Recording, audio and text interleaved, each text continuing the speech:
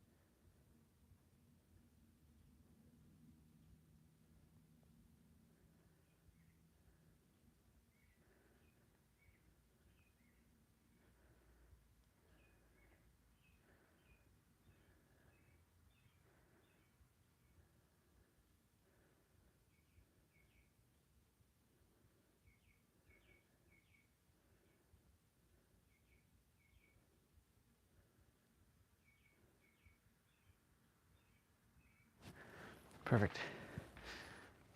That was redemption.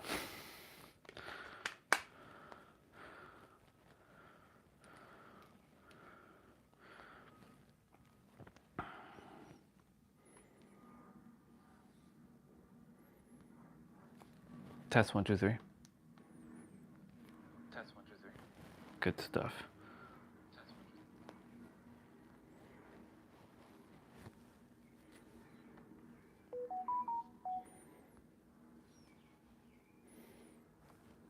1, 7:17.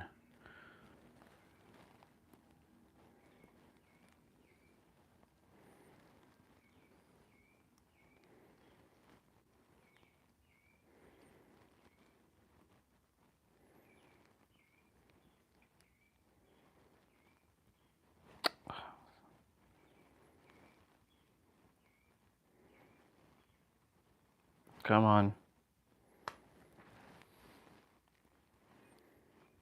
Oh my God, what the hell's going on YouTube?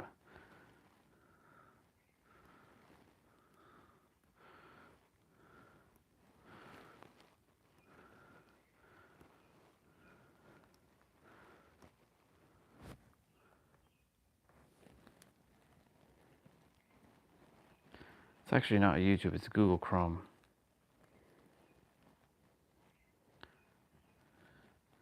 It just acts super slow.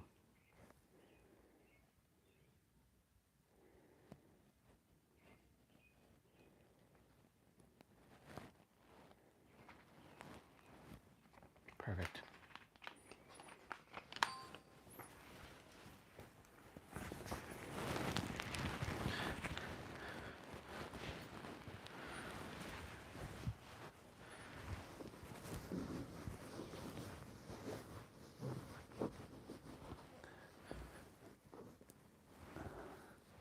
I need to make up this bed properly.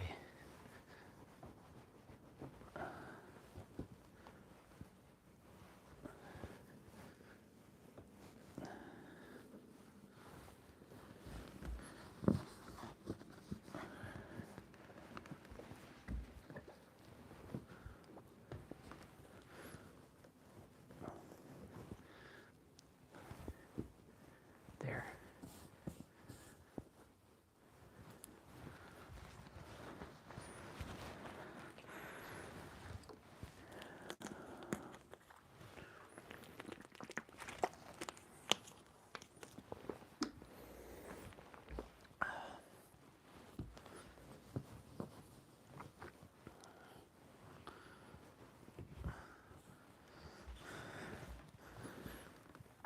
I have to organize the chair. Let's put this in my pocket.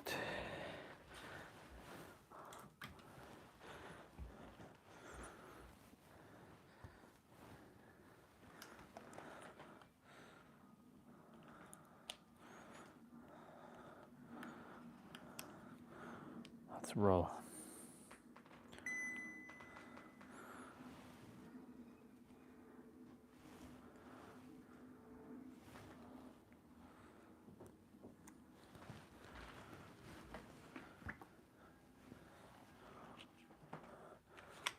I forgot to charge the gimbal, but it's okay.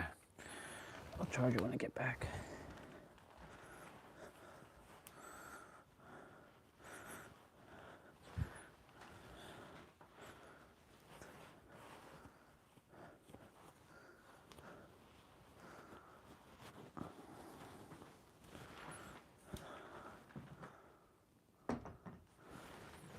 Okay, Google, turn off light.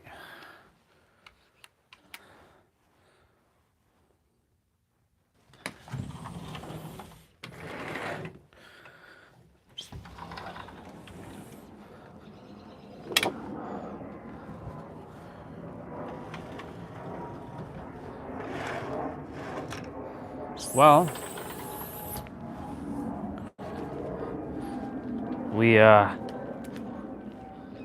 we enter the spring arc now, officially. The 21st is usually the equinox. It's funny how it's always the number 21.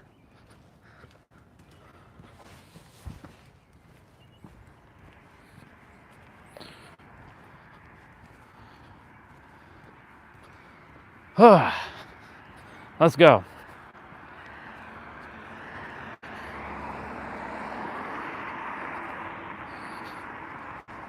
It's warm, but it's not like, it still has a little bit of a chill in the air. But I really appreciated the winter arc. We're finally out of it.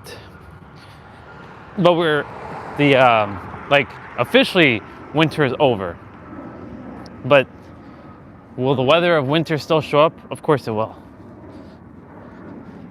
It won't let go until it wants to let go. So, welcome to the first day of spring, y'all. I could have named today spring, but I didn't.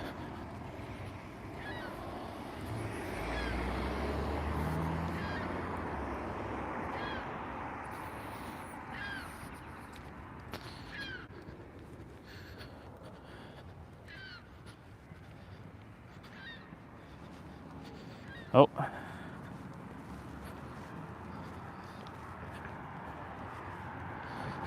We're not making that late.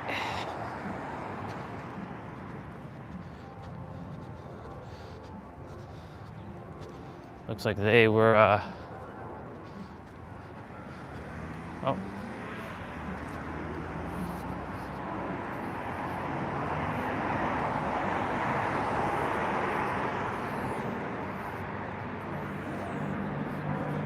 Morning.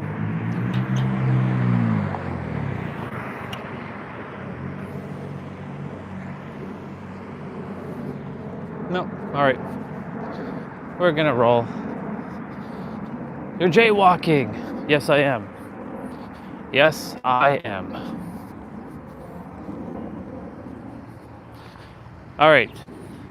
To commence what we are talking about.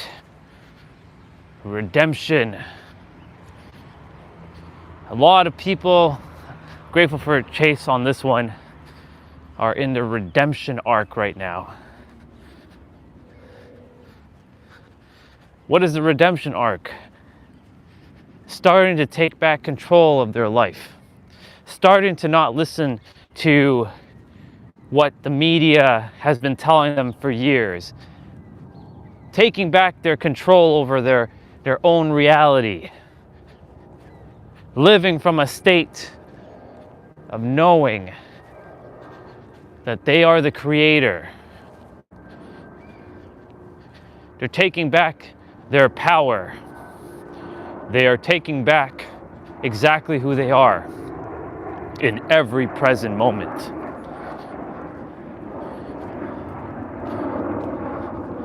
Orion, who are you? And what is it that you do to help people? What is it that you do and how do you help people? My name is Orion, and I came here to this planet to help you to remember who you are so that you can live your greatest life and end your own suffering, end your own confusion, end your own difficulty, end your own problems, end your own complications. That is what I do, to help you to remember who you truly are so that you live your greatest life. That is who you are, and who you are is the creator. a God in human form, just like everyone else is.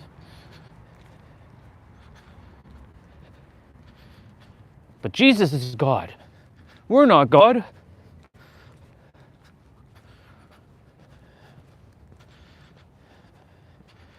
Oh, you're God just like everyone else. Or itself is the new term that I have coined, that this character is coining.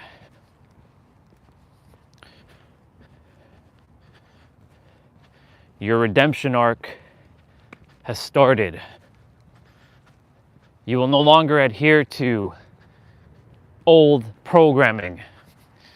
You have such a short amount of time on this planet.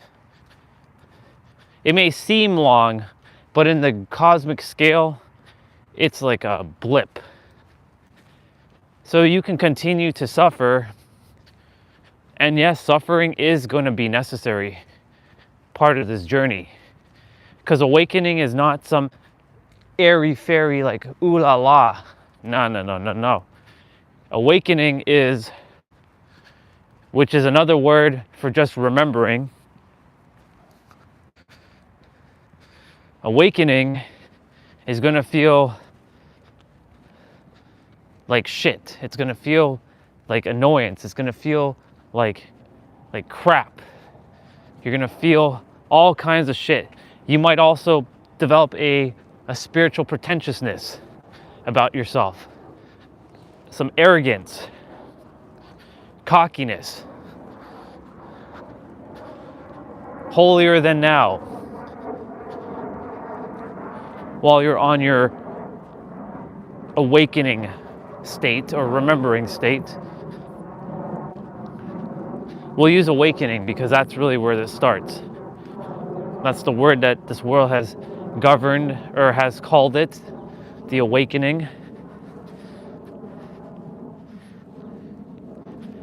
But all that is just remembering who and what you are before you had all your shit dumped onto you and you've taken it on personally. Before you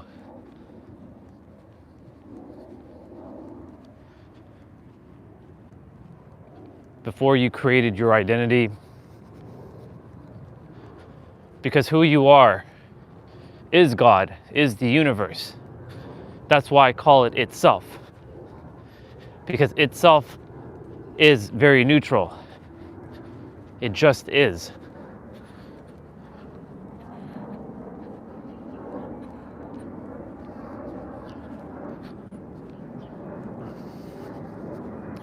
It just is.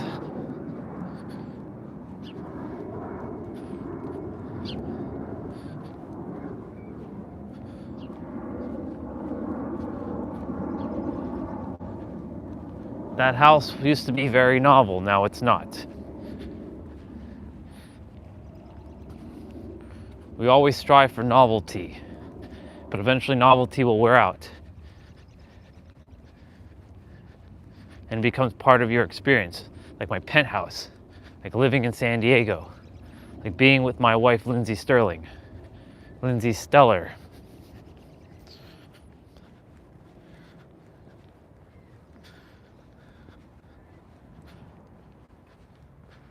Like speaking to the world and helping and sharing.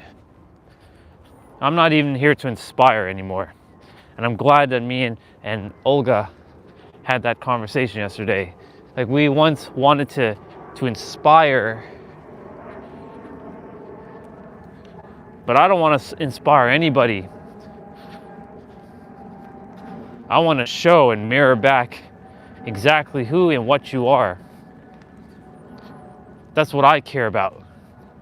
I care about the fact that you remember so that you can stop suffering, so that you can start living. Because the more everyone stops suffering and stops creating conflict and dramas and problems, we will have a peaceful world. It will ripple out to others and others will stop their shit too.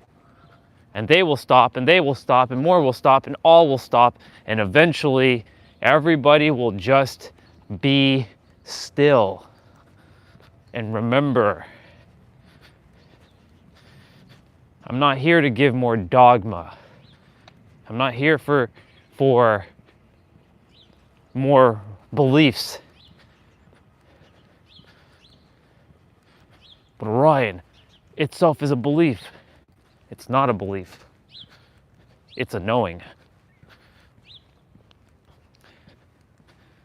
A belief isn't a knowing. A knowing is a knowing. That's a bar.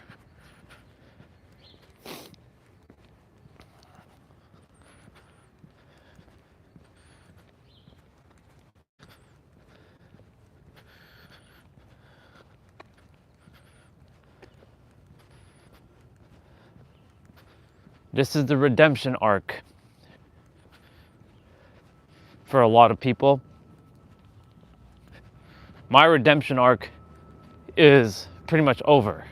It's finished. Because I got to remember who I was. Exactly who I was. I got to remember exactly what it is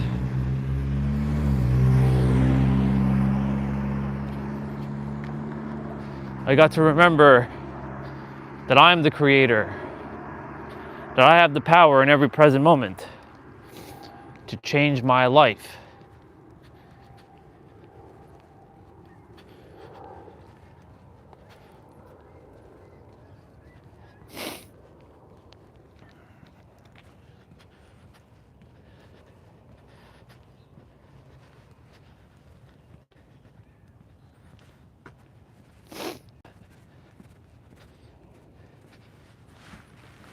So fascinating.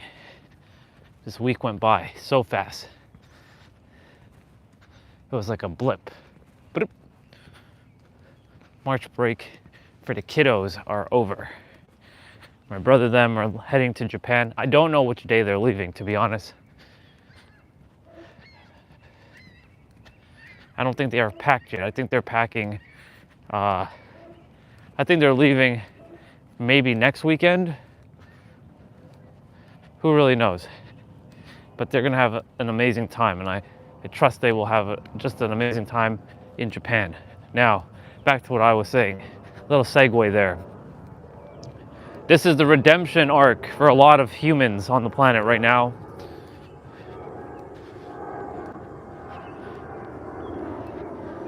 Many are still confused. They're still asking questions. And it's great to ask questions. That means more starting to return to curiosity.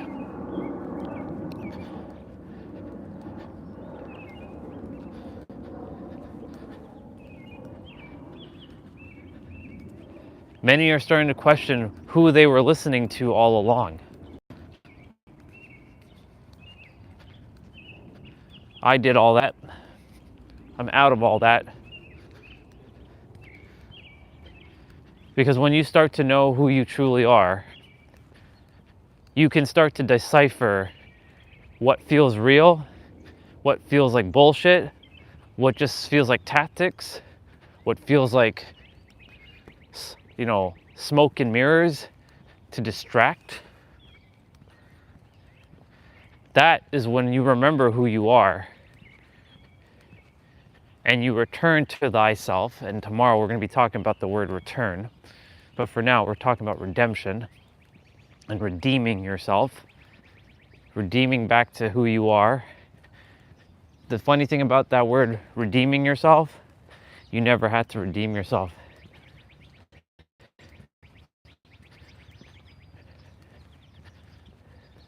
Because you were always it. And you will forever be it. Even when you leave your current vessel. And if you choose to come back, of course, some will say, don't go to the light, or you'll enter samsara, and you'll get sucked back into all of this. David Icke. that's his true beliefs, well, that's what he will create. He will get thrown into samsara.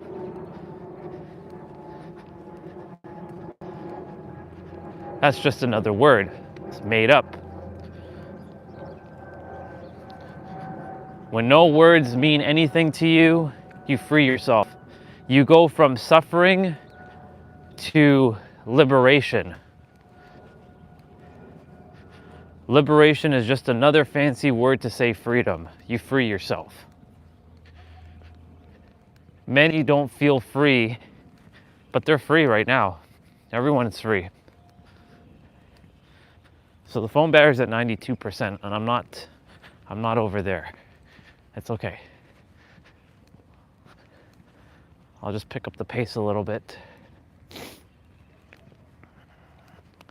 The battery will hold. If it dies before I get back, oh well.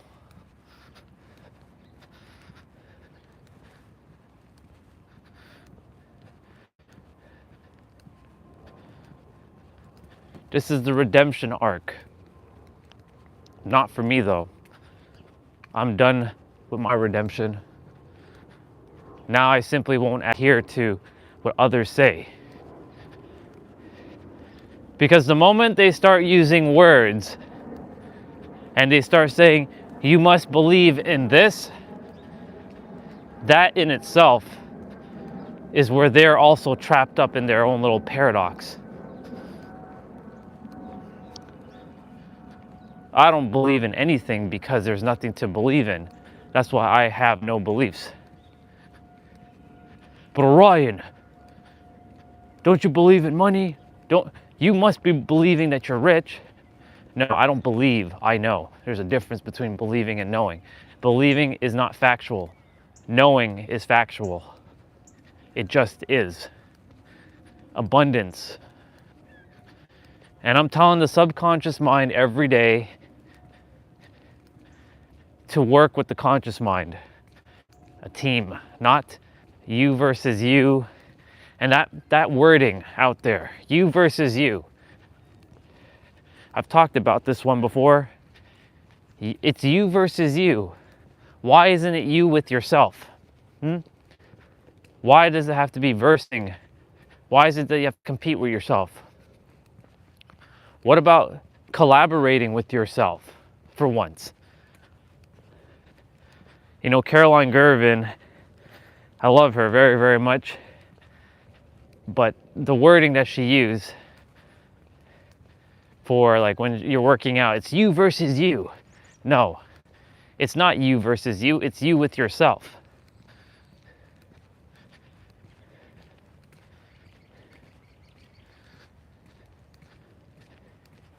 Everything's about perspective.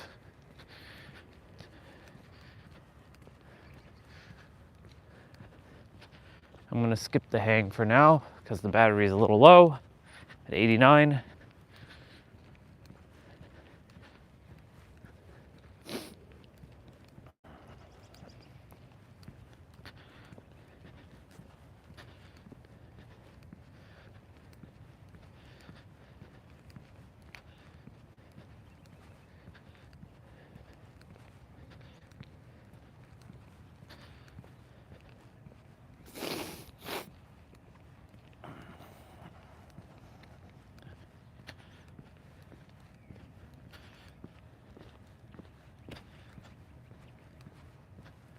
Very quiet. This is what everyone's looking for, by the way, just so you know. Deep down inside, they're looking for this peace and quiet. But once they experience this peace and quiet, it's very uncomfortable.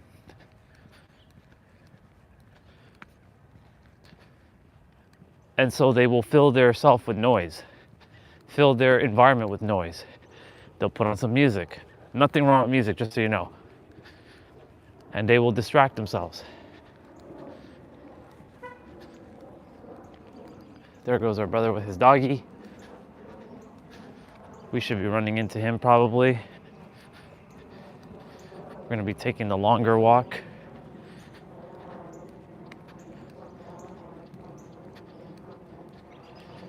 You know, it's usually a battle with the battery. But I stopped caring if the battery dies on the way. I'll just start another stream. It's simple. But I'll make it back before the battery dies.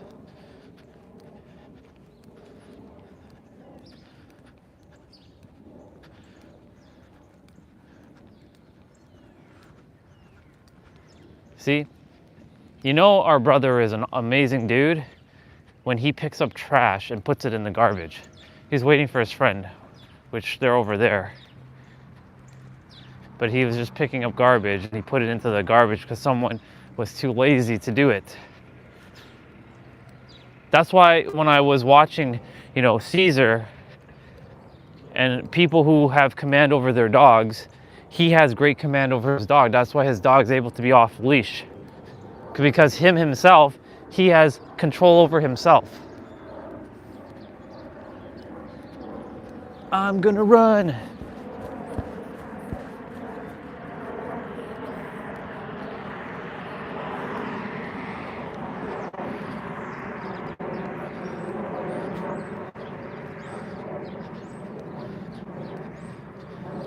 In fact, he has so much control over himself that when his dog is off leash, his dog doesn't even bother to come to me. He may not believe in calling himself God, but he definitely is at peace. And that's the thing. Use what works. Use the beliefs that you have. As long as it's working and you're in joy, that's all that matters in the end. It's all the same. Same verb, different verbiage, same essence. It just is. It just is.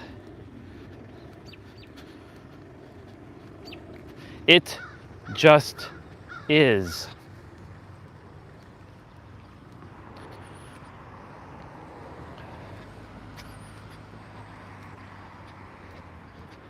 I wonder if that person knows they have their emergency flashers on. I think they do. Yeah.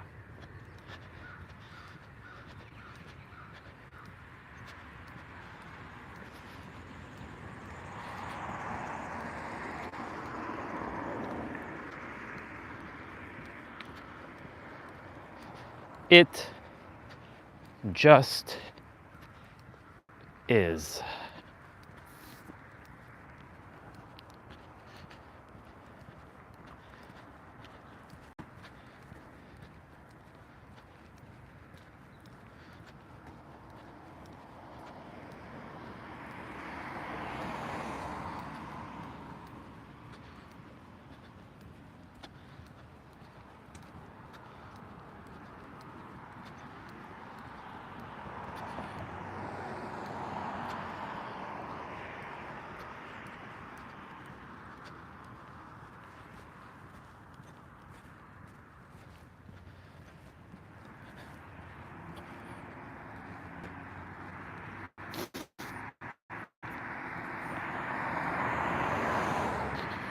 I'll get back to talking in a moment.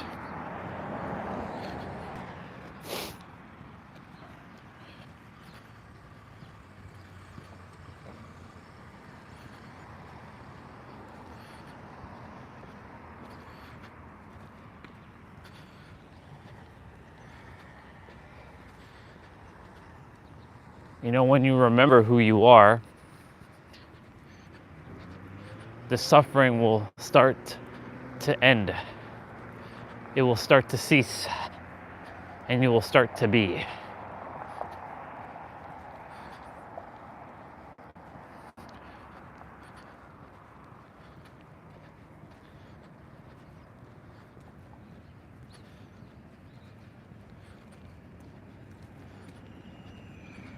That light is either waiting for me. No, it's not.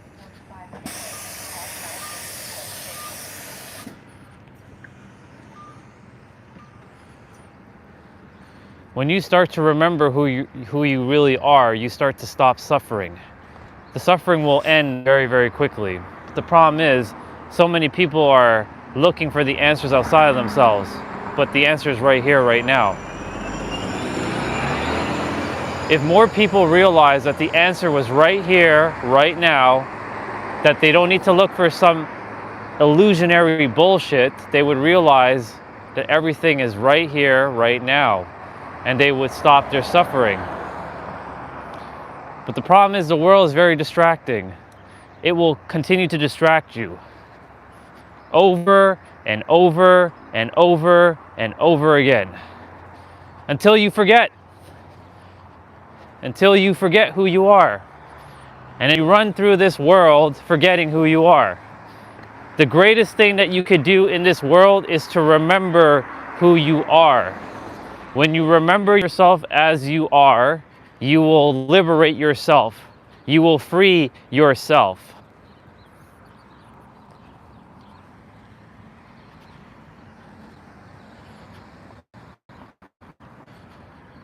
And you will stop your suffering.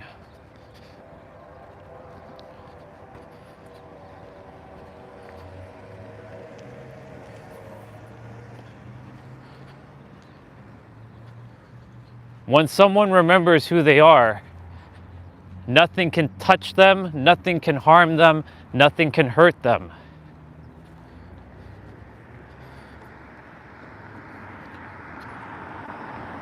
Speaking mentally, of course, even spiritually. Physically, yes. If you were to walk in front of a car and it was to run you over, your body's gonna get hurt. The vessel that you're with. But I'm not talking about that. I'm talking about the mental garbage that others throw at you because they themselves have forgotten who they are. Because if you remember who you are, you won't go and create chaos into other people's lives. Now, maybe what I'm doing is creating chaos in other people's lives, but this is actually the medicine that they're looking for. The medicine that they were looking for, that they wanted from a different timeline. Here it is. You asked for it. And because you asked for it, you have it now.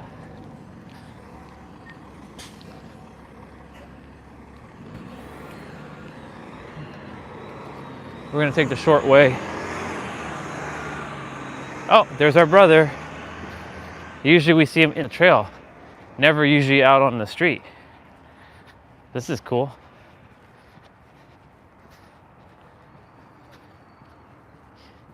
Morning. Early bird gets the worm. Indeed. Have a wonderful day. We'll see you again. Yeah,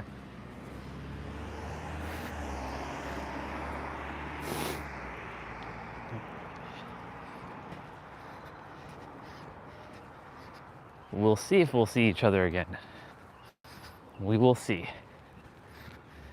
We'll definitely see each other again, but maybe not today, because I'm going the short way.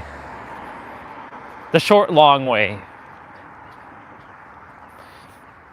Anyways, when you remember who you are, the suffering will start to cease. You will start to let go of things that no longer, that you thought were important.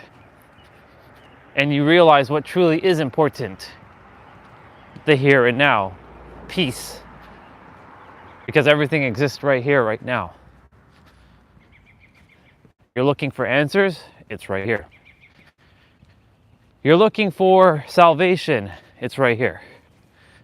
You're looking for just tranquility, it's right here. The mind will get in the way though. But don't label the mind as the enemy, the problem, the ego, or anything. It's because when you start labeling stuff, we put things in boxes. And once it's put into a box, you diminish its power and you create limitations, obfuscations, complications. That was a bar, by the way. limitations, obfuscations, and complications.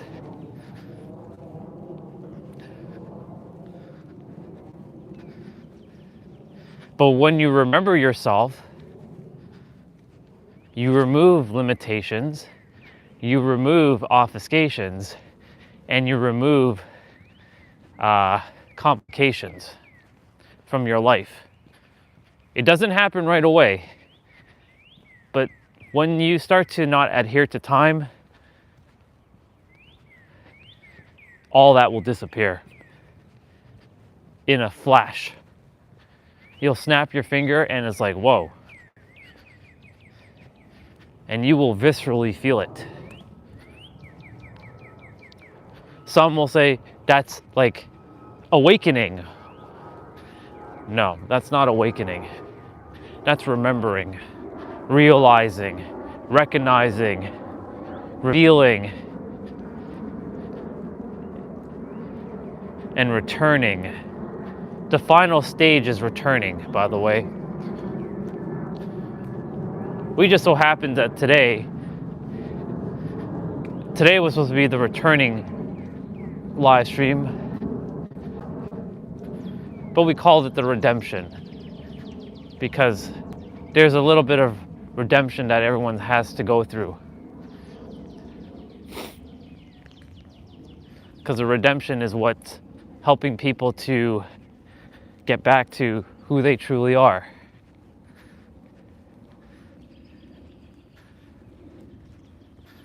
Hi, Baba. Just hanging out here.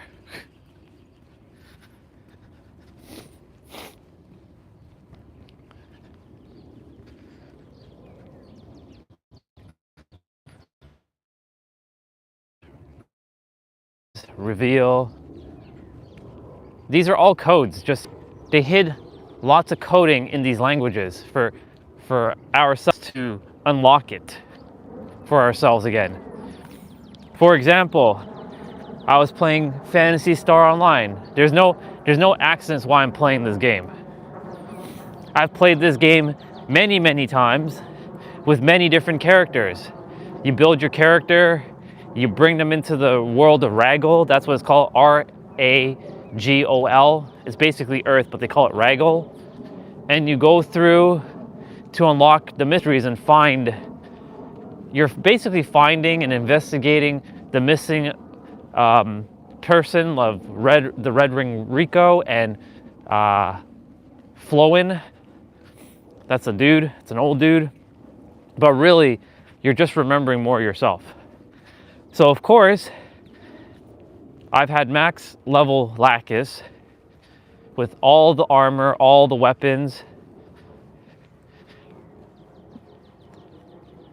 But we started back at level 1. She came and she's like, why does this place look familiar? She lost all her weapons, all her armor, all her levels, all her skills. Of course, I hacked that shit back in because I'm not going through the process of grinding all that, except for the levels, because I want to demonstrate a story with her through playing a video game. And right now, she has to go through hard mode. She has to go through all of hard mode. But she once upon a time remember what hard mode was, and then she has to go through very hard and then ultimate. And she's little by little remembering her true powers. She's remembering herself by leveling up. Every time she fights a monster, which is a metaphor for fighting your inner demons, which, by the way, you have no actual inner demons. The mind just projected that into yourself, into the vessel, that you think you have these demons. You have no demons. I just realized those people have 2 green cars. Amazing. A dark green and a bright green. You don't really see green cars much. So it's fascinating always to see green cars. Cool.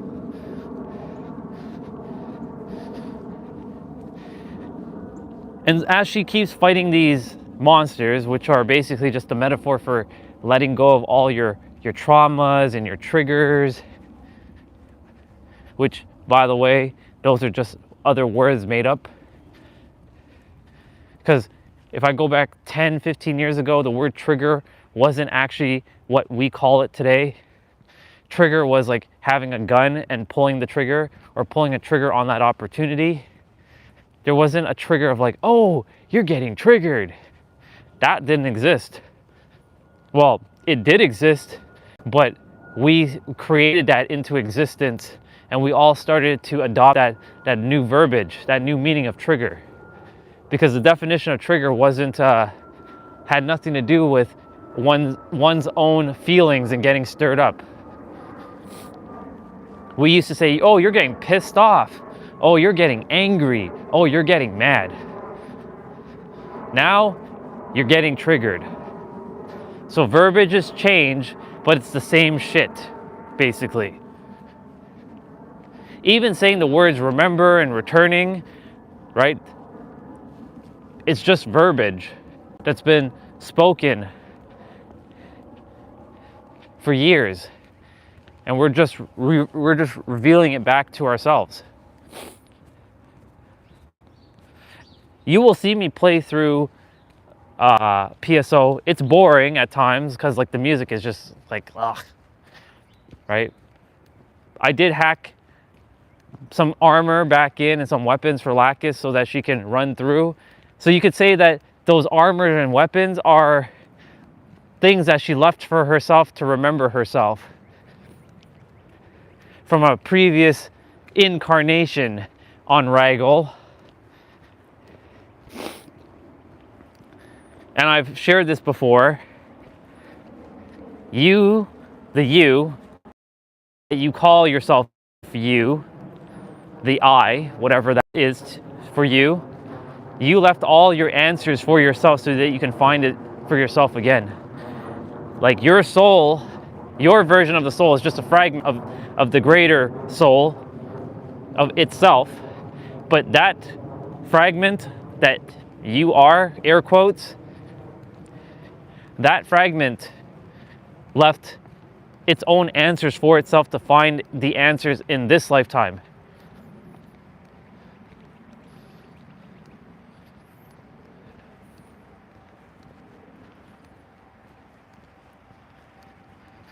Pretty fascinating thing, huh? It's a paradox.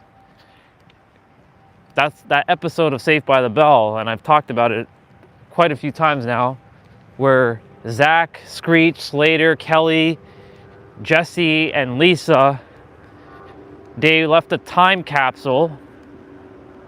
They put all the past things that they learned on a VHS tape and some items, some memorabilia in a box, like a capsule. They buried it in Bayside's soccer field, football field. Their generation, I think it was 20 years in the future, the kids found the box because they were doing construction on the football field, and they ran into this time capsule and they had no idea what it was, and they brought it to Mr. Belding's office and they opened it up, and it was basically the new students looked like Zach, Screech, Slater, Kelly, Jesse, and Lisa. They weren't obviously them, but you could say that maybe 20 years in the future, even though that doesn't sound like a long time, that's their reincarnation. That's them leaving the answers for themselves to find their answers. That's what everyone is doing on the planet. They are finding their own answers that they left for themselves in a different lifetime. But Orion, what about those who've never lived before and this is their first time on Earth and they have no baggage? Well, they're not looking for their answers because they already have it. That's why they're just operating with so much freedom.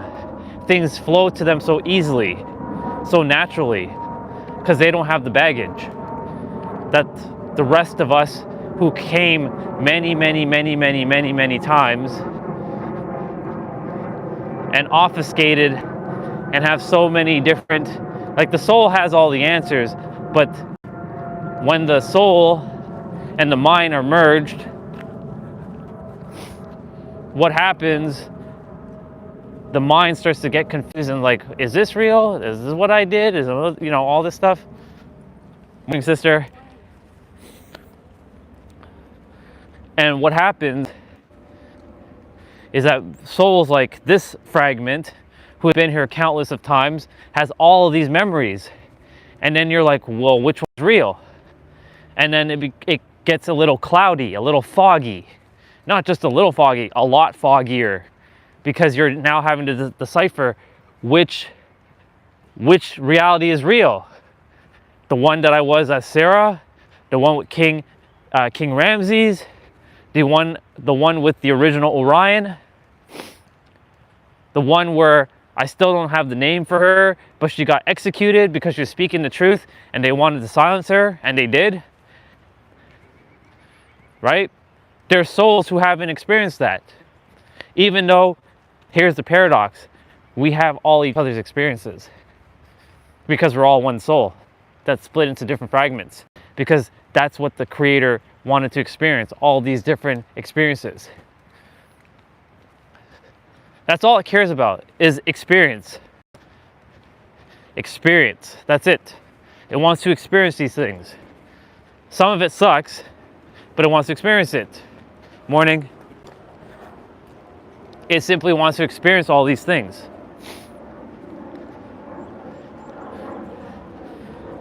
It doesn't care about all this other crap. It just wants to experience things.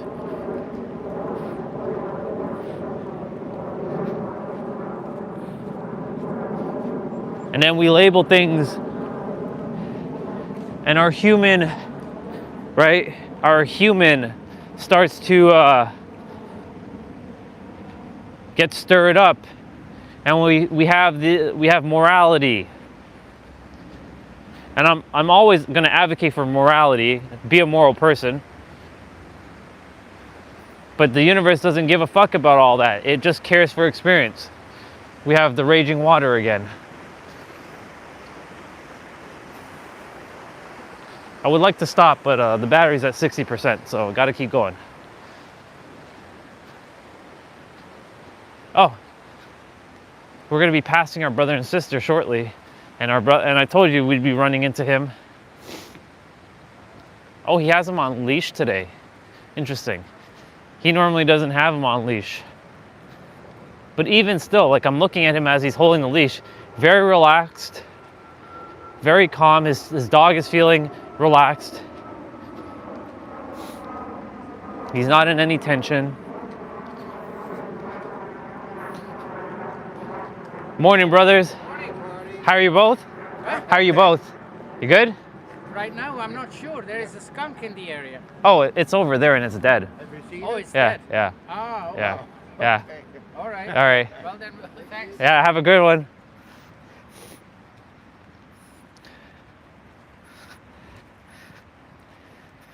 That's why he has his dog on leash. And yes, poor skunk Bubba. There was one when we were coming down the hill. It died, and I sent its peace to its soul.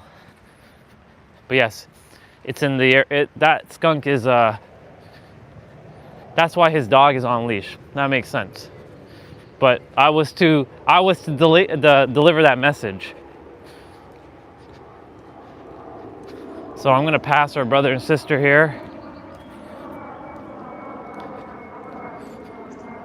You know me, I'm not one to like walk behind someone.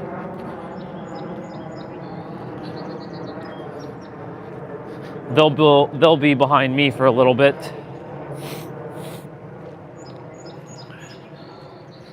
So I'm just picking up the pace.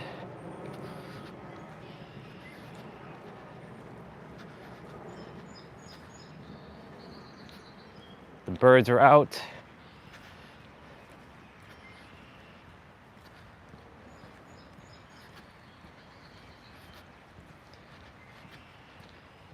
There's a piece of bark on the ground over there. It looked like an owl for a moment. But when I got closer, it was just a bark. Because, you know, owls don't usually stay on the ground. They're usually up in the tree. But you know what's fascinating? That's perception right there.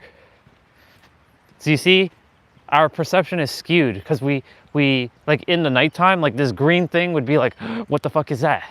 But in the daytime, it just is. Just like if I were to walk here in the nighttime, right, the body will be in more high alert because, you know, the creatures come out, the trees are making weird noises, and you're like, what the fuck is that? Like, because it's novel, right? Novelty. But eventually, if you do it over and over and over again, like this will become normal. So I'm just gonna pass them.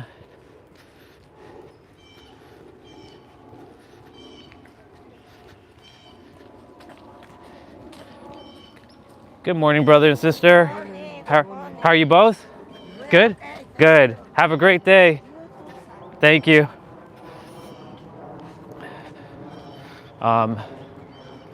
So like if I were to come here in the dark, like this would be different. The atmosphere would be different, the vibe would be different, but isn't it the same trail? It's just perception is skewed, right? This is what's happening with the humans. Perception is being skewed, right? But Orion, people need to believe in things. Oh, we are running back into him. I didn't realize he was going to come down that way. Okay. Look, we're running back into him. He did call it, see? He called it.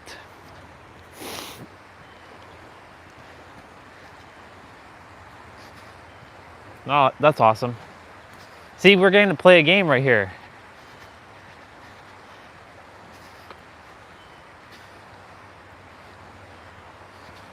Your intuition called it. Yeah, it's me again. You too.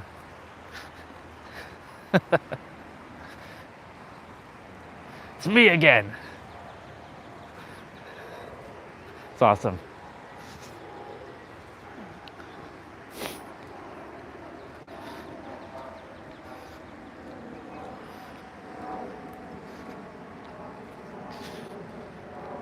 And maybe we might be seeing Tom today. We'll see. I got to see Tom drive through Parents' Street, but he didn't see me because he was focused on the road. But I saw him. I'm like, that's cool. Anyways, our perception is skewed, especially if I were to walk underneath this bridge at night. It'd be like, oh shit, because at nighttime, that's where they do some graffitis, and that's where some people hang out sometimes. But you know the funny thing about all that, right? It's only when it gets dark. And that's the other thing about perception and time, right? In the summertime, 8 o'clock down here is going to be bright as fuck. Good morning.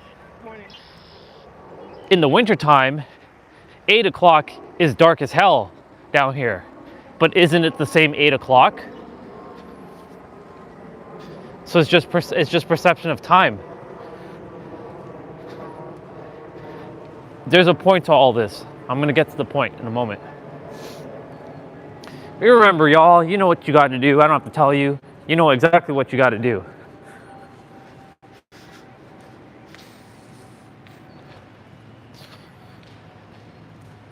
Cool. So time and perception.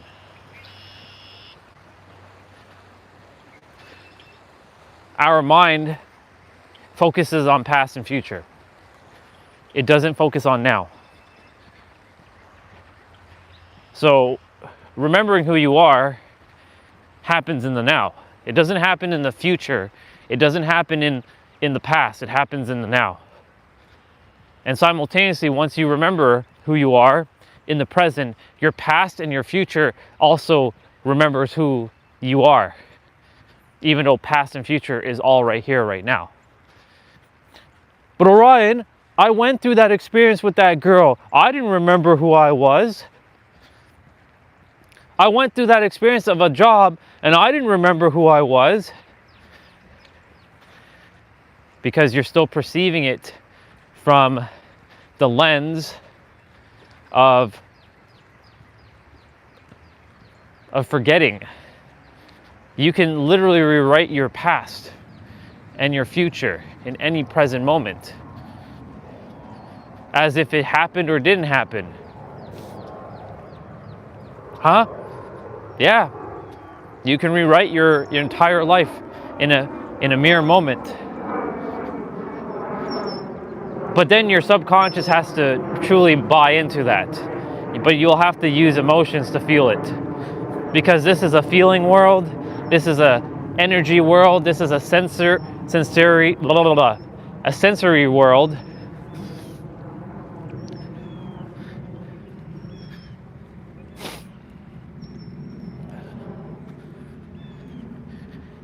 And watching Caesar and how he commands dogs when they're out of control, he's just using and his body language, and his body language is showing calm confidence.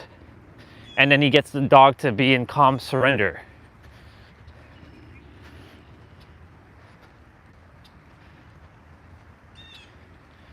He's not yelling at them. He's not like, sit your ass down, dog. He's not saying any of that stuff. He's literally and he just like moves his body and gives clear direction to the dog.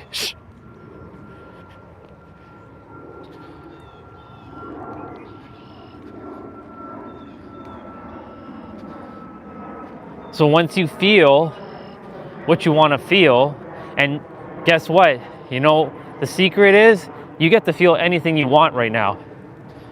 You have that power. But Orion, I don't know how to feel the thing. This question right here plagued me for years.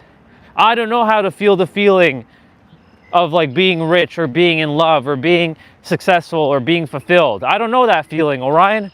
How do I feel that feeling? Right? Because that's really what everyone's looking for, is a feeling. No matter what they're doing, what they're looking for, what they're attaining, what they're achieving, what they're accomplishing, it's a feeling. In the end, it is a feeling that they're looking for.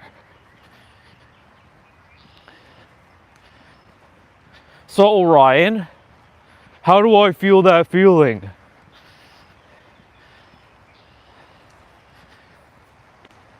It's very simple, but you may not like the answer. Well, share with us, Orion. What is the answer? Okay, let's say you want to feel fulfilled.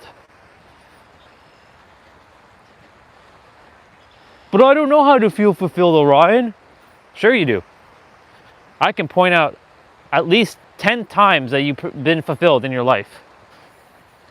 And it's so simple. This is called being an alchemist and transmuting energy and alchemizing energy from one thing to another, led to goal. Here we go. Haven't you ever felt fulfilled when you finish eating a meal? That's fulfillment. You feel satisfied. You fulfilled your hunger. You felt good after you ate. Maybe you're cold and you wanted a cup of tea or coffee. You fulfilled it there.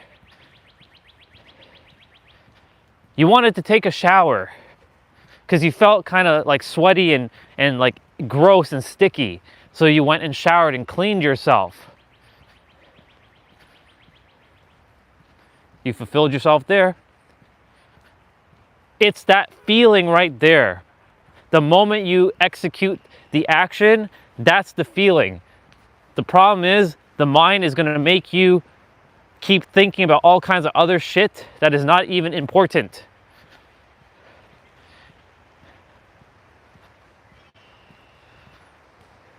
Like right now, I'm feeling fulfillment just by being able to breathe this air. And it feels nice. It feels very nice.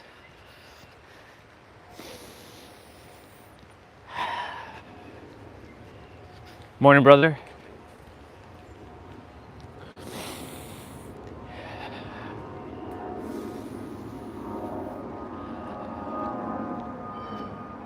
It feels fulfilling because I'm at peace and I can hear the birds. And there's no thoughts.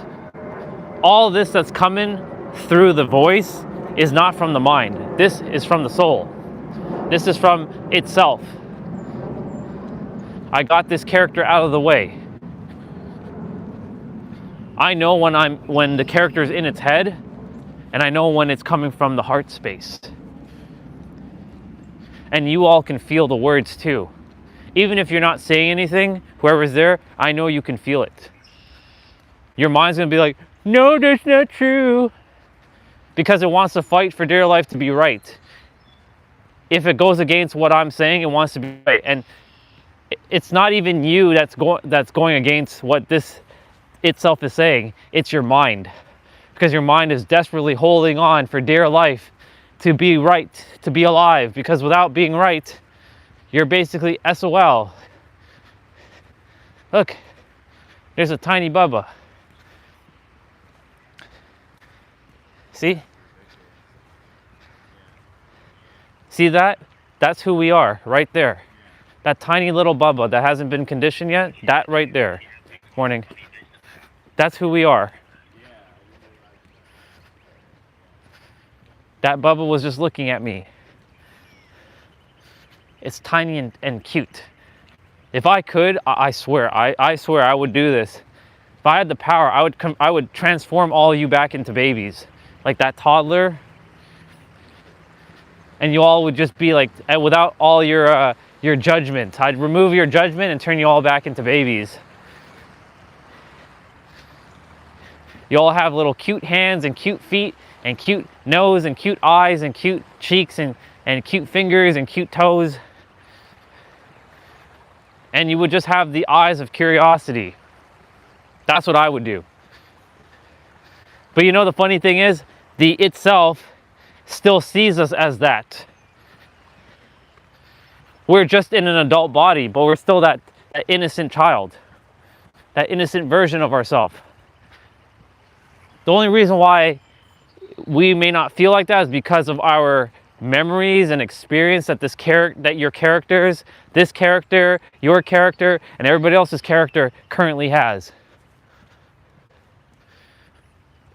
It's the memory and the experience, aka the me, that's creating all this conflict, drama, difficulty, problems.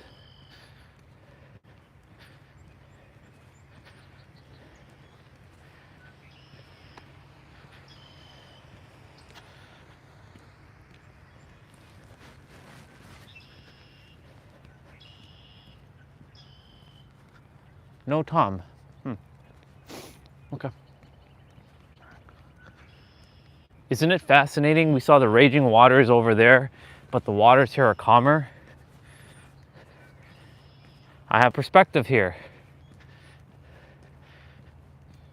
Change your environment. Change your thoughts, and you will see the water will be calm, because you all saw that the waters were very rapid over there. But over here, it's the same water though. Whatever's causing the water to stir up over there, it's definitely not stirring it up over here. And that is basically shifting your perspective and your perception. I can take anything around me and make it out of a metaphor or a lesson or an analogy or a story, and we all have that power. Every one of us has that power. We use stories, metaphors, riddles, parables to share a message. But look, the waters are very calm here. But they weren't calm over back by the bridge. And when we saw our brother with his doggy. So now I know whenever he has his dog on leash, he is concerned if there's a skunk, because he doesn't want his dog to get sprayed. which makes perfect sense. So now that signals to me, anytime he has his dog on leash, that he's making sure for its safety that there might be something in the area. And he doesn't want his dog to get like hurt or damaged.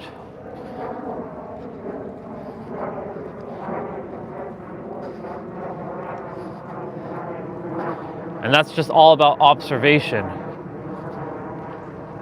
Something that many humans are unfortunately not doing right now. They're not observing because they're being distracted. Look around you, people. This is a world of absolute magic, and you have such a short amount of time. Do you want to spend the rest of your life looking at your phone? Or do you want to live? Do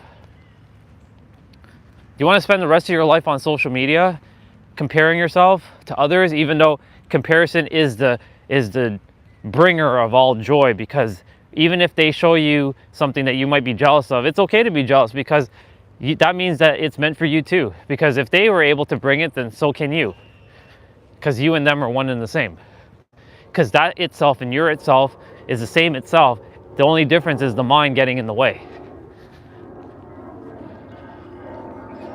And of course, the cards that were dealt to you were dealt with to you, but you chose those cards. That's another bar. That's the unfortunate realization that many are going to have to come to, that they chose their life and the path that they're walking, but they have the ability to change. Like there's a version of Lorene and Robin who are fucking rich, and that they're actually in love with each other. There's a version of them who goes on vacation and is one of the greatest love couples in the world. There's a version where they're extremely healthy. They're all about fitness. They don't complain. There's a version of them like that. But unfortunately, because of their world, their mind has created boundaries and borders, and your beliefs are your boundaries and your borders to what you will experience. That's a bar, and those are all B words.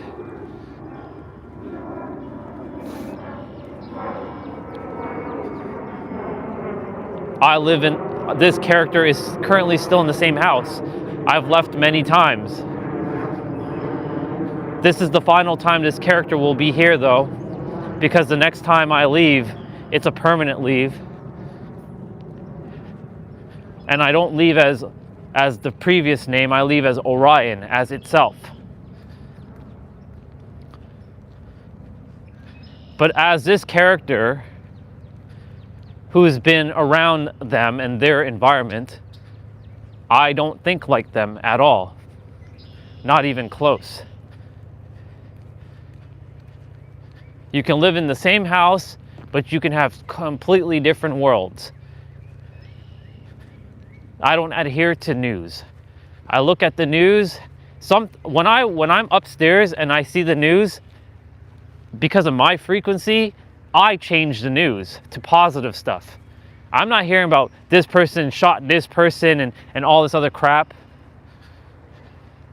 Sure, sometimes that does happen, but majority of the time when I'm up there, the frequency is like making a difference. Like there's a segment called Making a Difference, and that's a beautiful segment because you see, kids giving back in their community.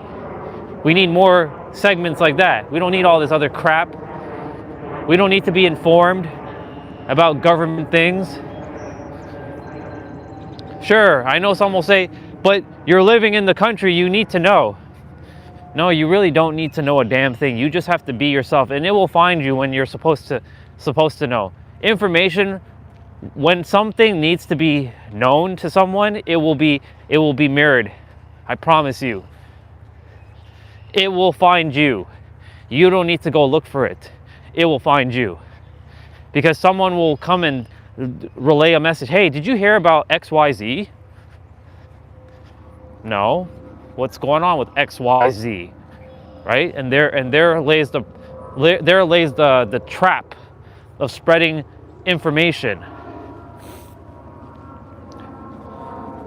You know, a lot of you who have been on, sometimes you're seeing me just like laying down, falling asleep now on the stream.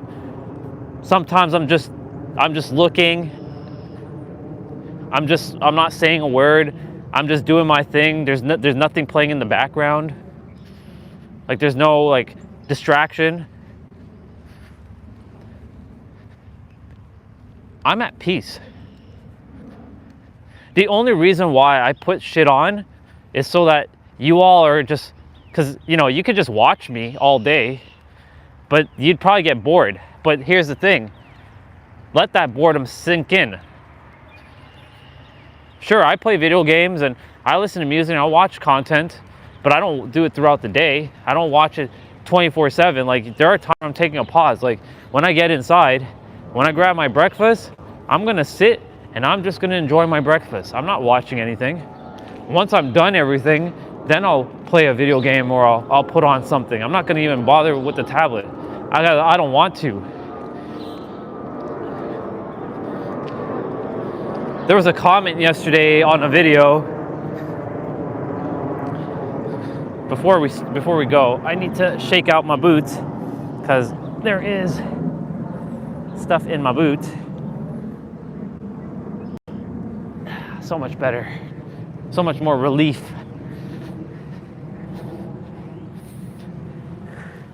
Actually, I have a metaphor right now.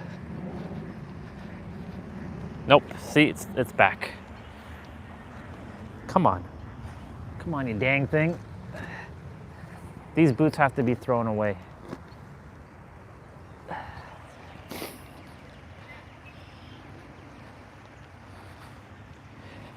We're all looking for relief. But yet, for whatever reason, we keep holding on to the things that are bringing us our own suffering.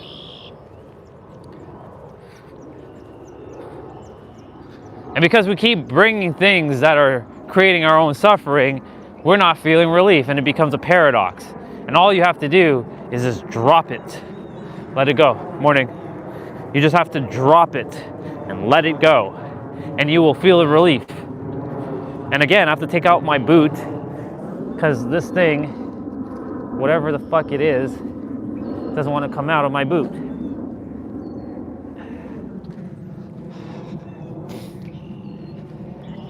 Now I feel relief because now it's not in the boot. See, another metaphor, another parable, another story. Hi, Bubba. It's a blue jay, by the way. That's making that sound. I can't see it though. Oh, it's right there. He's hiding right over there.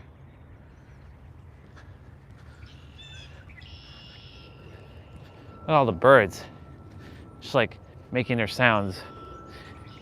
All right, I was talking about the tablet. I'm gonna sit and I'm gonna be, and then after I'm done, I'll play. But honestly, I really want to be away from screens. But I was talking about the comment. Morning. I was talking about the comment that the person left yesterday. This person said that they are 67. Yes, I said it. 6'7". They actually wrote that they are 67. And he's like, I might be aging myself here. And no offense to all you young ones, but you all need to get off your screens and start reading books. So I looked at the comment and I responded. I'm like, yes, I agree. A lot of people are very distracted because of their screens, but they don't need to read a book to be aware. They just need to stop.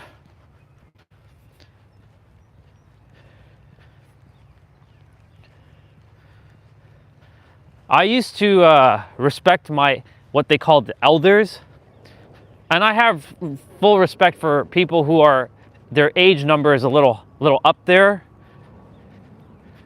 even though that's just an illusion.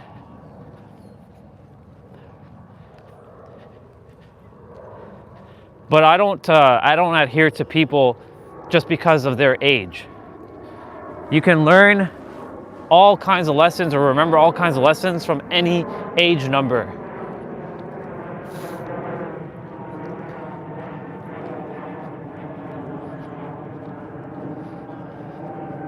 I'm gonna walk backwards. Even if they're coming, I'm walking backwards. That's the other thing. I'm not gonna let anything stop me or get in my way. When I wanna do something, you do it. You don't let anything get in your way. When you want to do something, you just do it. You don't need permission, you just do it. Like me walking backwards, I don't need permission. They will have to move out of my way. Because I will do what I feel called to do.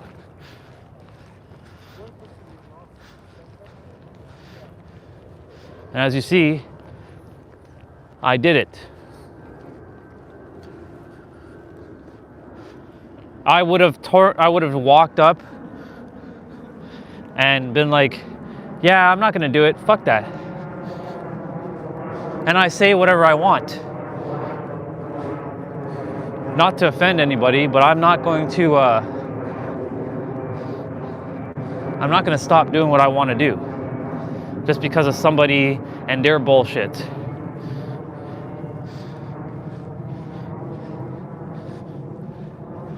I told my intuition in that moment, like it wanted to go up, or not the intuition, the mind. The mind wanted to go up, like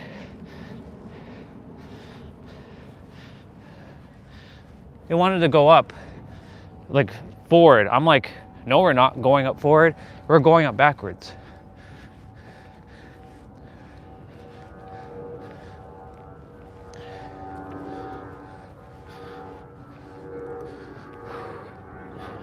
Cool.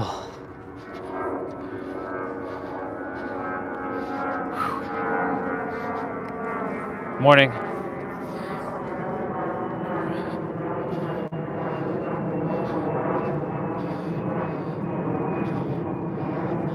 So yeah, back to that comment. So I told that other version of me, people don't have to read books unless they choose to read books. Books don't do a damn thing.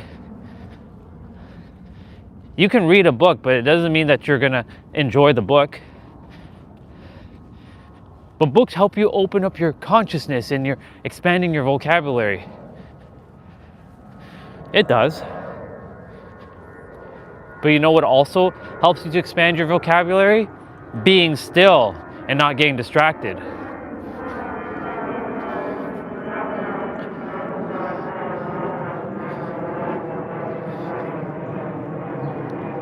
I'm not one to correct, but I'm one to give perspective. Because the thing is, like, there are many ways up the mountain. They're not just one way. And when I see somebody who is just locked in one way thinking or one way being, it is my opportunity to give them that perspective, because itself wants them to not be limited to just that one perspective. If they still continue to adhere to that limitation of one perspective, one way thinking, that's their choice. As long as it's helping them in their life, I don't care. But it's also good to have perspective. And I help you to remember who you are by giving you perspective, by mirroring back the perspectives that you actually have within yourself. And it's so fascinating because a random video popped up, and I talked about it yesterday, about 80s babies. The 80s. Also known as the generation that was forgotten. Because a lot of people talk about the 90s and they talk about the 70s. But nobody talks about the 80s. The 80s babies. And of course this character was thrusted into the 80s. The 80s babies had to go through quite the identity shifts.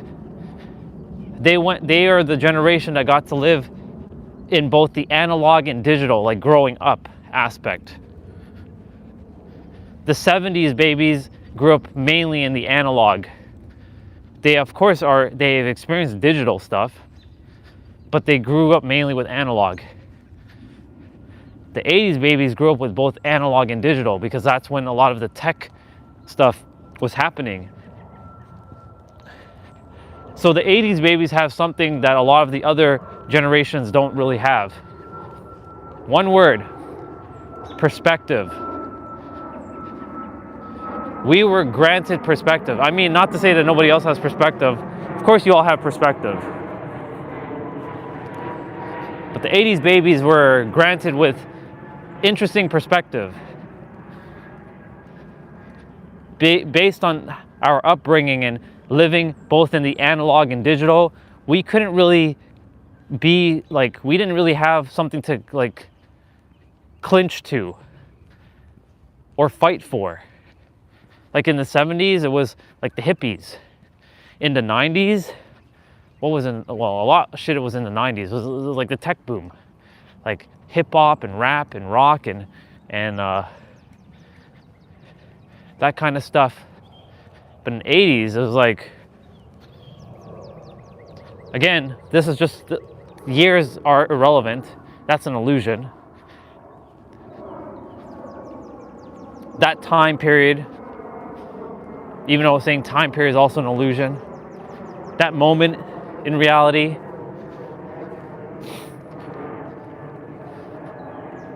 but what has happened in the physical with the analog and digital, it gave that generation of souls a lot of massive perspective on, they can both be with the new generation people and the old. But if you go with the boomers or the Gen X, unless they're very open-minded to things, most are locked in their ways. Most. Some are starting to realize though, like that 67-year-old,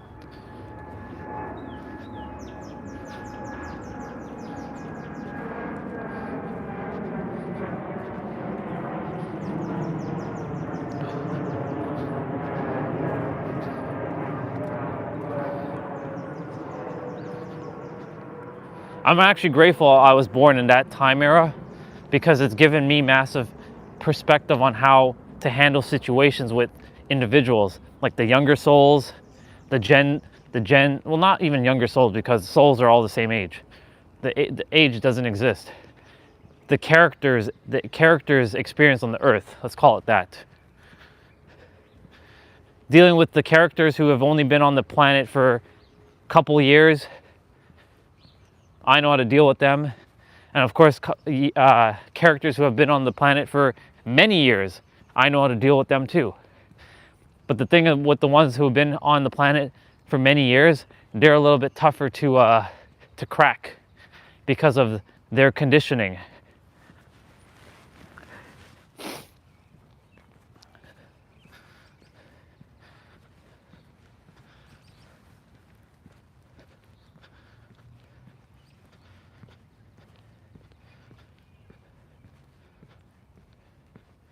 Phone battery, 18%. See, made it back. I'll be able to get back with enough battery. 17% now.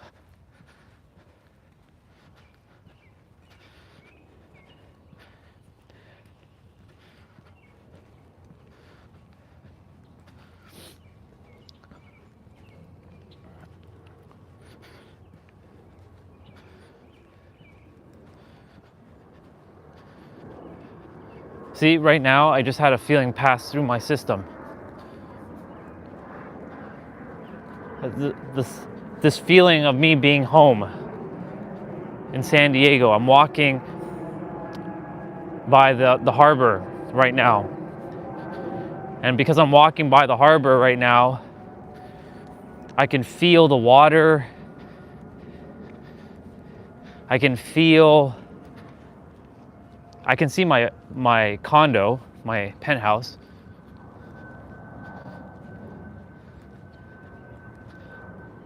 The airplanes are flying in the same direction. because the airport in San Diego would be behind me, but airplanes are coming through in the same, like they're leaving in the same like spot. And that moment that just passed felt like I was there like permanently. But that was just a moment.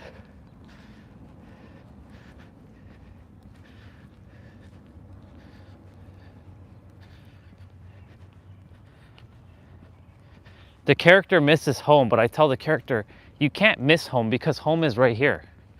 Home is right here, right now. You can feel it. That's why I have him looking at the slideshow and just reminding throughout the day, that's where you are. You're right there right now. You're getting your ice cream in Seaport Village. You're saying hello to everyone. You become pretty famous around there.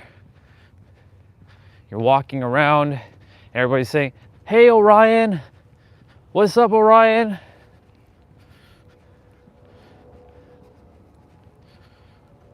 It's similar to the trail. They don't call me Orion, just say, "Hey, morning, brothers." "Hello, Bubba."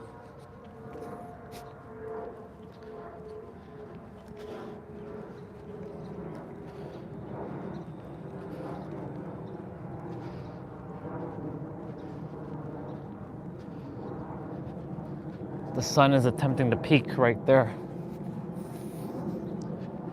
It's supposed to be very cloudy today.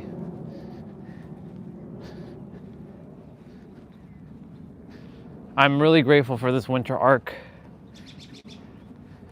It trained this character very well. It was one of the greatest mirrors that I could have had, because the winter arc allowed the character to get more resilient, more focused, more appreciative, more grateful, more everything, more good stuff.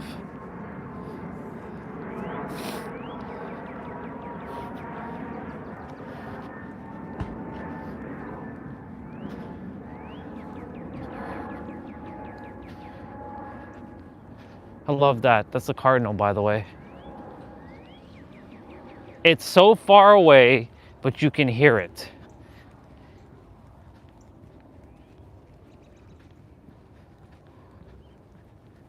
Did I pass the house with the doggies? I think I did. Yeah, I did. The teddy bear doggies. It's funny. There's the number 17. All in its glory.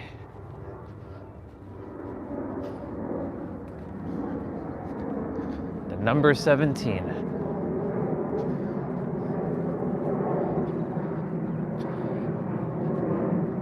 Well, we're almost back. I'll be going to grab my meal, sitting and enjoying,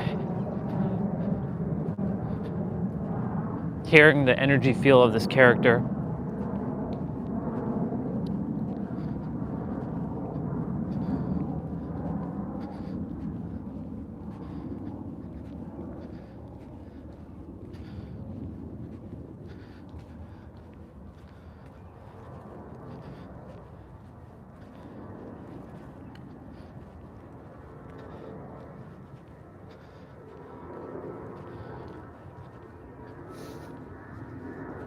Ooh.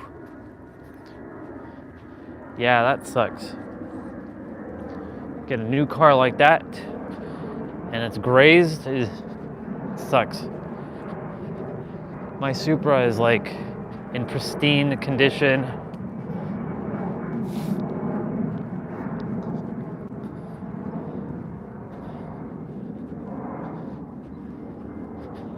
The daily driver.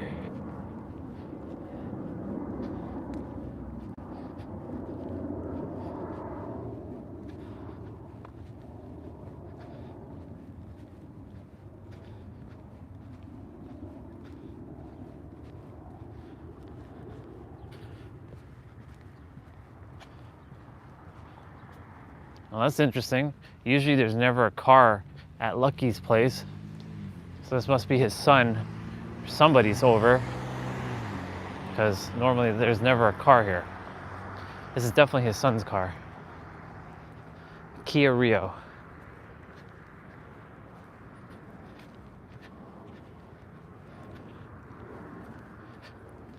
Phone battery at 10%. Whew.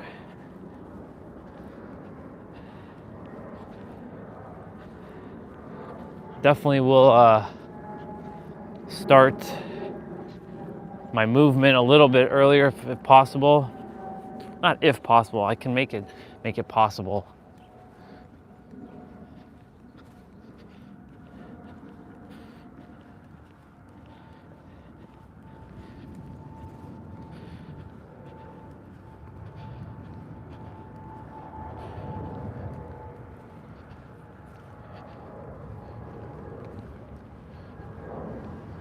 Today is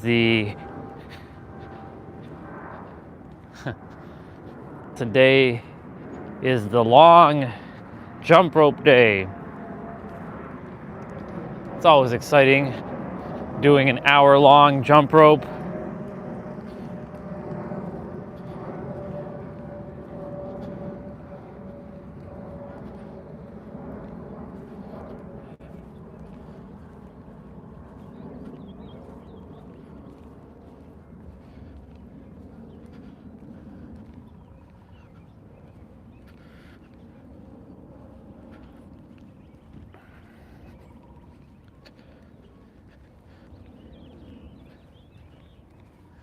There's Shadow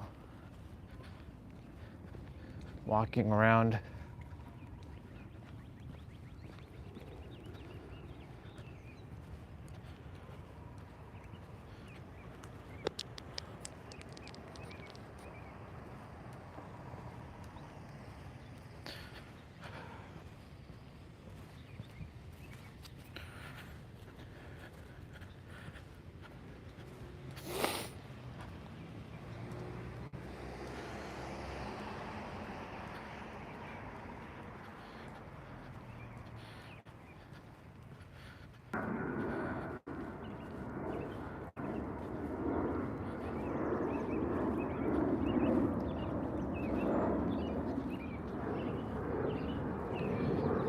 Phone battery it's at 9%.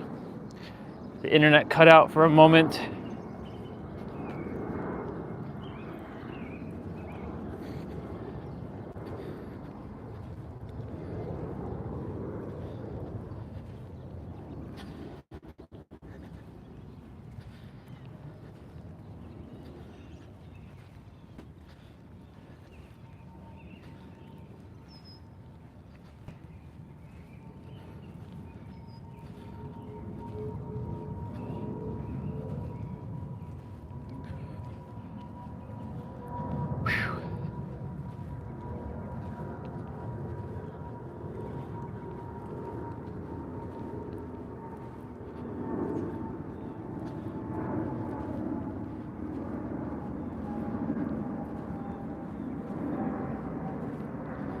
Nope. 8%.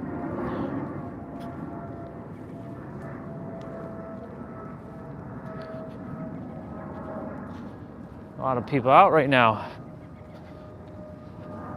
Lots of people.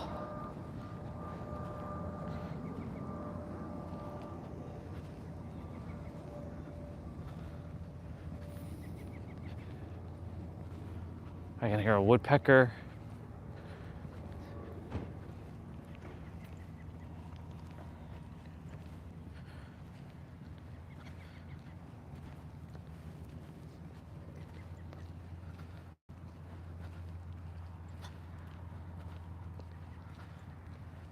And we're back. I like that woodpecker. It's just like da-da-da-da-da. Da-da-da-da-da. Very peaceful.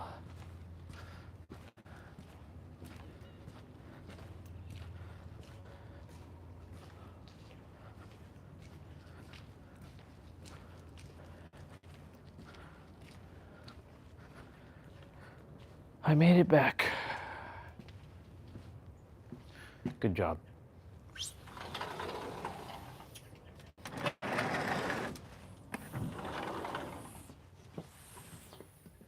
Look. The penthouse. The bedroom. See, coming in and seeing my stuff brings me joy. All right. I gotta charge the gimbal.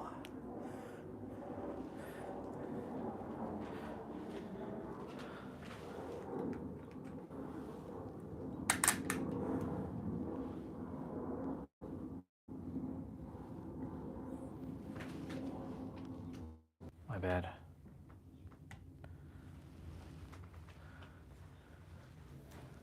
That was my bad.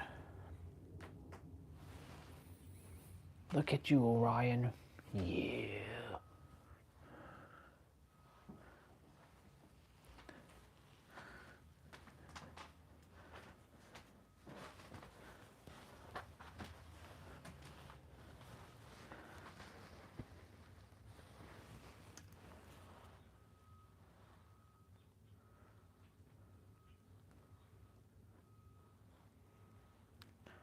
Now it's just mastery of energy.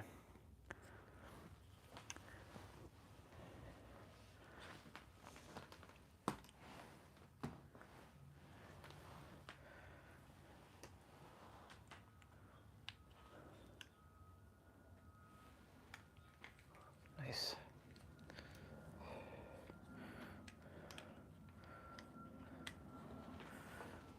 Cool beans. Yeah, this is a reminder to just throw this shit away. We don't even need it anymore. Like,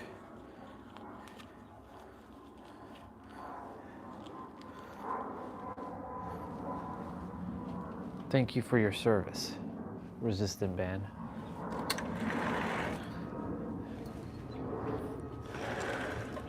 Thank you for your service.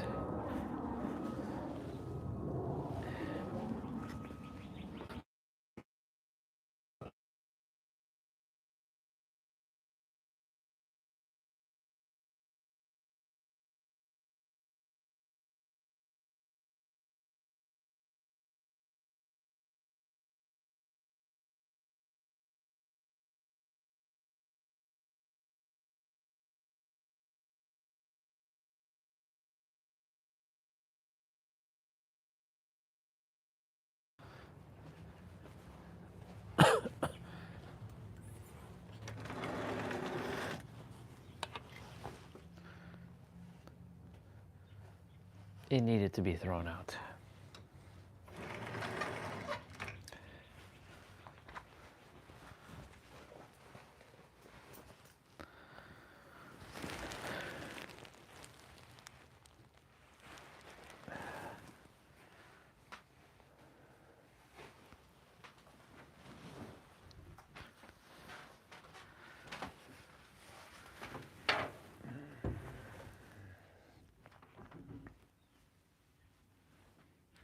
I use the bathroom for a moment.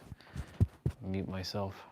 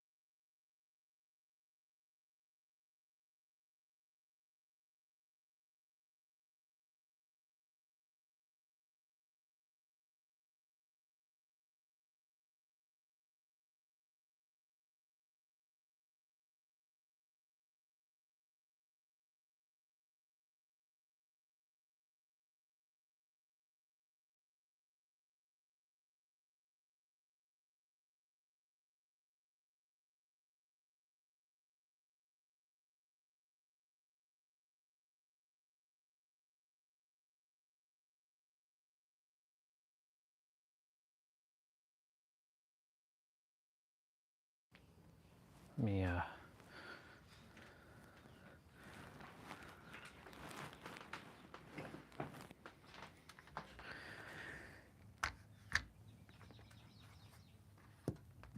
let's quickly do some movements.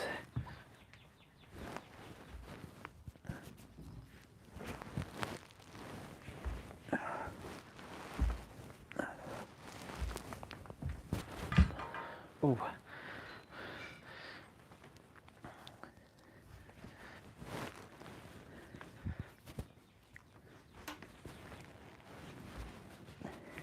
I know why I can't get up is because of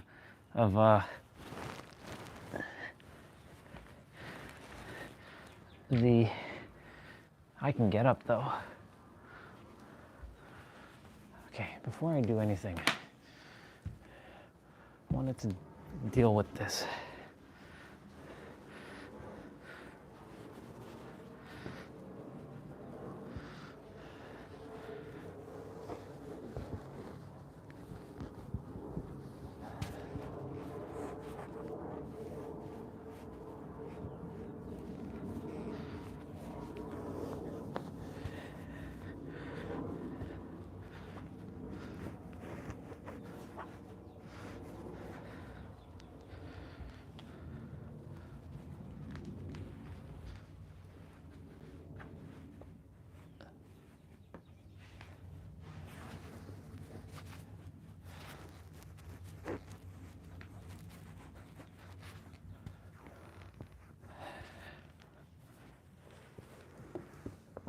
Nice.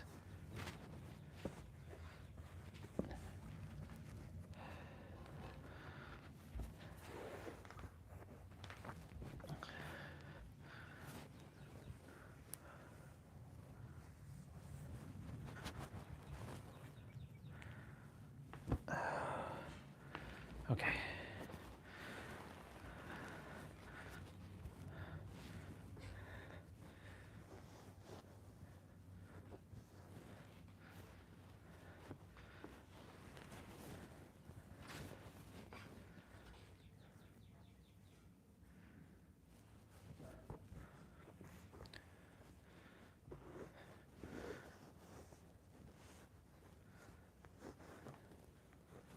See, like, why is there so much there when I can just have more tucked in here? Like, it doesn't make any sense. What are we doing? What are we doing with our life?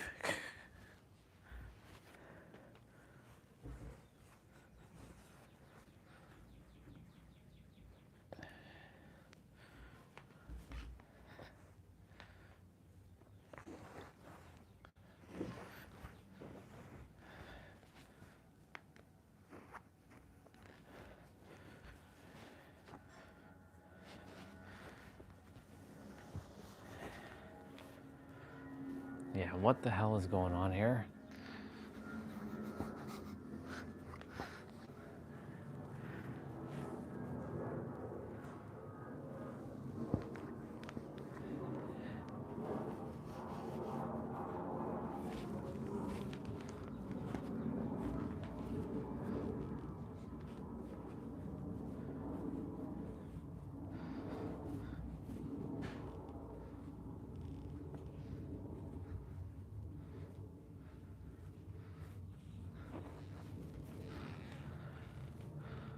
Nice.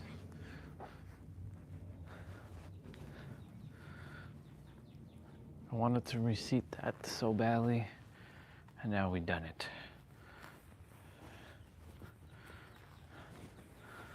I really wish there was a chair cover. I don't really want to be here though when I say that. That's why I'm like not saying it.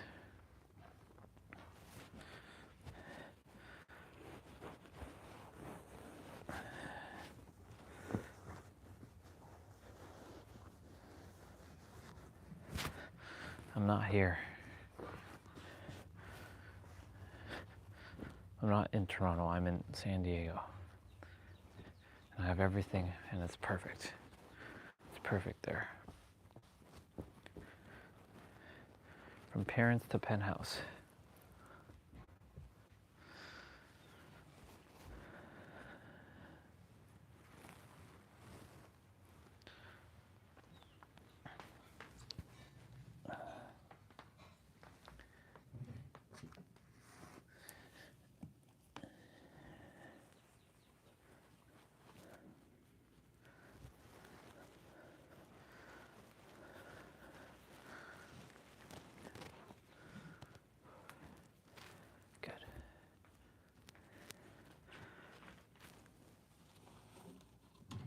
Now then, back to what I was doing.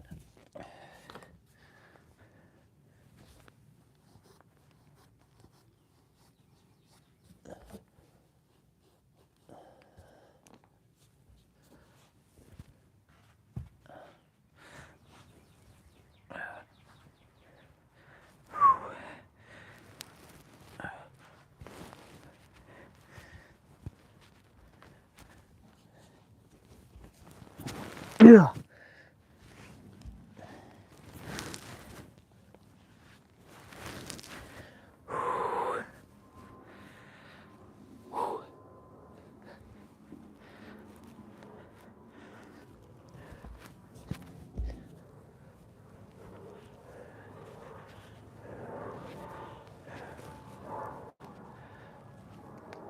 Awesome. Okay. Enough with the chatter in your head. That's got to stop.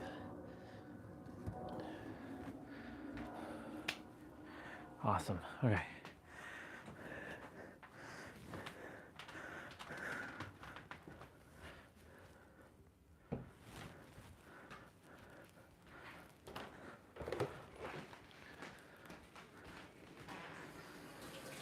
Morning, Mom.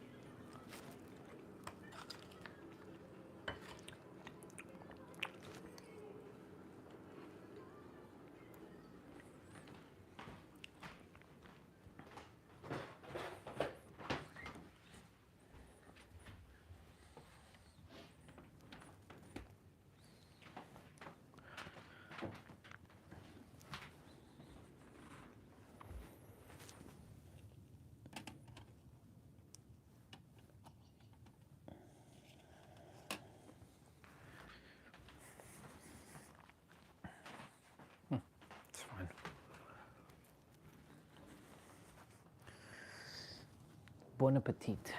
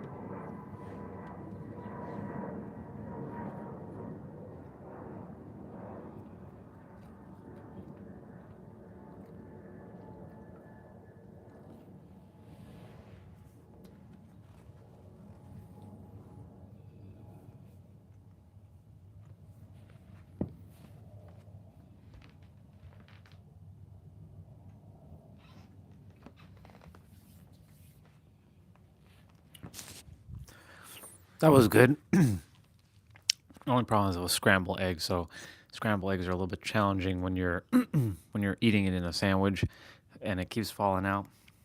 But all good. Damn. So much mess. I'll have to vacuum.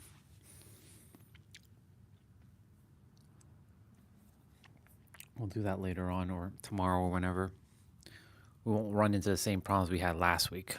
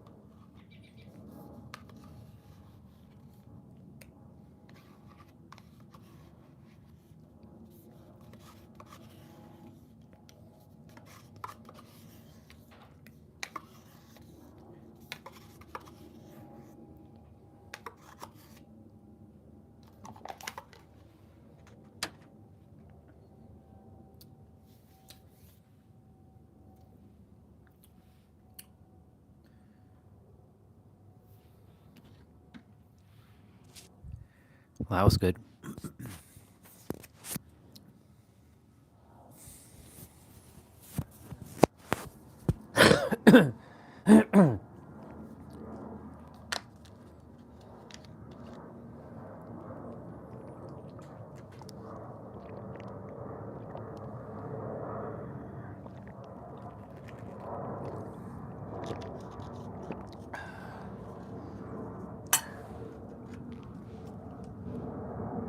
Oh, there's some eggs here.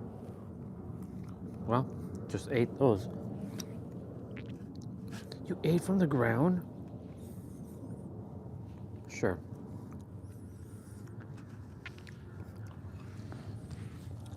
My mat is kind of dirty. I know.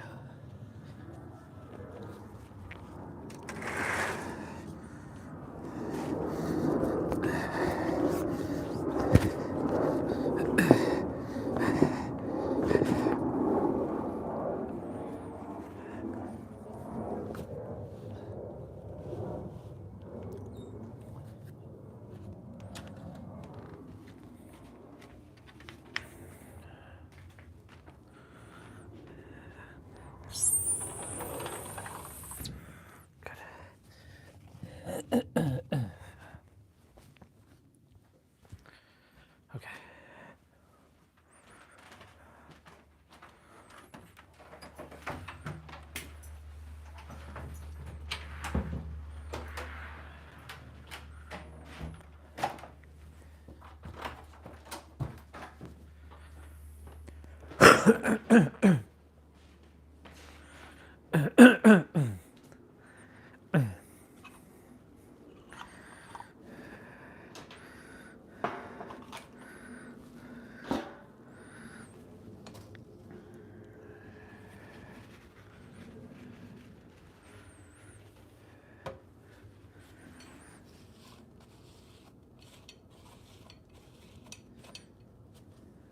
Awesome. Excuse me. Clear the throat there. Whoosh.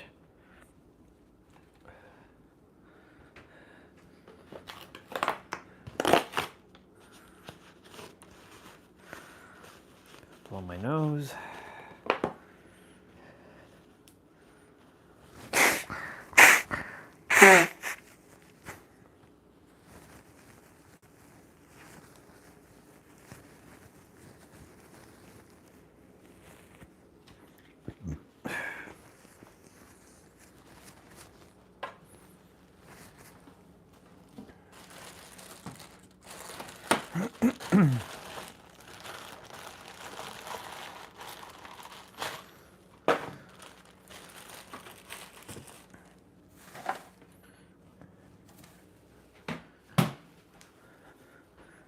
Just go outside quickly.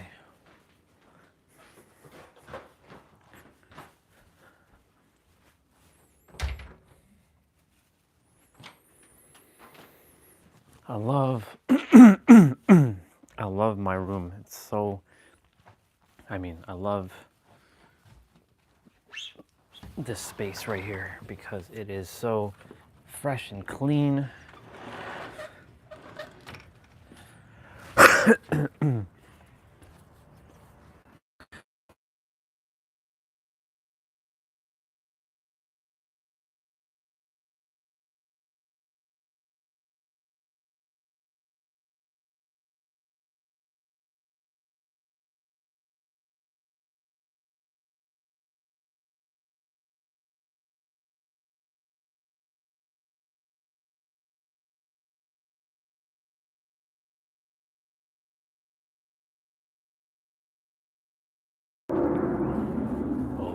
Ryan!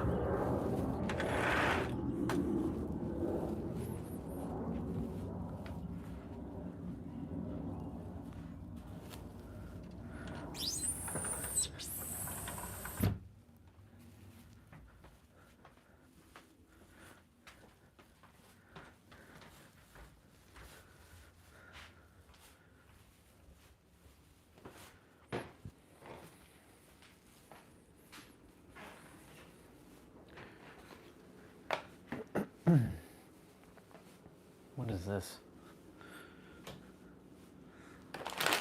Little potatoes. That's funny.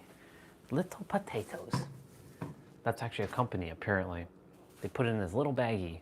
Little potatoes. Little Potato Co. How fascinating.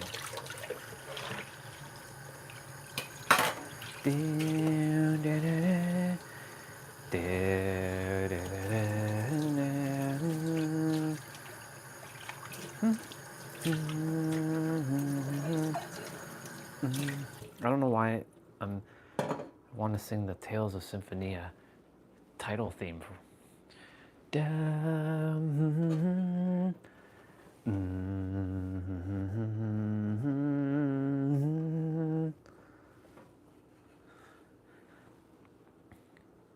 I'll one day play through that game again.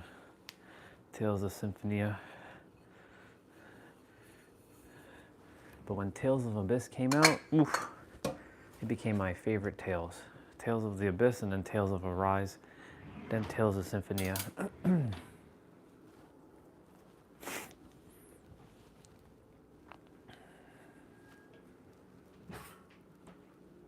Then Tales of Vesperia.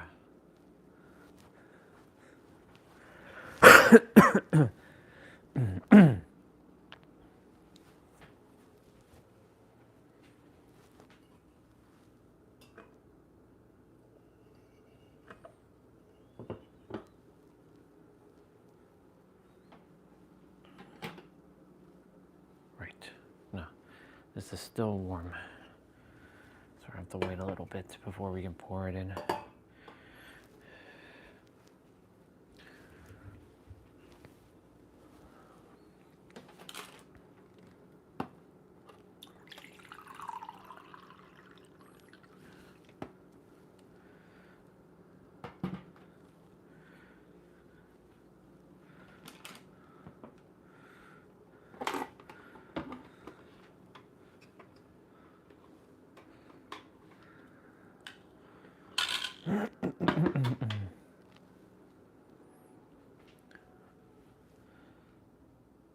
Yeah, that's still.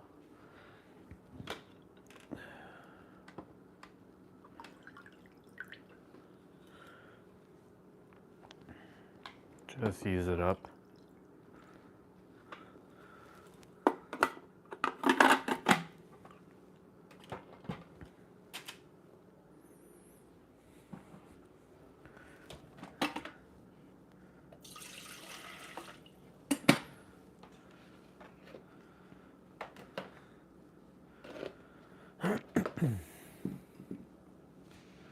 Wondering if I should just eat my second meal now. Just get it done and over with. I might actually do that. Say, what? You're eating your second meal already?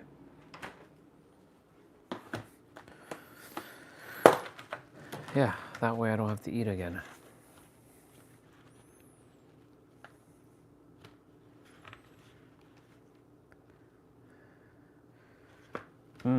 Actually, no, I'll wait. I'll wait about an hour. Not yet. Intuition's like, don't do it. Don't do it. You're gonna feel stuffed.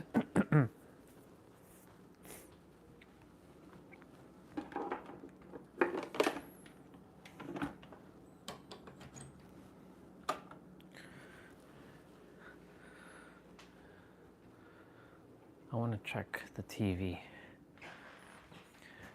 The television.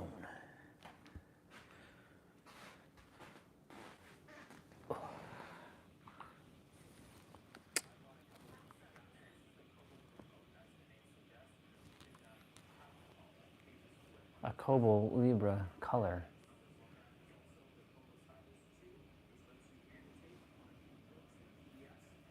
Not bad, not bad.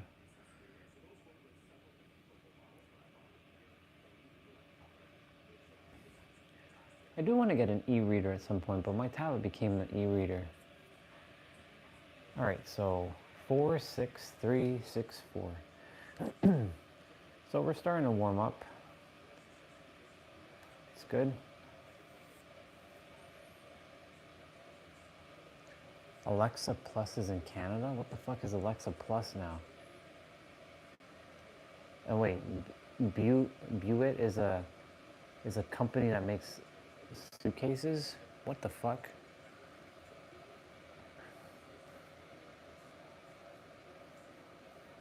Look at all this electronic gadgetry. Mark Salzman. I could have done what he did.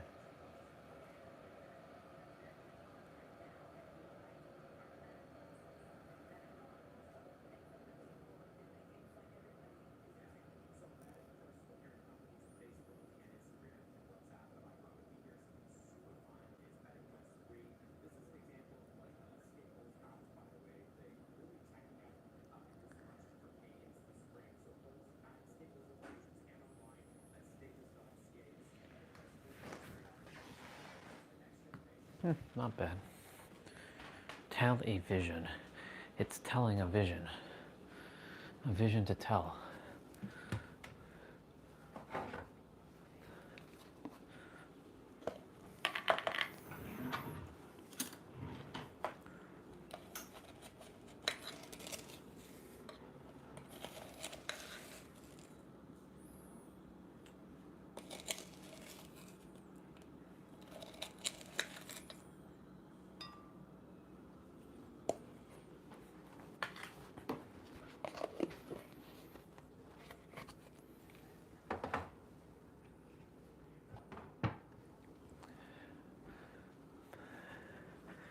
I'll definitely have one of those vacuums rolling around in the house in San Diego. Those robot vacuums, those Roomba kind of things. I'll have one of those so it keeps the place constantly clean.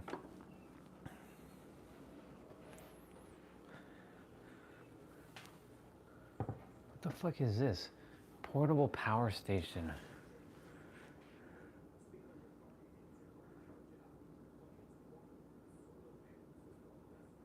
I like that.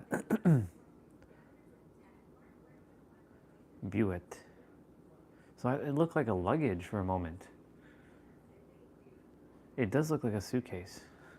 But it wasn't a suitcase, it was a power bank. A power source. Keep taking one of those would be pretty awesome. Maybe I'm supposed to build a power bank, like power source into your suitcase. I don't know. That seems like a dangerous idea though.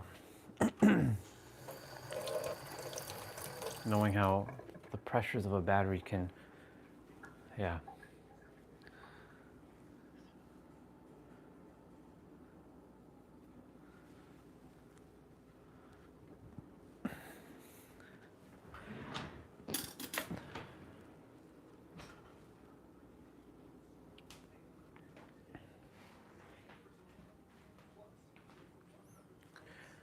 Apparently there's a Comic-Con happening this weekend in Toronto.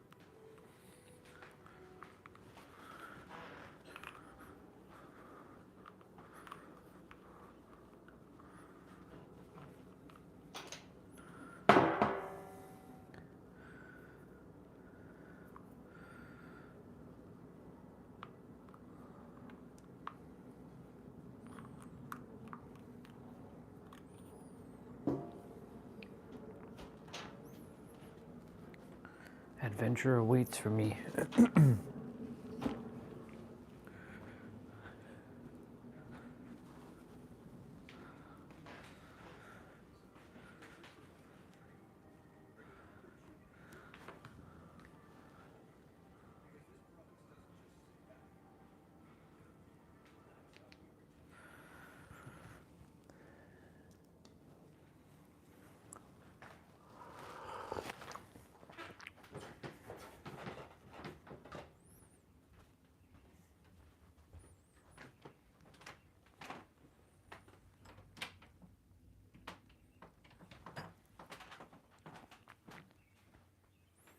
Awesome. Hello, whoever's here.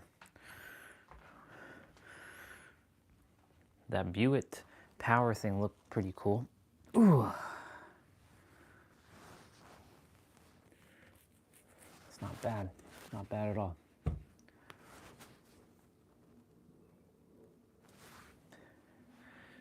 Building a power, like we already have power banks, but building it into the suitcase.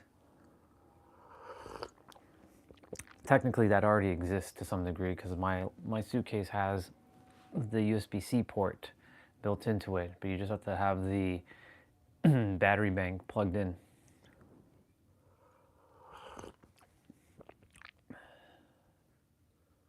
I'm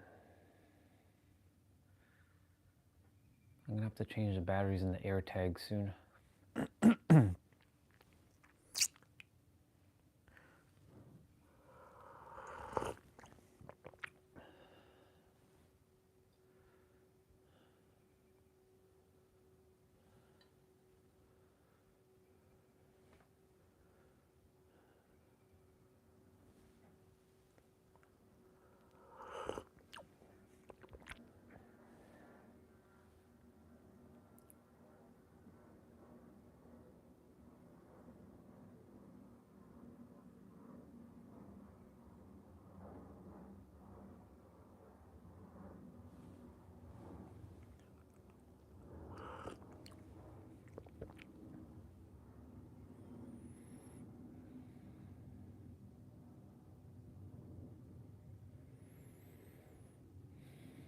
I can feel my penthouse.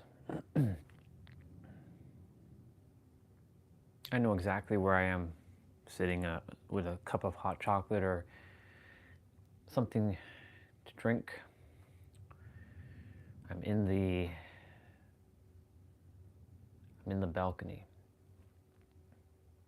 and I'm enjoying the view of the Coronado Bridge. It's so good.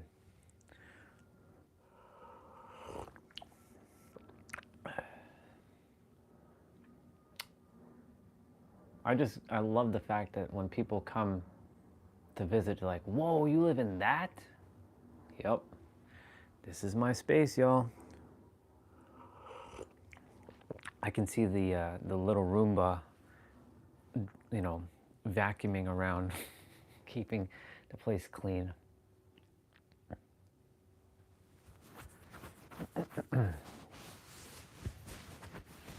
That way, I don't have to fully sweep all the time, but I will still use like a Swiffer. I'll have a broom and a Swiffer, and of course I have to mop. Those are things I can do. I don't need to hire somebody to do, because that will give me some satisfaction. But other things, well, we'll see.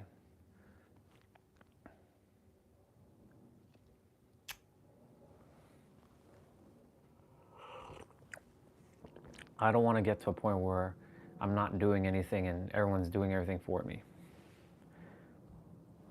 That's why I don't want to automate too many things. Like, automation is great in life, but there's certain things that I still want to take care for myself. Like having the honor of still cleaning my own dishes. I don't want to use a dishwasher unless I have, you know, a ton of people coming over and we're having a party or something. You know, I'll use the dishwasher then, but I want to still have that satisfaction of like, I'm the one that's like doing it, you know? cleaning the dishes by hand.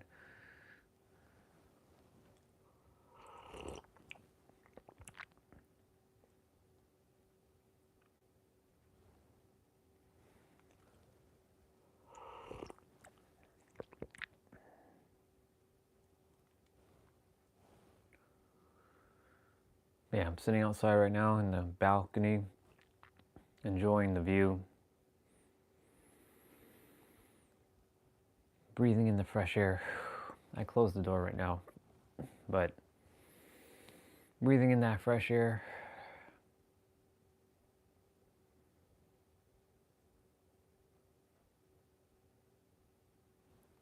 Excited for all the clients who are remembering who they are.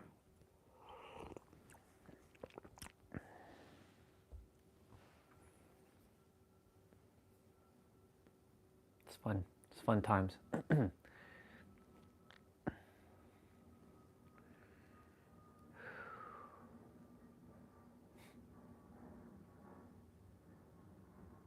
I love it.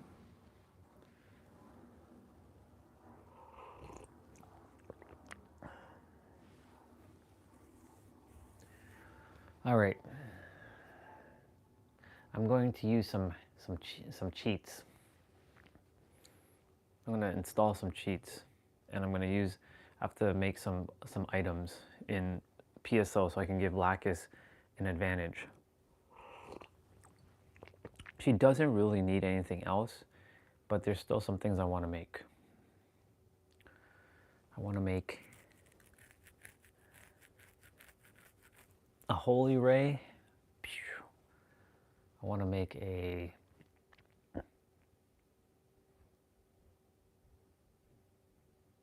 not a heaven punisher. It's a handgun that shoots a friggin' lightning, like a beam of light. A dark flow, a dark bridge, and a dark meteor. What else do I want to build?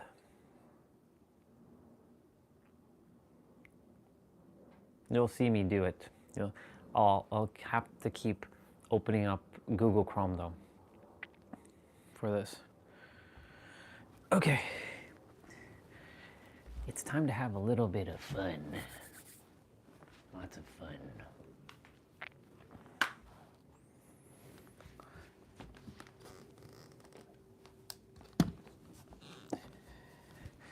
We're gonna turn on that bank mod.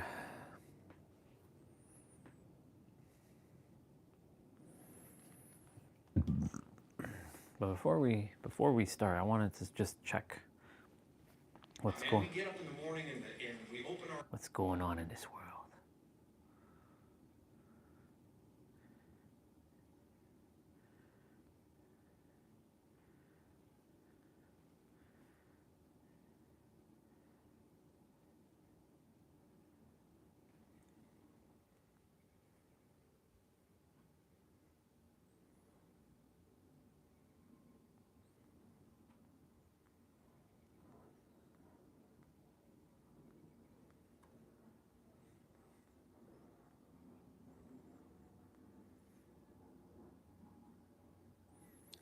She is you and you are her. Do you know how highly favored you are?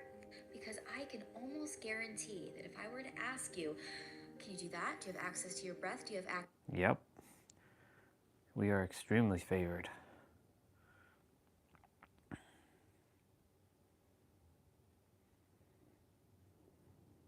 Who is this?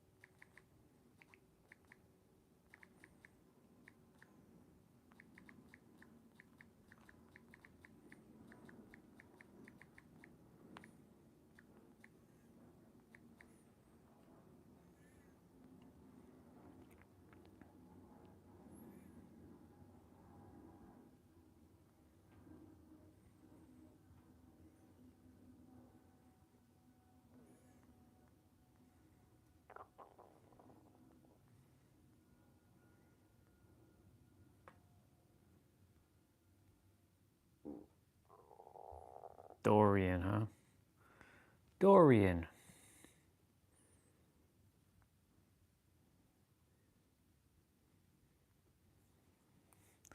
Okay. Let's go to my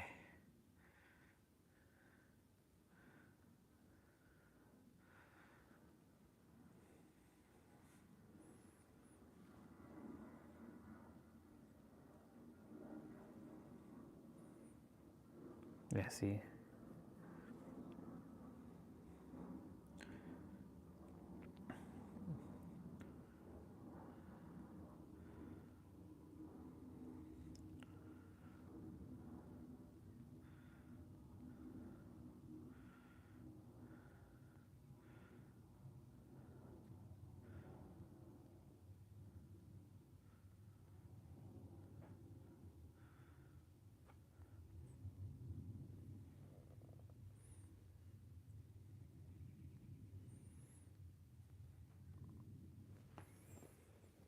Oh shit, I haven't seen Chris in forever.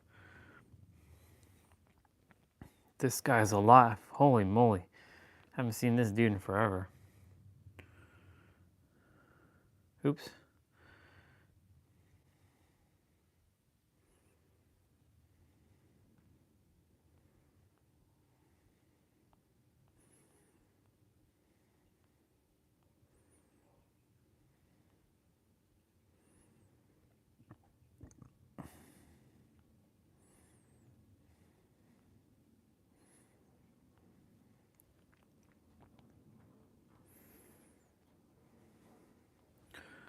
Okay. I got a couple pictures to put away. Wait, what?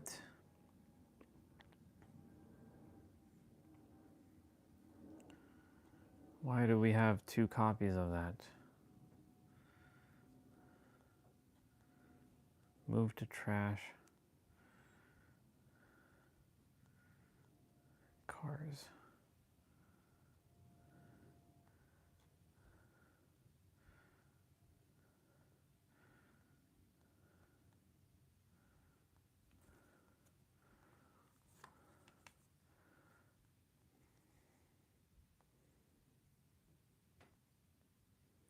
Screenshots galore.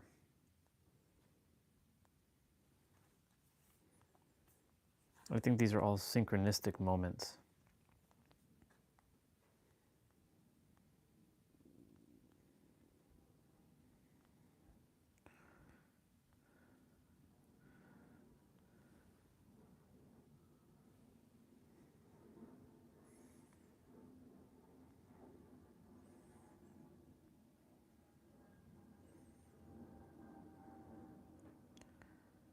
These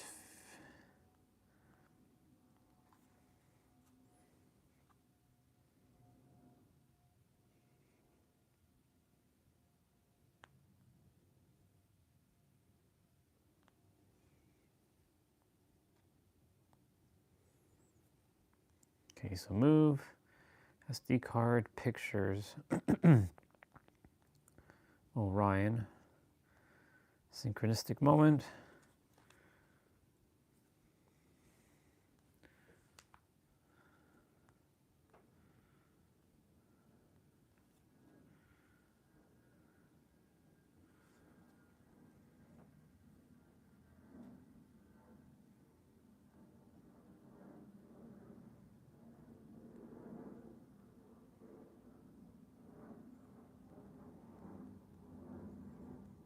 This can go under gaming.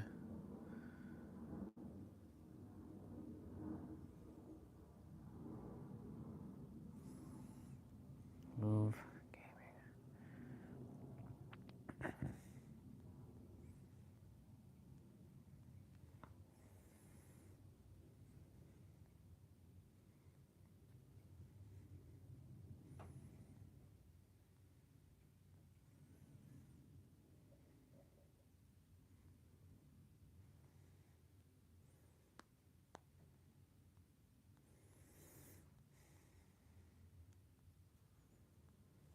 gaming. Okay.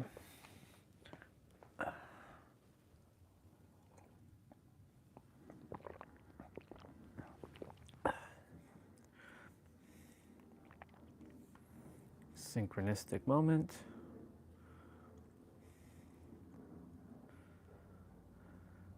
Synchronistic moment.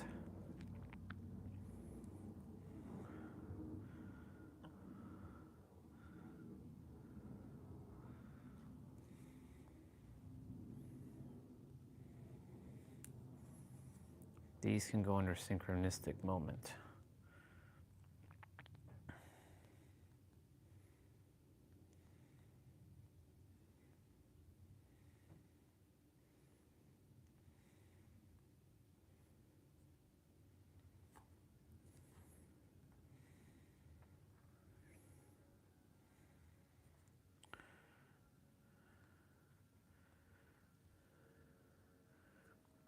Dragon Ball.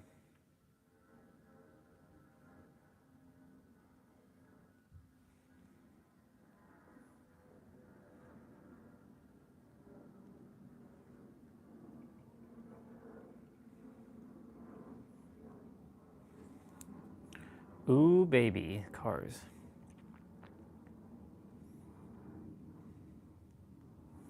This is the reason why I built my thing like this.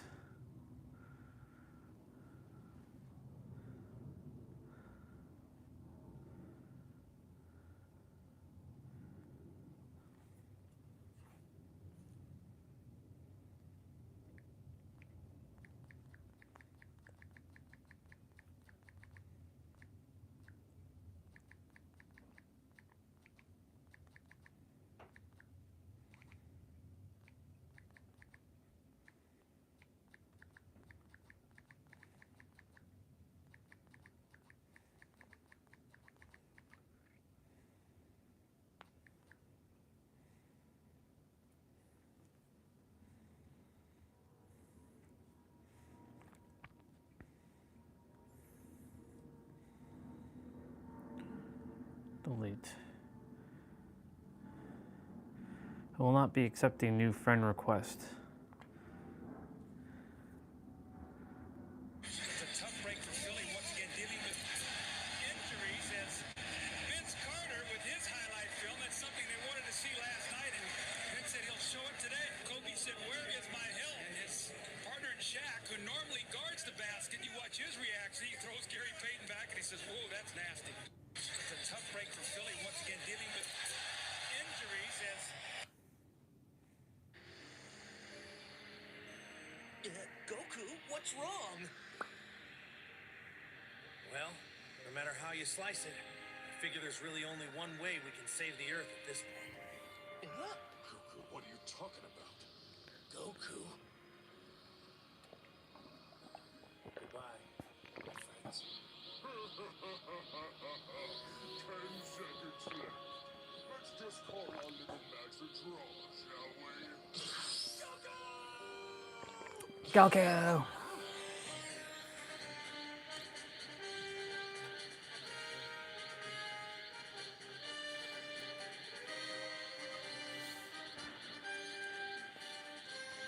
You've made me very proud, Gohan. Dad? I'm going to need you to take care of your mother for me.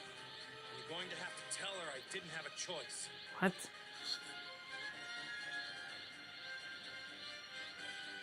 Goodbye, Gohan.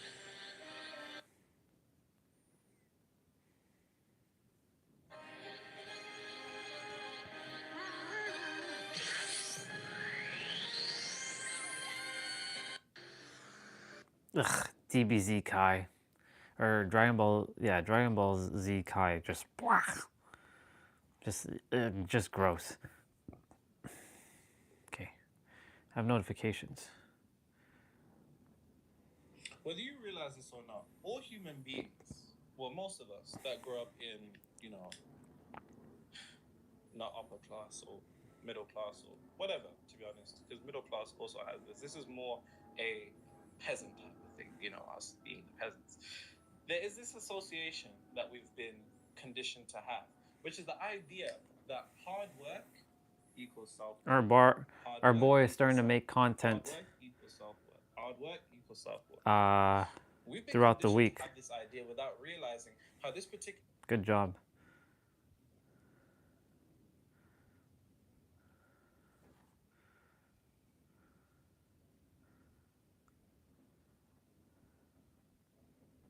If reality feels hard, or make it easy in one belief. Whether you realize this or not, all human beings, well, most of us that grow up in, you know, not upper class or middle class or whatever, to be honest, because middle class also has this. This is more a peasant type of thing, you know, us being the peasants. There is this association that we've been conditioned to have, which is the idea that hard work equals self-worth. Hard work equals self-worth. Hard work equals self-worth. Hard work equals self-worth. We've been conditioned to have this idea without realizing how this particular... For 25 years, I've been the doctor repairing brains, and some of the advanced parts of how to heal a brain all got stopped when the patient's home of origin had an identity locked in their brain that I couldn't bust through. And as I was hearing how you change people's thinking, I got goosebumps saying, oh my gosh, this is what I've been trying to do. So I would absolutely love the 7 steps how do these 7 steps begin? Step 1 is target acquisition. So this is how the brain locks onto something. And your brain has a structure called the reticular activating system, which is part of the reticular formation. The RAS. And inside of this RAS its job is to filter reality. Not really giving you full reality. It's just filtering it down to what it thinks is important to you. So you're exposed to millions and millions of bits of information every second. And so let's say it's an average of, let's say, 8 to 10 million bits of information per second. Your brain holds on to 40. Your brain makes you aware of 40 of those bits. So it deletes almost everything else. So what does it keep? It keeps what it's been trained to look for. That's why when you go out and buy a new car, you suddenly start seeing that thing everywhere. Right. The cars didn't multiply. And it's not like everyone went out and copied you and went out and got the same car. Your brain says, okay, Chase thinks this pickup truck is important. I'm going to show him everybody else that has this pickup truck everywhere. So it's your brain changing a filter. So when people say, I want a better year, the reticular activating system completely ignores it. Ignores it. This is why it failed resolutions everywhere. You're starting in the wrong spot of the brain. Right, and there's nothing that it can really lock onto. So when you define a precise arrival condition, the filter updates, but you have to do it all the time. Remember, the lower part of your brain has no capability with language. So when people say, write out these affirmations, put this post-it note on the mirror, say something to yourself, the lower part of your brain cannot speak English. Offline, okay. And we have a lot of structures in our brain. We have a visual cortex, we have an auditory cortex, but there is no hierarchical structure for language in the brain. So we have to understand, I'm influencing a mammal here, and mammals don't speak English, even though my wife likes to lecture our dogs for 5 to 10 minutes. So instead of me saying more money, I'm going to have a number, a condition. I'm going to precise arrival. What does it look like to arrive there? So we're moving from motivation to just neuronal targeting. So we're teaching our brain what matters, and we're going to do it whether you want to on purpose or you're just letting it happen. It's happening all day anyway. So the brain's going to work on problems that it thinks are relevant to survival and identity, whether you consciously think about them or not. So is this congruent with who I think and say that I am? And is this going to help me survive in the tribe? Is it going to help me live longer? Whatever. For 25 years, I've been the doctor repairing brains, and some of the advanced parts of how to heal a brain all got stopped when the patient's home of origin had an identity locked in their brain that I couldn't bust through. And as I was hearing...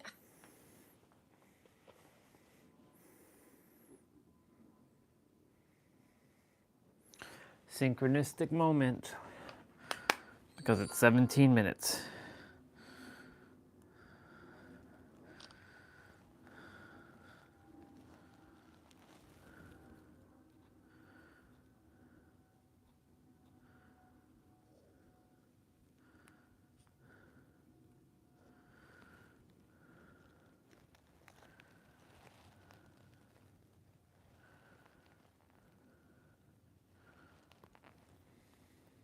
Whether you realize this or not, all human beings, well, most of us that grow up in, you know,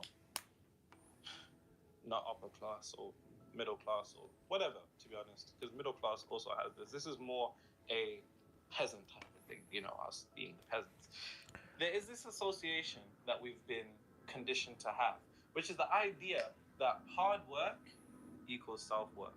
Hard work equals self-worth. Hard work equals self-worth. Hard work equals self-worth. Let's fill the mind for 17 minutes. We've been conditioned to have this idea without Not that we require it, this but particular idea has a ripple effect more aspects of the mind. Nothing is compartmentalized in the mind. That's a bar, write that down. I repeat, nothing is compartmentalized in the mind. Nothing is compartmentalized in the mind. Nothing is compartmentalized. Certain aspects of their life, but no. One aspect of your life is going to be intricately connected to another part. You're just unaware of it. And I see this all the time and time again when I work with clients. By the way, if you're an actor, an entrepreneur, or an athlete, and you want to double your performance, whether your revenue, performance, results, in a couple of weeks without making any physical changes, then link in the description. And by the way, make sure you leave notes in the comments as usual. But there's a ripple effect that takes place from this central idea. What do you mean by that? Well, think about it like this. If you have this particular notion that hard work is equal to self-worth, how do we know this? When somebody's known as a hard-working person, there's almost this degree of nobility to them. It's almost like, that's a good thing. When you hear someone's lazy and they don't do nothing, you're like, oh, yep. What a waste of space, you know what I'm saying? Dragging society down. But the individual that works hard, it's seen as honorable. And that is the fucking mistake. Now, is it dishonorable to work hard? Is that what I'm saying? No. But what I'm saying is you have to understand how, due to the fact that nothing's compartmentalized in the mind, one particular idea held in the mind will have ripple effects in other aspects of your life. What you don't realize is that our hard work is directly attached to our self-worth, and our self-worth is detached to our hard work. So when we're not working hard, our self-worth is depleted, and when we're working hard, our self-worth increases. However, the mistake here is the association with what is within being determined by what is without. Bar. When the true axiom is as within, as without, but you're allowing the external to dictate the internal. And when you believe this notion that hard work is equal to self-worth, then to prove your self-worth to yourself, you're going to make everything in your life hard. Pause. You'll put your relationship through hell so it can be worth something. Mm-hmm. You'll put your own career status through hell so it can be worth something. Yep. You'll put your bank account through the trenches so it can be worth something. Without realizing that this is all theatrical, performative vanity, because it's all unnecessary. It's actually all unnecessary. But due to the association with hard work directly connected to self-worth, we have this ripple effect that leads throughout our lives, making everything in our lives hard, because there's an aspect of you that believes it's honorable to work hard. And because there's an aspect of you that believes it's noble and it's honorable for things to be hard, which that is what hard work is, for things to be hard, when things are easy, how does it feel? You don't feel like you deserve it, you know? Yep. When things come to you easy, it doesn't feel right. It's a bit like, you know what I'm saying? It's like, imagine you're a guy and a girl comes up to you at a bar and she's like, yo, do you want to go back to the hotel? You're going to be like, yo, you set up, chick. Like, there's something a bit off here. There's something a bit off. There's this aspect of us that when things are too fucking easy, we just feel, it just doesn't feel right. You feel like you need to work for it. Yes. Because you feel like you need to work for it due to the fact that there are no truths in the reality you experience other than what the subconscious mind accepts as true. You've now made a law for yourself. You've now made a boundary for yourself. Mm-hmm. And any time that the universe wants to materialize any particular degree of ease in your life, there's an aspect of your mind that has now associated ease with discomfort. Being dishonorable. Or discomfort. How the fuck do you think you're addicted to struggle? It's because there's an aspect of your mind that sees that when things are easy, when things are calm, it's dishonorable, it's bad. Yep. Terrible human being. The rest of us are working hard out here. What the fuck are you doing? Exactly. So what do? You'll either do two things. You'll either force yourself to work hard, because there's still an aspect of your mind that has associated action with creation, but action isn't creation. Action is a facilitation of frequency, consciousness into reality. It midwives your consciousness, your frequency into reality. That's what action is. Action itself is a transition, a solidification. If you imagine imagination, consciousness, self-image, self-concept to be like steam, it's condensation, materializing into reality. Ice, what's tangible, what we can see in this physical world, that's tangible. So either work harder, still making the mistake of thinking that effect can change an effect. So, you want to make more money, so you work even more hours, but your money stays the same. You want a really good relationship, so you try your absolute fucking best, and it's still the same paths. Or it's true. You do what most people do without realizing. Vibrationally self-sabotage. Bar. Vibrational self-sabotage. Or when things are easy, you'll unconsciously repel them. You'll unconsciously be like, nah, I'm good. I'm good. Like AJ, when he sees a tomato on his burger, take it off. No, I'm good. I'm horrified. By the way, I'm still craving Chick-fil-A. Oh, don't make me jealous, bro. Yeah, it was crazy. See now, spicy deluxe Chick-fil-A sauce, Polynesian sauce. Eat it like a maniac. Pause. And this is what people do, vibrational self-sabotage. When things come too easy, it just doesn't feel right. So it's just like, nah, when you get that client and it's too easy, you're like, something's a bit off, yeah. Yep. When you get that girl or guy, it's a bit, something's a bit But off. it's supposed to be easy. It's supposed to be fun. When people are in healthy relationships for fucking once in their life, they're like, this isn't, something's off here. Something's missing here. When they see This is a really good part of the video that he clipped. This is a clip from his video. He's making clips now every day. He's making sure that every day the mind is being remembering these things. It's permeating. And it's all directly connected to your self-worth. So let's get into self-worth. Good job, dude. Proud of you for... Really and truly, your self-worth is the seeding of all that you can materialize in reality. And that's a bar that down. That is a bar. I have a whole video on self-worth you should check out. But I'll touch upon it here because it is directly connected to the struggle complex.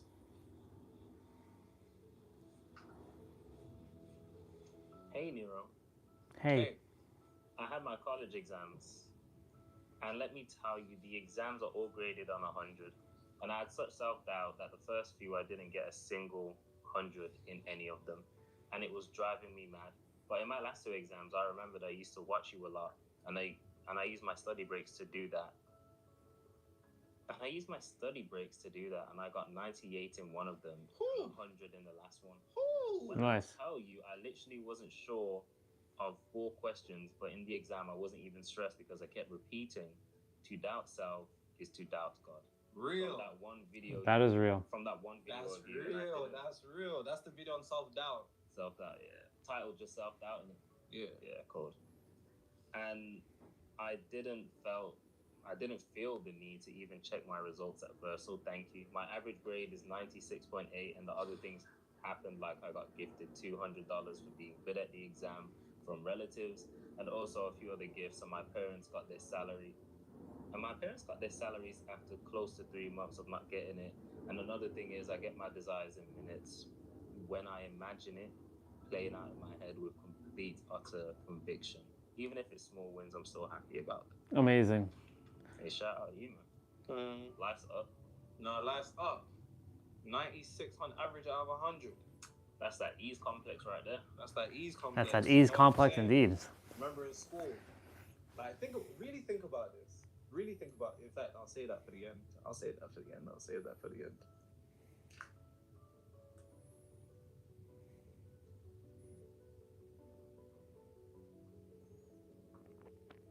For most people, self-worth is external. What do I mean by that? People's self-worth is determined by the things that exist outside of them.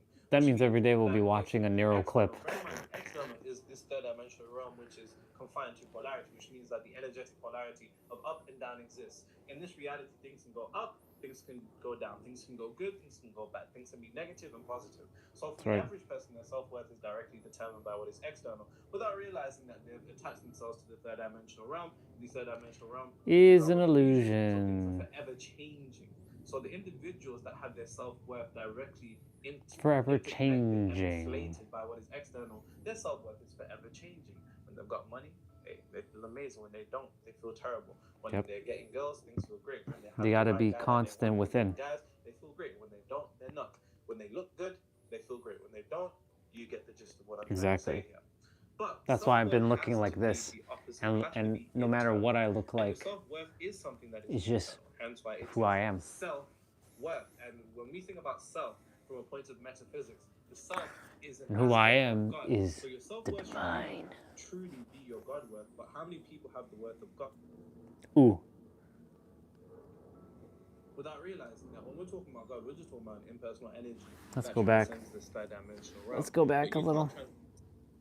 The self is an aspect of God. So your self-worth should really, truly be your God worth. But how yourself? many people have the worth of Your self-worth should really, truly be God worth. But how many people have worth of God? Whew, that's a bar.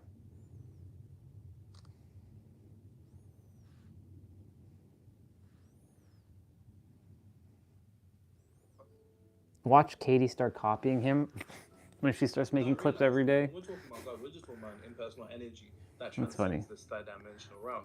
But you can't transcend this third dimensional realm internally if your self-worth is still determined by this third dimensional realm. Hence why a lot of people don't have God worth, they have devil worth. What do I mean by that?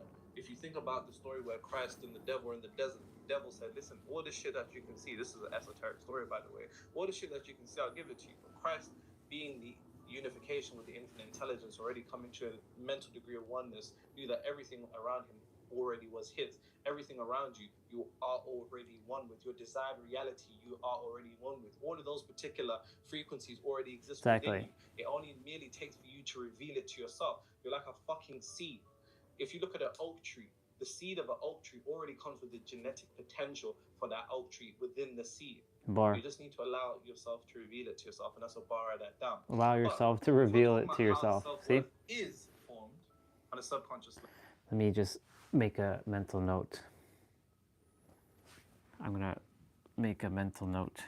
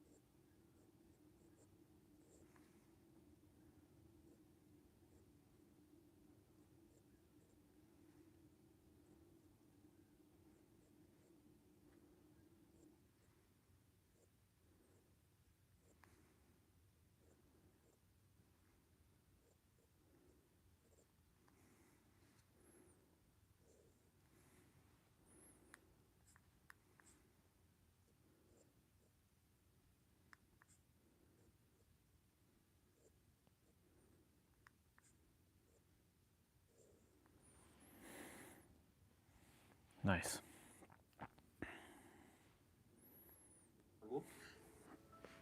Your subconscious mind has one language. That's not repetition. That's a very long-winded. It's imagination. And I always say this. Or imagine. It's emotion. Somebody to go through a traumatic. Somebody only needs to go through a traumatic experience once for the entire one time to be shifted. And typically it's extremely negative.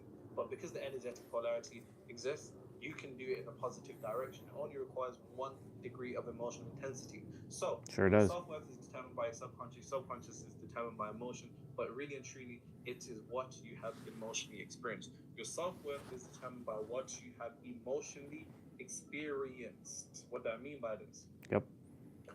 Understanding that your self-worth is the ceiling of all that you can materialize. Based upon what you are emotionally conditioned to or have emotionally continuously experienced, that is where your self-worth will be. For example, an individual that has been dating nothing but hood niggas. Shout out to the hood man. You know what from the ends. Sometimes you lot be on some mad things. But check it. Mad things. Let's say a girl I like when he says that. Mad things. Hood niggas, right? Or she's always in fuckeries. Or let's say anybody's in a toxic relationship, right? Because this can go both ways. Let's say somebody's experienced nothing but toxicity, emotion, intense degrees of emotional toxicity. Then that means their self-worth is now determined to that degree of emotional toxicity. Why? Because the subconscious mind has one language, that's emotion, and emotion is ultimately the language of the subconscious mind, and whatever you experience intensely and emotionally will enter the subconscious mind, and that will determine your self-worth. So somebody that is only used to toxicity, when they finally come around peace, they're going to be like, flat-headed. It's not doing it for me. It's just like, oh, this is boring. Right? This is boring. There's no fuckeries going on, and there's no toxicity. It's boring, innit? You know what I'm talking about. It just doesn't. It just doesn't. It just doesn't feel right. That's because your self-worth has been calibrated to emotional toxicity, and this can be extrapolated to anything. This can be extrapolated to financial conditions. Let's say you're only used to poverty. You're only used to suffering, misfortune, and everything associated with poverty. You now have emotionally continuously experienced poverty. That means your subconscious mind is now calibrated your self-worth to be poverty. So anytime you get money, you unconsciously always end up spending it, or it ends up leaving you somehow. Something breaks. Someone really needs to borrow money. Something happens and money is really, really needed. It's like the universe is taking money away from you. And it's because you're taking money away from yourself, because the money that's coming in is above your self-worth. So your self-worth says, let's bring it back down. Hang on. Yep. The thermostats. Time and time again. You've emotionally experienced one particular position in your career. And because you only experience that The thermometer effect, though. Directly connected to your self-worth, and now the position above you doesn't feel like you deserve it. What your subconscious mind believes you deserve is what you have emotionally experienced. If you've been unemployed for some time, you have emotionally experienced the result of being unemployed. And now the consciousness of being unemployed, the frequency of being unemployed has now entered the subconscious mind, and now it has touched your self-worth. So now your self-worth is, I don't deserve a job. Bear in mind, there's nothing rational, logical about the conscious mind, about the subconscious mind. Sorry, it doesn't make sense. The subconscious mind doesn't make sense. That your subconscious mind will maintain if it is what you have emotionally experienced. More. So now when it comes to applying for a job, you just don't get it. Mm-hmm. It never get back to you. Now it's all good. We found someone for the position. We appreciate you during the selection process, but it's always going to be those type of fuckeries. Why? Because of your self-worth. Now, the whole thing about self-worth, funnily enough, is that it's based upon emotional experience. And emotional experience is an internal game. It's about the within. So your self-worth has to be nothing but an inner game. Ooh. And not an external. Ooh, something just popped through. So, talking about the job thing. This is good. This is perfect. Now, whether you like him or not, Will Smith, when he was playing the character in The Pursuit of Happiness, he had to go through some fuckeries, right? And the thing is, he got interviewed for an internship, not even a job, an internship that wasn't even get paid. And he got arrested the night before because he didn't pay some bills, some parking tickets or whatever it was. So he had to get to, the place within, a few minutes. He had to run, and he was in his, he was wearing paint on his face, and he had he wasn't wearing a suit, and everybody came in and they were looking at him because they were judging him based on how he looked, right? And I had this idea just to go to a random interview, not that I want the job because I came here for something more, and show up like this. And I can imagine people looking at me, but I will defy the odds and I will get it. And the reason why I will get it is simply because I defied rationality, right? And the thing is, your frequency defies rationality, right? If you truly know that you are the one who is qualified for that job, you will have it. And if you know that you are beyond the qualifications and you put yourself above any qualifications and you raise your self-worth or your God's worth, that's what I'm going to be using now, your God's worth over your devil's worth, or the third dimensional thinking mind's worth, or even the self-worth, and you raise yourself above, everything's yours. But if you bring yourself underneath and put everything above you, then of course it will be brought back down because you won't deserve it.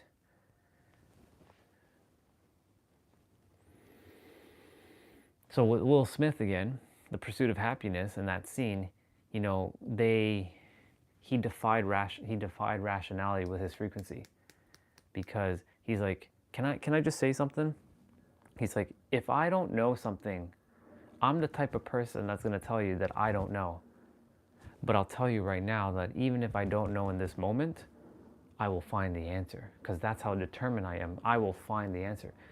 Even if I don't know how, I will find the answer. I guarantee you. So that movie, again, even though, look, Will Smith, he did his thing. My perception of him hasn't changed.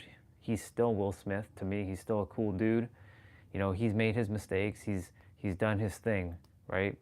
You know, the problem is a lot of the people in this world are attempting to tear down other people, and because they did some wrongdoing, right? Like Will Smith did this thing, Ellen did this thing, you know, Oprah did this thing. They're just souls who forgot who they are, and they got caught up with the game. Anyways, that's besides the point. So when Nero brought that, I'm like, oh shit, I know exactly what he's talking about right now. I have a perfect story with this, and this is, I first thought about me, and then I'm like, wait a minute, if I ever go to an interview looking like this, you know, people are gonna, if I have the perception that people are gonna make judgment of how I'm looking without grooming and all that, yeah, of course they're gonna, you know, say like, what the hell? What's up with this guy? He looks like he just came off from the street, right? The thing is, like, that's the perception. But if my perception is of me, some almighty God who can defy anything, because I am, no matter what I look like, I am just fucking handsome as shit, and, well, as handsome as God. That's why I look like this. Because I'm not letting someone else's opinions go above my opinion. People can look, they can judge all they want, but I know who I am. I'm a handsome dude. No matter what I look. So that's why if you're swayed externally, if your self-worth is swayed by the external, because you feel good when you have money, but then you feel bad when you don't have money, or you feel good when you look good, and then you feel like when you're not looking good. If your internal is not being swayed by the external, and you set your thermostat to a certain degree, and you stay there, that's where you are. You're not a thermometer going up and down. You're a thermostat.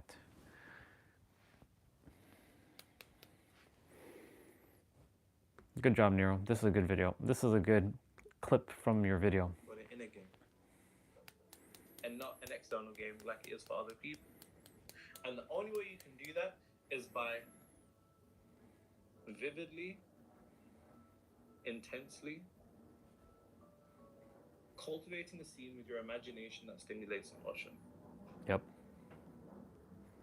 It all comes down to emotion.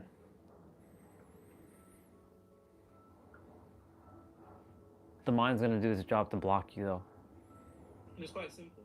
It's just nothing more than a process of But getting if you, to a relaxed meditative state where that takes you far. but if you say that the mind's going to block you, then you also have the same power to say that the mind's going to unblock me. In fact, the mind's going to work with me. And it's on my side. 10 minutes, 20 minutes, an hour, half an hour, whatever.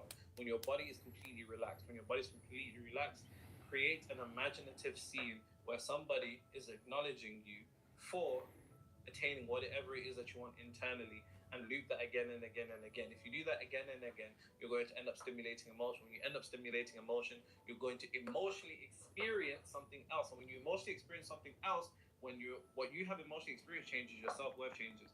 And when you raise the ceiling for your self-worth, You raise the ceiling, all the things that you can materialize in your reality. If you want more detail of that, go get my Amazon best-selling book, Outsmarting Reality. More.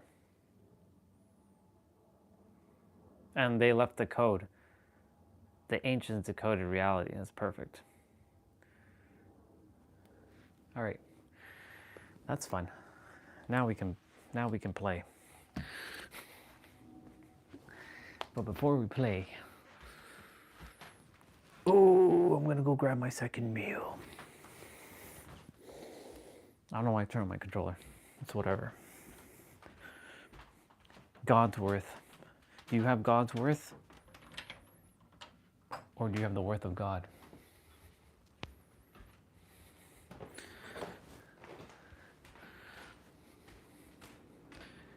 It's so damn simple. It is so fucking simple how this just works now.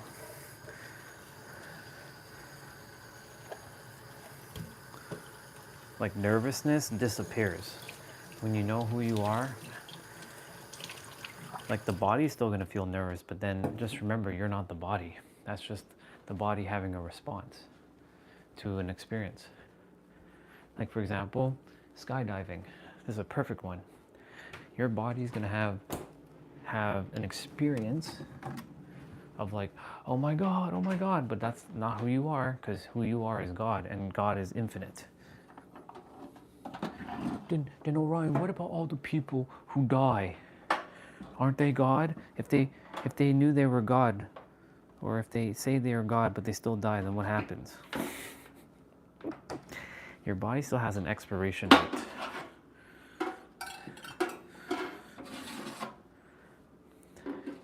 Your body still has an expiration date.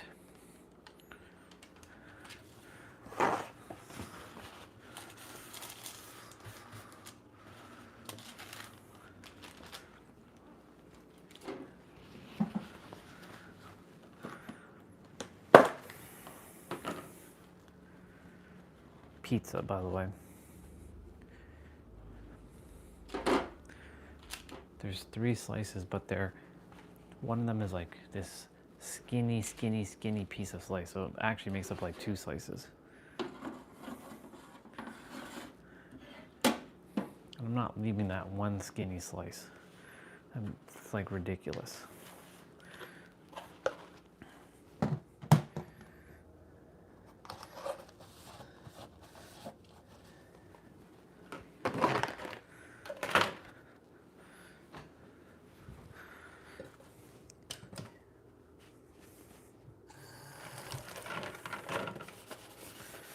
Let's see. It's good that he Nero's making his videos shorter.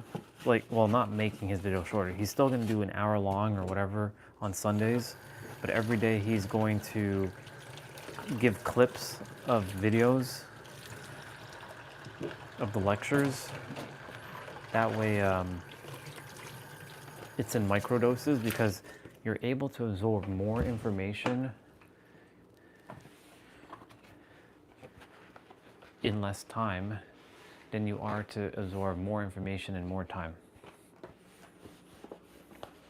In fact, let me rephrase that. You're able to absorb information in a shorter amount of time because of the attention span. Because when you overload the mind with too many things, the mind can't figure out what is important. That's why, I took a couple screenshots to remind this character that you are the seed of potential. Everything is potential.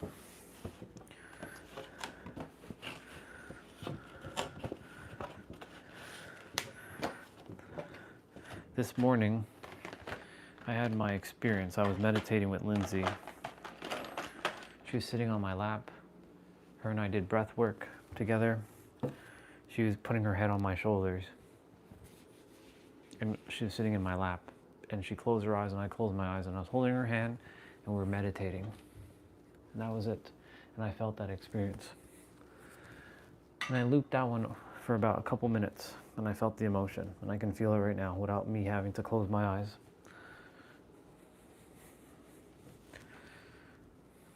I've had other experiences where Victoria congratulated me for getting my penthouse. She brought the girls over. We had pizza. She said, "Congratulations, brothers. I know this was a long journey for you to get to San Diego, but you finally did it. And I'm proud of you."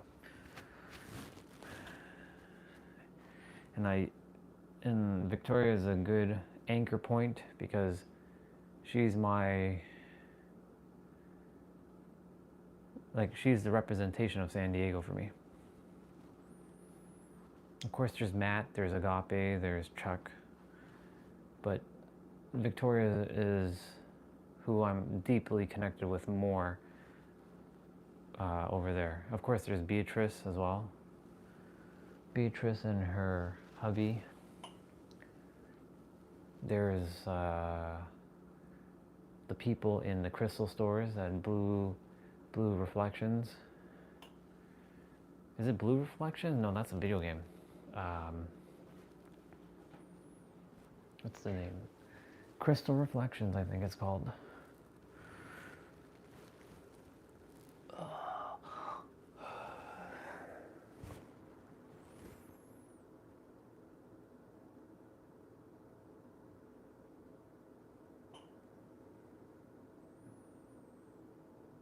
Speaking of crystal stores, I remember when we went into the other crystal store, the one that's like a wholesale store, and there's the guy who always gives out lottery tickets.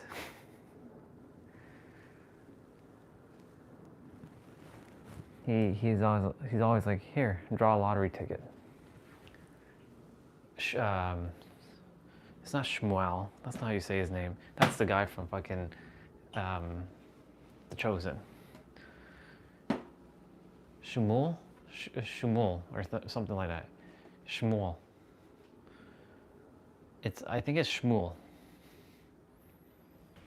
Shmuel.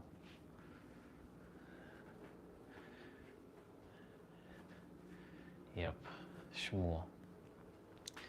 He always gives good pricing on crystals. Now I don't really care to buy crystals anymore. They're just like, whatever.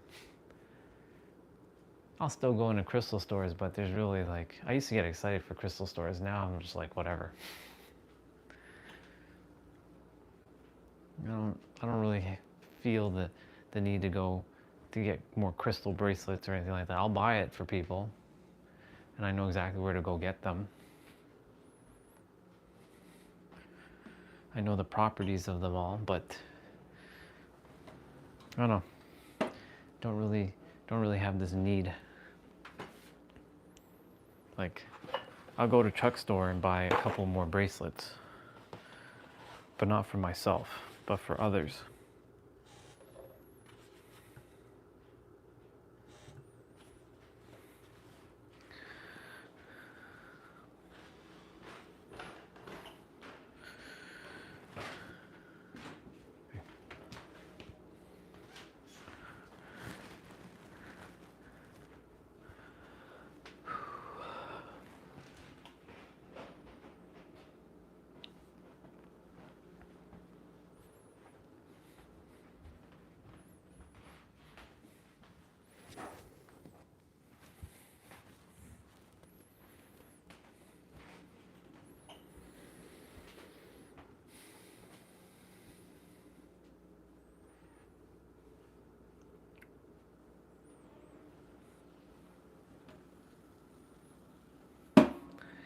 I think it's done.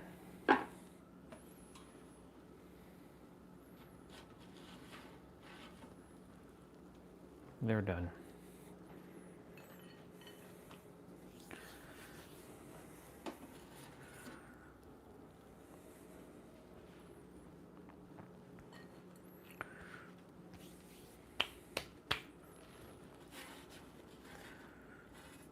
I can feel that experience in the crystal store right now. I'm playing the singing bowls.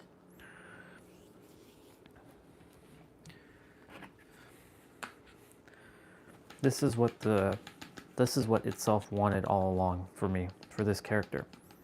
To be able to experience the feelings. To sit in the Supra, to drive the Supra.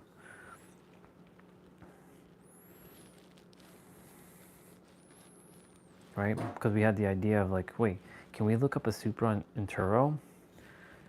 Because normally you can't look up an actual car model on Turo. You can look up a car manufacturer, but not a model.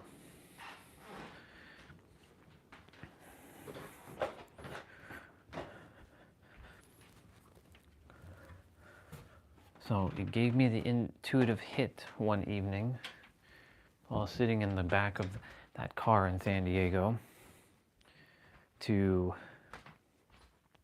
feel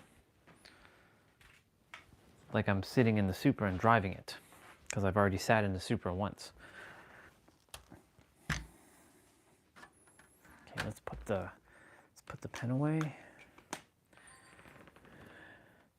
Let's look at the screenshots I just took.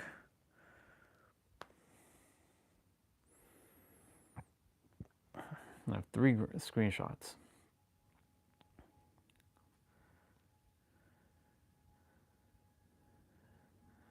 So I'll put these 2 in narrow. Pictures and narrow knowledge. And this screenshot was synchronistic. Because this video was actually 17 minutes on the dot, by the way. No accidents.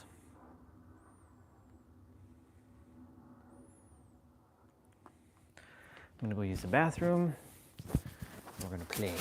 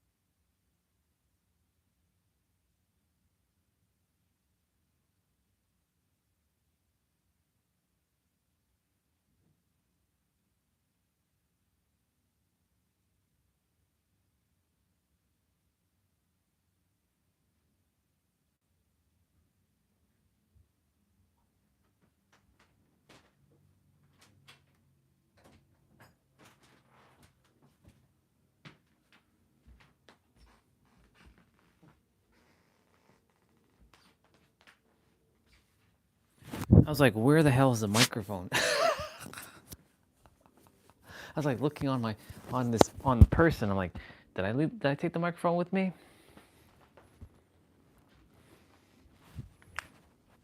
That would have been disastrous. But then again, you've all heard me go use the bathroom. So at this point, you just know. Of course, that's not something I want to continuously keep doing. You know what I'm saying? But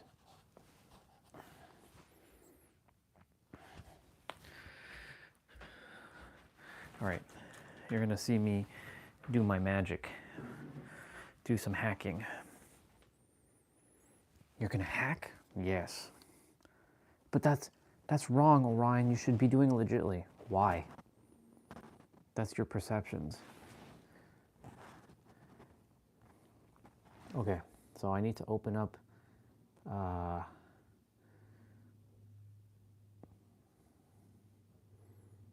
so this one. Nope. I can close some of these tabs.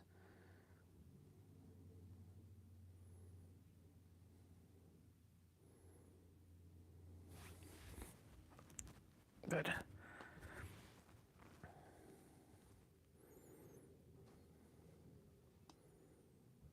Okay, cool. So I'm going to first turn on the bank mod again.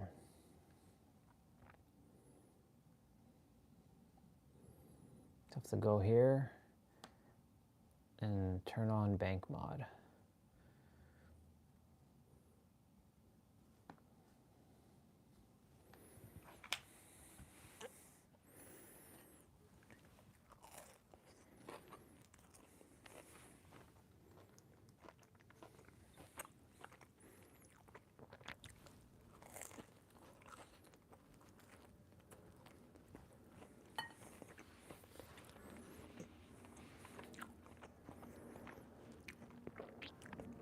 So I have to withdraw all the money from my bank.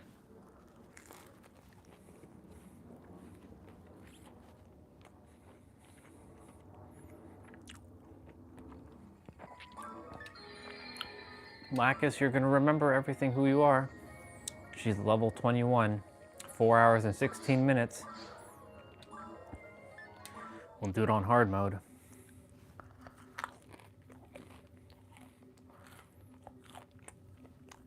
Remember yesterday I was putting in fodder items because the item on the top slot will convert into the item that I want. So first things first.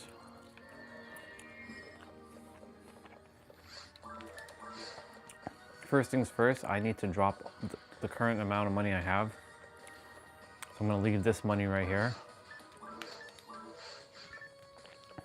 And I'm gonna go ahead and take out all the money that I currently have, which is almost $1 million. Oops. No, fuck, I screwed up. See how it says question, question, question mark? I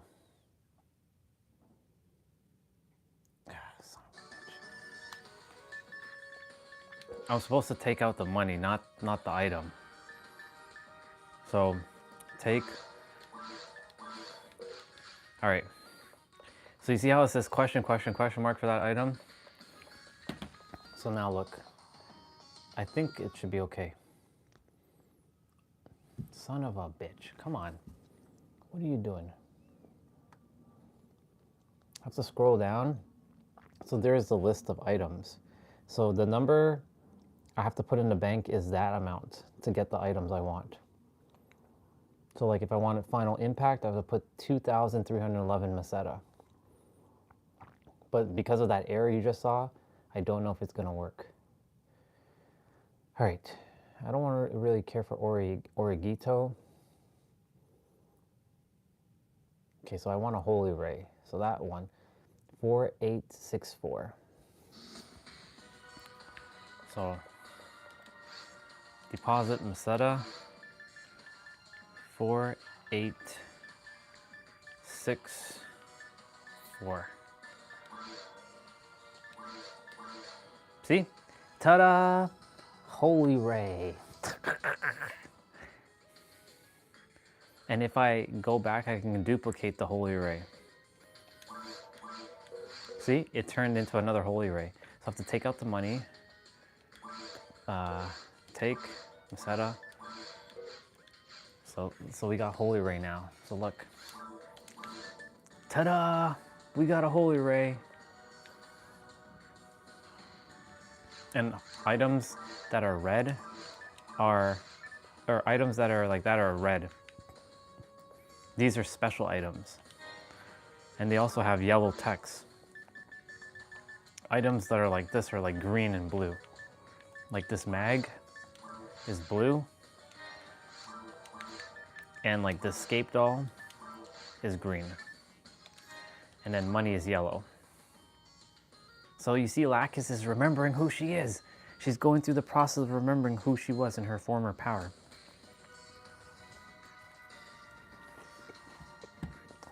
One sec.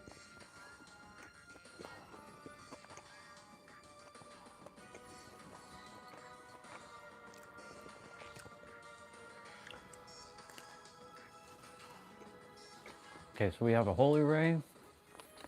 What's next?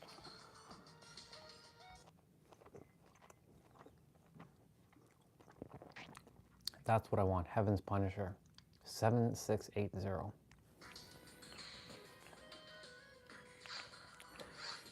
Deposit meseta, 7680. Ta-da! Heaven's Punisher, y'all.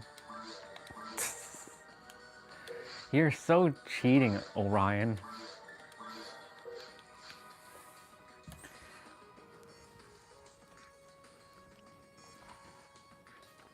And some of these weapons I'm not supposed to be able to use. Like, you need 210 ATA. I only have 79 right now. I need 685 magic. This is called MST. I only have 185. How the hell are you doing that? Because I'm using God power. I'm remembering who I am. I don't need those limitations. So like this, for example, this is like a limitation right here. Your stats, these stats don't determine who you are. Even these numbers don't determine who you are. You are beyond these stats. You see that? I'm using this game as a way of explaining a concept of life. All right, what's next?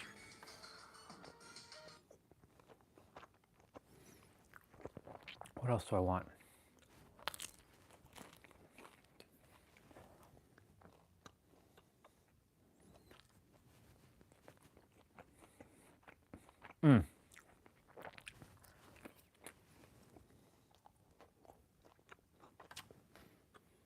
Double cannon.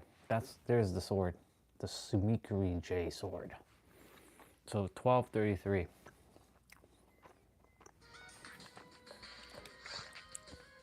Take item. Oops. That's not what we want to do. Deposit Meseta. 1233. Double. Wait, that's Black King Bar. I already have that.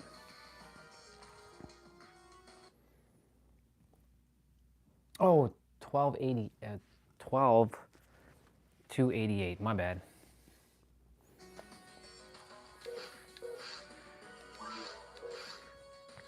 Take Meseta. Deposit Meseta. 12288.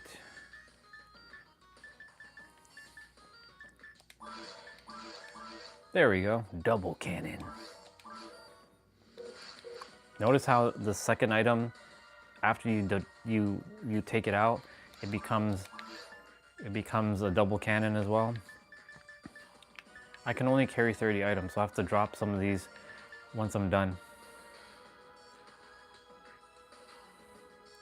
I'm not gonna carry all these weapons on the character. What else does she need?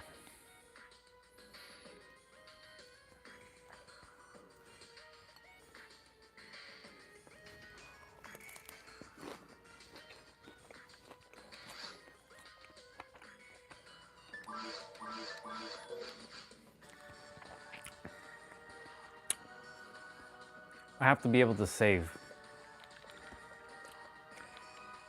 Let me just scroll through the list. Crazy, I have a red sword. Madame's parasol and Madame's umbrella.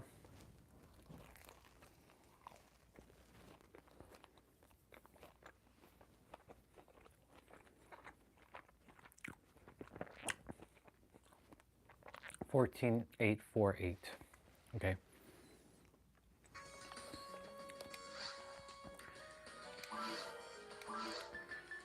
$14,848.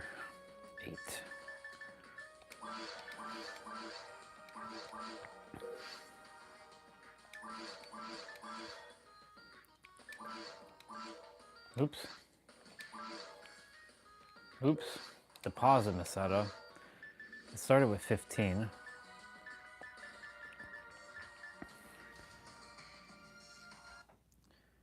$15,104.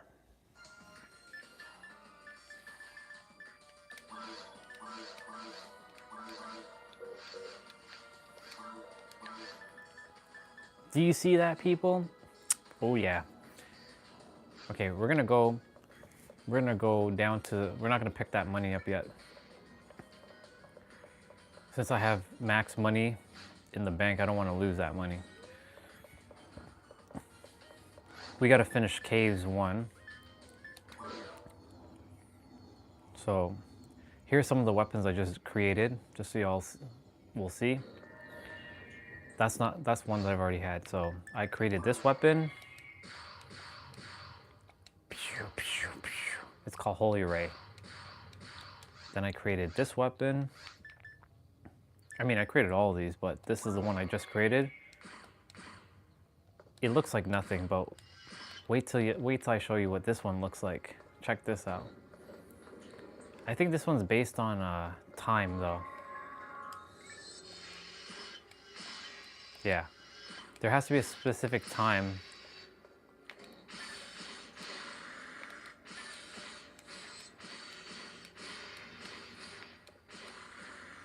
Okay. So that gun I won't be using much. Then there's this double cannon. It's a fucking trident.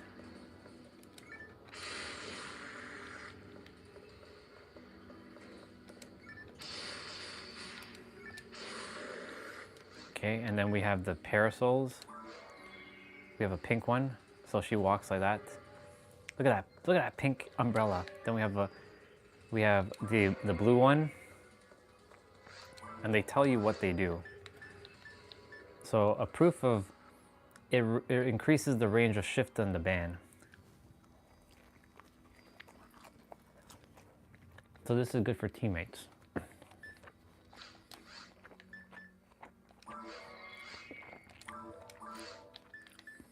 This one's good for teammates as well, for Resta and Anti.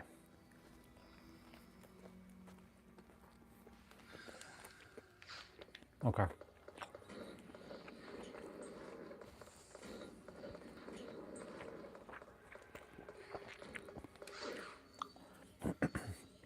We're heading back.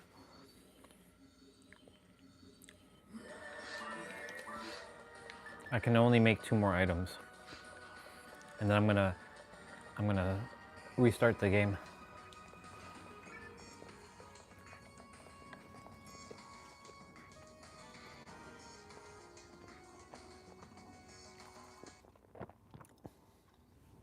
Oh, dark flow.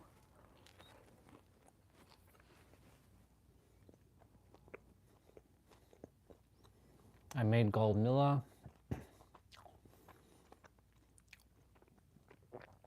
Demonic fork. The sigh of a god. The sigh of a god is a thunderbolt, literally. Let's see.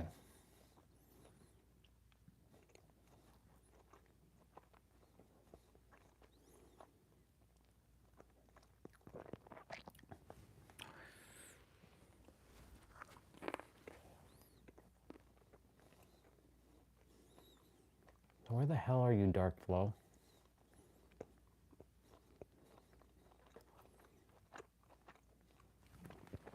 So there's Zanba.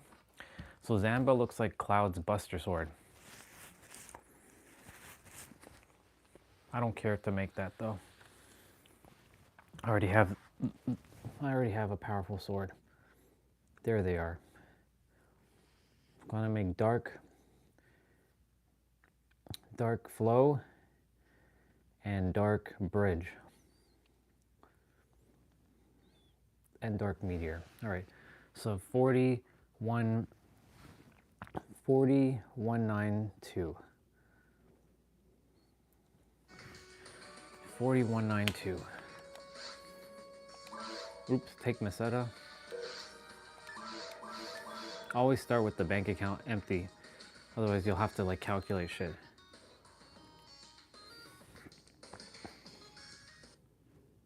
$41.92, just making sure.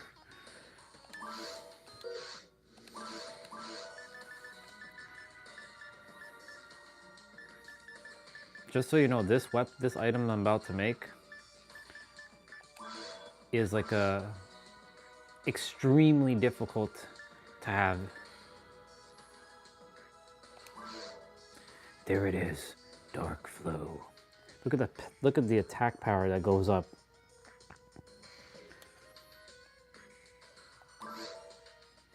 Crazy. Take Meseta, deposit Meseta.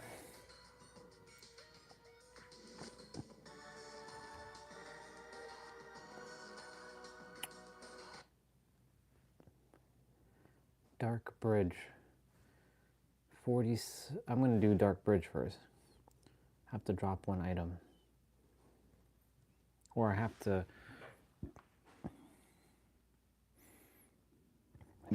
Excuse Excuse me. Yeah, I have to drop one item if I want to make both or all three. So 43, 47, 4704.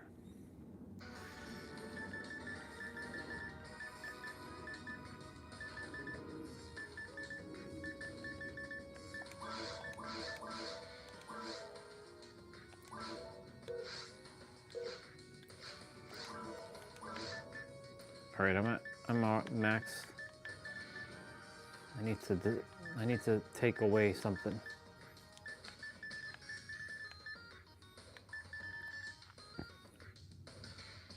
What the hell do I not require? I don't really require moon atomizers right now.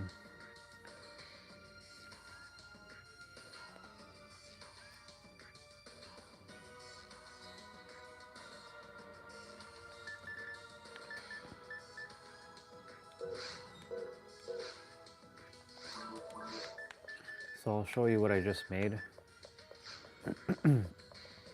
Now, dark flow, there's another code that I have to make.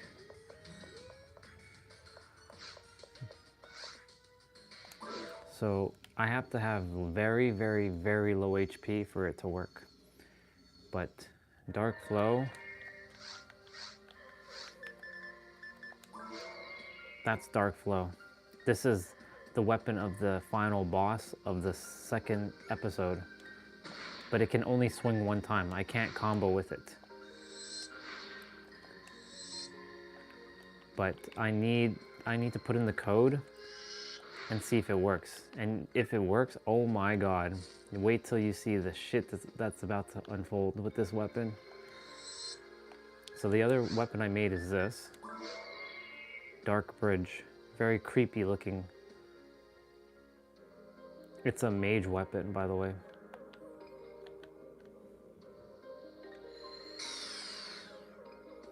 But every time you cast a spell, it also eats your HP away.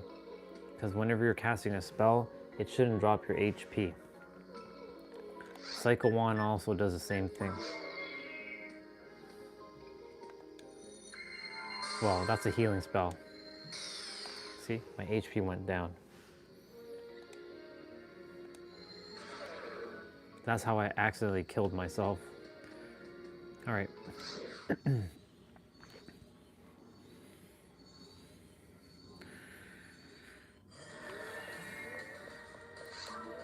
All right, so let's just put away. Actually, I can do it.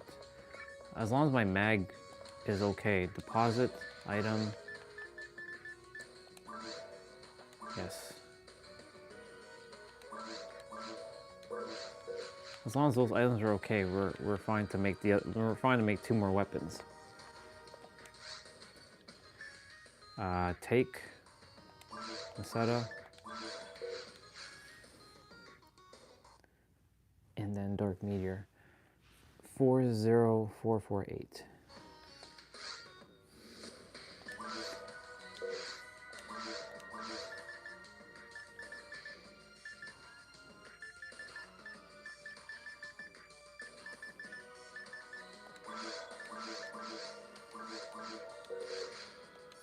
And now you'll see what I just made. Dark Meteor.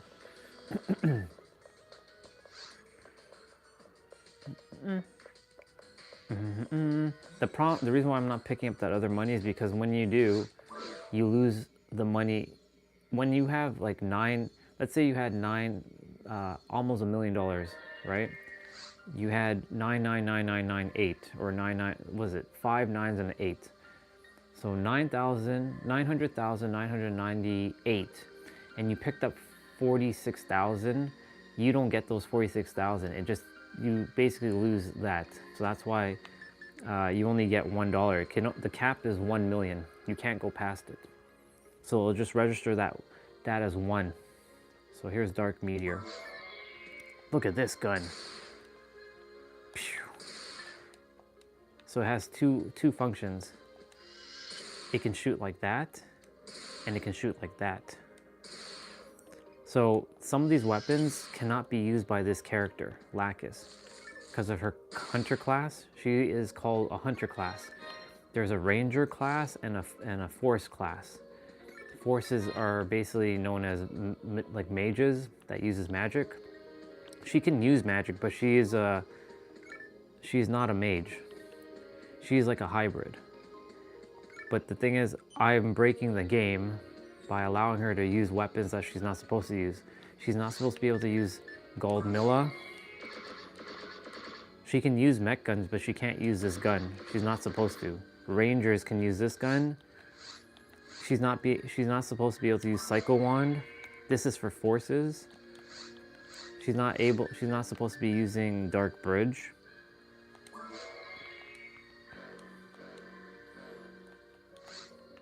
She's not able to use Heaven's Punisher. So this gun is only good when there's a certain time. So like when it's in the even, you see how it says internet time at 125? When this hits 200, 400, 600, 800, that's when you'll see the beam of light. But it doesn't work right now. So it's very subjective to use this gun. Every other weapon, like these, she can use. Because normally without the God of Equip thing, you would see a bunch of X's. It'll be grayed out and be a bunch of X's. Even the armor that I'm wearing right now, like I'm not supposed to be able to wear it. I'm supposed to be at 152, but she's at 21. So you see, I'm using this as a method of showing that we're just forgetting who we are and remembering who we are and bypassing our limits. All right, so now we need to go back. I don't think I need to make anything else. I don't really need anything else. How many items do I have? I can make one more item though.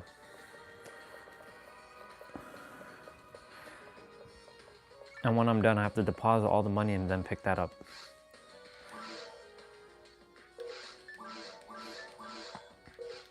Okay, so let's see. What else do we want to make quickly? Maybe rainbow baton? Yeah, let's make... Actually, you know what? Rainbow baton. And there is another weapon I want to make. Not Rika's Claw.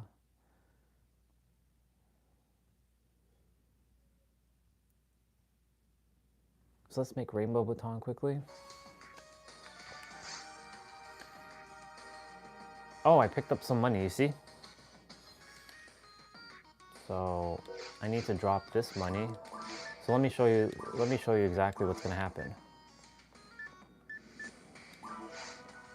So you see I have one meseta. I only have one meseta with me in my wallet. So take meseta.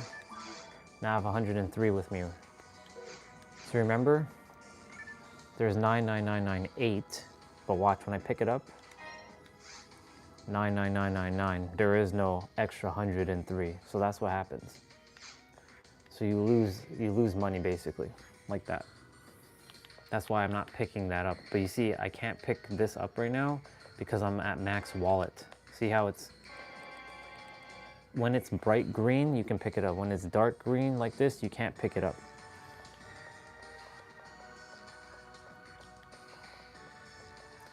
All right. Let's see.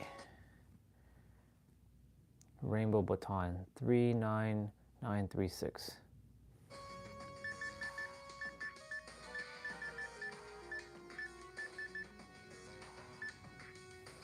Is it 39366?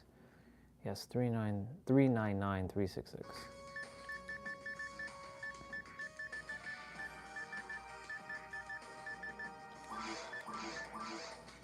You know, this was a dream back in the days.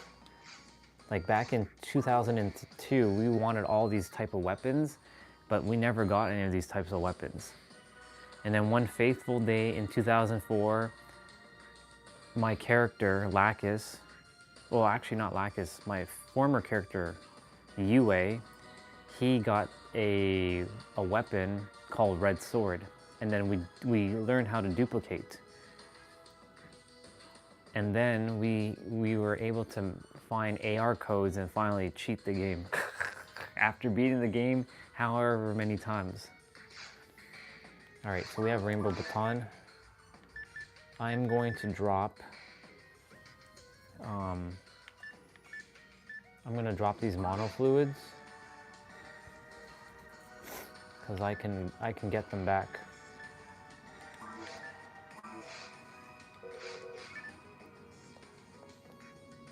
All right. So take Meseta. So there's one more item I want to make. I gotta find it though.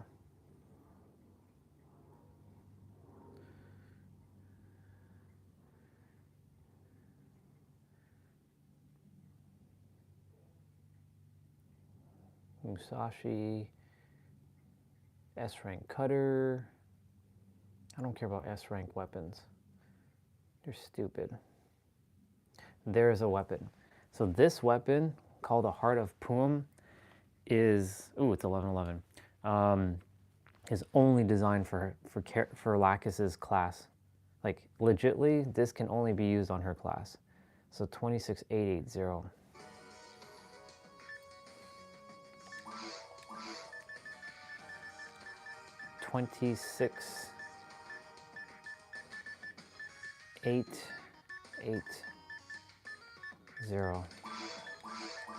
Give me my Heart of Pum.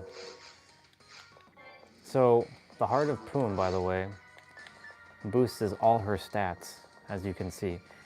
And to get the Heart of Pum weapon, you have to, it's all by luck. You have to be in episode 2.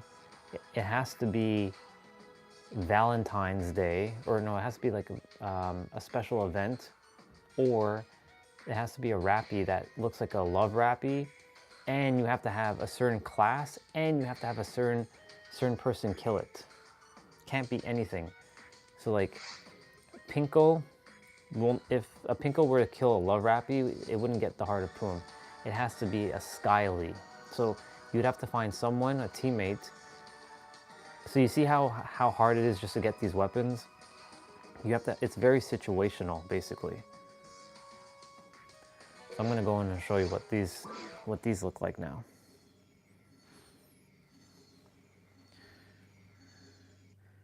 Now I have to be able to save the game.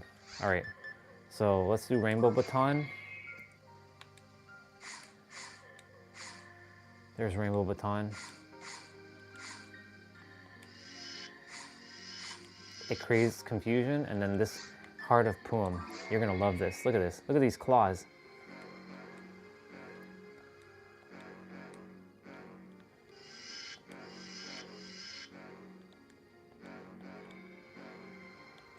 Only she can use it though, like her class. This weapon was designed only for her. Heart of Pum. And just so that you can have an idea of what it looks like when we fight, let's go kill a monster quickly.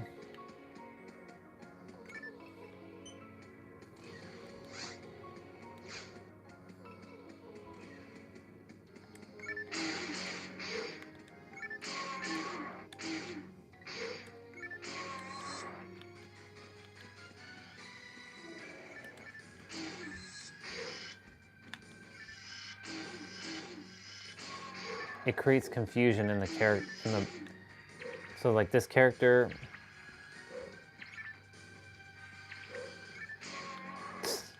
if there was,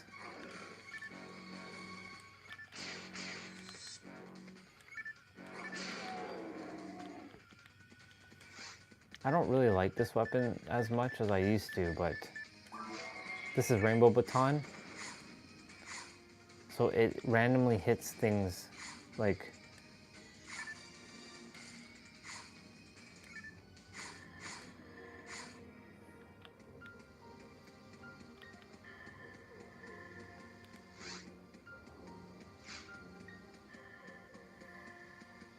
there should be some monsters here.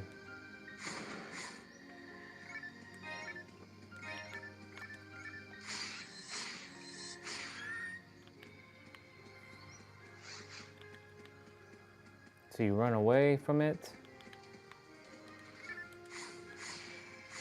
and they drop items. Ooh, look, escape doll. But I can't take it with me because I have all these other items. And I don't really want to go buy these items again. It's fine. All right.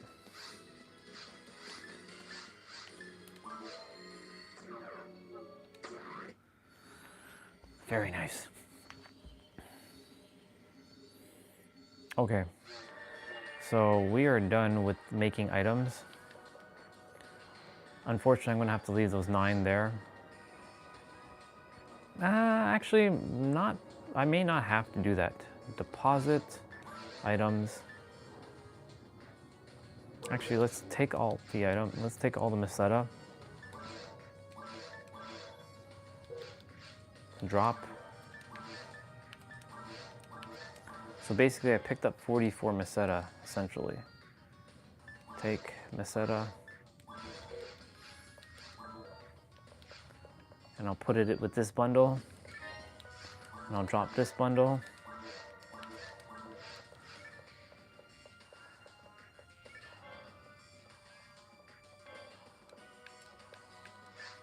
Deposit item.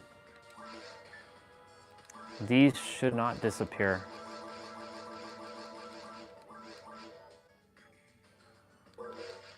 I could technically go back for that scape doll.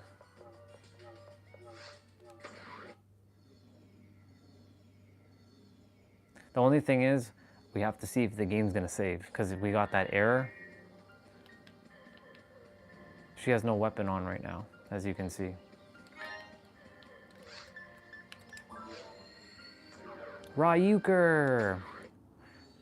It's 11:17, by the way. When I first heard of Ryuker, I'm like, oh my god, that's gonna be a cool ass spell. Nope, it just brings you back to town. Alright. So, go, deposit Meseta, and then pick up all this, save the game, and turn off the code. So the goal is for me to save the game now, and this is perfect. Perfect. So now what we're gonna do is go back, turn off bank mod. And I could put on max stat, but there's the god of equipped. Never lose Meseta, I can duplicate my money. But there's a couple codes I wanna test. I gotta go find it though. So let's see.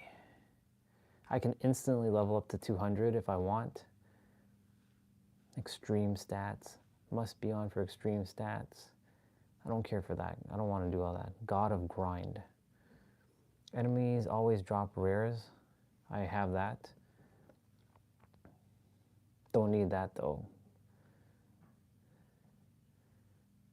Infinite HP, don't need that.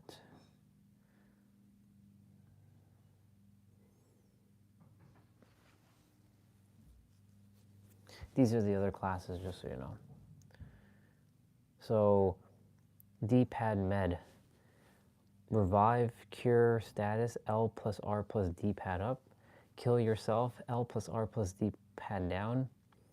Refill health, L plus R plus D-pad left. And then refill magic, L plus R plus D-pad right. If I hit down one time, I'm gonna kill myself. Oh, but I can revive myself.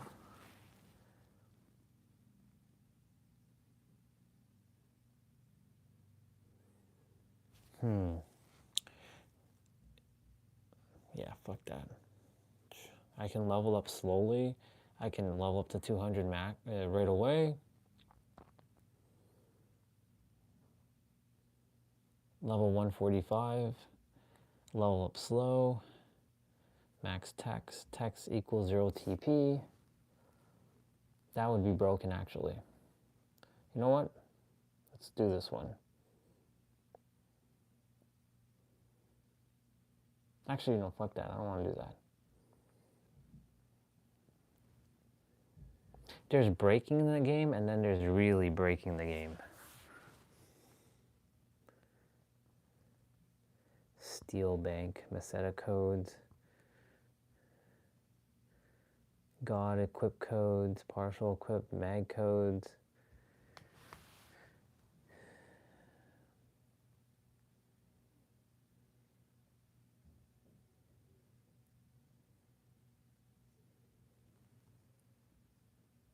$50 power, 50 mind.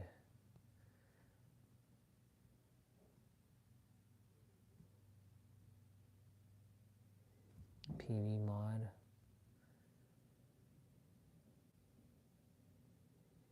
Fast chat.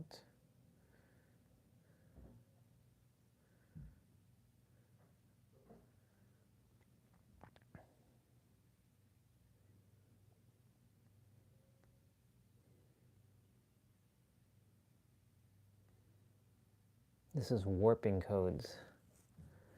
Just like the WS item mod, go to the creator, create. Yeah, fuck that. Unlock to all ultimate thing. Carry more than 30 items. I want to see that. Crashes at 35.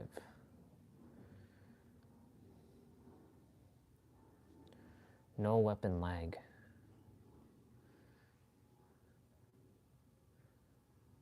Infinite traps. Dark flow special always works. That's the one.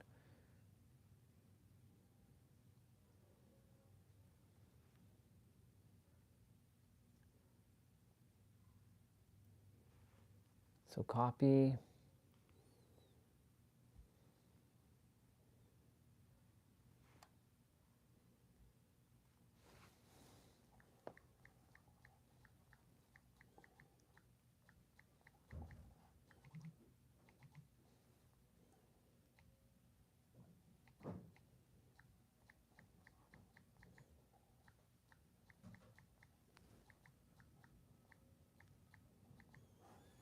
Some of these may not work. It all depends. And then I'm gonna also take this other one, never misses. Special infinite item usage. See, I think that item, that fucked up and screwed up my game. Always 3 hits with turbo on.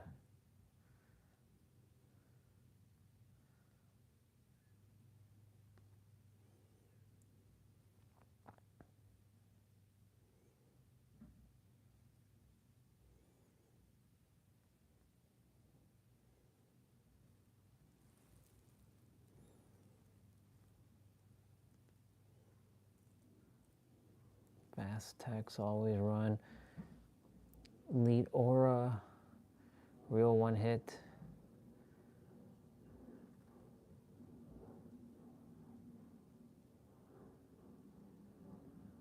Copy.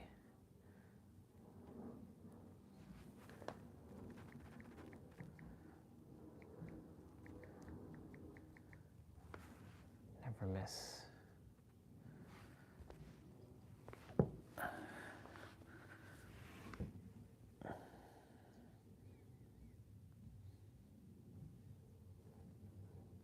Okay, let's see what else we got.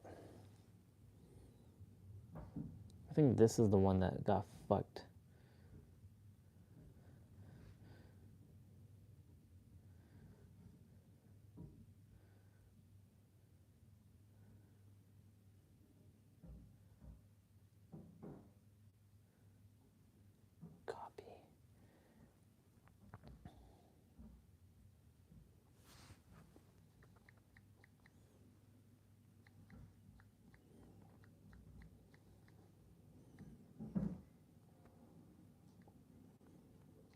Oops. Oops.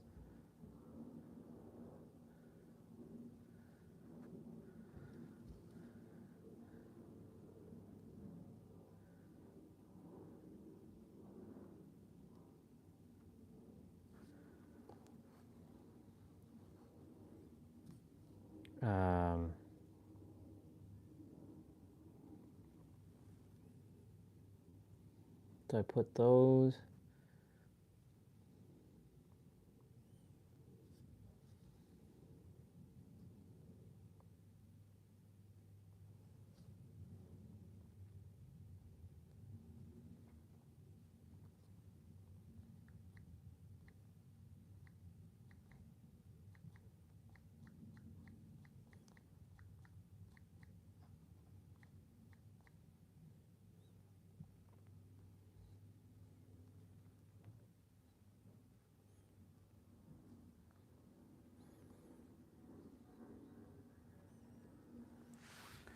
I'm gonna be testing some of these codes and see what the hell, if they work or not.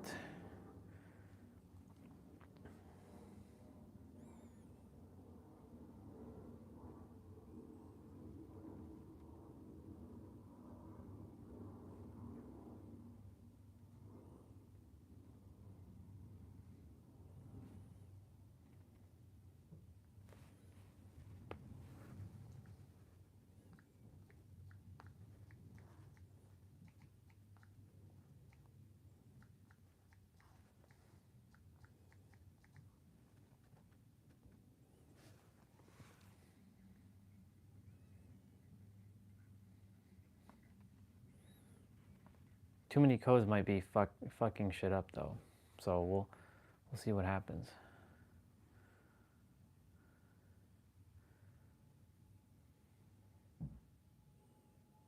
Enemies die when they see you. That's hilarious. That's fucking hilarious.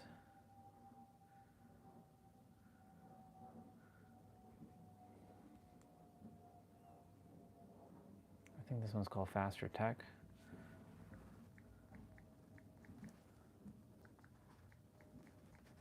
What the fuck did I just copy? Yeah, Faster Tech. Oops. Don't want to put the code up there.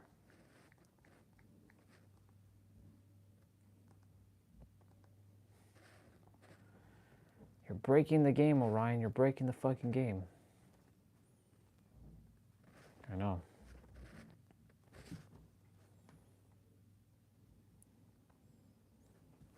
Dupe items on you. I don't know how this one's gonna work. Enemies die when they see you. That's funny.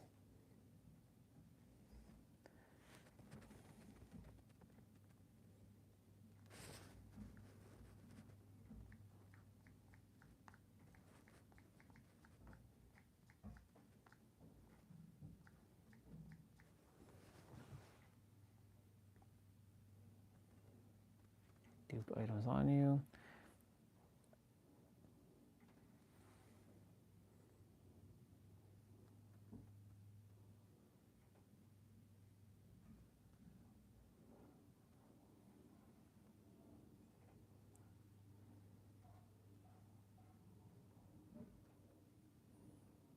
I have no idea what the fuck that is. Elite Aura.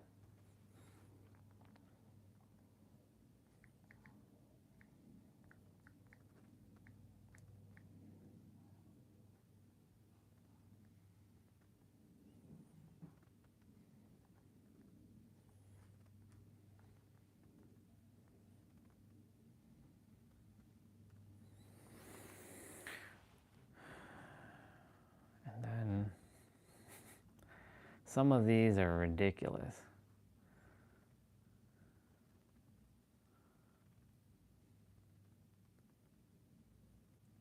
We're not gonna do the locked door ones because that one's actually, that would be walking through walls. Walk through locked door. Technically, I could just speed through the damn game like that.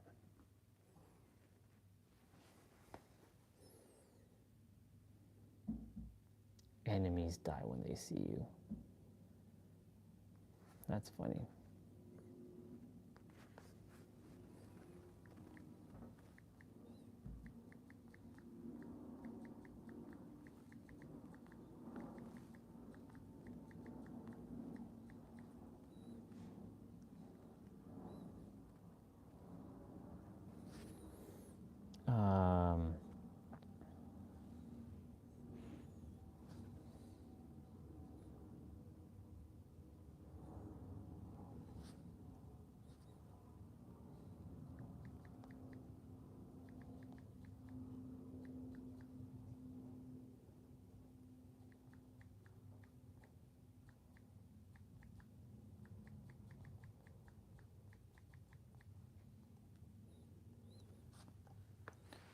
Okay.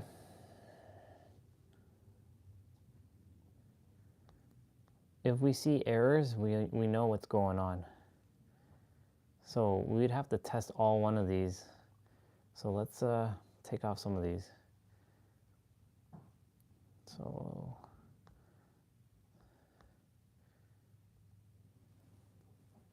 all right, let's go. Let's see what happens.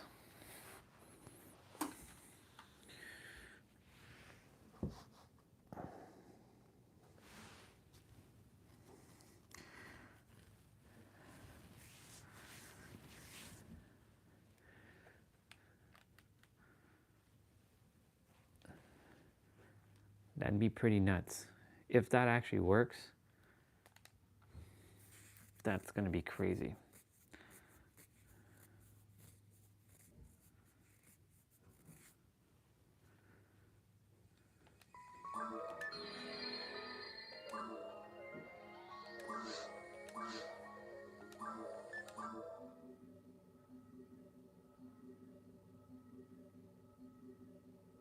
Sometimes there's errors.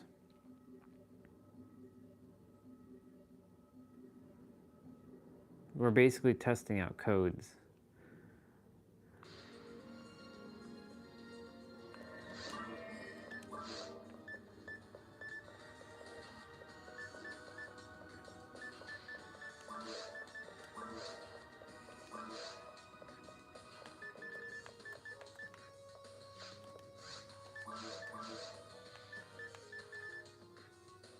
Oh, I have 2 dark bridges. I have 2 heart of Pums.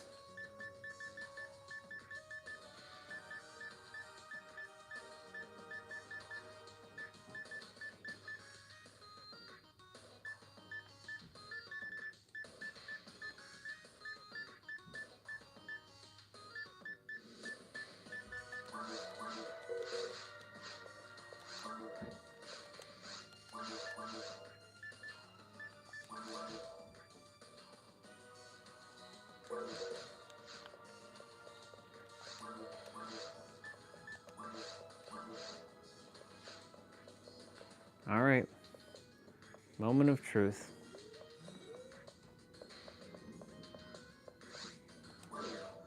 Always test stuff in force before you go anywhere else. It's just a rule of thumb. Oh. Okay.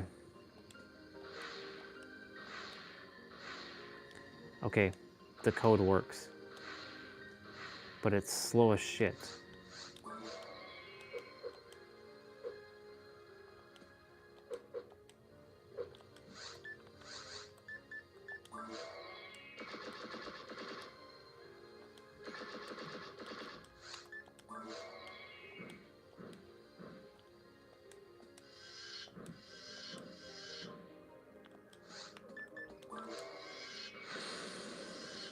Holy shit.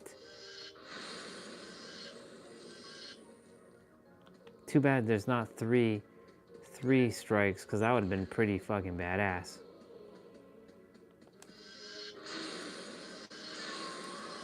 Oh, it does work. Oh my god.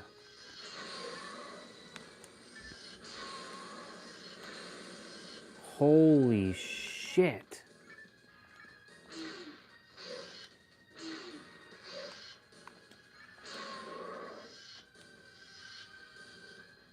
So it only is on this weapon.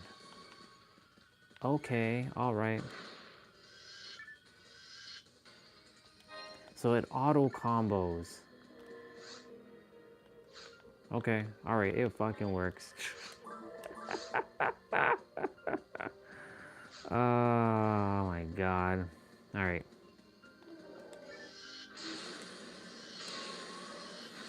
Holy shit. She's remembering her god powers, y'all.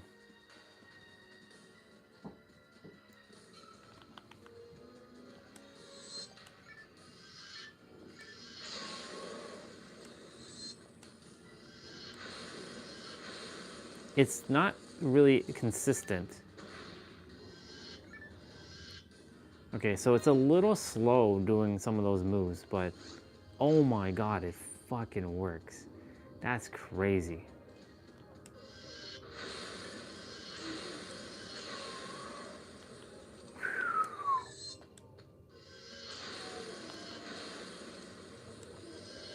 Wind scar. Damn, boy.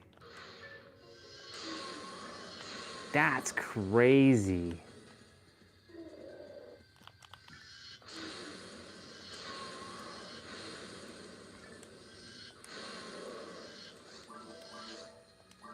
The only thing about this sword... Yeah. Okay. So we know that code works. Okay. So we know those codes work. So now we're going to go test some other codes. That's crazy.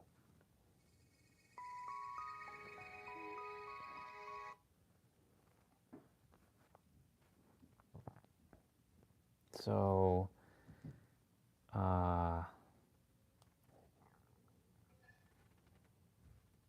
let's do that one. Let's do that one. Let's do that one and that one. I'm sure there's going to be an error, but whatever. We'll see what happens. Yep, I knew it. Ignore for this session.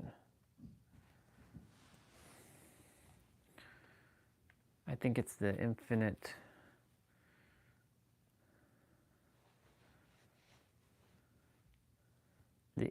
item usage.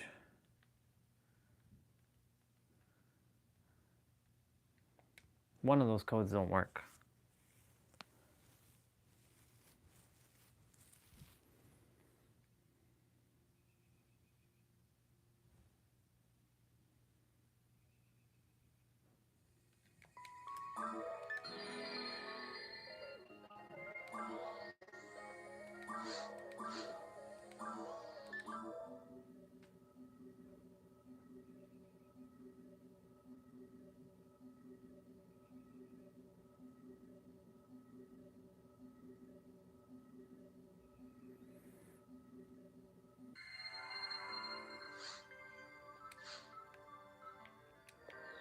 The fuck? How did I end up here?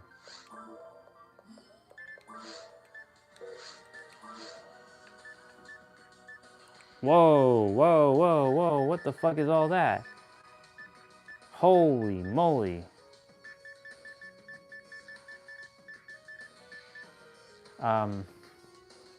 Yeah, let's turn that shit off.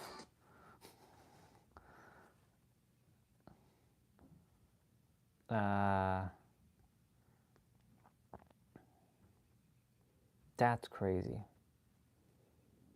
So maybe turn that off. Dupe items on you. Let's see what happens.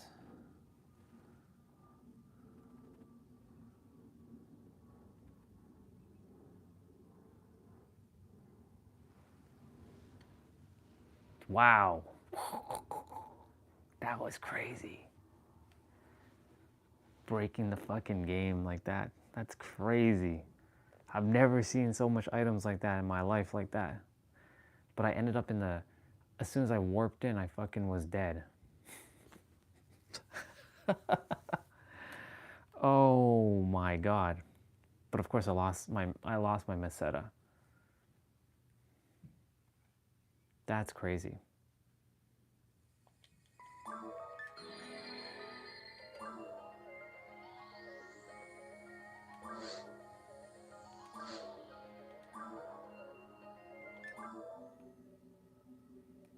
Okay, let's see what happens now. Do I spawn back in at the hospital, or do I spawn back in the normal room? Because one of those codes, yep. Holy shit, man.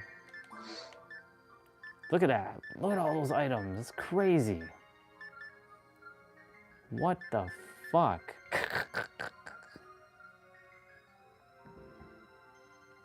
Jesus Christ.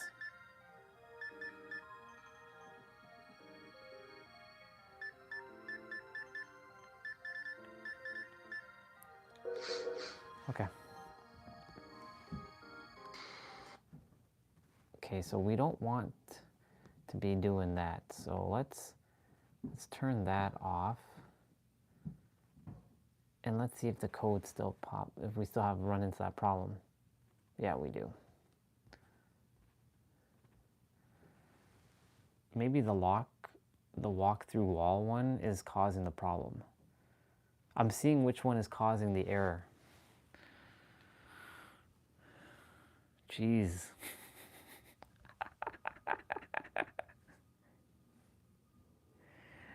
Oh, man. That's funny. That's so funny though. All right. So I think, yeah, I turned off the duplicating item one. So let's see what happens now.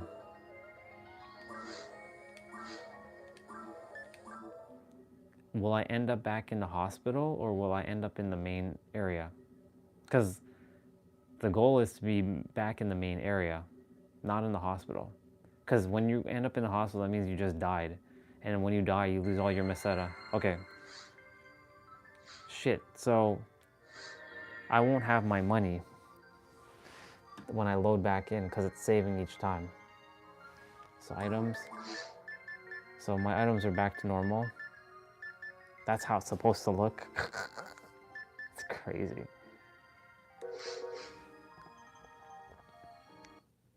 Okay, so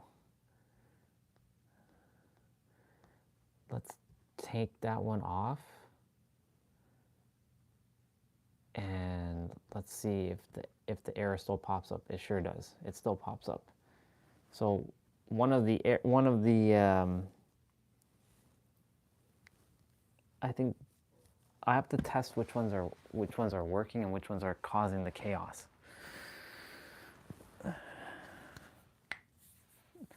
You just lost $46,000. Yeah, I know.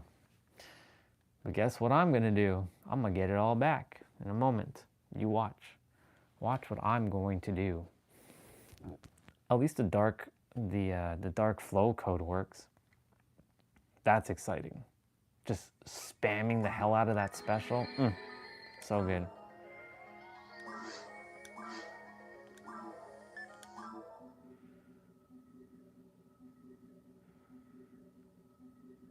Like I said, I'm just testing codes right now. It'll suck if every time I log in, though, I get booted to this.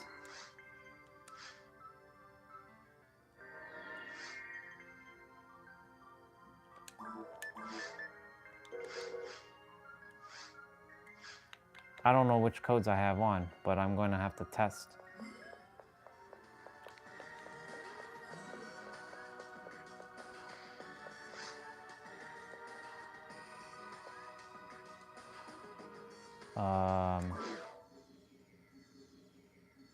I know I have the dark flow stuff on still. Wait, the fuck?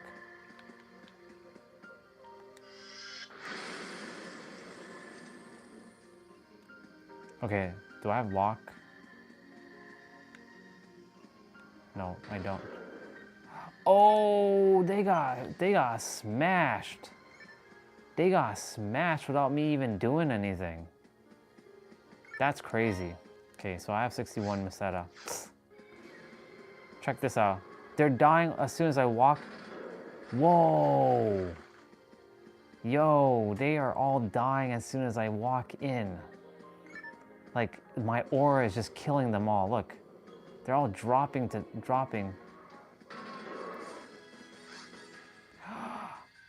Am I getting EXP? Yo. No way. No way. No way. That's crazy. Nope, I'm not getting EXP. Okay. So basically, don't use this code because this code doesn't give you EXP. Which means I can just walk through the game and everybody's just dying because of how powerful I am.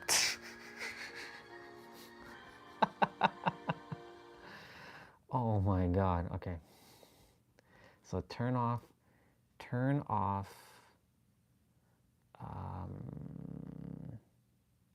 enemies die when they see you. Now, is this code still creating chaos? Okay, so we didn't come up with an error. So let's see what happens now. That's crazy. There'd be no point playing the game, to be honest. Holy shit, man. That's crazy. Wow. This is why I like to tinker with shit, to see how shit works and what gets broken and what doesn't get broken.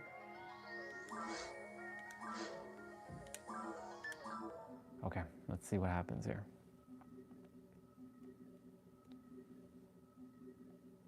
That's crazy. Okay, I should be ending up in my room or in the main area. Yeah, see?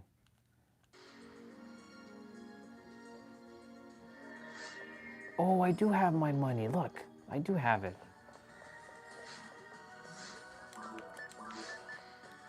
All right. So the goal, so we had faster techs on.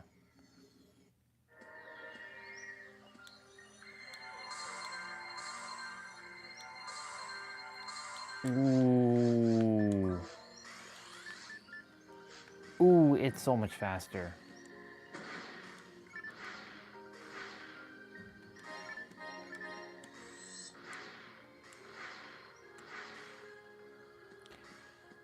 Okay, so this weapon is not supposed to be able to combo. All right. So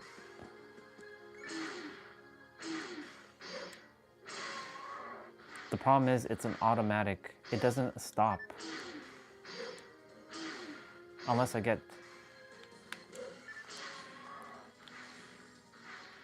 But this...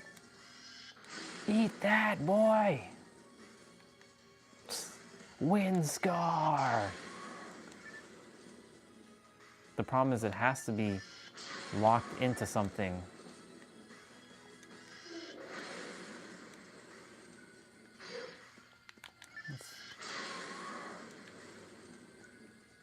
I wonder what the fuck is going on.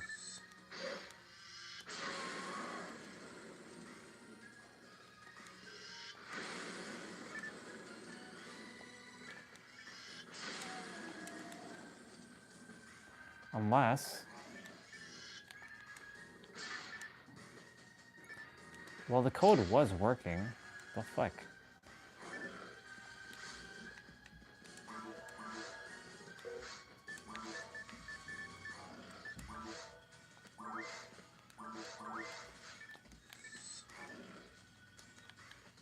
I mean, the 3-hit combo, like, thing was working.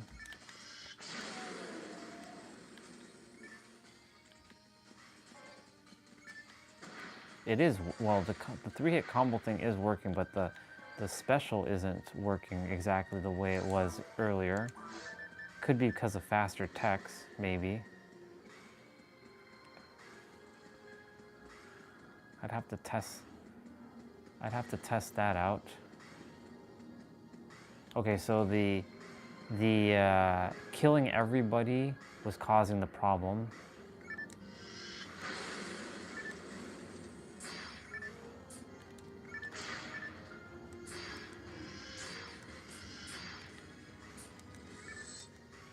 Okay.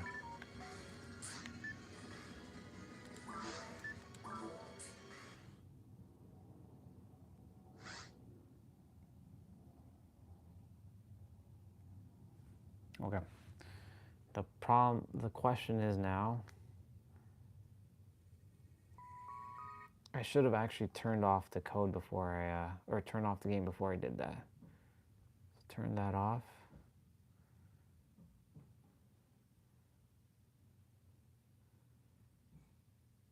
Let's turn back on infinite item usage.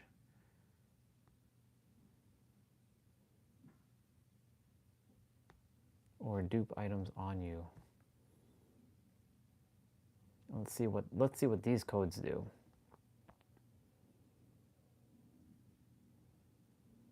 Dark flow special, never miss, always 3 hits. I want to see what this aura is supposed to look like. Oh, Ryan, you're breaking the game. Okay, so there was no error at the beginning, which is cool.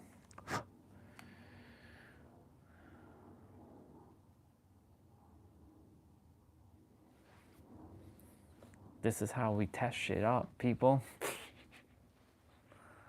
It's funny. That's hilarious.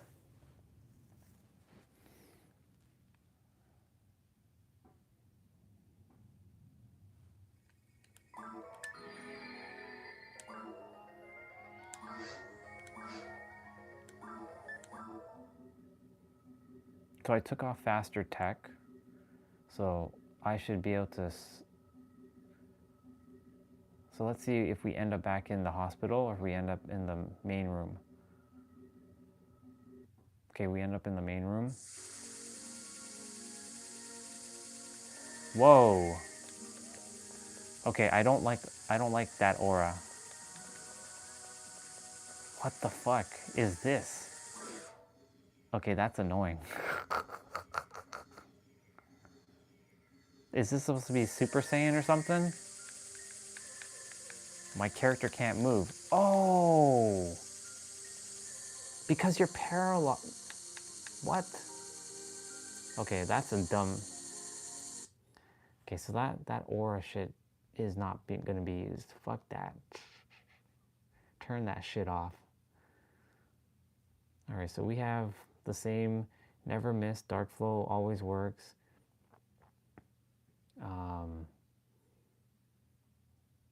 Always 3 hits.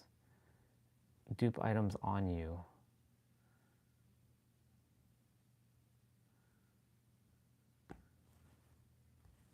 All right.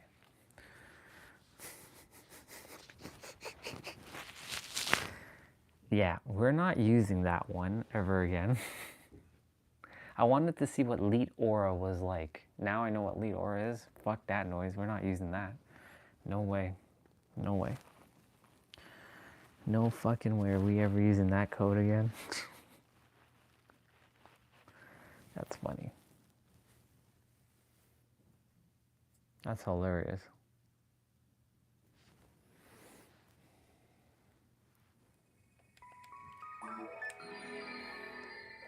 Funniest one so far though. Walking in and the monsters are just dying on the spot the moment they see you, but you get no experience for it. So that means every boss will just die immediately.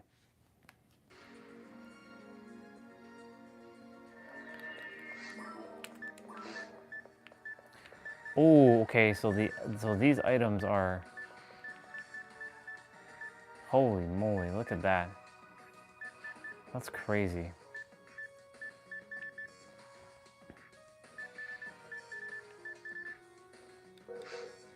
Okay, let's just go down into forest for a moment. Let's test our speed of our...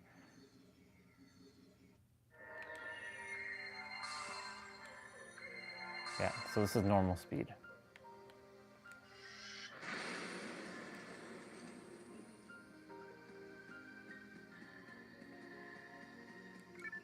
Wind scar!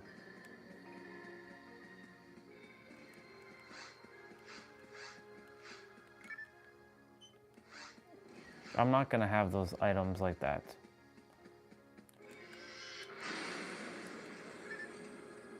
That's weird. It was working just...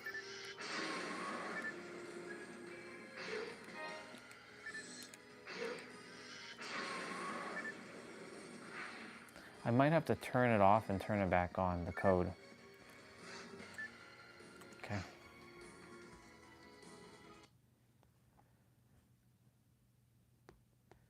So I don't care for dupe items. Walk through NPCs and lock doors. I haven't tested one-hit kills, but I don't care for that. So I'm gonna untoggle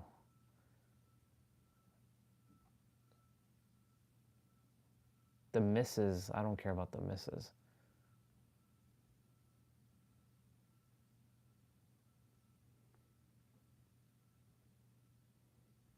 Well, technically I do, but...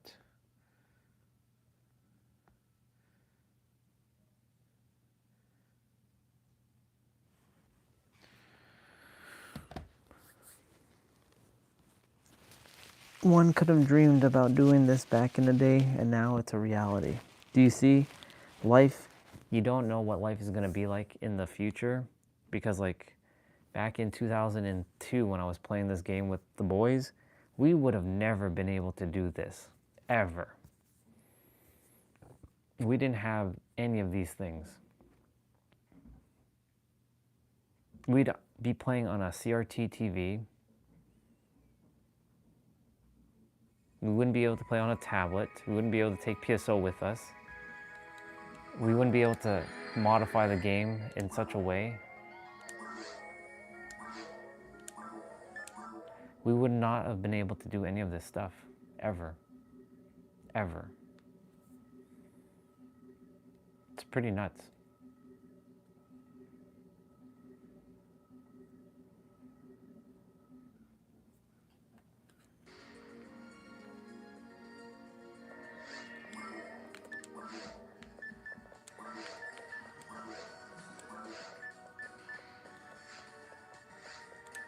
All right, let's go into caves. I'm not quite ready to play through this. I was just testing codes out. It's just too funny though, when I just see this move.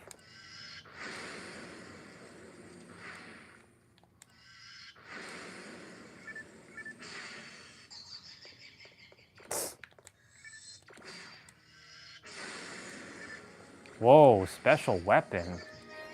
Interesting. I don't have a code on for that.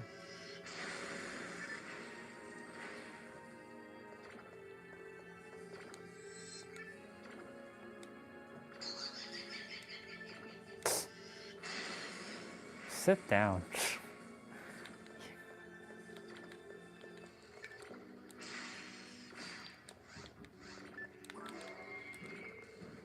It's the same. Oh, this does it on its own?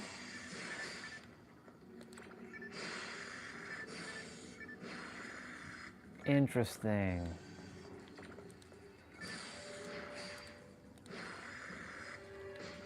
Oh shit, oh shit. One HP, 1 HP.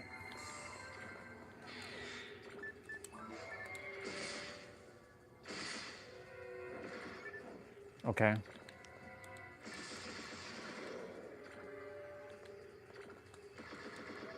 So that 3-hit code thing is also automatic.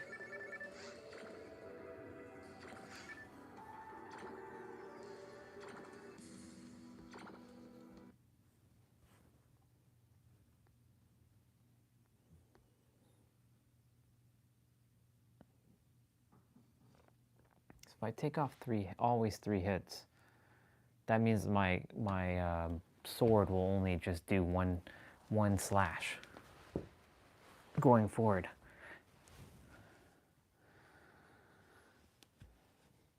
I don't care to walk through walls. I mean, it'd be cool, but I'm not going to do that. But there's something else I wanted to look for. Always run, real one-hit code. Always 3-hit with turbo on. Infinite item usage.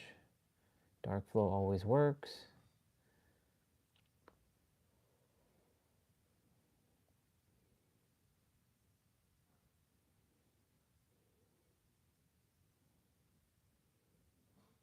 That's funny, enemies always die, and that's the one that we have.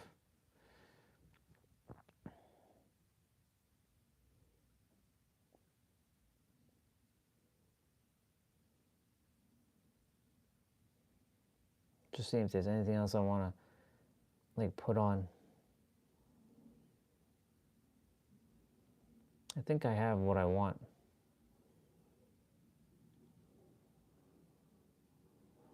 For now. For now.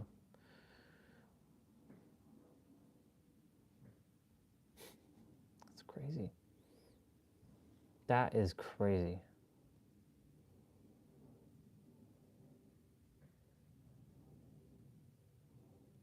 Shot mod.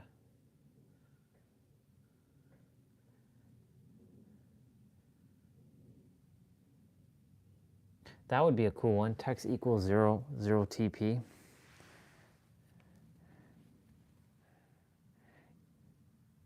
Yeah, we're not doing that. That's game breaking. I don't want to break the game completely.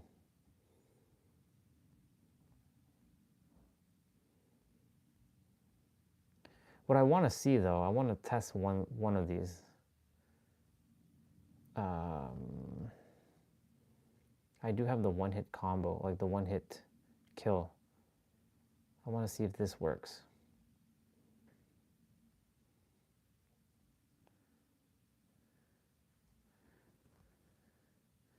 Okay, so you see that code creates an error.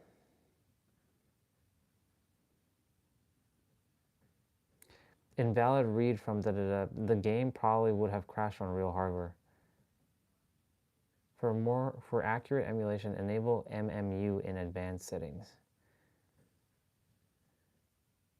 What the fuck is it? Okay, so at least I'm gonna read that. Let me see what happens with this code. So as you can see, there was an error with that code. Does this code throw us into the trenches as well? Is it similar to the other code where it puts you into the hospital? Let's see what happens. I won't be using this one at all. That would defeat the point.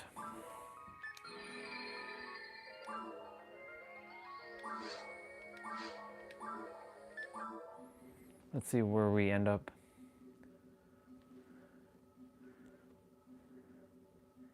Advanced settings, MMU. I'm gonna go check that out quickly after.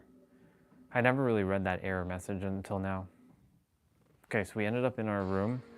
Let's see what. So everything's the same. Everything looks all right. Minus, because we did sort.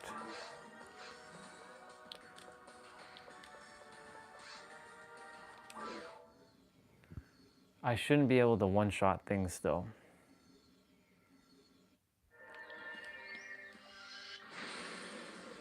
Let's take that off. Let's see even take... Yes, we're unarmed right now.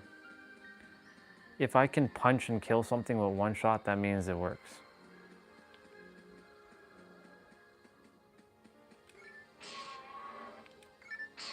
Yep. It's a one-shot KO. All right.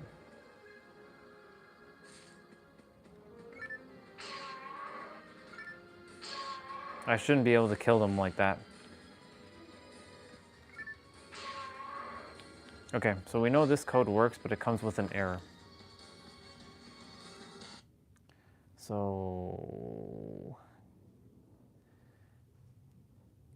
configure, advance. So enable the memory management unit needed for some games, but may reduce performance. Oh, okay, so that's what that does. Fair enough.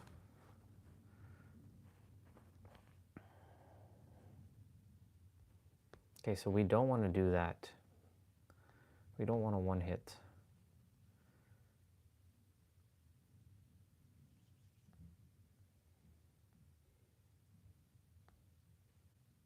The missing, I don't care about the missing. The 3 hits, I don't care about the 3 hits. The God of Equipped and the Dark Flow special, always working, I want that. Everything else, it doesn't matter. Orion, you're breaking the game. Yes, we're helping Lacus remember who she is, because she had all this power once upon a time.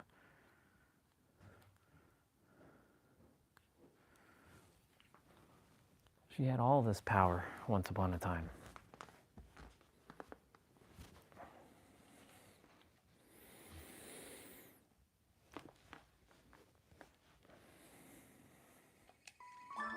Whoa, whoa, whoa, whoa, whoa, whoa, whoa. What the fuck was that?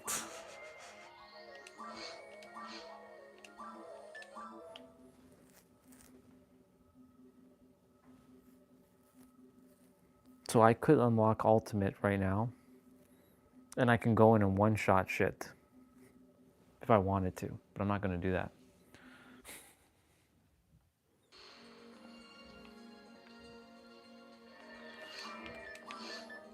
All right, so just for reference, we're going to go into Force. We should have the same configuration, hopefully. Yep. That works.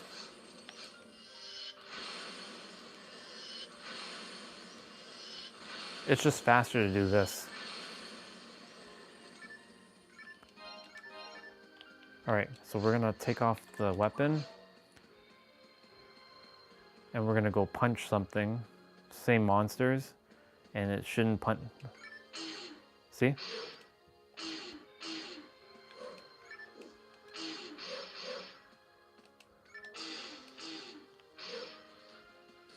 See, told you.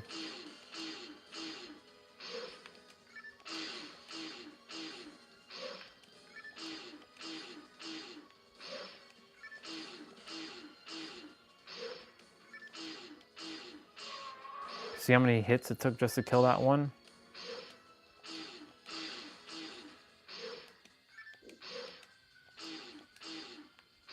Ooh. There's a weapon called God Hand that does this. You can't see it, but it is so good. I should have made that item. Oh well.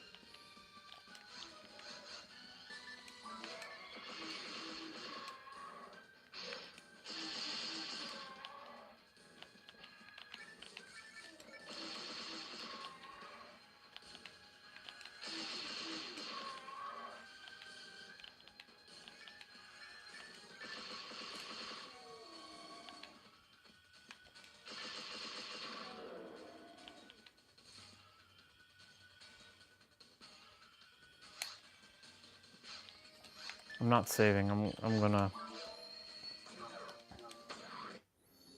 I want to go check the items in the.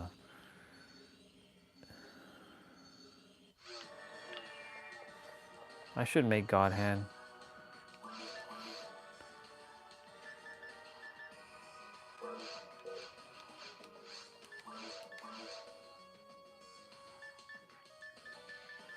I have 2 Dark Bridges and 2 Heart of Poems.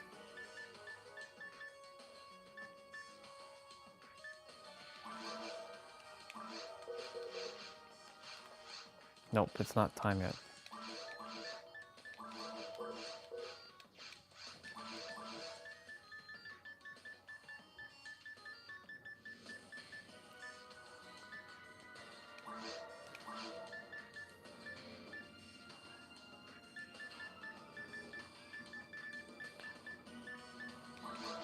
What's a stronger gun? Hold on, let's see.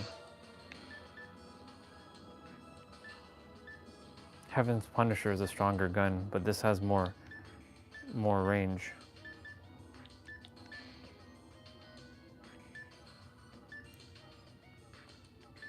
More accuracy, more power.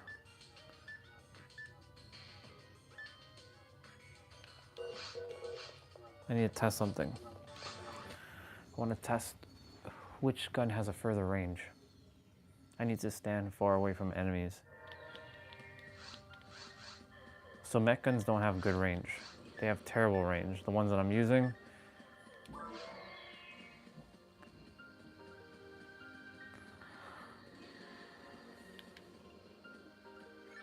this is not a good test.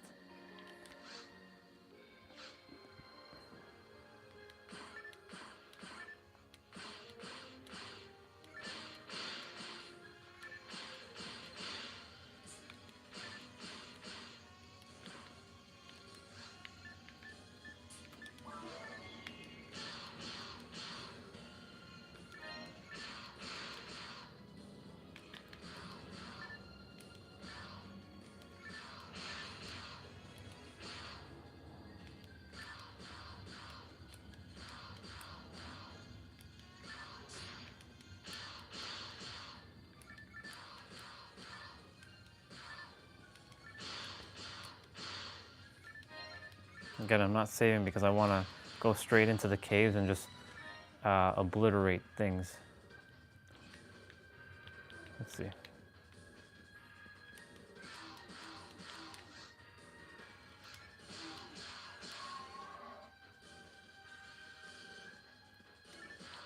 Okay, this is a good test.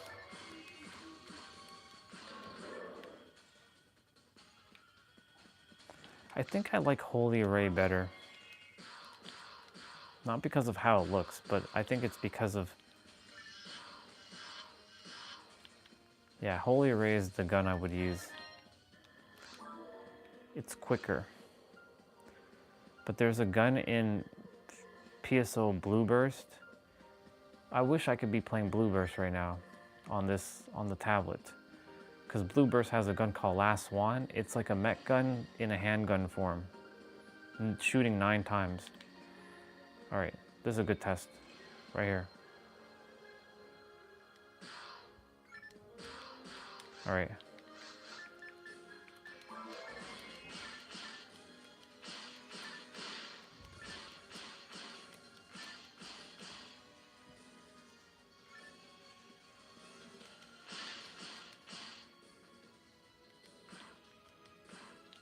Okay, so he can't reach, but he can reach. See that? Look at the range.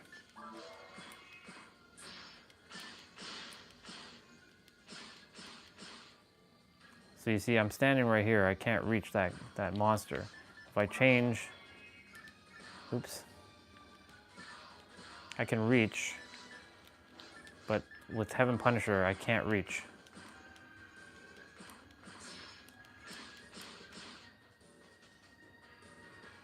So Heaven Punisher, I can't reach, but Holy Ray, I can reach.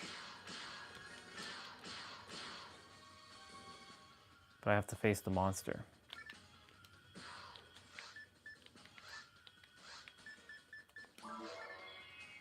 Hold on.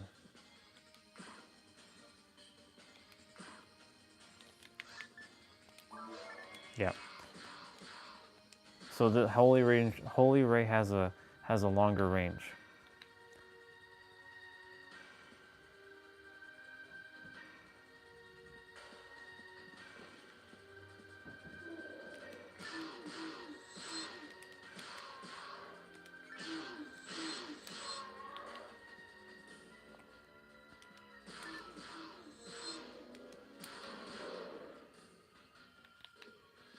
Okay. Okay. So, God of Equipped. Never lose Masetta. I don't care for that. On right now. Dark Flow special always works. Never miss. Never Miss would be kind of broken, to be honest. Cool. Oh, man. Oh, my God. Okay. I wanted to just kind of reset ourselves for a moment.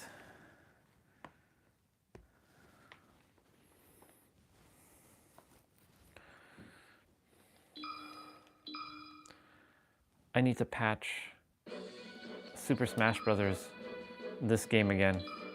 They released Chun-Li yesterday. Melee! Peach.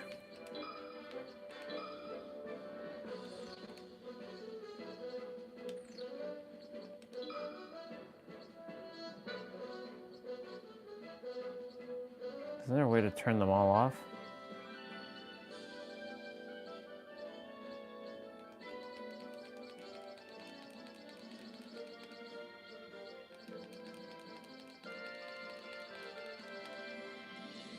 Even though I have it set to none, I still don't want items on. Survival. Zelda.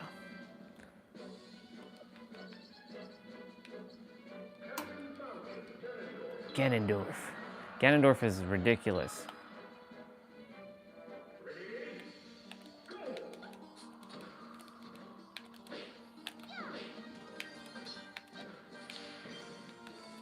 Oh shit!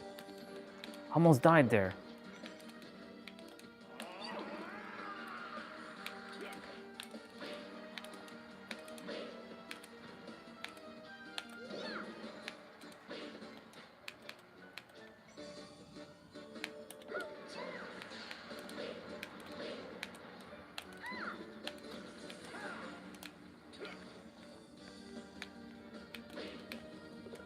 Ah, shit.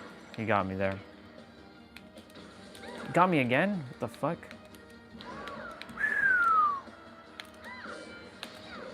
Look, we're at 117.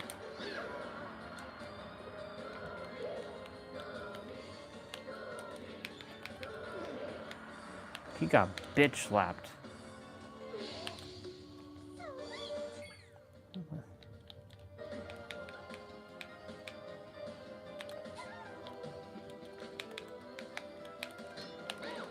Oh.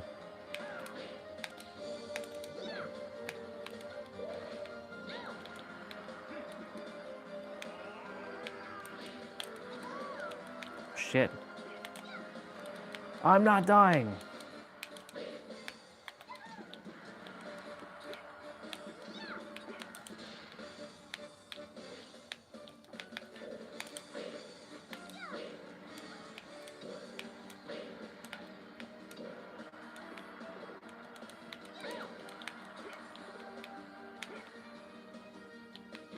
Oh shit, I knew it. I fucking knew it that was gonna happen. I knew that was gonna happen.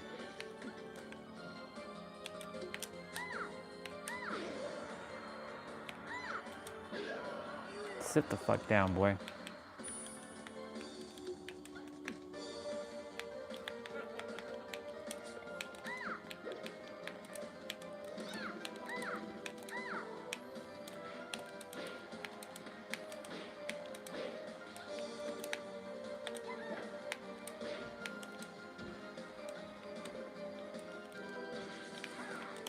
Look, 17. See? He always does that.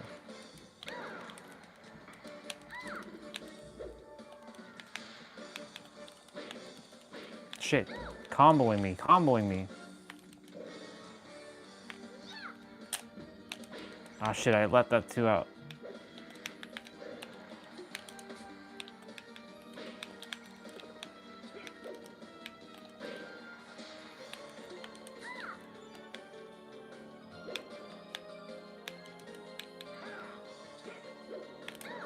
Shit. Look, 117. Look at how many synchronicities showed up. Let's zoom in on her. How do we zoom in? There he is. Game.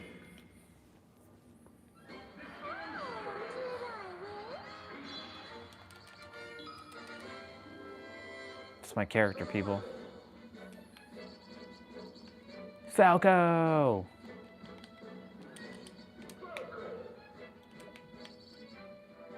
Bowser.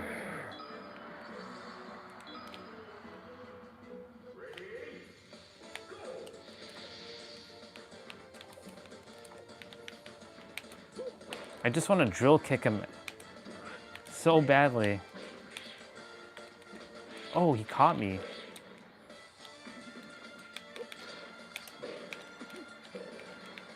There's just something about melee that it just feels right.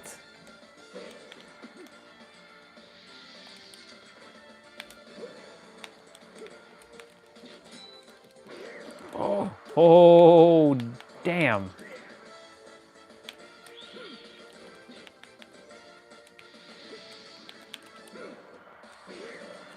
Whoa, 171. Falco, Falco.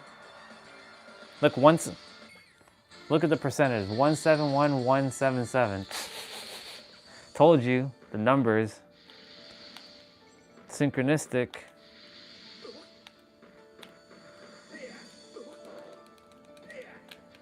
Okay, I broke the numbers.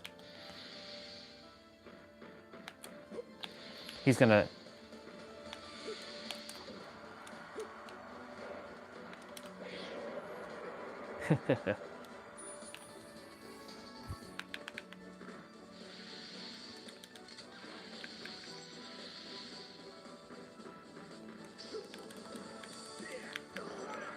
Oh, he sent me flying. Okay. I was expecting that. I was expecting that. I went right on the attack as soon as I came.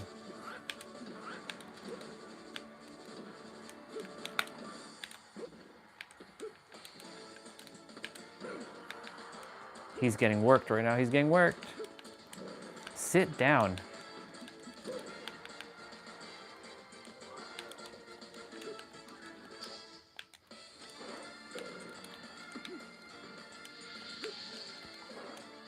Shit.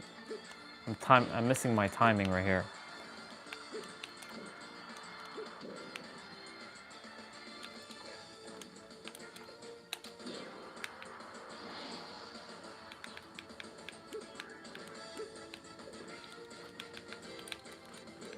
Ooh.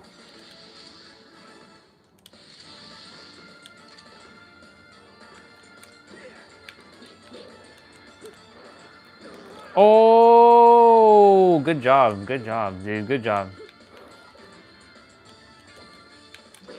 Yep, they got me.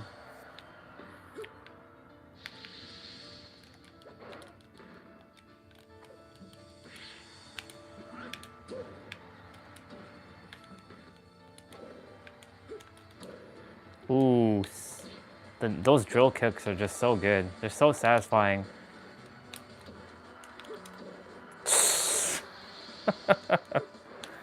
Oh my god.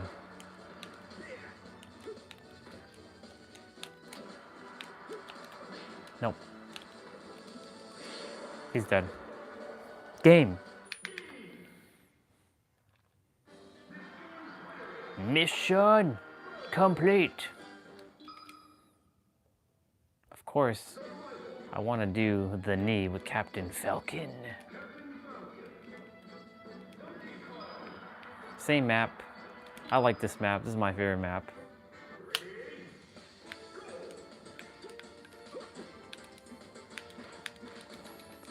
Show your moves. Yes.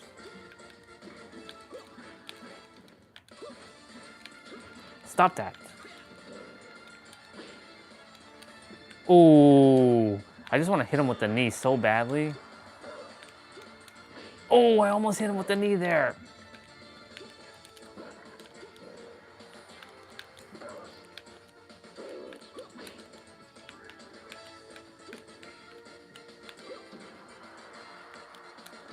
Oh, I got him with the knee. Fuck yeah, let's go. That knee is just brutal.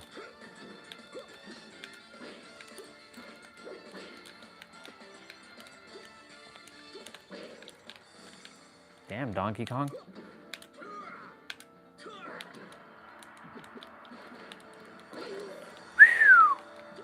Combo. Whoa, he just like clobbered me. Let's go.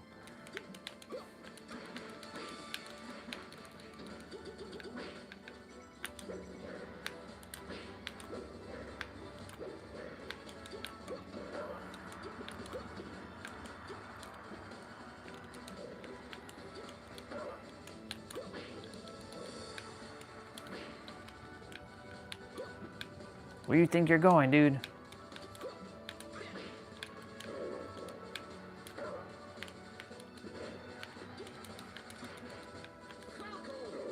Oh my God.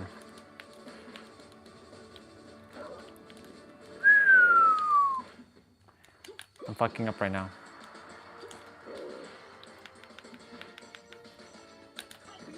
Falcon kick.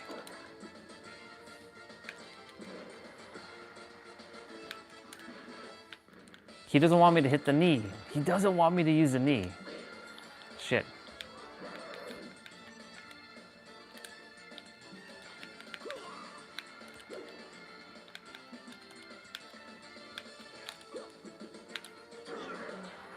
All right, well, I have to settle for the elbow.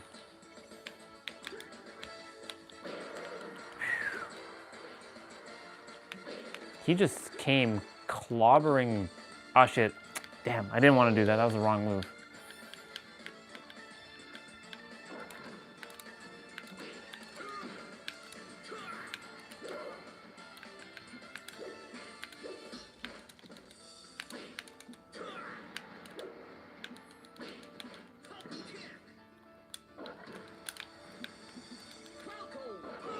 Ooh, satisfying Falcon punch. Oh shit, he blocked.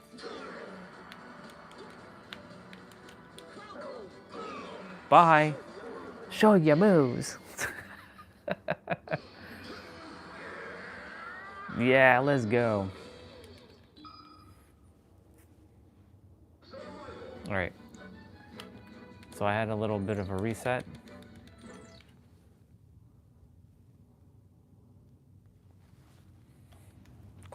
Quick couple rounds in this.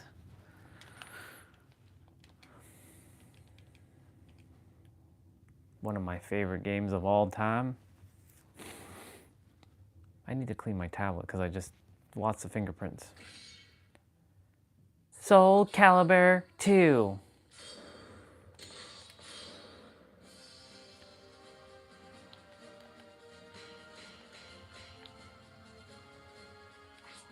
Oops.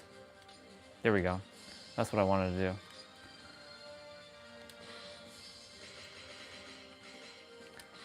Now. Are you okay?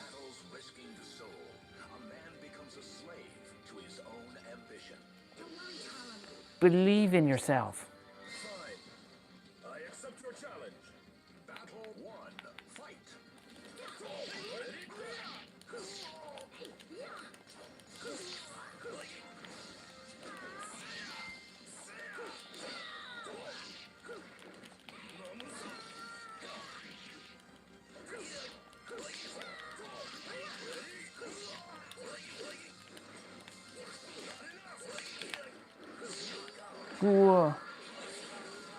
Hooah. My heart is still pounding.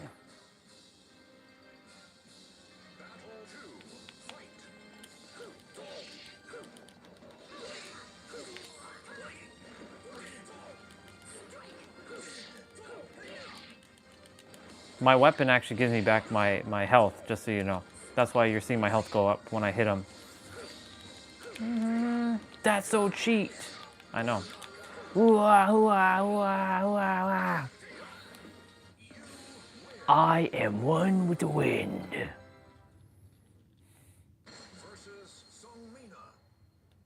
What kind of outfit did they give Sungmina here? It's crazy. Din, din, din, din, din. Wind, guide me. They made her look so fat with this outfit. I don't know what they were thinking when they made this costume for her.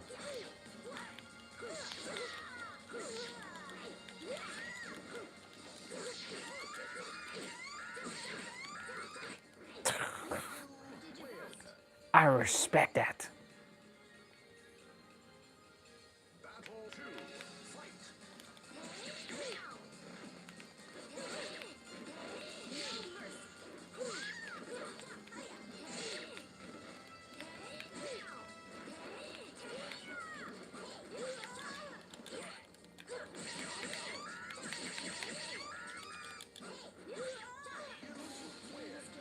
Won't you please give up?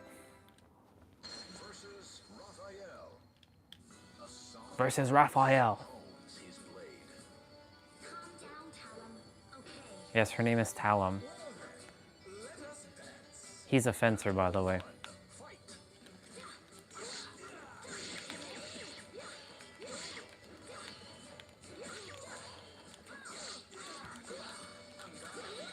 Oh.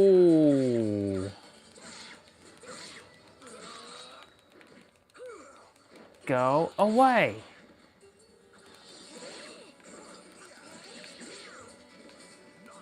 He died? Whoa. That was interesting. He died like that. I think his weapon is draining his health.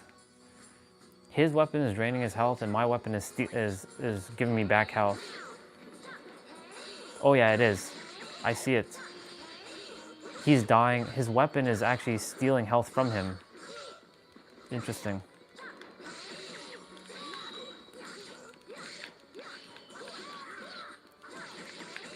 You can ring someone out. Oh shit.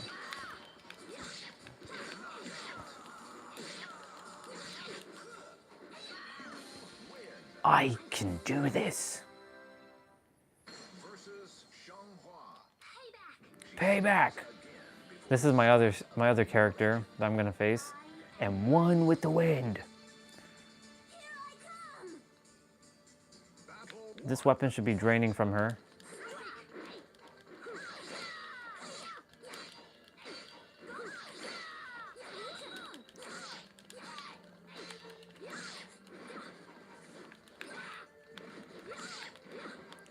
For a game that came out in 2003, it looks so fucking good. This game aged so well. Like when they built this game to look really nice.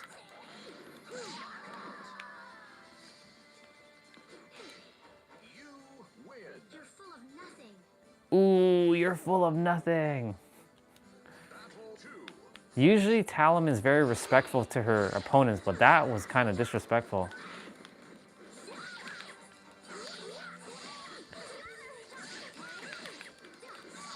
I need to block more.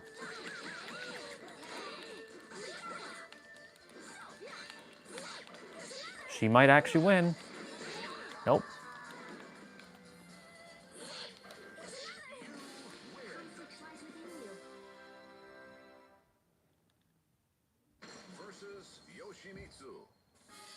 This is my track, by the way, y'all.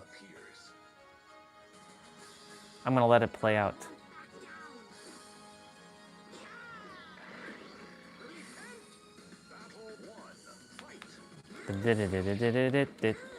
This is the same Yoshimitsu from Tekken, by the way, y'all. If you play Tekken, this is the same dude. Remember, Tekken and Soul Calibur are the same company, Namco. Namco Bandai. I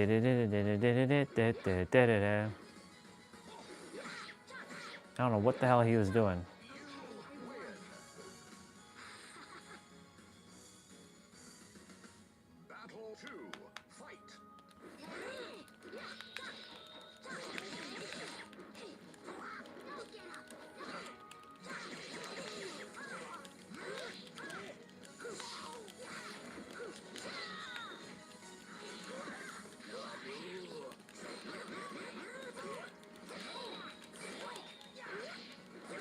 Oh shit.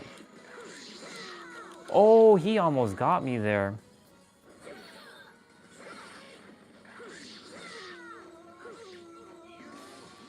This isn't over yet. Oh shit. Oh god. This guy hits hard.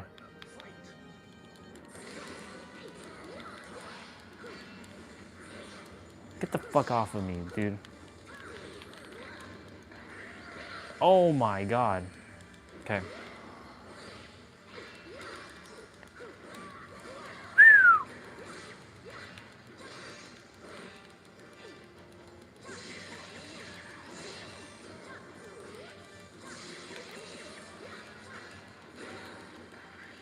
Gotta hit him with his quick strikes. Oh, he actually got me. Damn.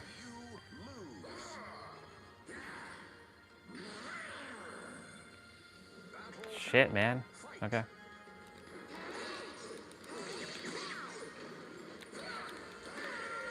Man, his axe is just crazy. But Orion, you're not blocking. Whoa. Yeah, I'm dead. I'm dead. But it ain't over yet. It ain't over yet. Let's fucking go.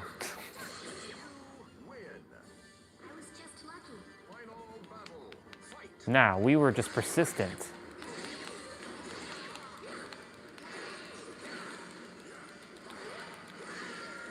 Whoa, look at the damage he did there. I'm dead.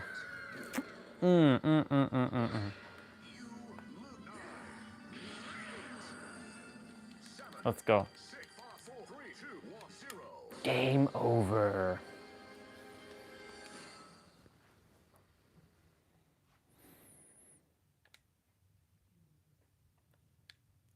Do we have our name up here? I think we do. We'll wait till it passes by. I think our name is here.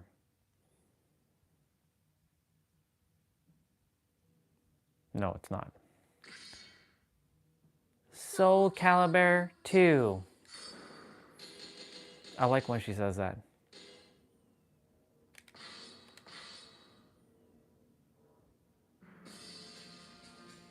We gotta play through all this again.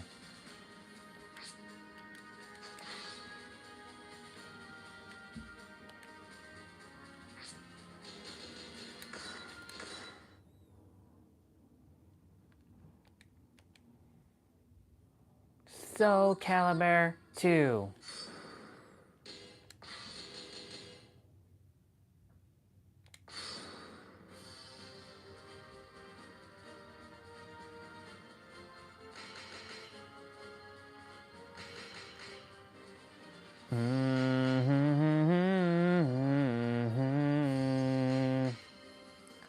So the character with that weird ass costume, the big one is this one. I don't know what the hell they were thinking with that.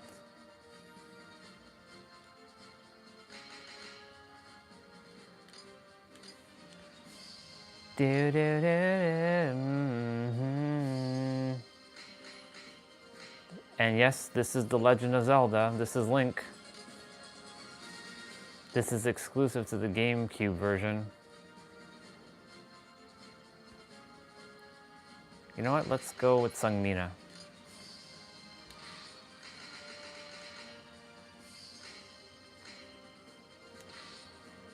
Let's face her brother. This is her brother, Killick.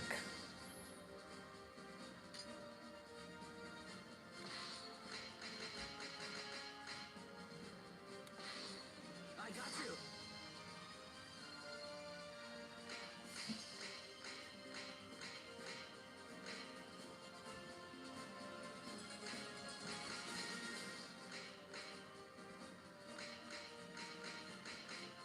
I want my music, by the way. I don't know which one has my music. I don't think this one has my music. Ready? Battle, fight.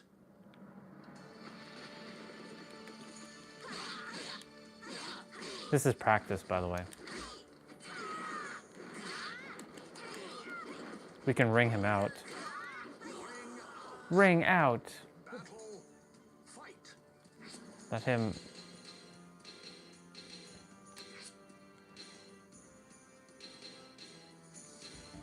versus CPU. Let's put him on extremely hard. You'll see how massive I'm gonna get beat up right now. Go. I see you. This is how I used to train. Facing things at extreme hard difficulty until you get used to it.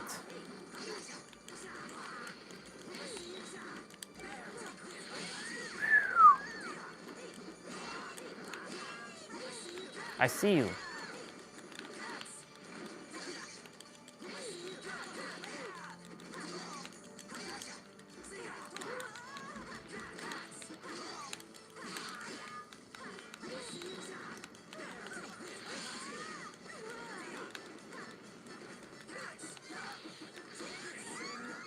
Ooh.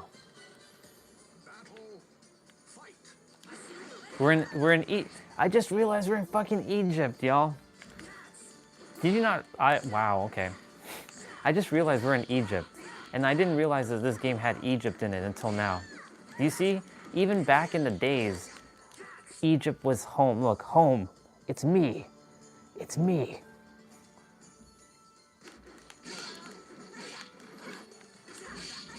No wonder I picked this stage. I was looking for the music, not because it was Egypt. I had no idea until I looked. I'm like, wait a minute, that's fucking Egypt. Okay. See? Synchronistic moment, y'all. Ah. Come on.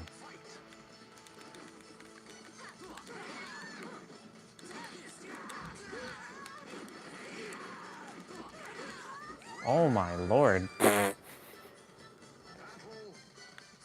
Man, the third eyes are right there. They're just looking at you. The Eye of Horus. Look, it's right there. The eyes of Horus are looking at you all.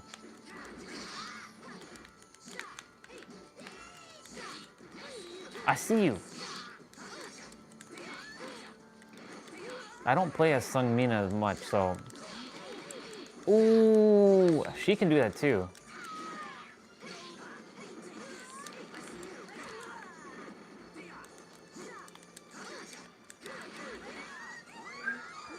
He fell out too. That's funny.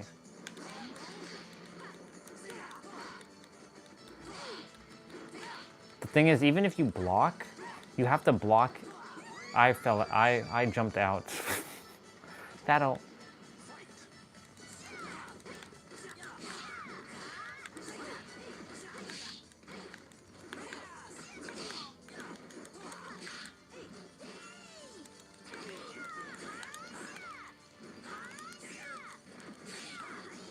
See, starting to make progress.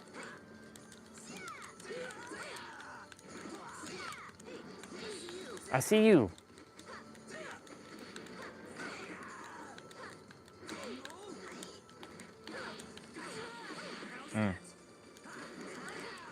Oh shit. I fell out.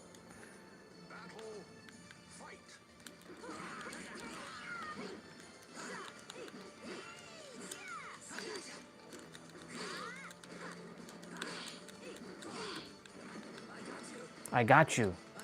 I got you.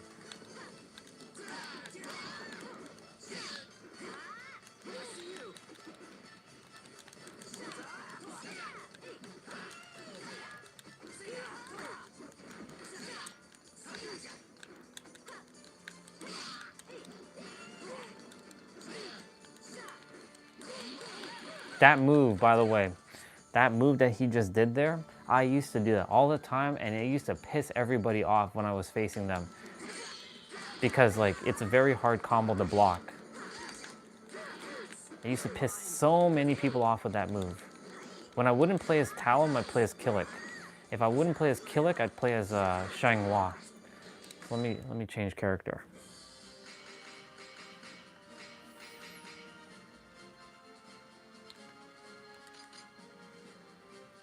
What's the red one? Is this the red one? Yeah, it's the red one.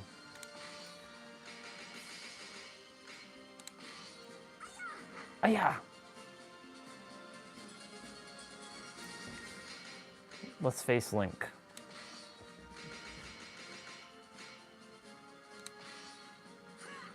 Yeah.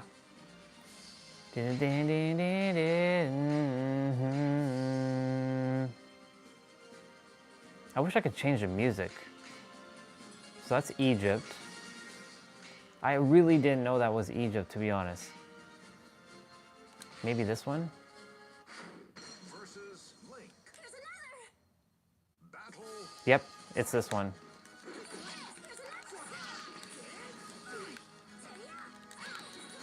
This was my other character I would use. All right, it's been a while since we played as her. So let's get familiar.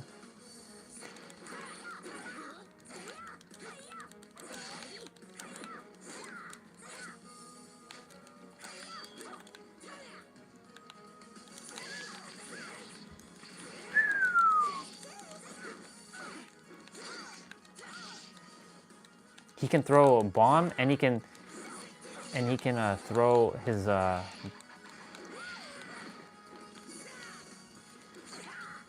don't remember Link doing that back in the day.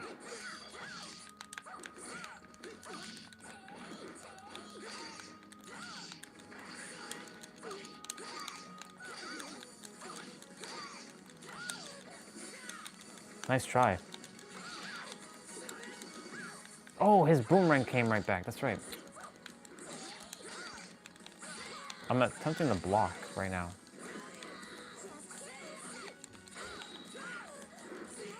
Nope. Battle, fight.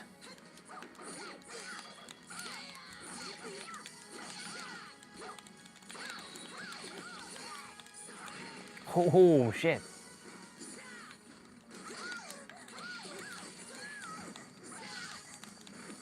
Okay. He's comboing me.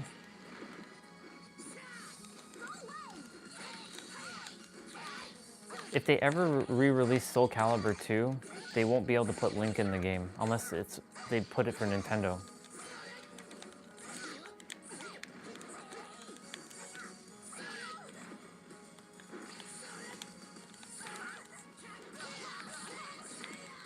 Say ya!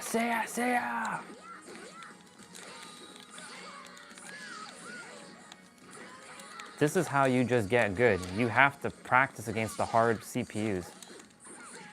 They will just beat you down. Or you face someone who's as strong as a hard CPU. There's no way around it.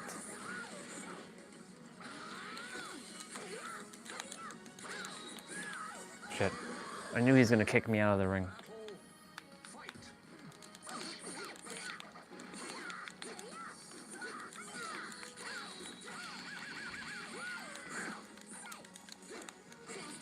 Just kidding.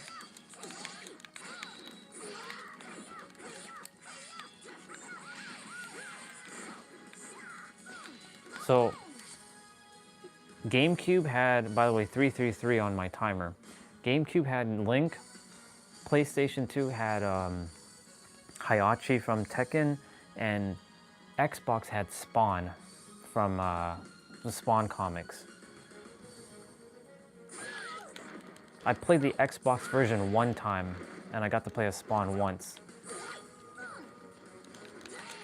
When Xbox emulator finally works properly on Android, I will download Soul Calibur 2 for Xbox.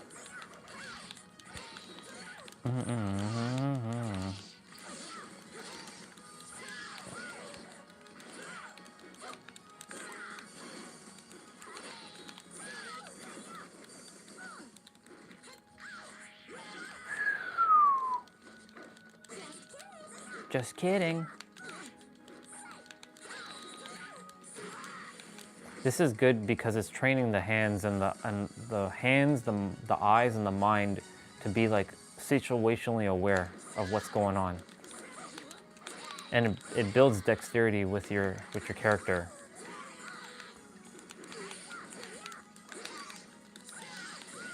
Just getting beat up in the in training is enough to like help you with hand-eye coordination.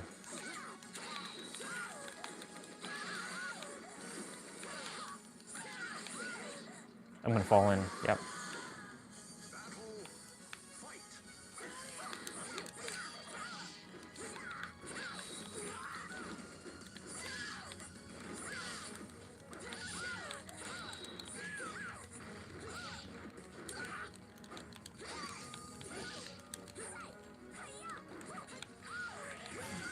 Those misses are...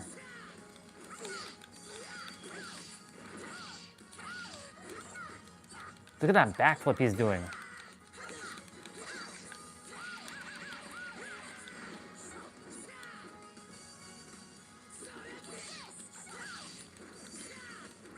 Blocked. Good job. He fell in the water too.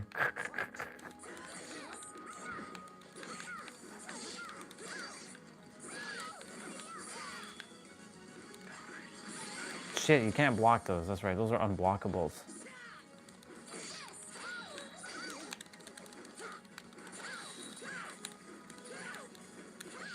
Nope. Nope.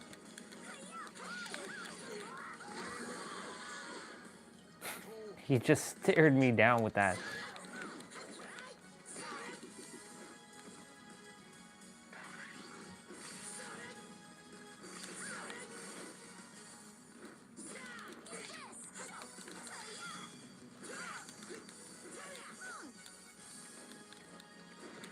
Nope. He knows that I'm blocking right now. So he's countering me by coming and grabbing me.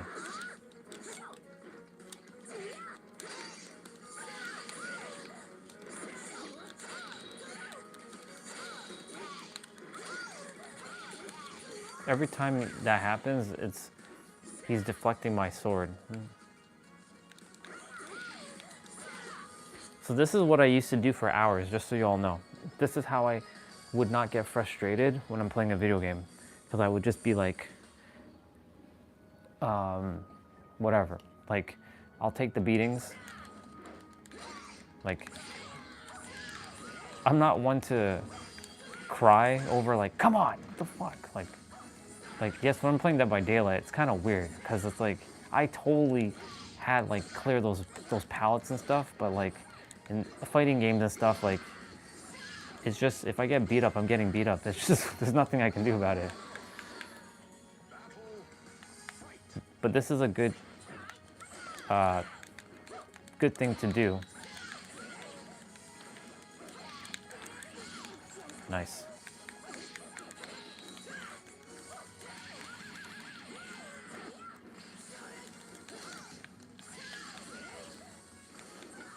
And the fact that I've been able to combo him a couple times on the extreme hard difficulty, it just means that like I know I can do it again.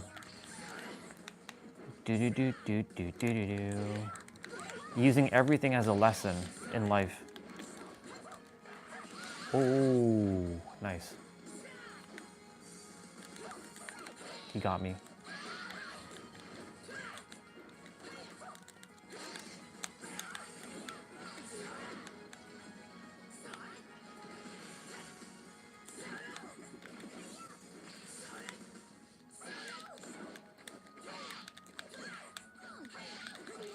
Shit.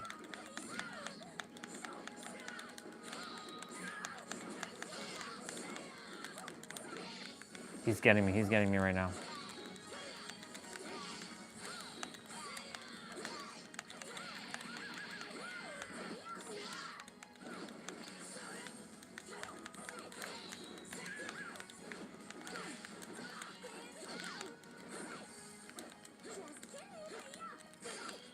See him dodging like that there? That was...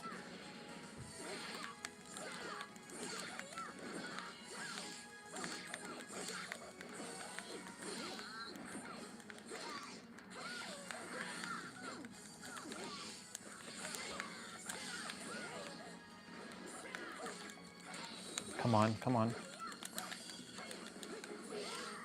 Sometimes you just have to like endure it. Son of a...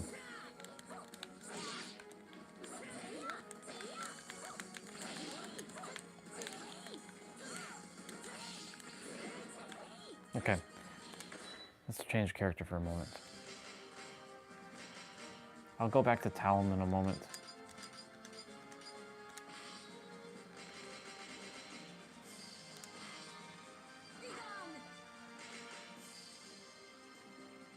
Let's bring the most randomest character ever.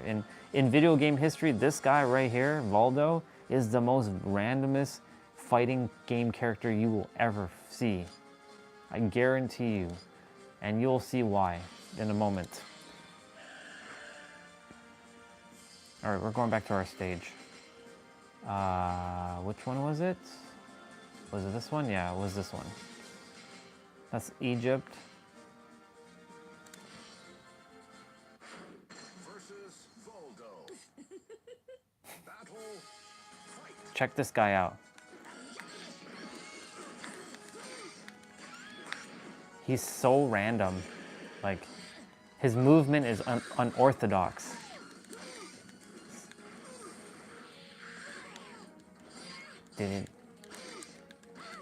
So facing an unorthodox character like him is good.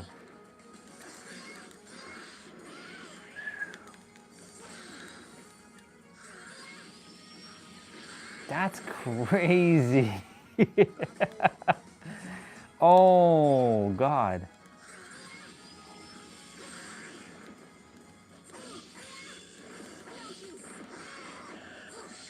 Jesus.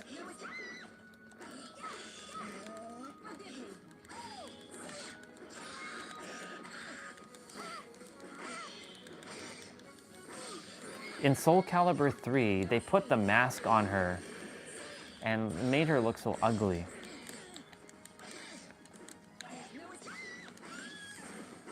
That's why I prefer Soul Calibur 2 over Soul Calibur 3. It just plays better too, this game.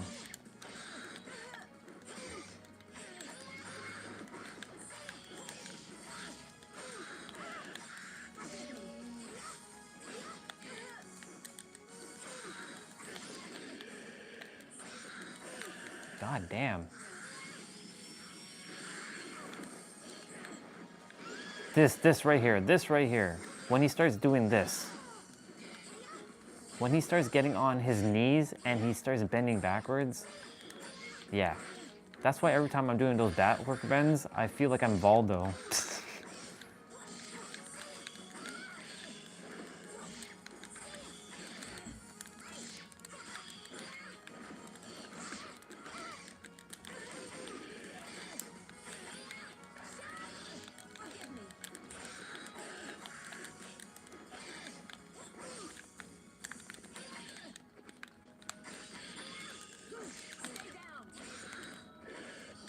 Check this out, check this out.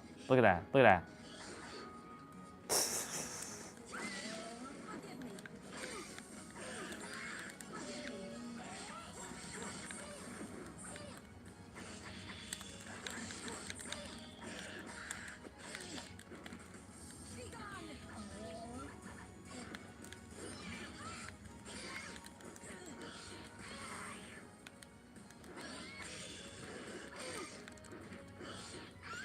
Like, you don't know what to expect with Valdo. Like, you don't. You have no idea. Like, unless you memorize him, like, even then, like, good luck, because he's very random.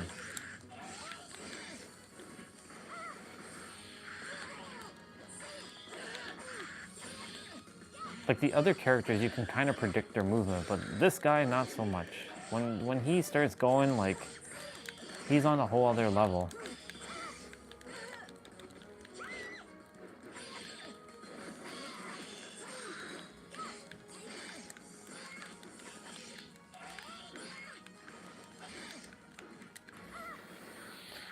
And this is how I got so good eventually at playing Soul Calibur 2 back in the day, because I would just spend hours, like, you have no idea. When I say hours, I mean hours of, like, pure focus.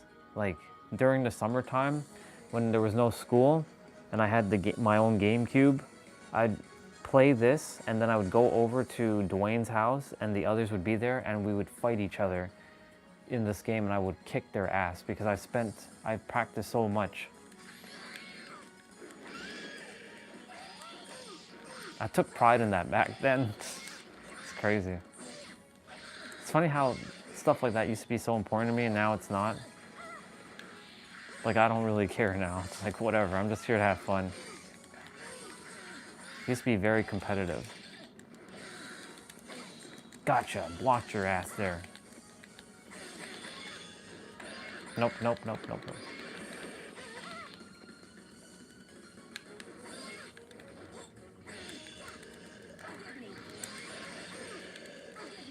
I was just testing something out there.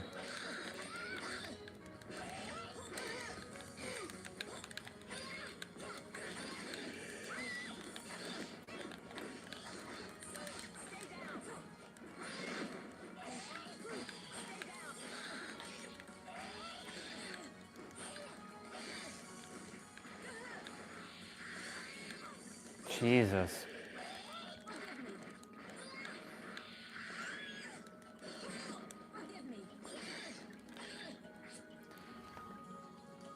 $46%. Okay.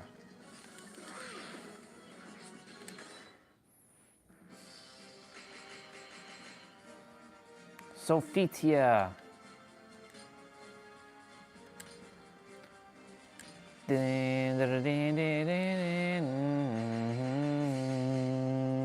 The orichalcum. And her sister is Cassandra.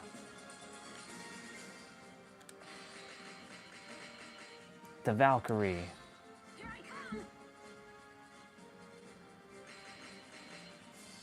This is their stage, by the way.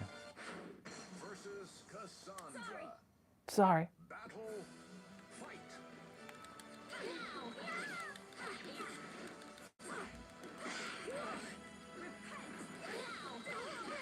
Repent.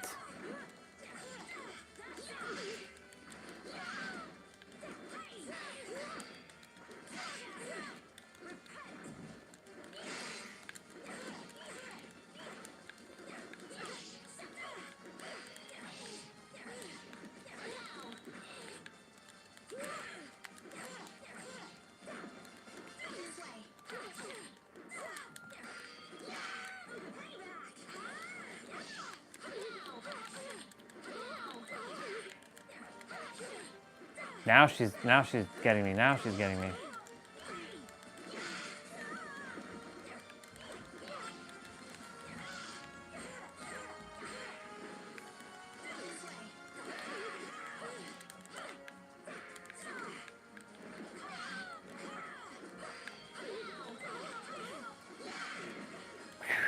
She pinned me against the wall there. Holy shit. I got slammed against that wall. Unfortunately, there's no indestructible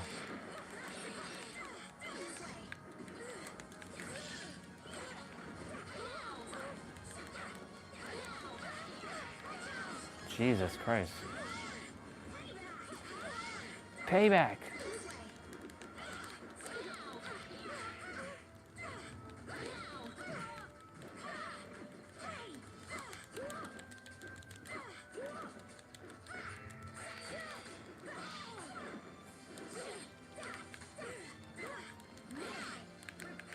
Repent. Not bad, not bad.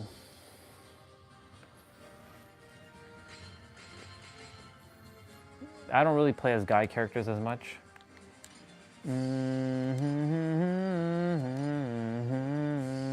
Does he only have 3 costumes or 2 costumes? 1, 2.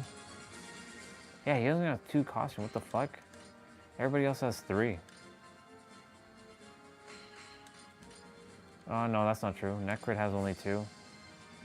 Link has 3. Mitsurugi has 1, 2, 3. He has 3. My girl Talum. Ivy. Ivy has 3. Maxi. Maxi's crazy. I'm gonna actually play as him for a moment. Maxi only has 2. He's a nunchuck dude. Easy. Raphael.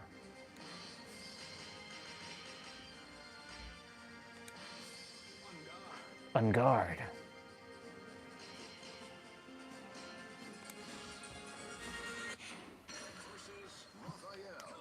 Come on.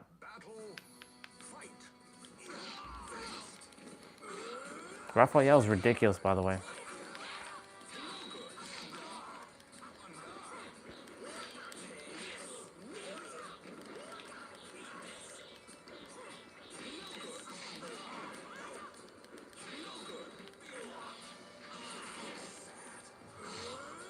I'm gonna fall out.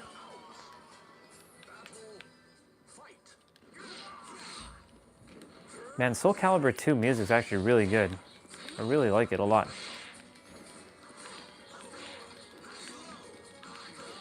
On guard. Yikes. Oh. I'm not a really good Maxi player.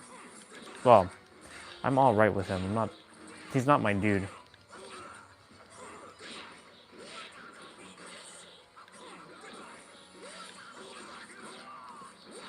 Raphael is ridiculous, by the way.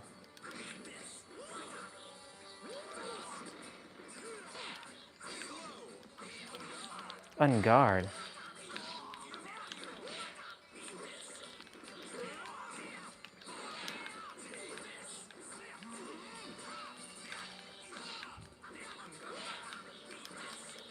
I'm missing so much with him.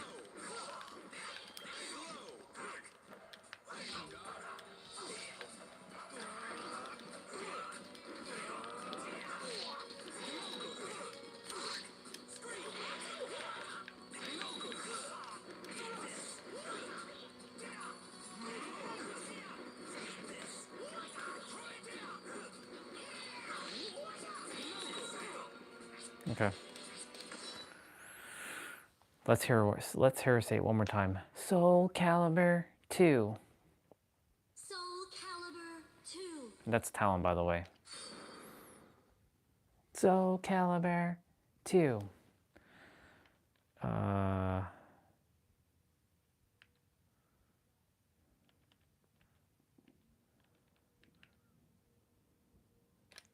Quick match of tennis. Nintendo. Camelot. We're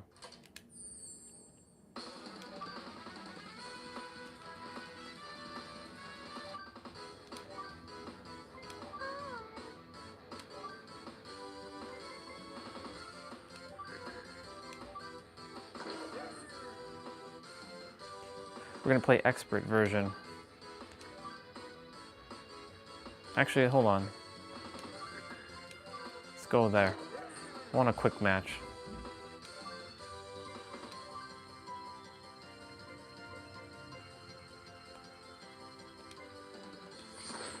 Three sets.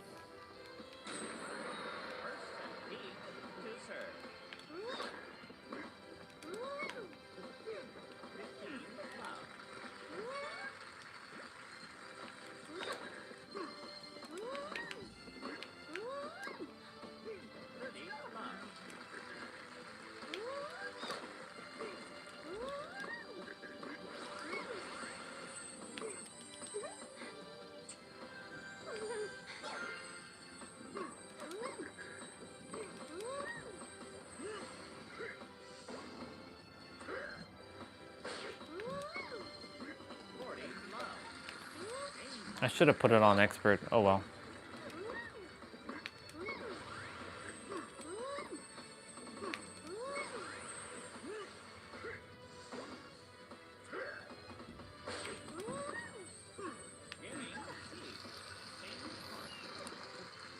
Donkey Kong serving.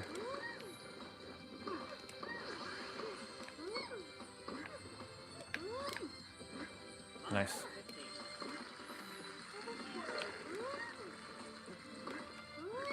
Just so y'all know, I love tennis so much. I love it so much. That's one sport I actually would watch.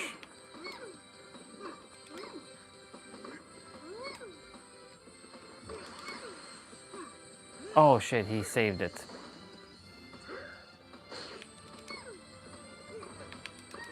Nice.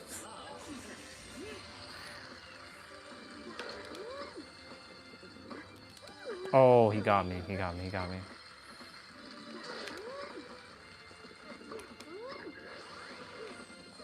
Nice, I got him.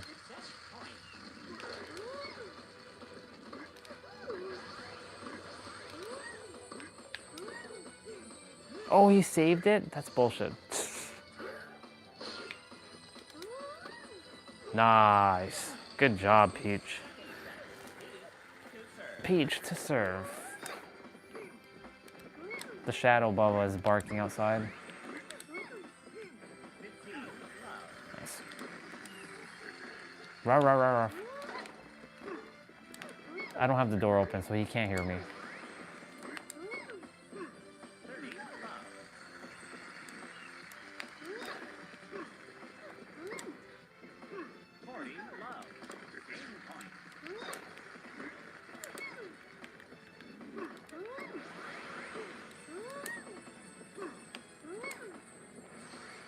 Oh, here we go.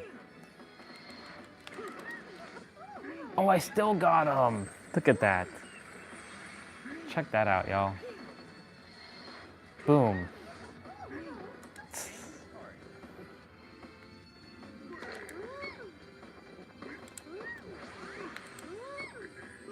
Nice.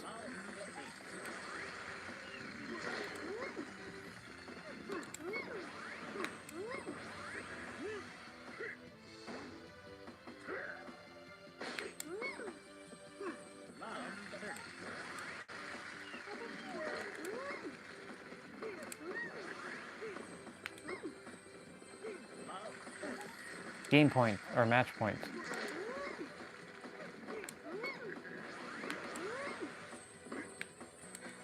Here we go.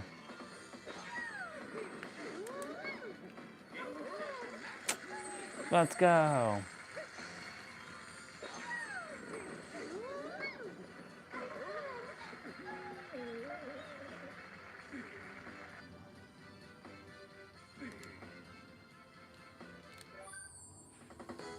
Like I said, I wanted a quick match. I wanted a quick one. Our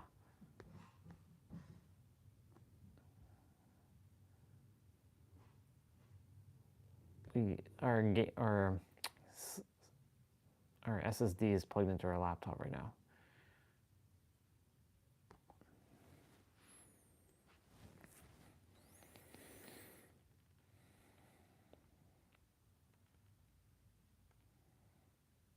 I need to unlock the characters. Did I start Kingdom Hearts 2? I think I did. Of course, we are playing through Rogue Galaxy right now. There's Soul Calibur 2, but for PlayStation 2, Tales of the Abyss. Let's go Street Fighter. You know, every time I play this game, I have to listen to the opening. Third strike, y'all. It's Street Fighter 3, y'all.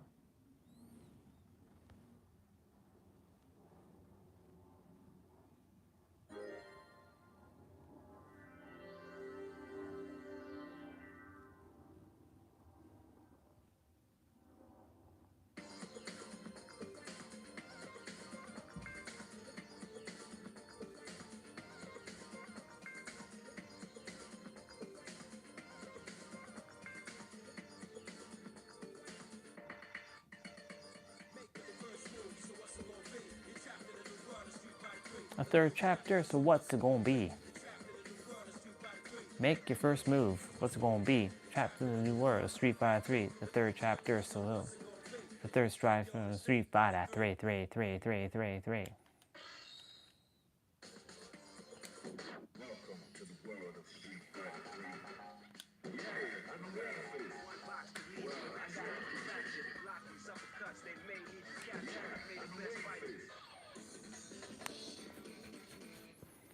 Nice. Are you ready? Go.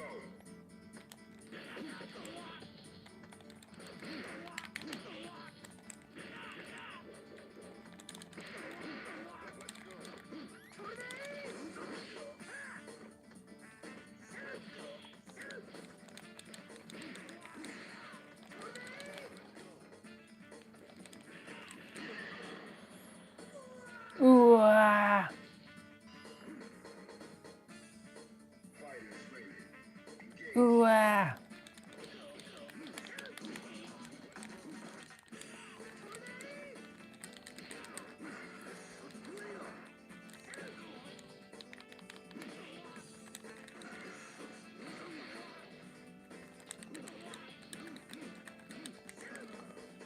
Shit. I didn't want to do that. I didn't want to do that. I wanted to get out of the corner. Never get pinned in the corner in a fighting game. Don't ever get pinned in the corner. But it also teaches you to be on the defensive, but also on the attack.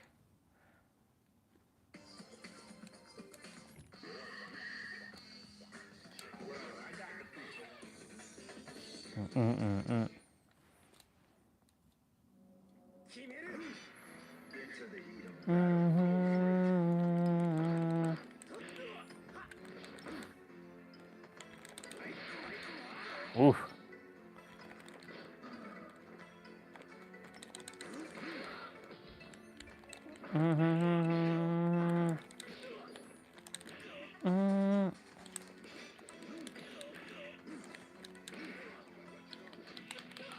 Oh.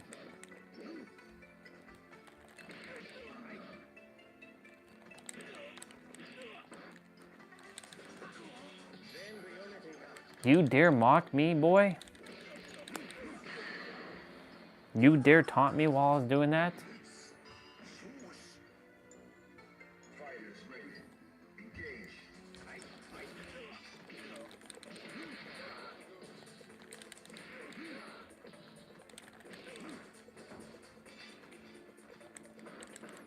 I want to see if I can...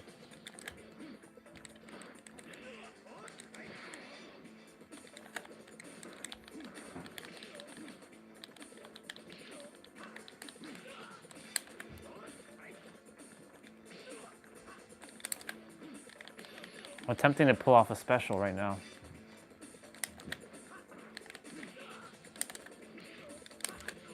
It's not working. All right.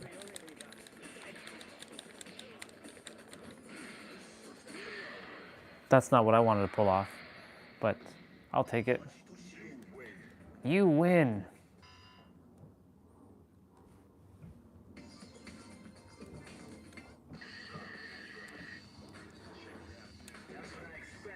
Third strike, y'all. This guy is a pain in the ass. Raw.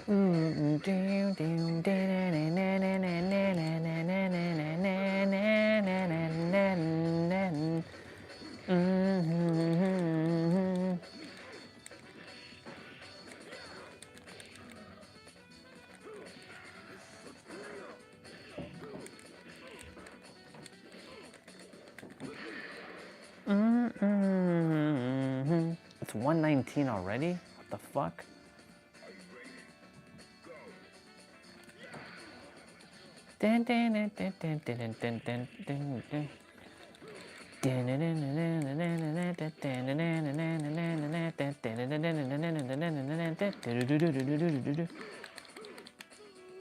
Wow.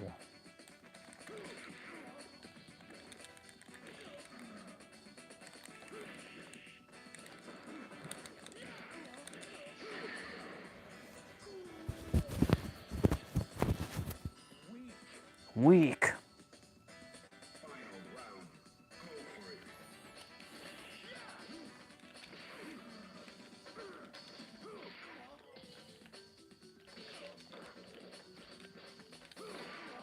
Oh my god, what the fuck is going on with this guy?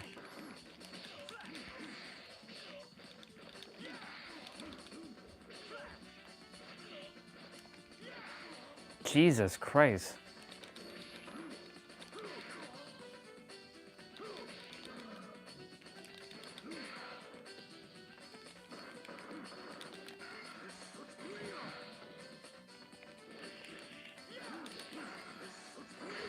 Get the fuck out of here.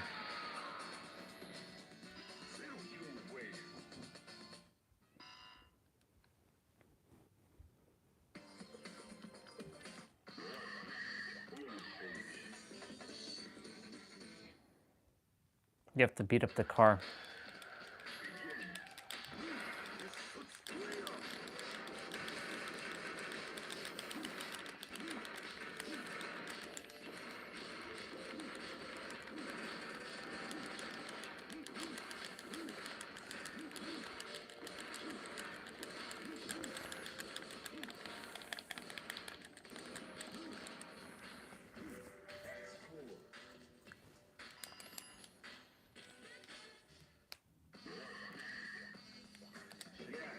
I just want to face Dudley and I'm gonna stop.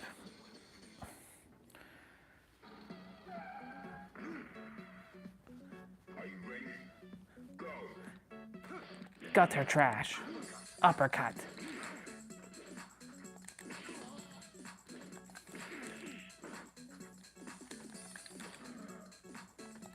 Uppercut.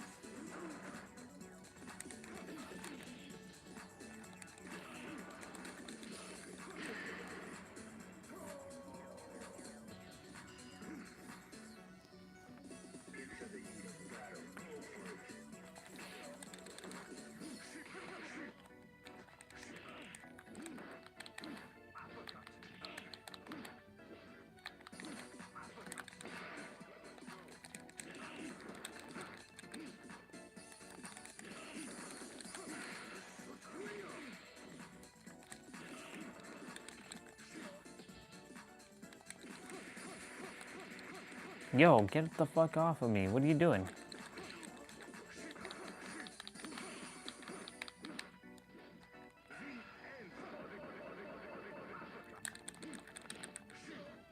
He threw...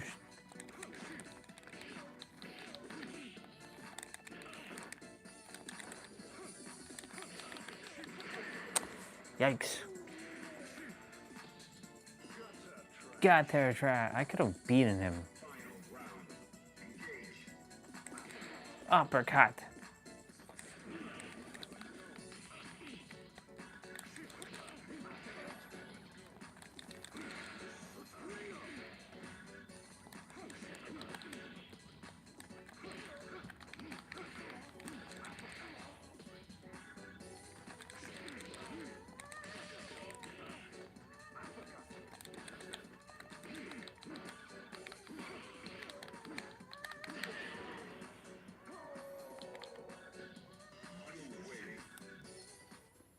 Fuck yeah, let's go.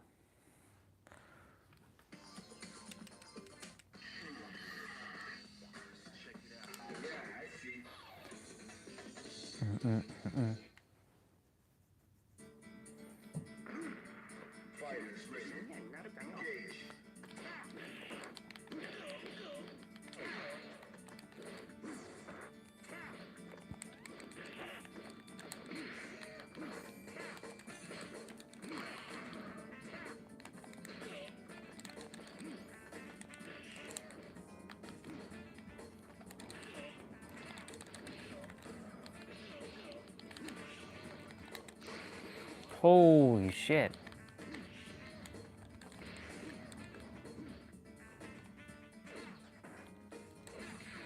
Oh, he knew I was gonna come that way.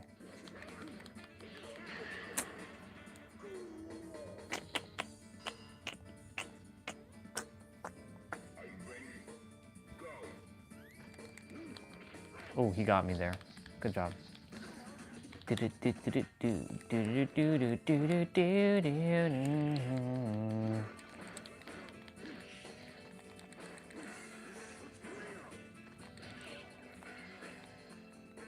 Ooh.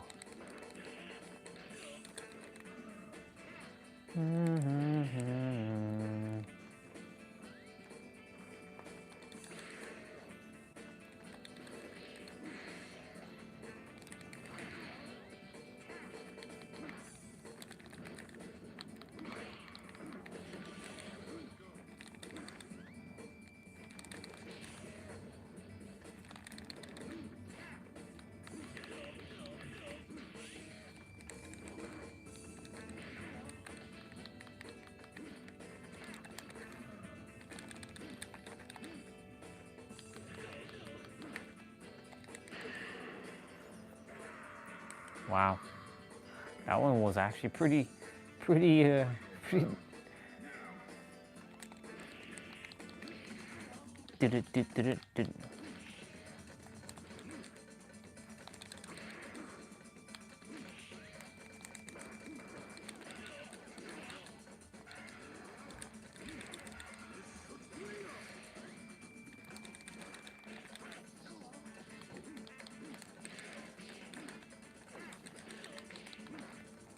This guy doesn't want to die.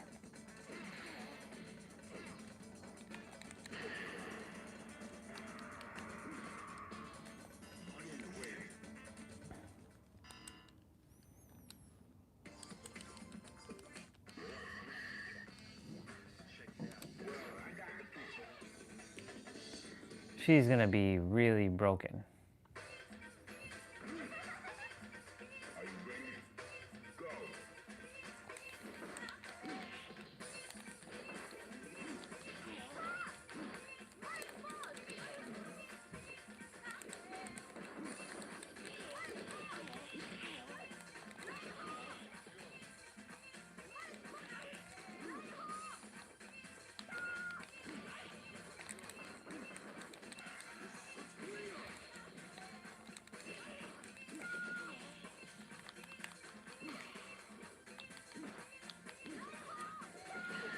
Wow, nice.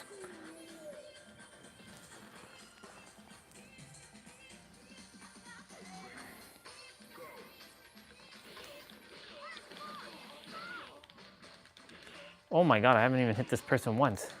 Well, no, I haven't. Will she perfect me? No.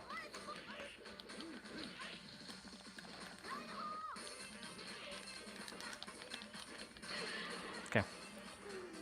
That was a wrap. Look at her, just holding on to... She's so good.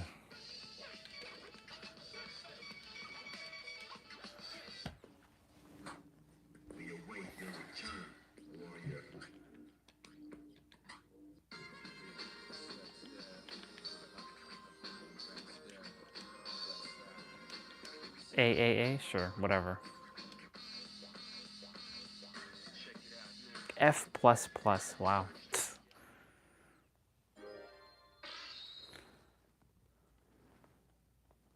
Exit. Oh my god, it was so good.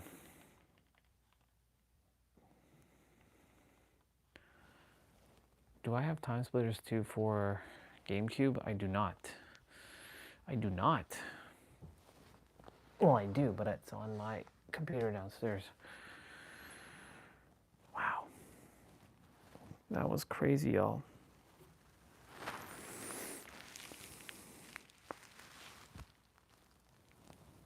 That was fun. That was fun. So we tested out some codes. I didn't go through hard mode. I got to test out the codes and make shit, and yeah, it's fun.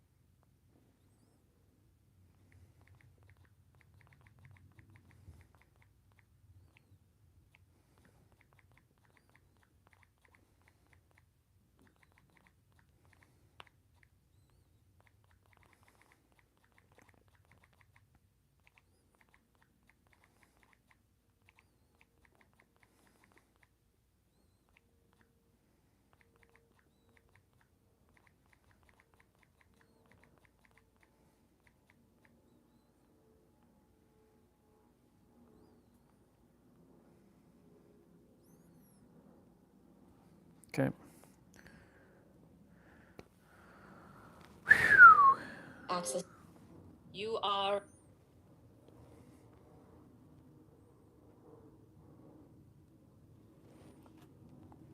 are creating through the thoughts that you are thinking. I have so much to feel you guys.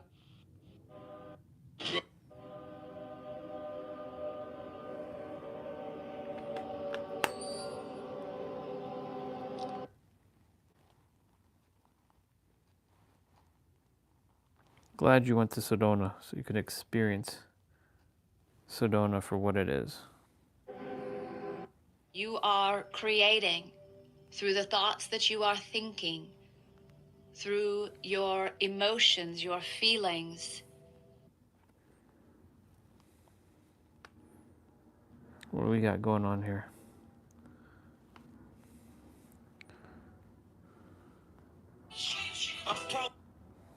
Hi, babe.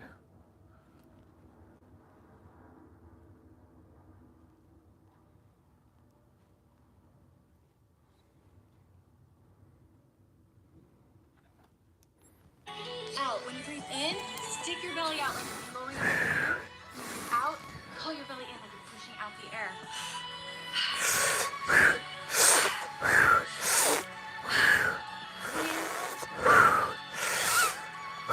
is the ultimate manifestation breath, the ultimate breath for creating positive flow of energy in your body. Breathe deeply.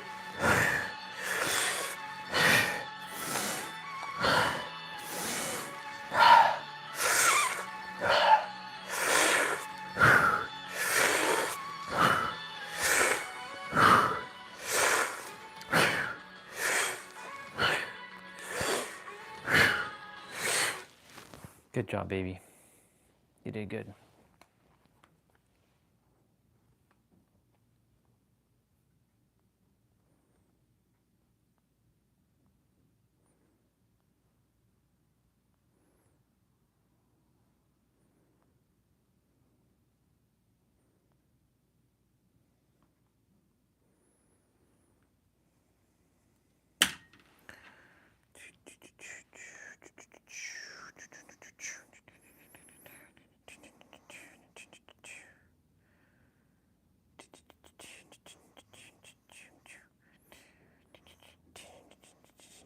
Wow, there's a lot of people that I'm not following back.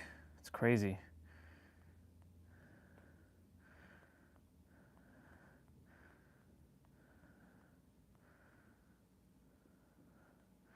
There's a lot of people that I'm not following. Can you do this breath with me for a whole minute?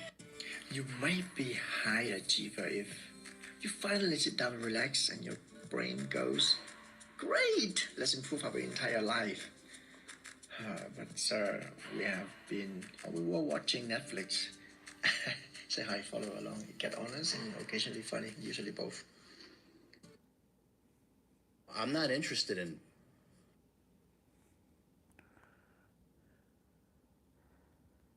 What if I can tell you that everything you want, everything you dream about already exists in the quantum field, but we are all programmed to be realistic and not dream and just work and work and work and work and eventually you get. That's not how the universe works. You have to broadcast, your emotions have to align, because you're technically just a huge magnet. So everything you dream of, everything you want is already in the quantum field, just waiting for you to broadcast it and ask the universe for it. So always dream big and always remember that everything you want is in the quantum field waiting for you.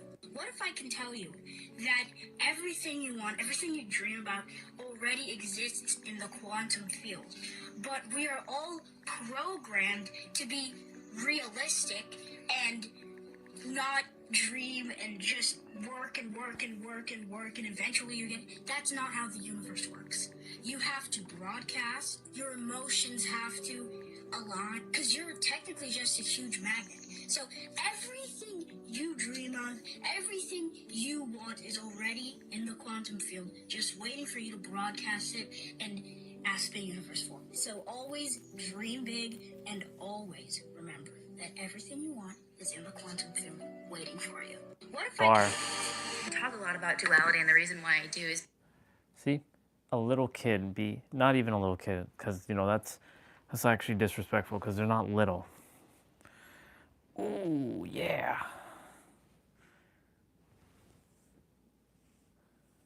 Did she just change her name?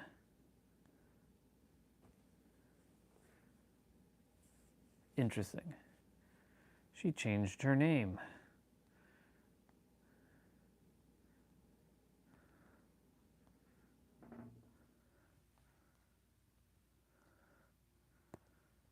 Cool.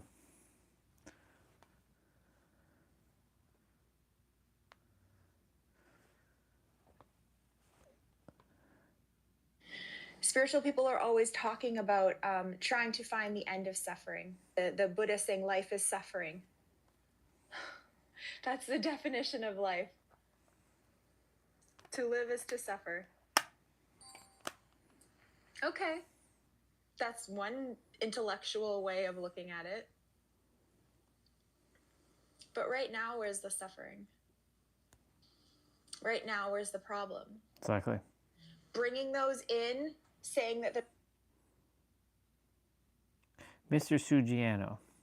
Hey everyone, Mr. Sugiano here, your source for gaming, tech, emulation, and open source news. Let's get started. Hey everyone, Mr. Sugiano here, your source for gaming, tech, emulation, and open source news. Let's get started. Alright, to kick things off, we're talking about Xbox emulation. Hey everyone, Mr. Sugiano here, your source for gaming, tech, emulation, and open source news. Let's get started. Alright, to kick things off, we're talking about Nintendo Switch emulation with Mellow NX, and it appears the main developer behind Mellow NX is stepping away from the project. Indefinitely. It doesn't mean they're never going to return, but it does mean that Mellow NX is not going to receive any updates for the foreseeable future. So the main reason the developer is stepping away, or rather taking a break, I think taking a break is a good way of phrasing it, is to preserve their mental health. They're focusing on their mental health, which I can completely understand and agree with. I mean, I would highly recommend prioritizing your mental health above a lot of other stuff. Anyways, here, it doesn't mean that Mellow NX or Mellow Cafe is shutting down. It's just kind of put on pause for the time being. And speaking about stuff being put on pause and eventually returning, kinda. Next up here, we're talking about Amazon. And this is a really interesting headline up on Reuters. They say here, Amazon plans smartphone comeback more than a decade after the Fire phone flop. If this is true, this could be huge for Amazon. It appears that Amazon is getting back into the smartphone game. Now, unfortunately, nothing has been confirmed just yet. At this point in time, it's just a rumor, but sometimes where there's smoke, there's fire. If you wanted to read up more on this, Reuters has you covered, and like everything we talk. Hold on. I want to check something.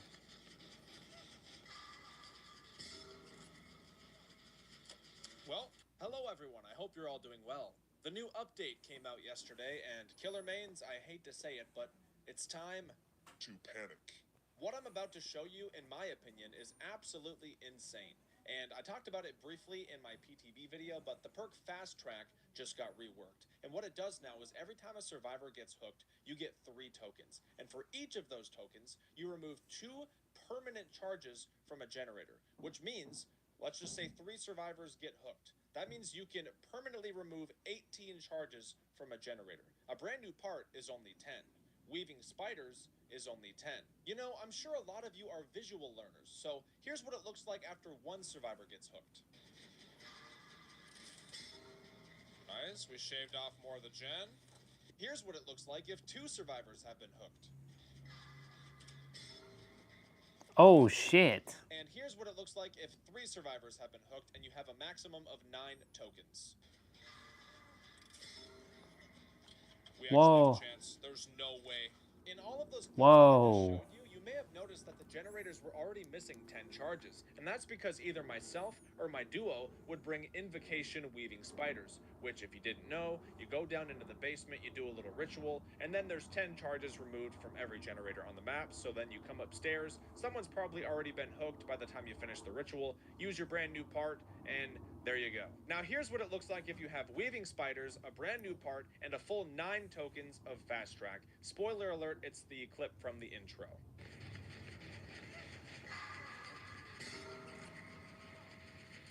Well, that's what a brand new part in Fast Track looks like. Oh my god. Do you guys remember back in the day when brand new parts used to insta-finish generators? I feel like this is the closest thing we've gotten to that since then. The most insane thing about this whole build and setup with fast track, weave, and a brand There new really card is, that there these really, charges are permanently for another removed. permanent This means if I change, get on a generator charge and perk to be use in all this this. stuff, and then the killer pushes me off, that's okay, because I can just come back to that generator later, and it's not like it regresses all the way back down to 0, because those That's charges are interesting. permanently gone, which means it's always going to take me less time to finish that generator from now on. Here's a clip of me using 3 tokens of fast track because 1 survivor got hooked, and then a survivor gets hooked while I'm on the gen, so I get to use another 3 tokens, and then it's just game over. Good. Is that going to be a pain res? Nope. That might just be victory.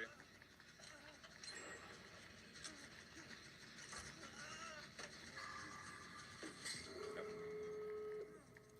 Another thing you might have noticed is that all of these clips just show me using fast track. It doesn't show anybody else on the team using fast track. What if everybody on the team brought this perk? Well, I'm not really sure, but here's me and my duo using this perk, so 2 people. Yeah, faster. Oh my god! That's a little crazy, right? I ran this build with one of my mods for 2 hours and we didn't lose a single game. None of the killers won. Not a single killer. We even had a Vecna who had 4 hooks at 5 gens. Should have demolished us, but we just came back and won. We slammed the gens and we got a 4-man out, despite the fact that this Vecna had an insane start. And again, I can't stress this enough, this is only with 2 people running these builds. I cannot imagine if it was a full 4-man team running these builds, all running fast track. I don't even want to think about that. I honestly, all these games that me and my duo, me and my mod ran, they were all 4 5-minute games, some of them maybe 3-minute games. They were so quick, and if everybody was running these builds, I don't know. And you might be wondering, what are all the perks for the build? What's the full build? Well, I'm going to tell you, because I want as many people to run this build as possible until they fix it. So let's go over the build. Honestly, it's pretty simple. You have 3 base perks. You have fast track, and then you have deja vu and resilience. This is just going to get you 15% base increase on generators. And then let's just say you're running with a duo like I did. One of you can run weaving spiders, and then the other one can run no mither, so that you're already injured at the start of the match, and you can immediately get that 15%. Now, if you're somebody who goes down really quickly in chase, or you think you're going to go down constantly all the time, you don't have to run this necessarily. You could take off resilience and maybe run overzealous and get 10% after you cleanse a totem. That's another option. Overzealous can be a great option as well. You just have to waste a little more time cleansing totems. So I prefer tactical builds or chase builds. So spread the word. Let me know your thoughts down below. If you've tried this,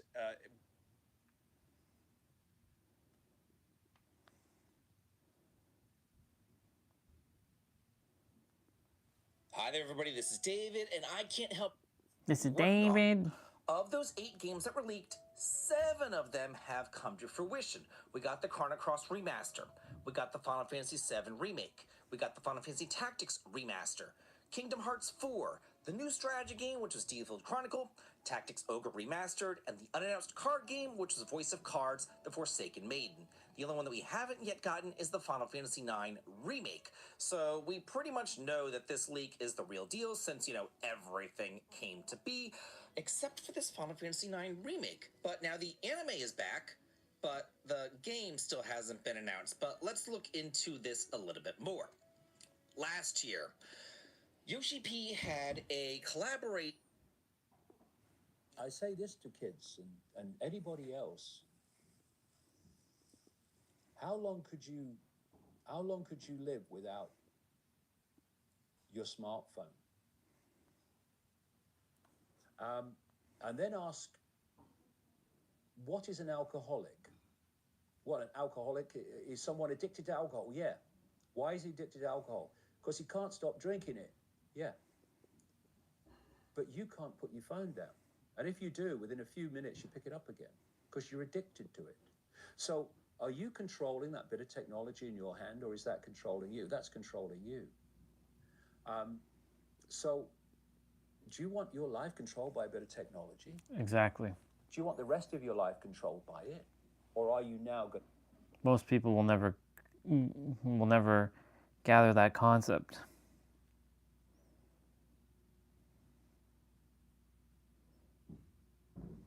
How did these guys pop on your radar? 764 Group is a Satanist cult group that focuses on extreme violence. One of the main things that they focus on is extortion towards. Alexa, play notification. From Amazon Shopping.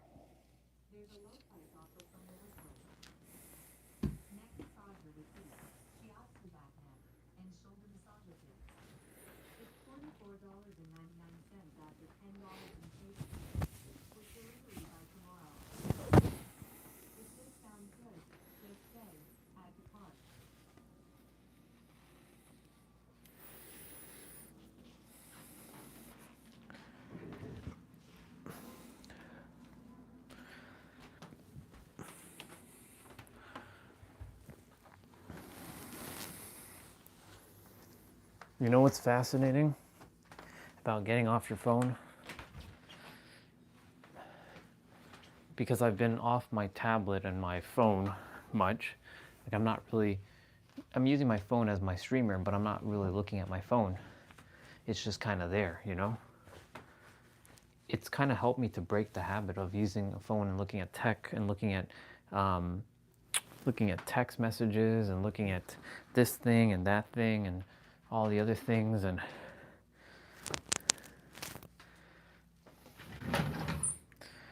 it's fascinating because well, quite simply, I don't really look at my stuff anymore.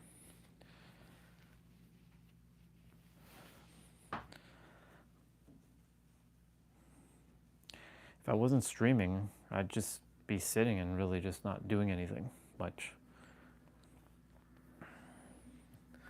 Come May, it's going to be an interesting time. Things are going to change.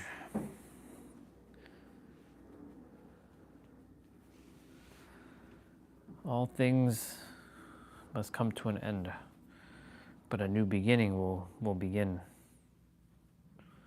An all new beginning will start.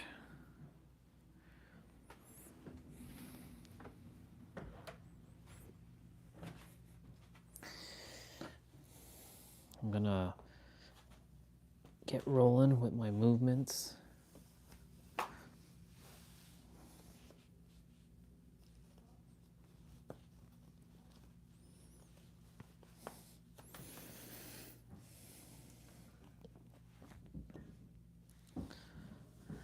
I'm not gonna watch that. I already am aware of all that stuff.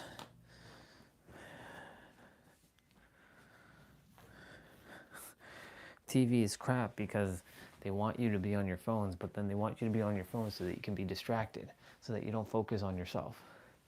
And most don't have a clue of what the hell is going on in this world. They think they know, but they really don't know. So we can put away the controller because we're done with all that.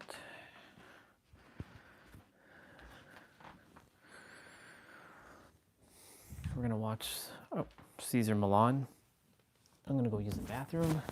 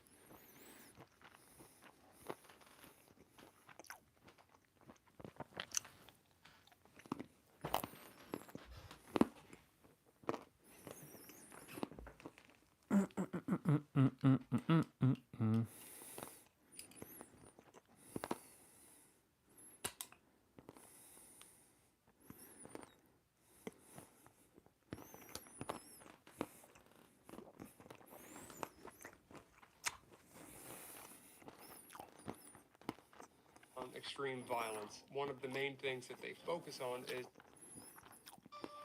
When I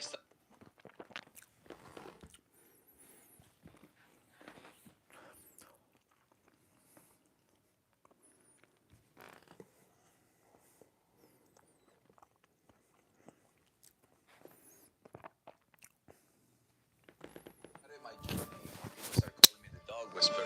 The only thing I wanted to do is to teach people there is no such a thing as a bad dog. Oh my god! Give me the leash. She's safer with me.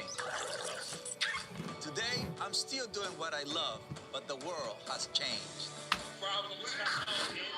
Record dog adoptions have made many packs complete, but now, more than ever, people and dogs still need help. We can't live like this. The problem is me. What do I do? More pushes, more problems, right? He needs rehab like ASAP. So many things you can fix already. Sorry, Ignore the excitement. I just don't want you to get bit. Do you know who I am? Yes. Together with my superhero pack, our mission is to teach the world to honor the pack code. Honesty, integrity, and loyalty. Once you get this, you're gonna have everything else. And that's how we create better humans and better dogs, one pack at a time. During the darkest time of COVID, many of us turned into the comfort of dogs. Thousands of new packs were formed around the country, and dog adoptions went through the roof. Today, I'm meeting a woman that adopted 4 dogs during COVID. 4! That's a lot of dogs. Now her new pack is tearing her life and her house apart. So, I'm gonna help her get her pack back on track. I'm Sherry Schweitzer. I'm Chris Carisu. We've been going out about 6 months now. COVID was very difficult on everyone. I got bored and lonely. I went to a pet store with no intention of getting a dog, and then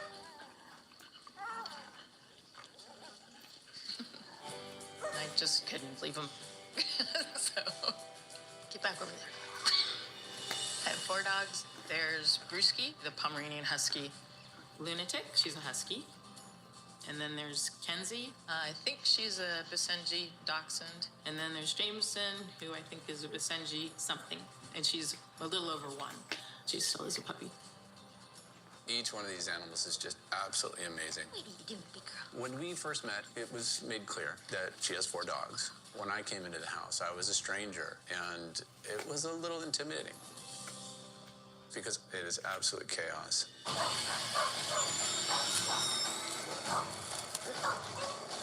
They are extremely destructive. They've destroyed all of the furniture in my TV room, and the back soft chairs, couches, eaten all the recliner wires. The leather corners on the tables. They've taken out my irrigation wires. They've eaten all the sprinkler heads off, and they've been replaced several times. Ornaments, gloves, Well, furniture. They've cost about 6 or 7 grand so far. All right, try to calm down. Okay. When we go for walks, it's the same routine there. The whole pack just walking chaos. I'm not a small guy. I've been yanked over, pulled over. Not only is it challenging physically, it's demanding, but it borderlines on danger.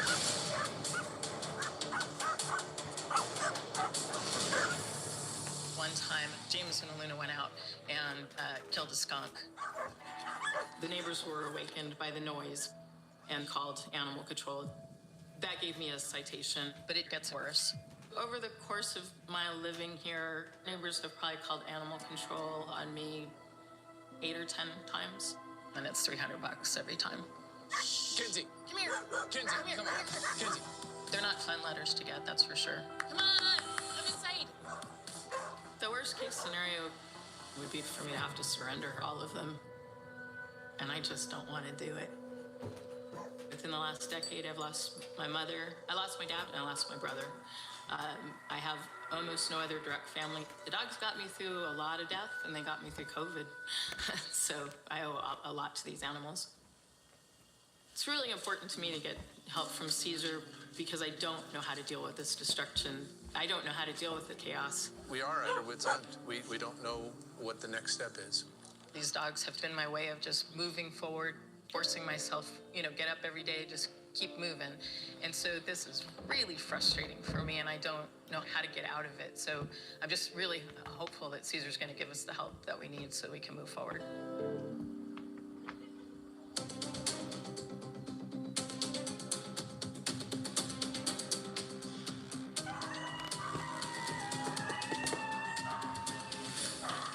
Hey, Caesar. Hey, guys. Welcome.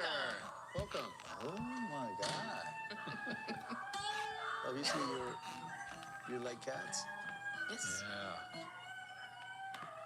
Right. But have a pack of dogs. Hey, you do. I can hear that. This is where the dogs hang out most of the time. Uh-huh. They do kind of have free reign. They were chewing on the side corners over there. All the corners are gone. Back of my chair is Back gone. of the chair. Back of my couch is gone. Immediately you can see and hear these dogs are ruling this house, not Sherry and Chris. They're barking nonstop, climbing all over the furniture, and treating the whole house like a giant chew toy. This is really hard to see. This, in my house, will never happen. It's inviting versus invading. So if they do it on their own, they end up invading. You can have a dog in furniture, you can have a dog in bed, you can have all of that. All of that is beautiful, right? But it's also important for them to know that the human invite them. Wow. They can't just do whenever they want to. I think moving to the home to work remotely now and spending so much time with the dogs during COVID, I just became so comfortable and familiar with them that I think I slipped into some really bad habits. There was no structure in the life. I was always here. And so I think they've become, really attached to me, and I'm ridiculously attached to them. What happens when they do whenever they want to is they start controlling, they start owning. And then what you purchase is no longer yours. Or I don't want it anymore. You don't want it anymore, you let it, but they develop a habit. Right. Destructive behavior in a young pack like this is often due to excessive energy. So I need to see their exercise routine. How often do you go for walks, long walks? 3 or 4 days, maybe, max. So then how do they drain energy? Got a sizable backyard. So I feel like they self-exercise, but I'm sure that's not enough. Backyard play is not exercise. It should be a reward after exercise, which comes on walks. Dogs need at least 1 hour of sustained exercise every day to burn off energy. A great way to do that is long walks. Well, if we can work on the frenzied nature of the dog walks, we'd certainly take them out a lot more. Yes, you should. Yeah, that'd be nice. No, Well, you and can. I just That'd be love great. walks. I made friends out on my walks, and now I try to stay away from everybody. I go out late. I try to go places where I stay away from the park because there's going to be people and kids, and so So you're that's practicing avoidance and flight. Yeah. yeah, I am. You see what I'm saying? So you have to 100%. practice more Right. confident. Right. You set the rules, you set the boundaries, you set the limits. But when you practice flight and avoidance, you are letting them lead you. If these dogs are ever gonna get the exercise they need to stop this destruction, I need to sort out their chaotic walks. So that's what I need to see next. I wanna see your preparation, however you do it. Okay. Sounds good. Show me what you normally do. All right. Here we go. Guys, wanna go for a walk? You wanna go for a walk? Luna bug. Yeah. Okay, here we go. That's really there. Okay. You got Jameson. Boo boo, come here, honey. Risky. This is normal or this is a little quiet? This is a little quiet. Really quiet. Like they've already been out today once, so I think that's a lot less energy. Yeah, this is much easier than normal. This is nowhere near. Yeah. Well, Sherry's doing the opposite of what she should do. She's using whistling and high-pitched baby talk. There you go. Luna. Okay, Kenzie, where are you? Which get the dogs even more excited when she should be calming them. So the pack has too much energy and the pet parent is adding excitement. I am a little nervous to see how this will go.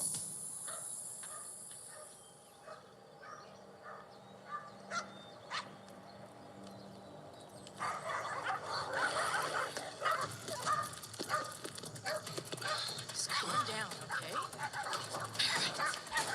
Wow. Stop it. But it's already chaotic. Yeah, a lot of excitement. Come on, over here. I never seen a pack leave the house quite like that. It was like shaking a can of soda before opening it.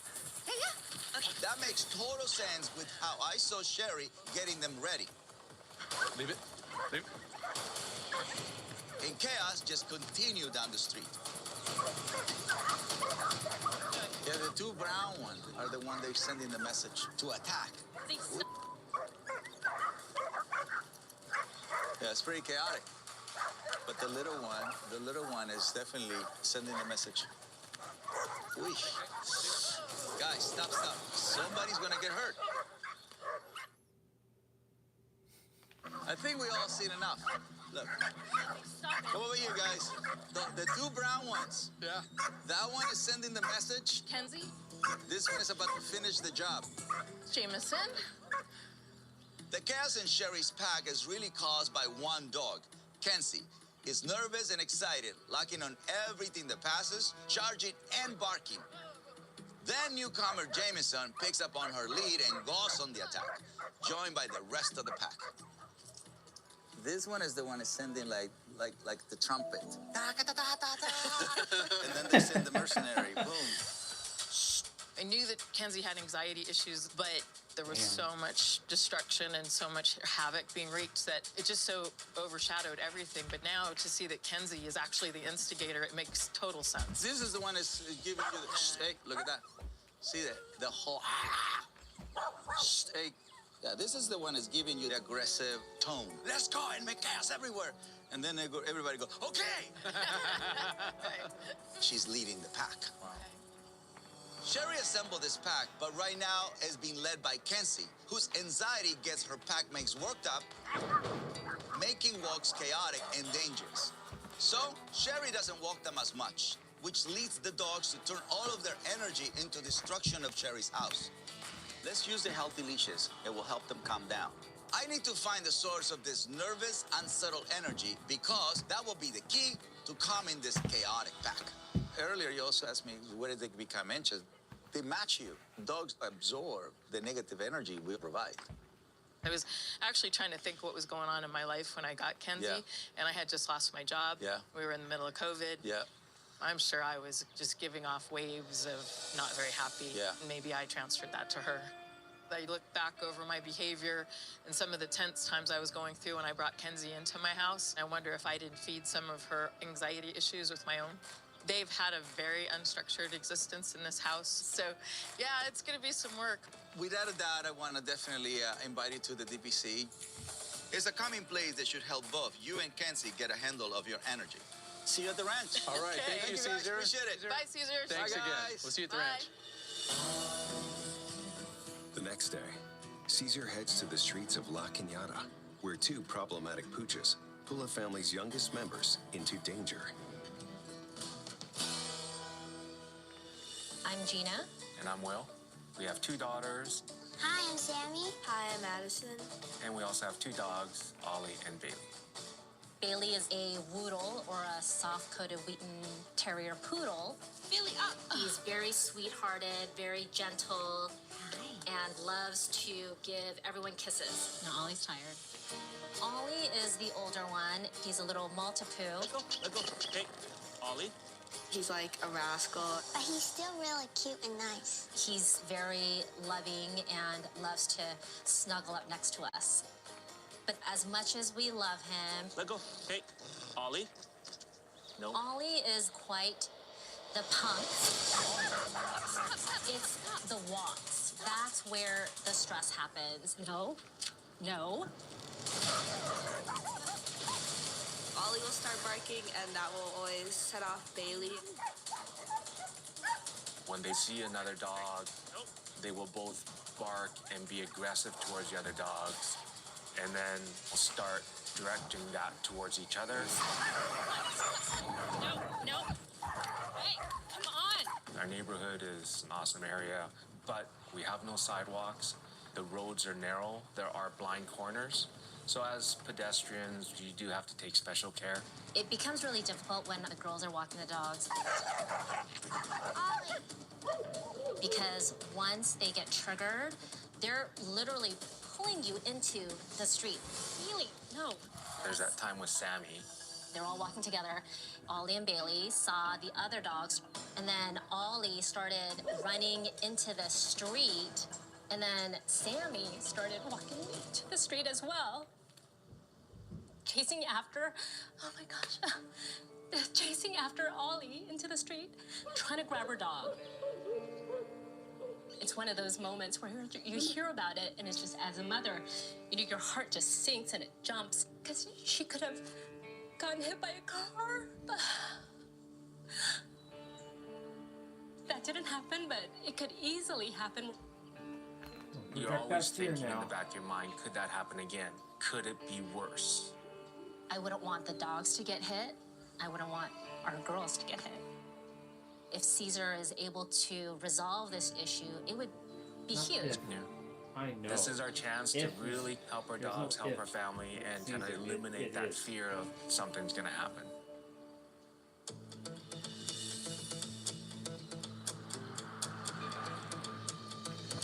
He just has to make you all aware of exactly what needs to be done. Stay. Hello! How are you? How are you? Hi. Come on, Sam. We're gonna talk over here. Okay. Is that okay? Yep. Hi. Hi. Hello. Stay. We need your help, and the entire neighborhood need your help. The entire neighbor. Because our dogs are infamous. When they see bigger dogs, Yes. they go berserk, they're pulling, they're barking, and then they're just fighting each other. What Gina is describing is called redirection. When an aggressive dog is unable to reach their target, they redirect that aggression on something closer. Ollie and Bailey are redirecting on each other.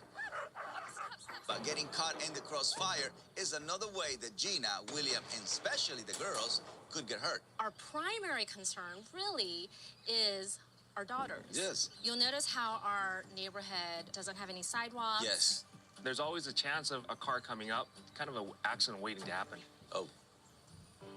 Well, I want to see the walk next. Who taught you how to walk the dogs? Ourselves? Self-taught? We didn't know there was a course. They laugh, but they know firsthand how dangerous it is when you don't know the right way to walk your dogs. So, Gina, you're gonna get to do your thing, and we're gonna watch. I need to see what they're doing wrong.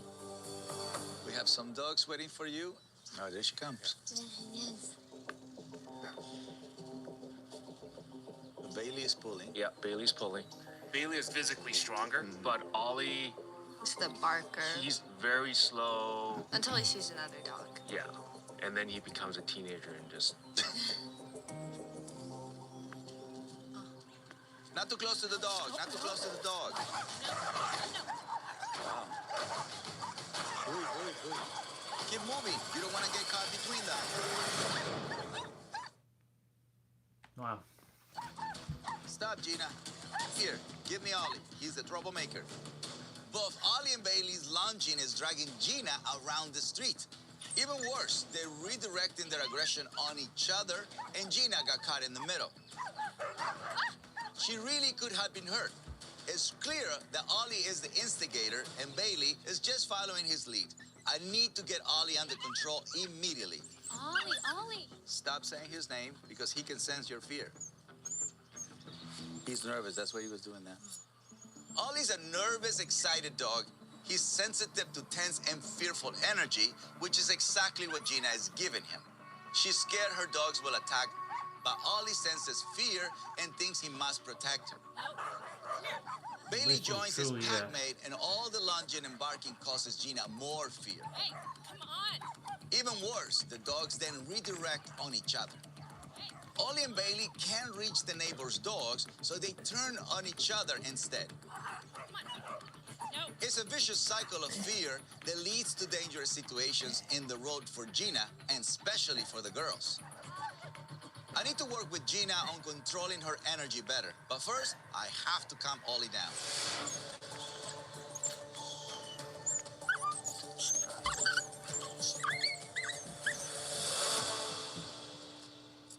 There you go. I am calm, so Ollie is calm. I must show Gina how to model calm energy when walking the dogs, because the only way they can actually be safe is when the dogs become calm surrender. You have to stay calm, confident, no matter what. I'm leading him to where I want him to go, moving where I want to move, stopping when I want to stop. Because they are learning to trust that the human has control over himself to control the situation. The results that we saw were crazy instantaneous. I mean, just the little things that he did seemed to make a really big difference. Correct with a slight pull on the leash to snap him out of it. It's about you carrying the calm, confident position, and then they follow. Get it? Your turn. Who, me? Yes. Okay. So, here we go. Okay. And you're gonna do the same thing. Sure, not tense.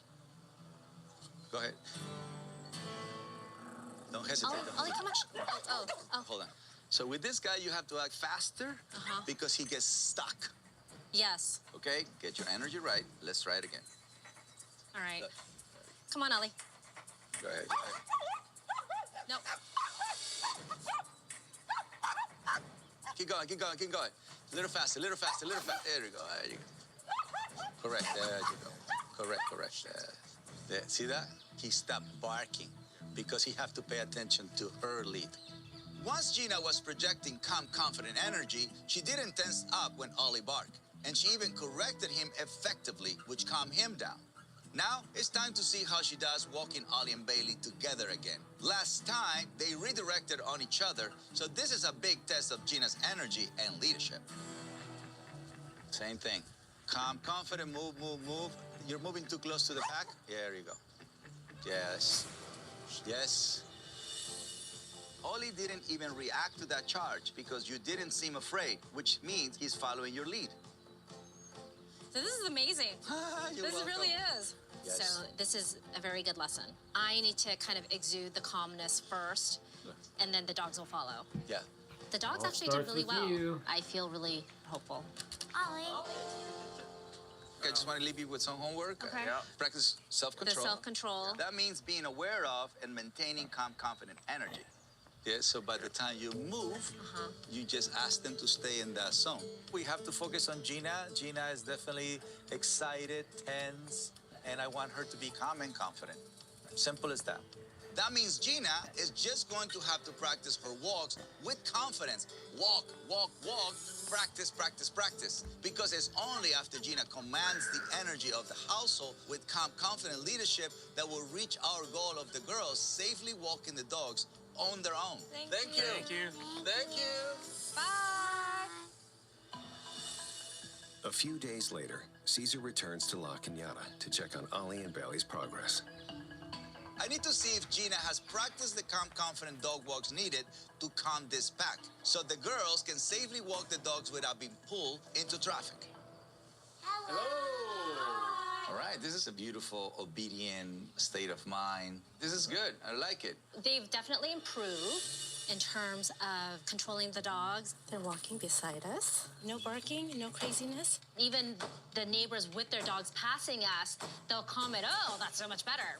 But there's still a lot of redirecting and trying to wrangle them in, and the girls really haven't had a chance to walk the dogs by themselves. I don't think it's going to happen until we feel more comfortable. It's definitely a work in progress still. So Well, Gina, you are the pack leader. If you stay calm, confident, the dogs will get to calm too. And the girls will have no problem walking them. All right. Let's go for a walk. Okay. I want to see you in action. We'll see. The dogs are definitely getting better. Due to the guidance that Caesar gave us, I think we've done a pretty good job. But this was a lot more stressful. All right, Gina, you're going to be the role model, the pack leader of the family. All right. I know this is very important to you, the pack walk, so the girls can do it without any problem. So we have some dogs waiting for you. When Caesar told me about the gauntlet of dogs, I was nervous. Let's go. And we're going to support you over here. All right. I was hoping that everything that Caesar told us to do would just kind of happen naturally. All right. Let's go.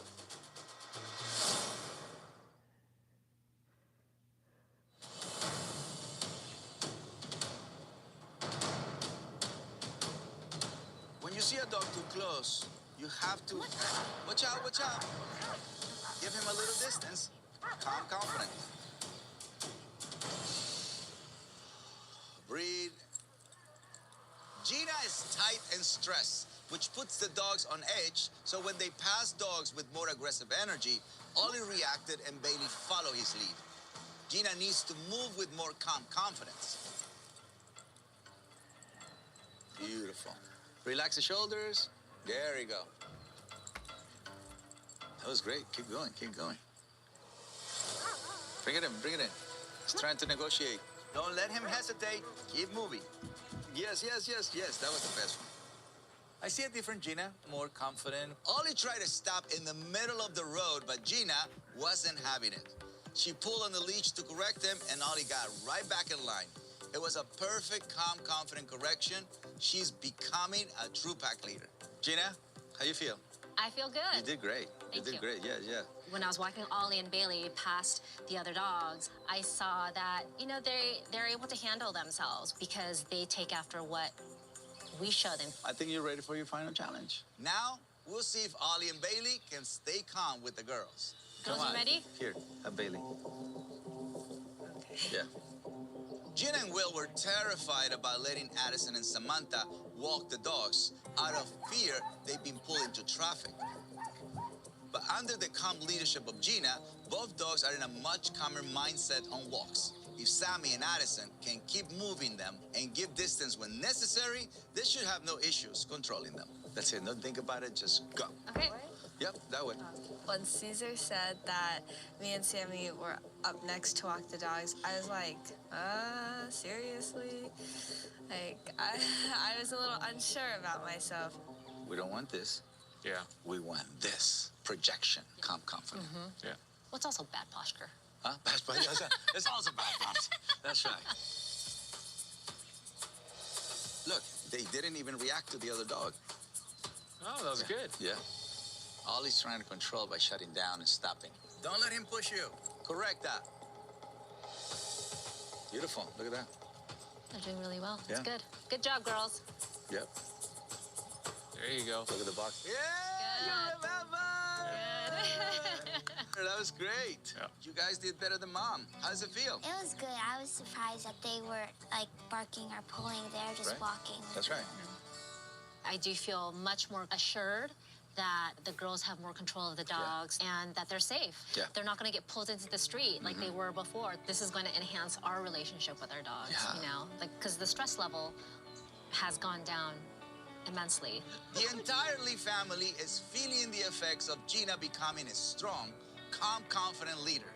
She's truly become the pack leader Ollie and Bailey and the whole house needs. Lee family, we did it. We did it. We did it.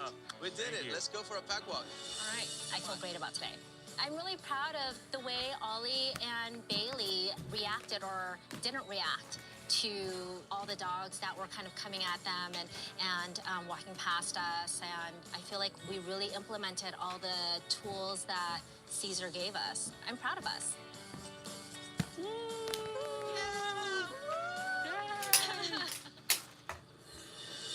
The next day, Sherry and Chris arrive at the DPC with their 4-dog pack. Yeah, you guys getting excited? Yeah? You're always excited. You were born excited. Sherry assembled the pack during COVID to deal with stress and unhappiness, but now it's upended her life and her home. Good morning and welcome. Thank you. Good morning, Caesar. Bring him out. Okay. Yeah. You don't do the back door? I'm afraid we're afraid I'll fall. I got her. I'm afraid they'll run. Oh. It's clear this pack is exploding with energy, whether it's exiting the car or the house, or tearing Sherry's furniture to shred, led by nervous, excited Basenji, Kenzie. All right, so we're gonna focus with Kenzie and the agility. I'm gonna show you something that is very powerful. Since the rest of the pack takes its cues from Kenzie, she needs extra exercise every day to drain her energy. That will calm her down, which will calm the rest of the pack. I want to show Sherry a new tool for doing that. But I heard you guys have a treadmill, so I just want to give you more options to be creative, you know, in how we drain energy. So treadmills are for us in fitness, and in the dog world, it's going to be super mental. Okay. So let's see you get Kenzie on the treadmill, and then I can help. Okay. Come on. To a dog, treadmills are not natural. So at first, Kenzie would not want to be on it. This exercise is as much about teaching Kenzie how to be on a treadmill as it is about teaching Sherry how to lead her confidently and calmly. Pretty excited about that, huh? Oops. Yep. There we go. Okay, let's get your legs squared away. Okay, but she didn't know how she got there? She actually has to Do it herself. Okay. Like a stair. Okay. Guidance, and then she had to figure it out. Okay. Sherry's instincts was to pick up Kenzie and put her on the treadmill. But in doing that, Kenzie isn't learning how to get on the treadmill herself. Part of the teaching is allowing the student, in this case Kenzie, the space to learn and find out for herself how to succeed. All right. Up we go. There you go. See it? Oh, she looked up to you. Well, what am I supposed to do? And then she did. So guidance, and then she has to do the rest. Okay. If you do everything, the brain never learns you are the leader from the beginning. It might seem small, but teaching Kenzie how to get onto the treadmill is a big victory for Sherry and her dog. Showing Kenzie how to walk on a moving ground is the next lesson. There you go. I'm riding the wave of flight, and we're gonna wait for the calm surrender. And you come here, come in over here. And while my handler Jaime watches for safety, they see you in that direction. Look. Yeah, now she's speeding up a little bit. There you go. So that's pretty much what we want. Oh, that's this. great. Oh, yeah. Yeah, she's got it. She's got it. That's amazing.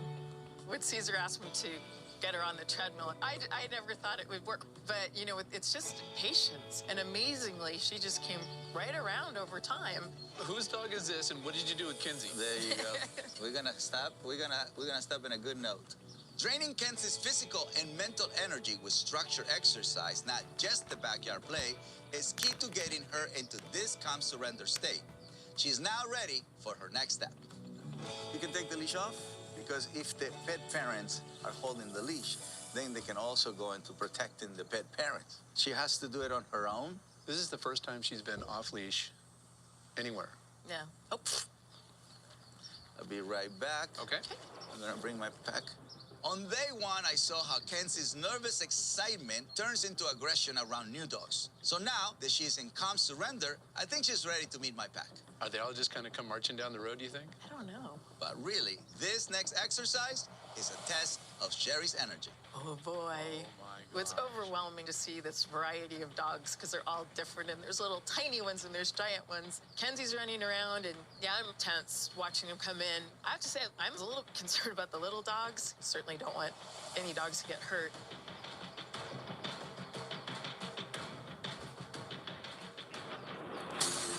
Watch out.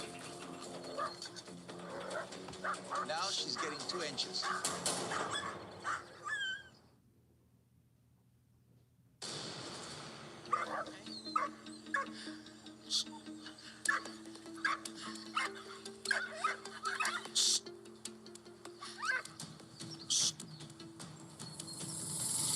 There you go.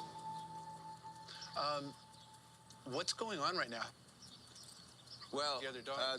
that's why I move in really fast. You see how she charged? So I charge in first. When my pack arrived, Sherry became uneasy, and that anxious energy upset Kenzie, setting off the charge. But by stepping in with calm, confident energy, I relaxed her. Now we're gonna move in that direction just for her to keep exploring. Okay. See, I like this. She's paying attention to what we want. This is a perfect opportunity for you guys to take over. Okay. She doesn't know where she is. It gives you the opportunity to teach. Her following you right now is really good, because look, she's in a follower state. I see. No leash. Now that Kenzie is following the guidance of the human, Sherry is less anxious. And if she remains calm, her dog will be in harmony with the pack.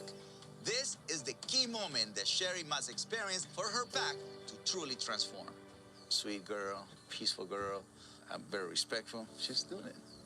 Seeing Kenzie just run free like that, just the happiness, the joy, it just brought so much joy to my heart. It was amazing. No, I really didn't ever think I'd see Kenzie with all these other dogs behaving well. What's really phenomenal about working with Caesar is, you know, he teaches you so much about your relationship with your animals, but also an awful lot about yourself. Told him I wasn't gonna cry. I brought my dogs in because I was very lonely and I had a lot of bad things going on in my life. And I really thought that I was doing well by then. I realize now I probably took more from them than I gave to them. And now I'm excited about giving them the structure and the appropriate kind of love and the discipline and everything else that they need. They've given a lot to me. They need a better life. But now they're gonna have it. She is happy-go-lucky. Look at that. That's a happy-looking dog right there. Yeah. Sherry's seen that when she keeps her own energy light, Kenzie changes instantly. Now we can bring the rest of their pack, and it is a completely different story from day one. The entire pack is happy-go-lucky and playful, and that's what we want. But the real work will be Sherry and Kenzie keeping this energy going at home. So for homework, practice what we did here. Separate the pack to keep that calm surrender. 3 dogs walk and Kenzie can go by herself. Or put her on the treadmill. You have the skills to do that now. Okay. And then once you feel good, you can put the pack together. Sherry had a great breakthrough today. She saw how her own energy is key to keeping Kenzie calm and happy. Hey, This was awesome. I expected it to be a good day, but it was surpassed my expectations. Yes, but it is just as important that Sherry gives Kenzie the exercise she needs to burn her excessive energy. It's happening. It is happening. Well, we're doing our homework. It's still not perfect, but the treadmill's been fun. It's been gathering a lot of dust until recently. And then the walks are coming, particularly for the dogs that need their energy diffused. It's helping tremendously, particularly Kenzie. Caesar reinforces calm confidence, and I've seen how important that is. At the point that I brought Kenzie into my life, I was not a very calm person. Trying to get better at it, but I have a lot of work to do. 1 week later, Caesar returns to check on Sherry and Kenzie's progress. All right, Caesar. Come on out, guys. When I first visited, Sherry seemed defeated, and it wasn't just because her pack was tearing her house apart and lashing out on walks led by Kenzie. Already today, she seems brighter and more confident. That's a good sign, and I can't wait to see their progress. I'm excited because this is the first time that I see you excited. No, super excited. I want to see the walk. Come on. All right. When I was here before, Sherry and Chris exploded out of the house, and walks were pure chaos. I'm not surprised the neighbors were calling animal control. Kenzie, stop it. Today, I need to see if Sherry can keep Kenzie and therefore the rest of the pack calm and quiet just by keeping her own energy right.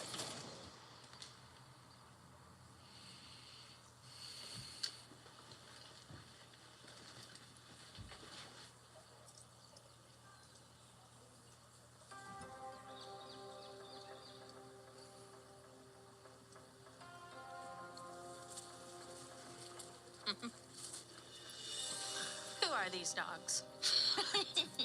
My jaw is dropped. Sherry and Chris departed the house calmly, silently, and they're leading the pack with a confidence I never seen from them before. The transformation is incredible. Wow, what a difference. It's amazing, yeah. It's more beautiful. Yeah. Absolutely. Yeah. Are you guys ready for your final challenge? Yeah, let's do it. All the work Sherry and Kenzie have done was directed at calming their nervous, heavy energy. For their final challenge, I need to see Sherry maintain her calm, confident leadership even when the outside world is throwing distractions at her. We're gonna take Brisky and Luna. Let's focus on Kenzie and Jameson, the more reactive and destructive ones. Okay. And so what we're gonna do is very simple. We just see those cones right there. You guys gonna go in loops, and then I'm gonna surprise you with things. Okay. Okay? Great. Enjoy it. All right, Okay. thank you. Beautiful. All right.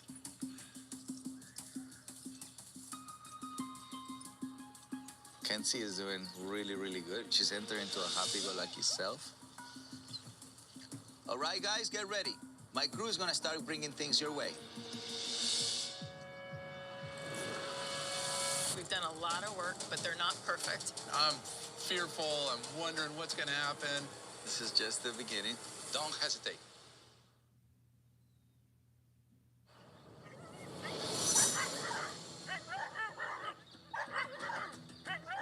Uh-oh. Shh. They're losing it a little bit. You need to get her back to calm surrender. Keep Jamison back there until I get Kenzie to calm down. She got a little too excited. She looked back to Jameson like, where's my muscle? Yeah, this one was sending that one. Kenzie is still causing the problem in Sherry's pack, from the destruction inside to the latest aggression on the street.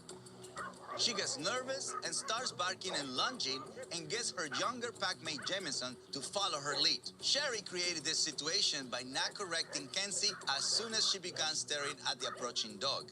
Even worse, she stopped moving, which let Kenzie stay locked in when she should have been given distance and kept walking. Shh. So sometimes you can just keep a little distance. Shh.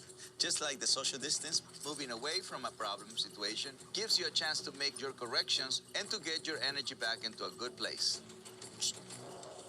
There you go. That's the energy right there. The biggest thing for dog people is not to get caught up in the moment of anxiety and lose your calmness, lose your patience, lose your focus. Look, now that I got her to calm down, Jameson is calm too.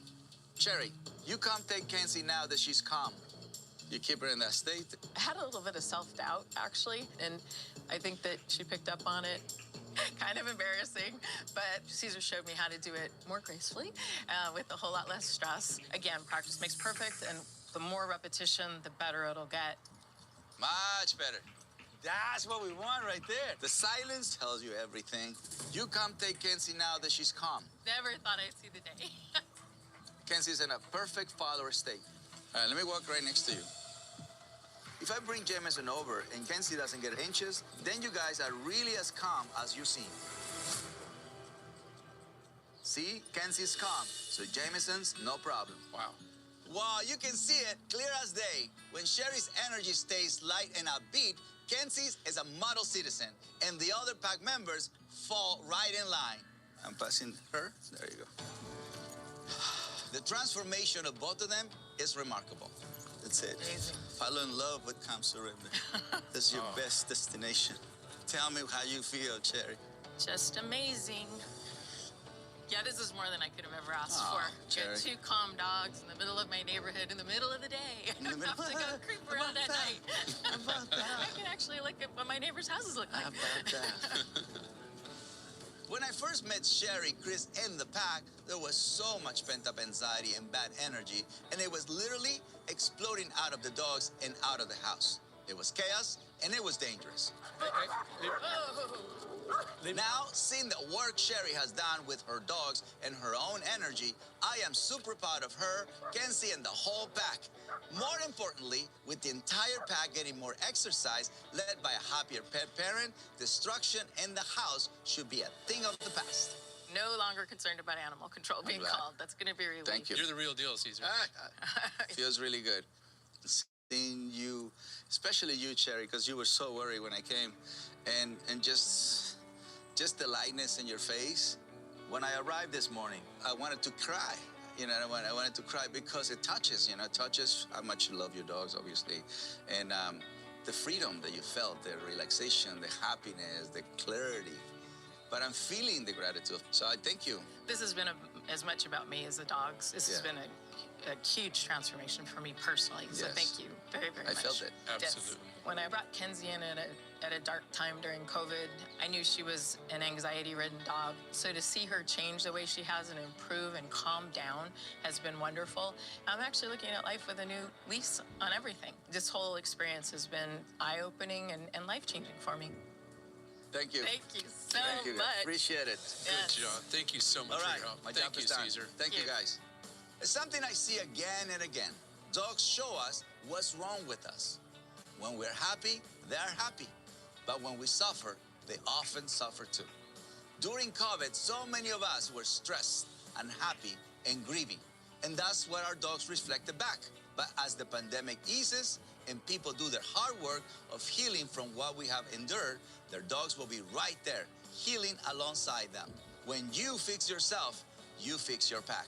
Better human, better dog.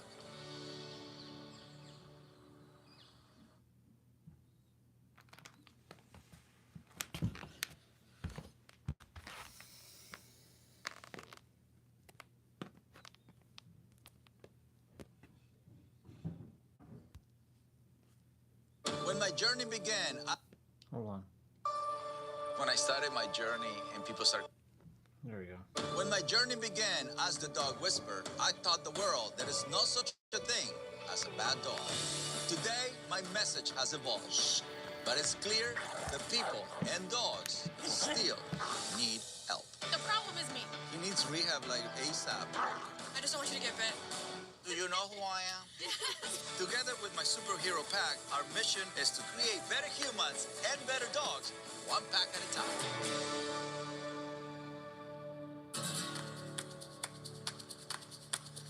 I'm Richard. This is my wife, Vanessa. I'm Vanessa. We have been married for 8 years, 9 years, I think. I don't remember anymore. But we are pastors at a church down the street. We have a 7-year-old daughter named Serena, and she's the sweetest kid. And she really wanted a dog when she was younger, and We thought it was time for our daughter to enjoy having a family pet. Doggy. her name is Coco, and she is a pit bull mutt. She's sweet. Hey there, little girl. We got her at a rescue, and we fell in love when we first saw her. She likes you. She's been part of our family for 3 years. Super loving. Very loving. I love that she cuddles with me. It's very intelligent. Very intelligent. When we first brought Coco home, she was super calm. We thought that was the dog we were getting. But she completely changed. Get down. Coco, Coco. Her energy level went from like 2 to like 100. Get down, Coco. You're gonna push me. Coco, get down. She's just so excited to see and interact with people that anyone who comes through the front door, hi, will get jumped on. Coco, no, down. Coco, get down. No, Coco, get down. She jumps, she looks, she bites, she nips, she scratches. Yeah, that's her. The fact that she doesn't control her actions, somebody could get hurt. When Coco is on a walk, she loses it. Coco! She will literally choke herself. She will still pull endlessly. Stop it, Coco. No. The scarier behavior that we've encountered was when we have our daughter Serena go in the pool, or we have friends and kids go in the pool. Coco wants to jump into the pool and then would start trying to take Serena out by nipping on her bathing suit, pulling her out. She's literally bit her in the pool while Serena is swimming. Coco's a pretty big dog. She's about 40 pounds, and the kids are 5, 6, 7-year-olds, so they're not big kids. For us to all of a sudden look back and Coco has pushed somebody down or has bit somebody in the pool and they're bleeding, that's just an ultimate fear of mine that we just can't have happen. My biggest fear would be that a child would end up drowning because of our dog. I would never want to think of the thought that I had to rehome her. And this is why I think it's so important for us to do this now, so we never have to be in a situation where we have to make that decision for her and our family.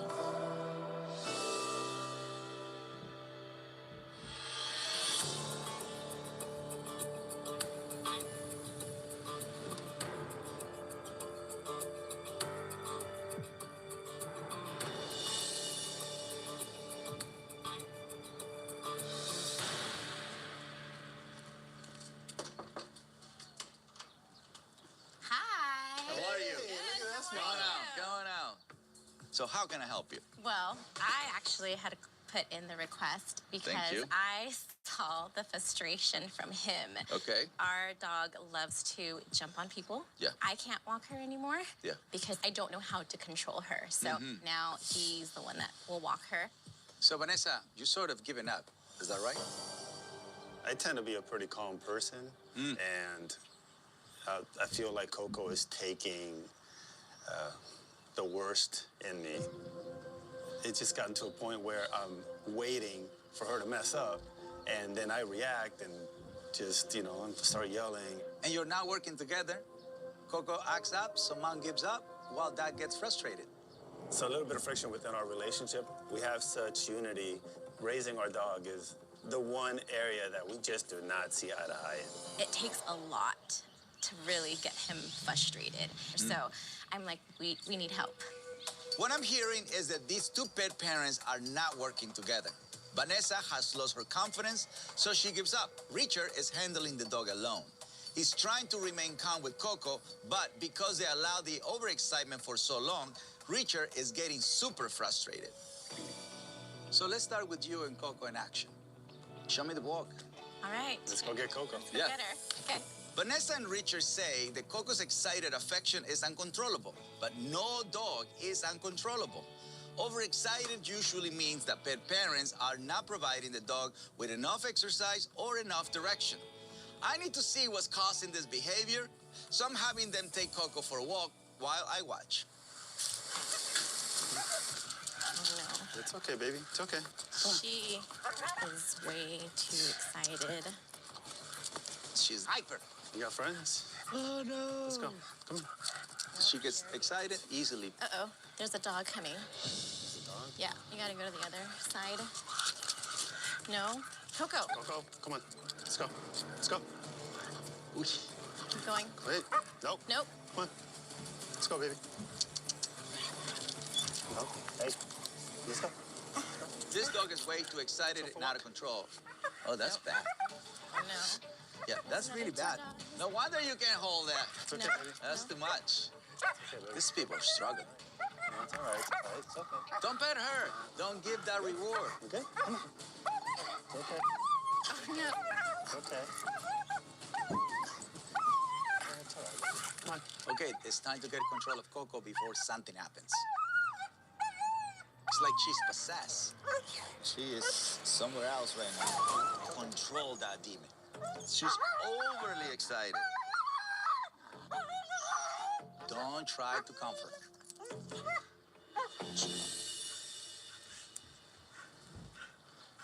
So, if you give affection when she's at that stage, you're nurturing that. I didn't even pet her. No, he was. Oh, okay. From the second they left the house, the humans allow Coco to be too excited. They should have calmed her down before the sidewalk. It's okay, baby. It's okay. She is way too excited. Instead, Richard tried to calm her by petting her. No. Okay. The affection only tells Coco that her excited behavior is acceptable. The prong collar is a tool, but a simple rope can give you the reaction you're looking for. Okay, don't worry, I got it now. Hey, don't be overprotected. She's in good hands. Okay, here's the deal with this pack. Coco may act like she's possessed, but she's just a young dog with a lot of excitement. Down. Nope. However, there's more going on with her parents. Go for a walk. Vanessa admits that she can't deal with the excitement, so she leaves Coco to Richard. And because the dog is too much for him to handle on his own, his frustration boils over, which only adds to Coco's anxious excitement. These pet parents must learn to work together to lead their dog with proper guidance, especially around their young daughter, Serena. No, Coco. Sit down. Or else the dog's anxious overexcitement is somewhere else right now could cause another bite or a serious accident. The first and most important step is to show the humans that controlling the dog's intensity is possible, even in a setting that has been very challenging. All right, family, let's do it. Hello, Serena. Nice to meet you, by the way. Say hi. I'm gonna help you with your dog. Okay. See that bed? So your dog is gonna learn to be on the bed while you're in the pool. Vanessa and Richard told me that whenever Serena jumps into the pool, Coco jumps in after her, sometimes nipping her. It's just out of excitement, but a 50-pound dog climbing on a 7-year-old in the water is very dangerous. And I'm gonna put her here This is at weight, so it keeps her there so we don't have to hold her. So for this exercise, I'm going to teach Vanessa and Richard to keep Coco in a calm surrender so whenever Serena gets into the pool, the dog won't try to follow her. There you go, let her do that. And at the same time, guide her so she can go right back on. And then you go back. The splash made her excited, but right now she's calm. So you're shifting her belief. And so now she learns the pool means calm surrender. Caesar just brought a sense of peace pretty much instantly. I'm ready to jump in any second, and Coco is just chilled. Richard, it's your turn. You want to sit down? Yeah. Enjoy this part? Yeah. Come on. No. Stand it back. You need to have big, strong energy. Stay down. Stay calm. You can do this. Stay. Oh, my goodness. Richard hides it well, but I can sense his frustration building inside of him. So I'm certain Coco can sense it as well. If he doesn't learn to control that, it will cause the dog to become anxious and act out again. No. Coco? Ah, Coco. Don't lose your patience. She's not getting it. Coco, come on. Let's try it again. Without the frustration, without the anger. It's just about being definite. This is what you want.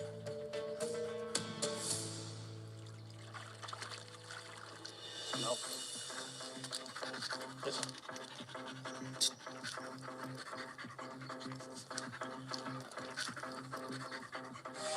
Good. Way better. This is beautiful. You see, you communicated to Coco what you wanted without yelling. Being able to correct Coco and her listen was a new feeling. As a father, seeing that Coco can actually sit still while my daughter is enjoying herself, being a kid, just living free, that's just very relieving. This is good. Richard is starting to learn how to put Coco in calm surrender, but it will take a lot of practice for him to keep his frustration at bay in order to get her there. The next step is to work with them at the DPC. You guys, next time that I see you, I want you to come to the ranch. Okay, great. Until then, Vanessa, keep helping with Coco so Richard doesn't get so frustrated. Okay. After today, I hope that the dynamic in the household's gonna change where Richard isn't frustrated. I have to help Richard because I'm like, I know if Caesar can do this, he can teach us and we'll be able to finally do this with her. Bueno, gracias. Thank you so much. It was a pleasure. Coco. Adios. The next morning, Caesar heads to the port of Los Angeles in San Pedro to help a family whose miniature dachshund's bark is far worse than a bite.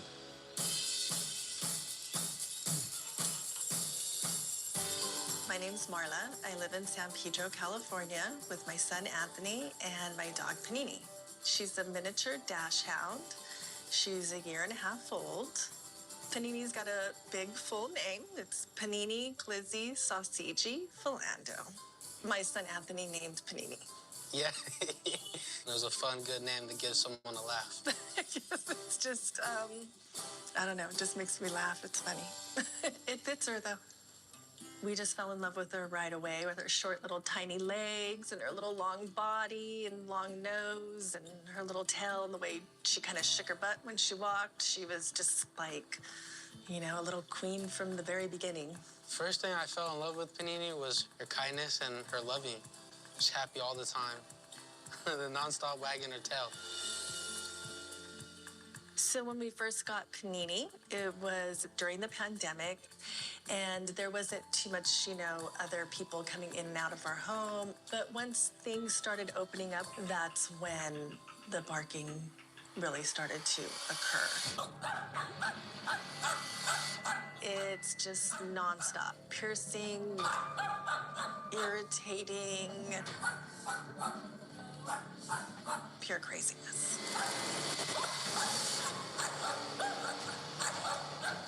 She barks at someone knocking at the door. She barks at the gardener outside. We take Panini out in the car. She is going to bark and just get so upset. She's barking so much, she's kind of making herself sick. We have noticed that if she barks for hours straight, later it's like she's choking. It does frighten us. We don't want anything bad to happen to her. We love her. I do feel powerless. It gets a little stressful for both of us. If Caesar couldn't help us with Panini, I don't know what we would do. I've threatened to get rid of her, but I know I won't.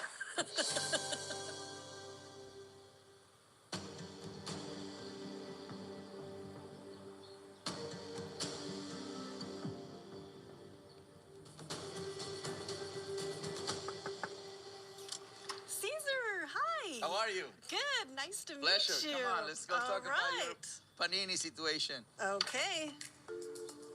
How can I help you? So Panini is a barker. Okay. She barks constantly. And then there's just no calming her down.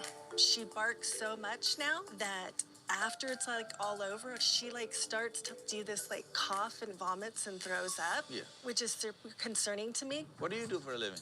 I am a longshoreman. What does that mean? I help unload the vessels that come in that bring in any type of cargo that go to any store. Do you tell people what to do or no? All day long. There you go. I don't know why. With the dog, I don't know. Oh, because she's cute? I don't know. I've worked on the port for 25 years, and now I'm in charge of telling people kind of where to stack containers and basically what to do. And I come home, I have a little 10-pound dog that I really can't seem to control and doesn't listen. It's embarrassing.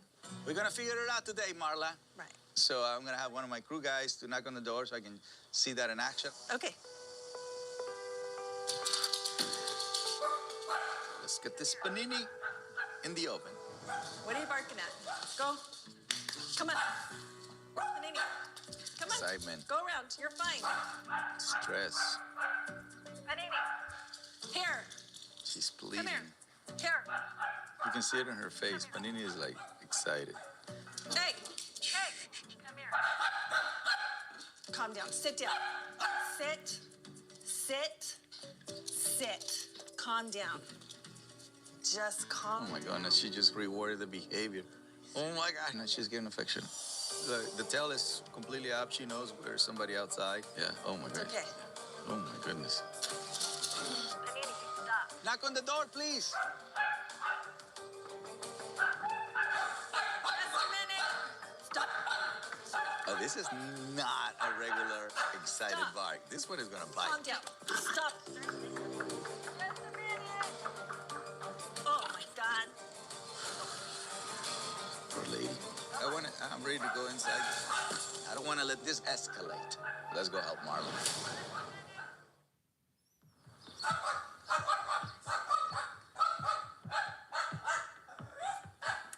So this case is Marla, super stressed. She works 7 days a week and has a barking dog.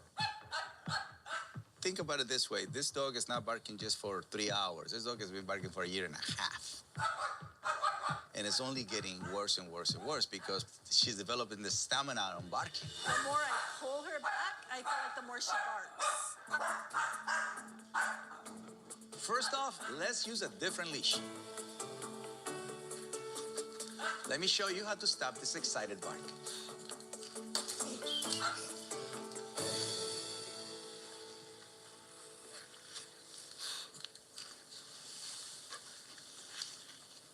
You gently put up. Okay. So you stop the brain. See the silence? Yes. Yes. I can't believe it Right. already. When Caesar came in and in just such a short period of time, Panini kind of surrendered to him and calmed down.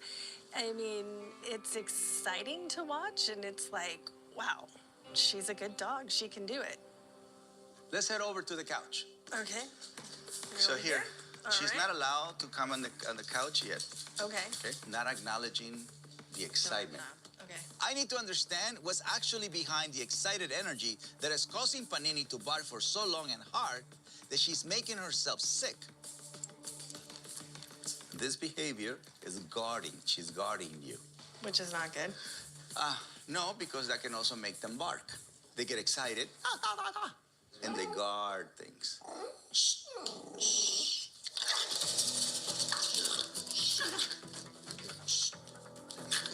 I gotta win this battle. I need to get her to full surrender.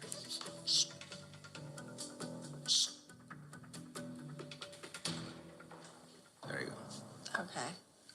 You see that she was guarding you. So she feels it's her job to protect us? Yeah, because you guys are not playing the leadership role. Okay. See, by petting her when she barks, you're reinforcing the bad behavior. Although Marla is a badass at work who has no problem telling people what to do, she's not taking on the leadership role in her household. So Panini feels the need to step in and guard the family. It's not a role the dog is comfortable with, so she gets anxious, and that anxiety is expressed through her constant barking. After a long, exhausting day at work, the barking increases Marla's stress and she becomes tense. Hold on, I'll be right there.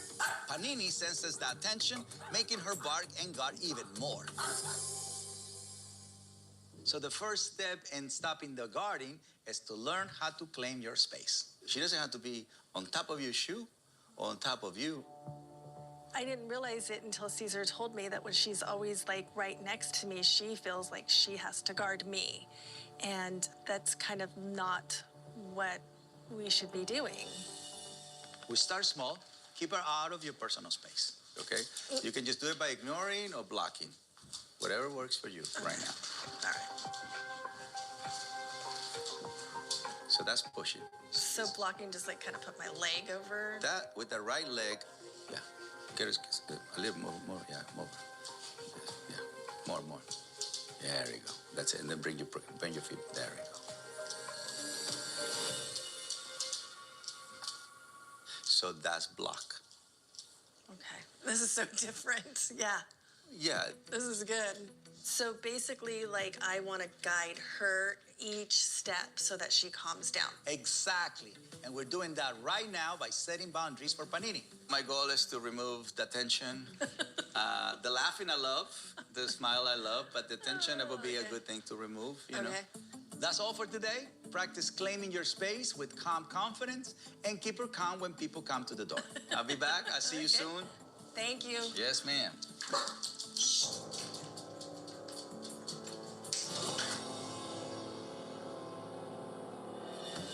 The next morning, Caesar welcomes Coco and her pet parents to his dog psychology center.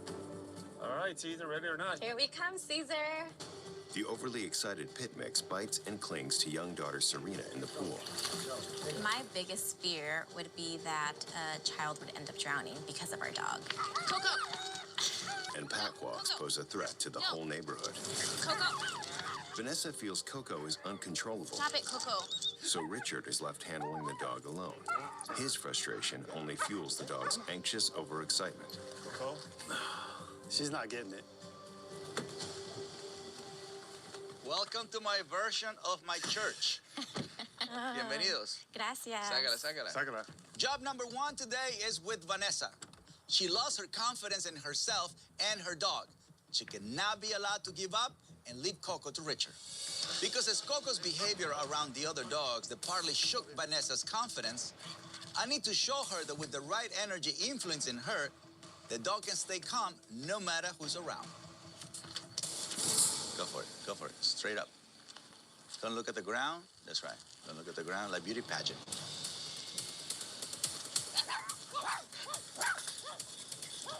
She's gonna get excited because of the dogs, so you have to control your own energy. I feel nervous. I'm imagining Coco running after and attacking a dog. And I was like, she's not gonna do well.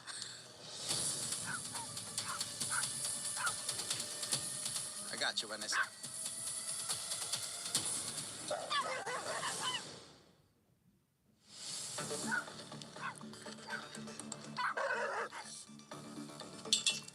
It's okay, it's your first time, so she's getting too excited, and we're about to go inside.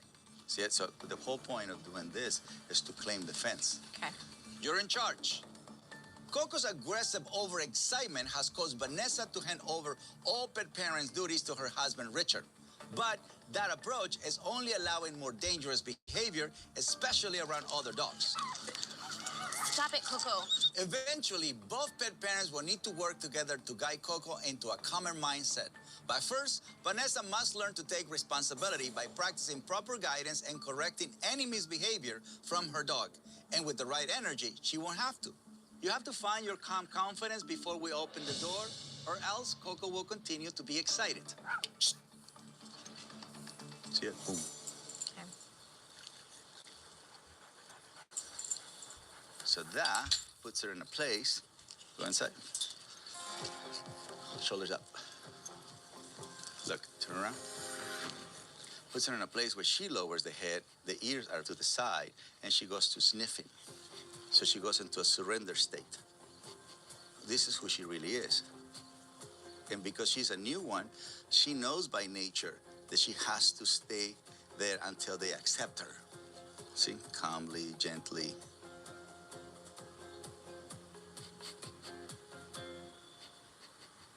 Shh.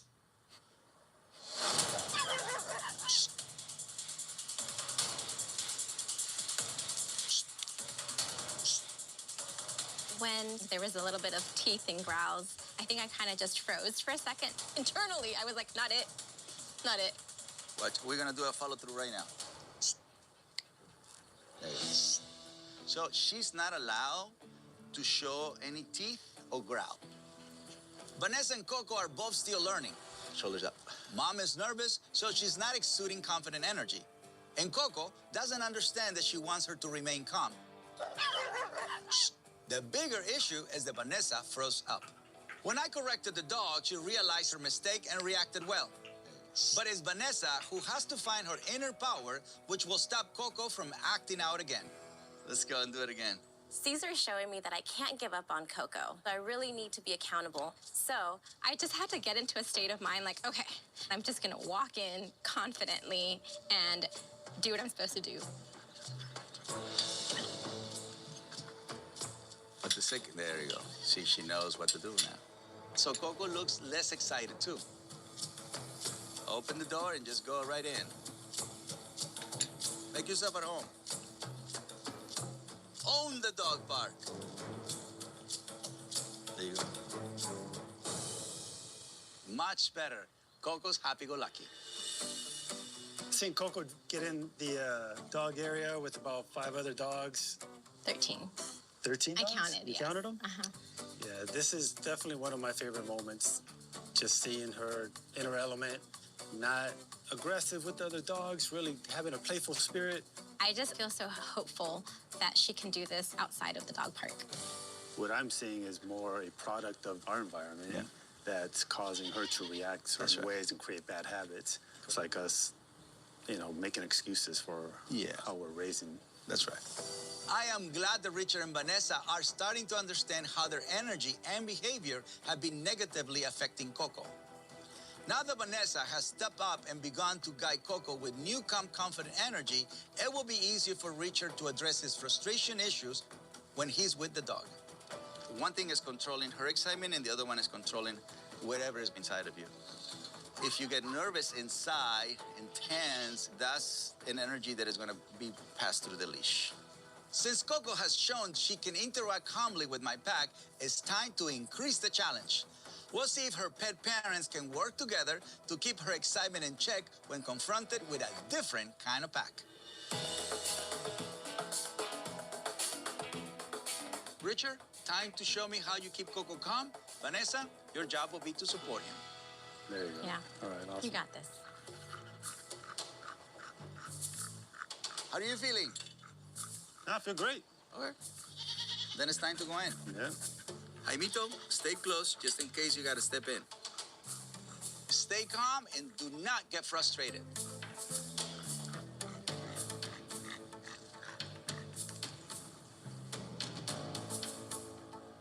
She's curious about the horse, but she's staying respectful. Rich, stay calm. Vanessa, Richard's relaxed energy is keeping her from getting overly excited.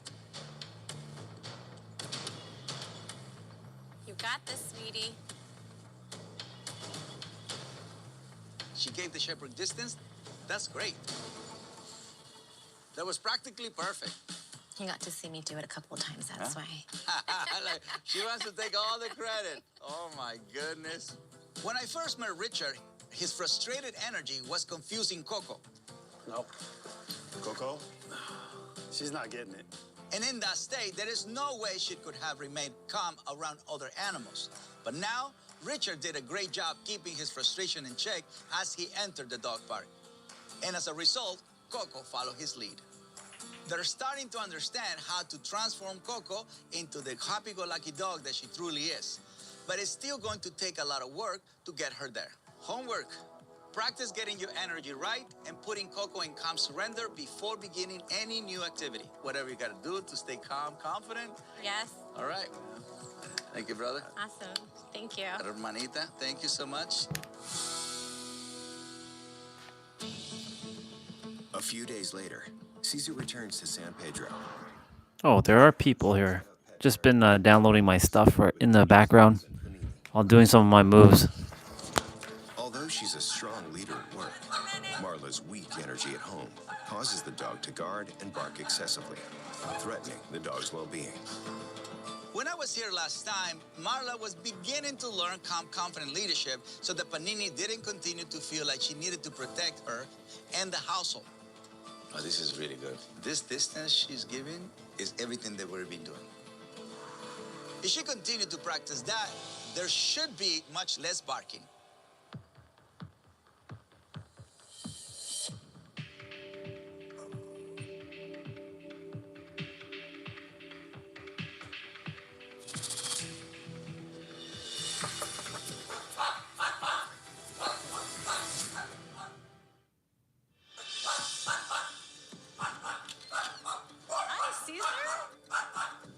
That's still a lot of barking. Panini's barking is almost as intense as the first time I was here. Panini, stop. Poor lady. I can tell that Marla's energy is still not strong enough. So Panini continues to think she needs to protect the family. I'm not gonna enter the house while she's barking. Control the excitement, keep it calm, confident.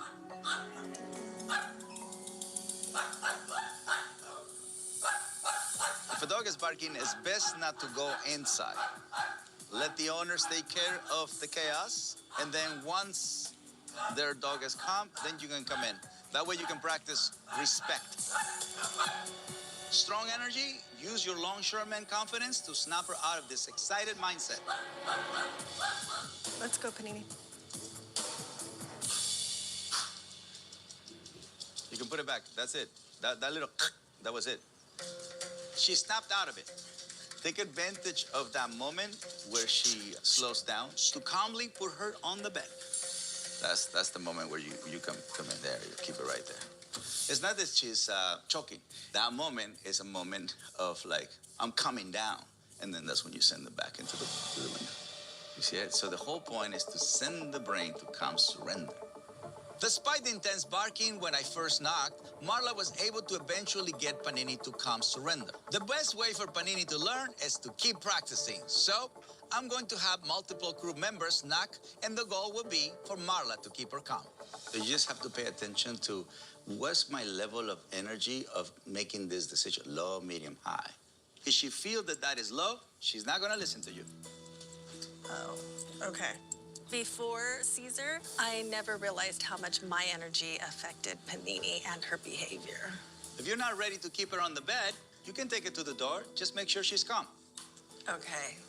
I think just being a single parent, I carry a lot of stress, and I really need to be aware of that. Now I'm just kind of trying to take a deep breath and just release it. There you go. Open it. You need to have big, strong energy. Come on in, no touch, no talk, no eye contact. Calm and confident. There you go. Wow. You see what I mean? Yes. Yeah. Because she's just saying, I'm excited about this thing, you know, and everybody's doing this, no touch, no talk, no eye contact, I'm confident. And Right. so there's no need for me to stay excited. Right. That was good. but she was a little too excited at the start. Let's do it again. She's in her meditative state. Same thing. Stay calm, you can do this.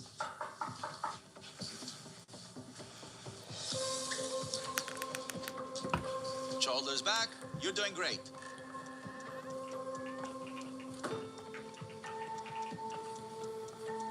Yeah, that was it. Nice. Yes. That's it. Very good. I am proud of Marla. She stayed calm and confident, so Panini didn't feel the need to bark when my crew entered the apartment. Same thing. Panini is starting to learn that it's not her job to guard her pack.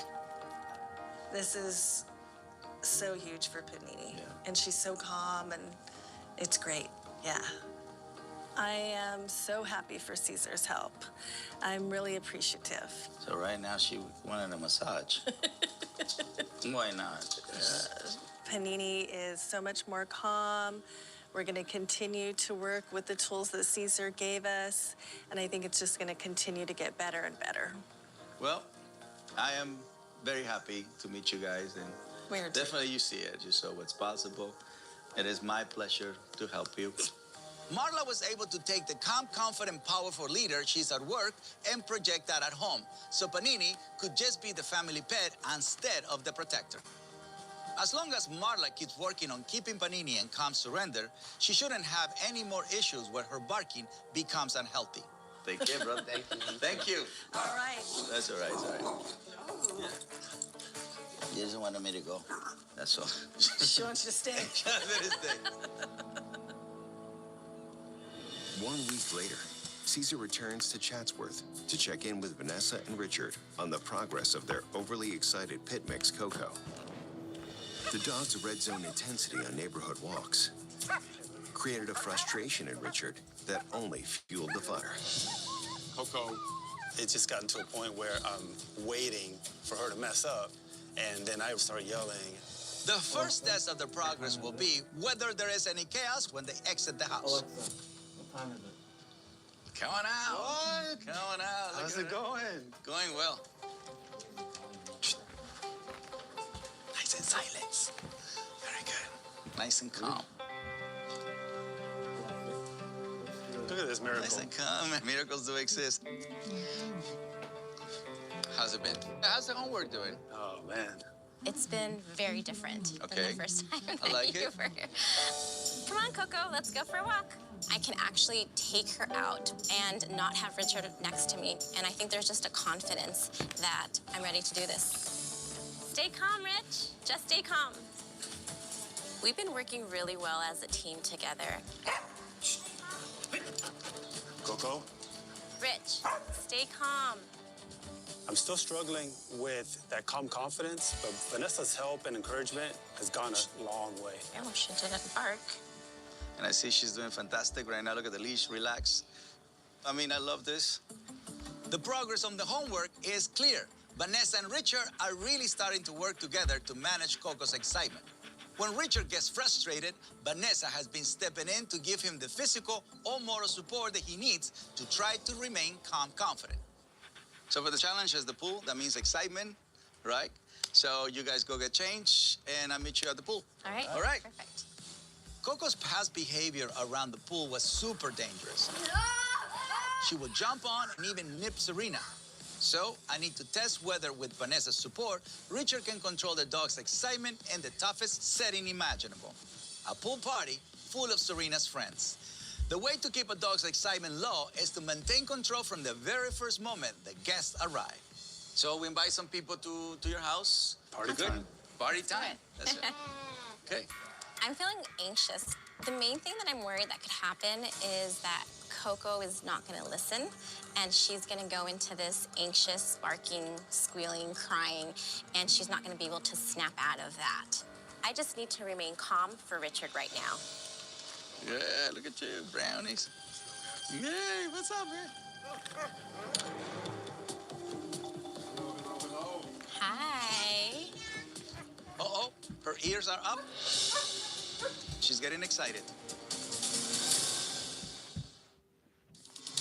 Hello. Ah, there you go.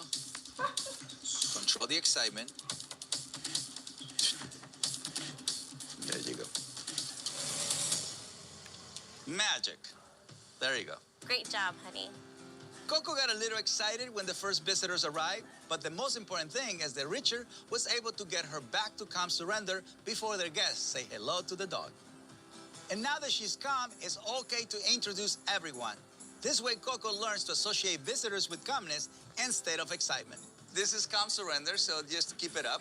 No touch, no talk, no eye contact. This is beautiful. So. Yes, look at that. Hi, guys. Yeah. What are you guys doing? She's up. Put her back in calm surrender. Deep breath.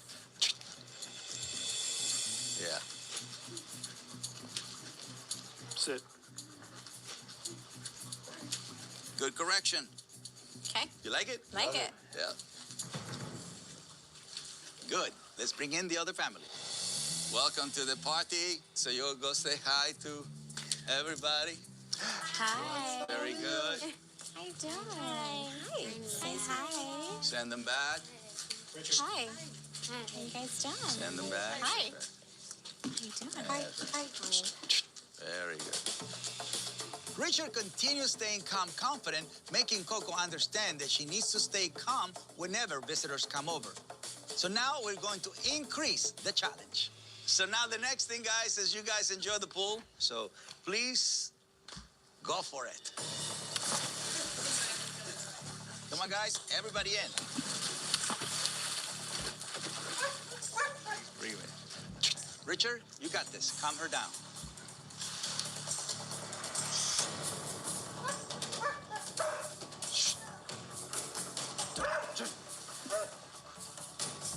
Sit.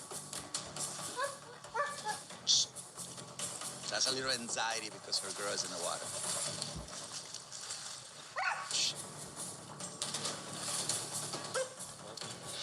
This is what I was fearing, that she would just get excessively fixated with the kids, wouldn't be able to stop barking. It's definitely making us nervous because she's uncontrollably barking and squealing. So we're gonna have to ride this thing out. I think this was a trial by fire.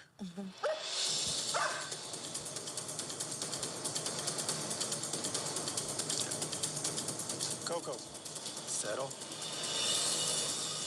Ah, very nice. That's really good. I was cheering you on from afar. Yes. I am really proud of them, even though Coco became overexcited, barking and crying when Serena entered the pool. Thanks to Vanessa's support, Richard was able to remain calm and confident to get her back into calm surrender quickly. They are well on their way to having a safe home environment for their daughter and their guest. Just to see her like this, we know that it's possible. It'll just be repetitive and consistency. Yep. It just feels hopeful to just see this in action.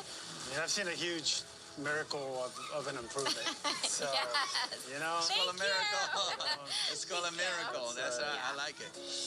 internally for me, going through this process with Coco, having frustrations towards my dog that escalate from 0 to 10 in a hurry, to not have that now, it changes my character really to where now I can be a better husband, a better father.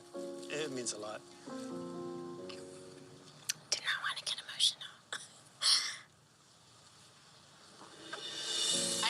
I've seen a great change. To see him lead our family, lead our dog, lead our daughter, I get emotional because, like, I love him. So I want him to come home and have a peaceful home where he's not frustrated. And I'm grateful for that. And I feel like we're gonna continue doing this and only have a better outcome in the months, years to come. Un abrazo. Gracias. Love you. Thank you. Love you too. Amazing work. Gracias. Arriba México. Better humans. All right. When pet parents are stressed out and frustrated, that energy can not only translate to their dogs, but often creates rift within the family. So, the first step in healing the relationship with your dog is to work together and heal the issues within the family unit. Only then you will find the peace and serenity that having a dog in your life should bring.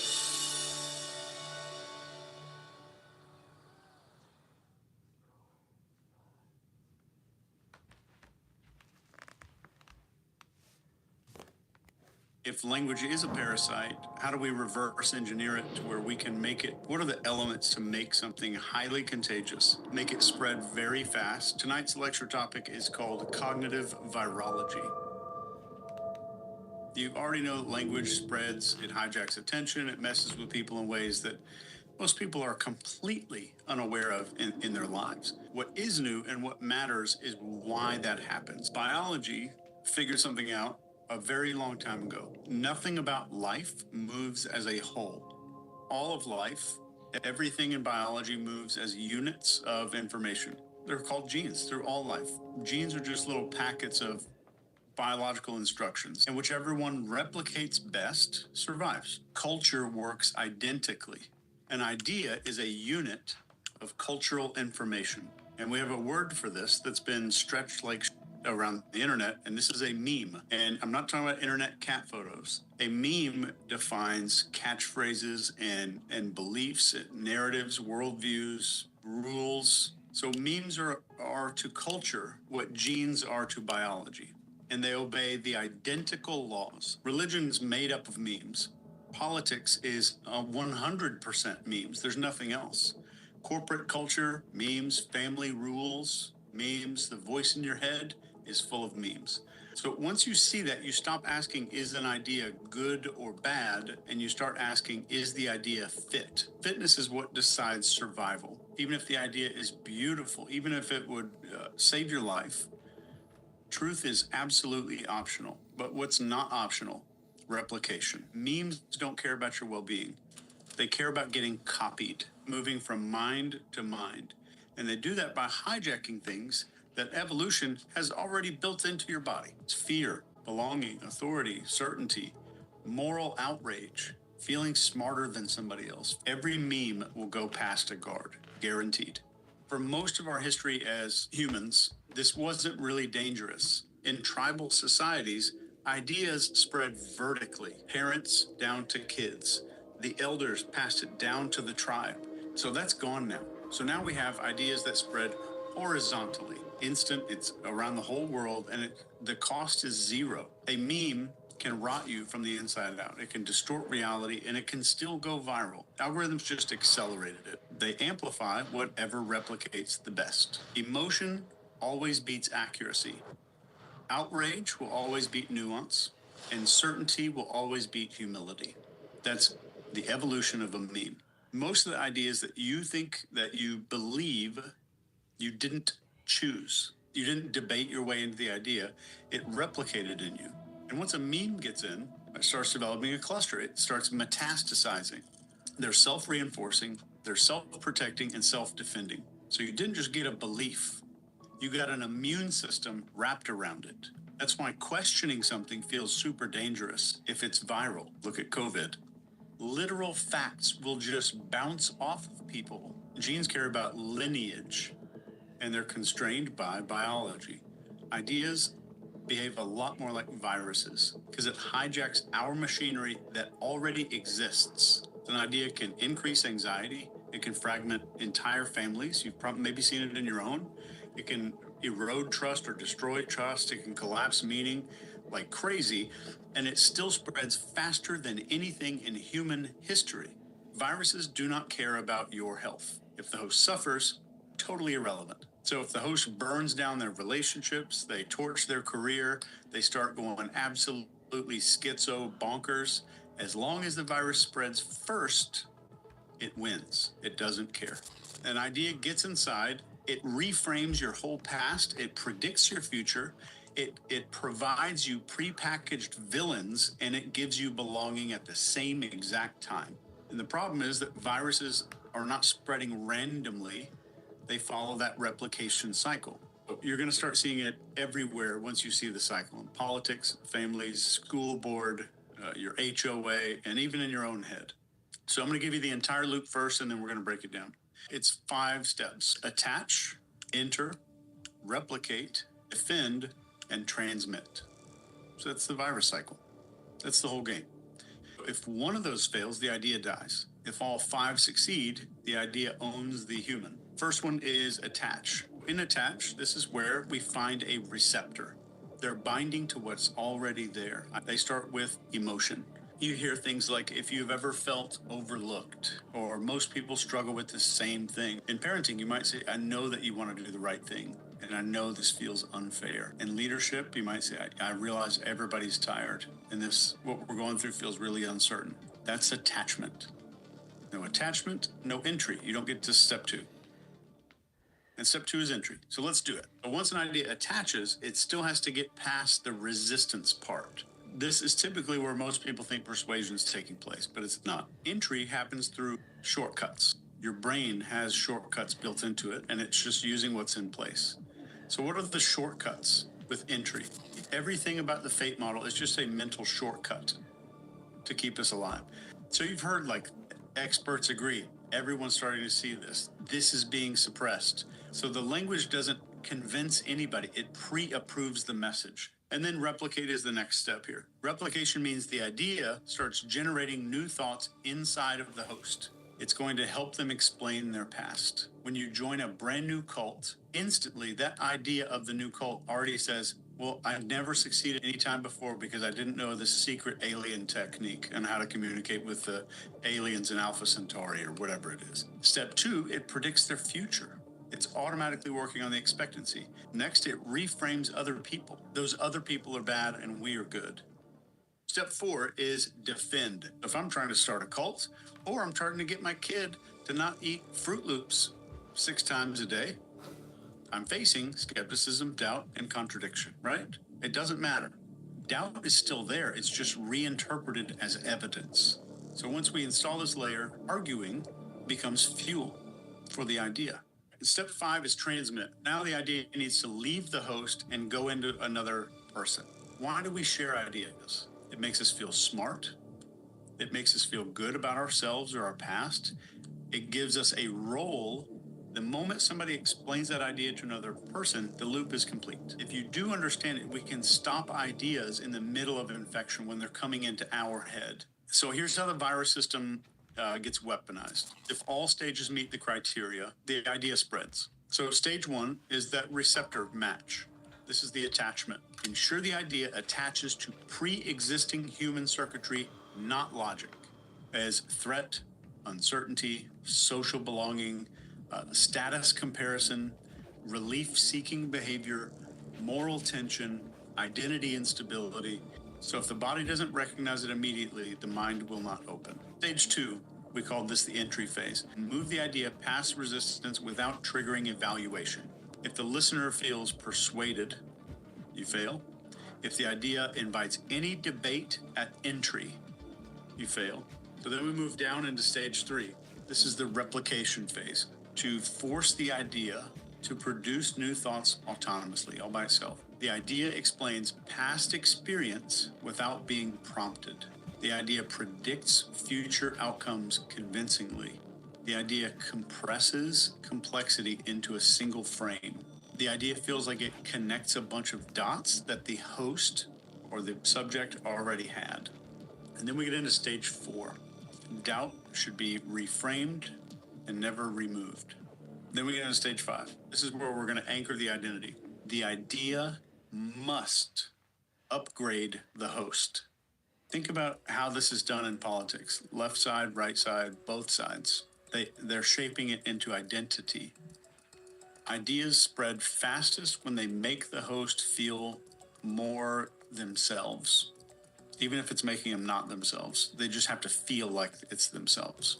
COVID was the biggest coordinated mind operation that probably anyone alive has ever lived through. And I'm not saying nobody got sick. People died, hospitals were slammed, but the way that all that was handled and then amplified and then weaponized, that's 100% psyop layers. And that cognitive virus loop ran all of that like clockwork. So let's go through the process and talk about each one of these virus steps of exactly what we just laid out. First step is attachment, right? And this is the perfect storm. Everybody is already terrified. Remember, there's a pre-existing emotion. It felt like the world was going to end.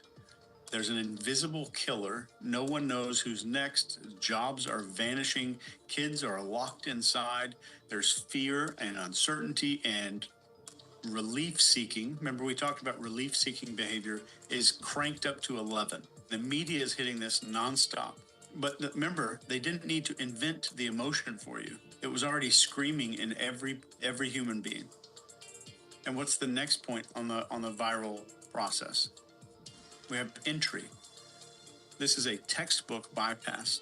How do we do it? Trust the experts. Everyone's doing it. We have limited ventilators. You need to act now. Good people, if you're good, you're going to protect the vulnerable. The Pentagon is running anti-China vaccine disinformation operations, fake accounts. There's memes saying Sinovac kills babies. China's running counter operations, calling it a U.S. bioweapon. Both sides are seeding doubt and pushing compliance. How does it feel? Remember what step 2, how are we supposed to make it feel? It felt inevitable. Exactly how it was supposed to. This is the science. Put a mask on. There's no room for debate about this. So questioning got you labeled dangerous, which makes you 10x more likely to adopt an idea so an idea can flourish by itself.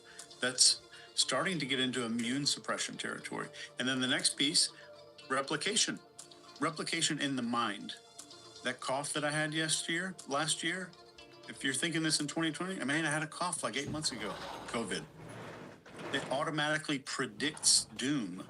The next wave is going to come unless everybody does X and Y and Z. We compress the entire messy, crazy, nuanced thing into 2 words. You're either safe or unsafe. It's just binary. Compress a huge idea into something very, very simple. It's exactly how it happened. And your brain starts running that. Now it's starting to do it by itself. It's replicating and it's doing it 24/7. That explains all these empty shelves. That predicts why governments aren't going to let go. People are literally having nightmares and dreams. You can look on Reddit about all these variants that might be coming out. That's it running on its own. That is replication to the extreme. That idea that doesn't need us anymore. It doesn't need the manipulator anymore. It's doing the thinking for them. And then what's the next step? Now we have defense. And this was master level. Doubt gets completely flipped over. If you're hesitant, you're killing someone's grandmother. If you're skeptical, you're a conspiracy nut.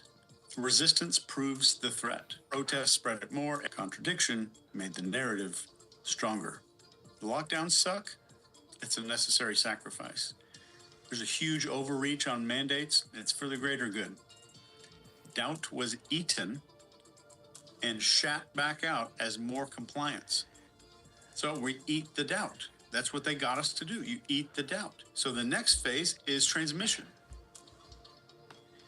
And the transmission is locked to identity. This is when you have posts all over the world, and there's no judgment on anybody, but where people were posting vaxxed and boosted, the same, and it was a moral feeling, right? It was an identity and moral feeling. And you had people on television, on the news, saying that unvaccinated people should die. That's psychopath behavior. That is pure sociopathy and psychopathy. But it's because they were moral. It's because of identity was tied to all of that. You're moral, you're responsible, you're smart. I get to take this one thing and I automatically feel this. And you had these people that were purebloods that didn't get the vaccine. And how did they feel? Let's talk about them. I'm one of them. I've felt superior, and it worked on me. It manipulated the shit out of me. How did those people feel? I'm awake, I'm strong, all of this stuff, which is just total bullshit. Sharing what side you're on felt protective. People posted their vaccine cards. So the PSYOPs vectors are everywhere. Social media PSYOPs on both sides. Governments, pharma, militaries, all of them playing this huge game. So by 2022, it's not even about health. It's not about health. It's about control. Because what was the next part of the conversation? Digital IDs. I don't know if you remember this in the World Economic Forum. I pay kind of close attention to this stuff. Fear is harvested. Doubt is weaponized. Compliance is branded as virtue. That was a big end goal there. Energy siphon on a planetary scale. Both sides got super unbelievably stupid. It's like the entire world lost like 50 IQ points.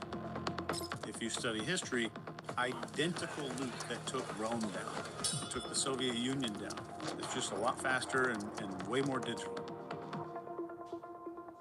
Let's talk about how to see this live without becoming a psychopath. Everything we talked about explains why ideas spread. What you do when it's happening in front of you or when it's happening inside of you. Because knowing the loop intellectually is just useless, especially if your own nervous system freezes when it's happening to you. So I'm going to go down two things: how to spot the loop and how to use parts of it without setting the room on fire. Let's train your eye first. Then I think once you know the loop, you're going to start listening for what's being said. And you're going to start listening for where you are in the cycle. That's the big thing. Where am I in the cycle right now? We really want to just get really good at diagnostics for the replication stage. The attachment part, you're just going to say, what is this hitting? First thing you ask yourself silently is this: what is this idea attaching to emotionally? Fear, belonging, relief, intellectual rightness, superiority, status. You're going to hear it in phrases like, people are scared to talk about this, or finally someone's saying it, or this explains why everything feels off. So the take home here is to burn it into your head. This isn't explaining, this thing is attaching to something. You find out what it's attaching to, and you get very, very dangerous and unmanipulatable. And then the entry. Number one question here is, what shortcut just got used? So we're looking for authority. All the experts are saying, all the doctors are saying, the social proof. Everybody knows it's obvious that X and Y and Z. Scarcity. This keeps getting censored. Everyone's taking this down. Watch this video before they delete it from the internet. I've clicked on a couple of those before. Or the moral framing. Good people understand stuff. So anything feels pre-decided. The diagnostic here is reasoning has not started, but agreement is being asked of me. There hasn't been reasoning, but I'm being asked to agree about something. Then we have the replication part. So the only question here is pretty simple. Is this thing generating new thoughts? Is this idea now explaining things that I wasn't thinking about? That's a big way to think about it. So internal reproduction. The idea is thinking for them now, for you. And then we have defense. And on the defense side, what happens if somebody questions this? What happens if somebody does that? What happens socially or emotionally if somebody disagrees? This is where doubt is being punished and not addressed. Some kind of bad thing happens with doubt, or they get you to eat the doubt. And then the transmission part. What does this turn me into? Or what does this turn them into? So what identity does this idea give the person? Enlightened, awake, good, moral, strong, on the right side of history. If an idea upgrades identity, it's going to spread, and it's probably bad. So the idea is recruiting vectors on its own. And then we go to disarm. So move number one is this epistemic pulling out. We're stepping outside of the frame. You're saying things and stopping it, like, before we decide if that's true, how would we even know? Or you'd say, what kind of evidence would change your mind? That is a big sentence you should memorize just to keep in your pocket forever. And third, another big one, especially if you're involved in any negotiations or court stuff, or maybe you want to just use this on your spouse, is recruiting vectors on its own. And then we go to disarm. So move number one is this epistemic pulling out. We're stepping outside of the frame. You're saying things and stopping it, like, before we decide if that's true, how would we even know? Or you'd say, what kind of evidence would change your mind? That is a big sentence you should memorize just to keep in your pocket forever. And third, another big one, especially if you're involved in any negotiations or court stuff, or maybe What kind of... Like, before we decide if that's true, how would we even know?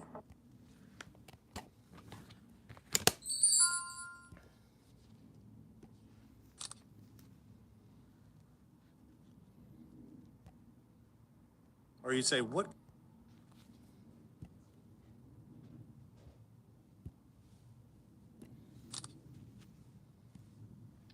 What kind of evidence would you change?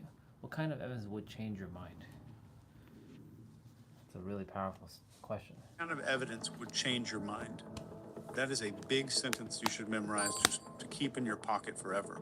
And third, another big one, especially if you're involved in any negotiations or court stuff, or maybe you want to just use this on your spouse to slam them down to the ground.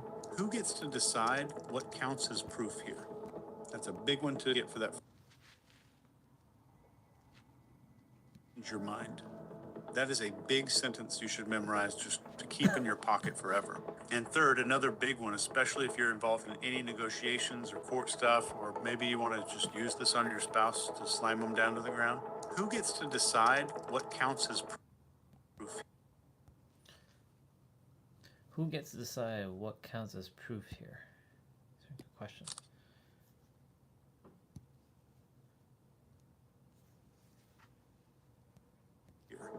That's a big one to get for that first step. The second piece is exposing the seal. You're just exposing what's going on. You might say, yeah, that's interesting, but disagreement is kind of being treated as evidence.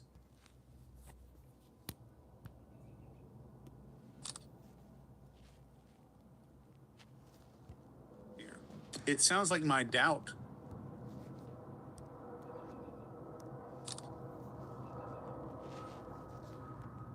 The doubt that I expressed is being described instead of explored. Maybe I misread this. And one big one that you can keep in your pocket is, man, that idea seems to... That idea protects itself pretty aggressively. Protect itself pretty aggressively. That one's great for like family reunions and stuff. Then we have identity separation. So we're giving permission to detach without any kind of loss. We might say something like, I shouldn't be allowed to question something without betraying who I am. I shouldn't be allowed to question something without betraying who I am. That's a good one.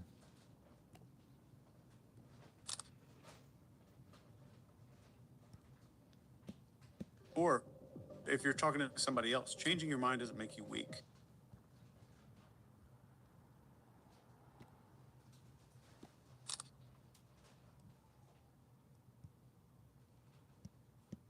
And I get that you're passionate about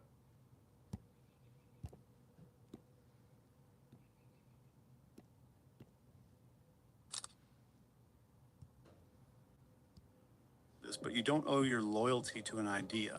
You don't have to marry this idea to take it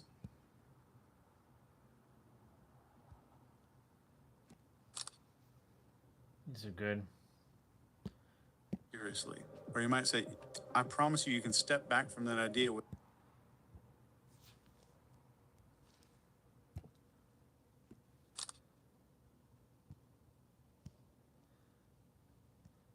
throwing anything away. It'll still be there. Yeah, you can step back from this idea. It's fine to hold it loosely just for a minute.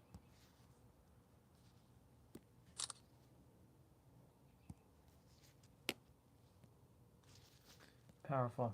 Or you can change your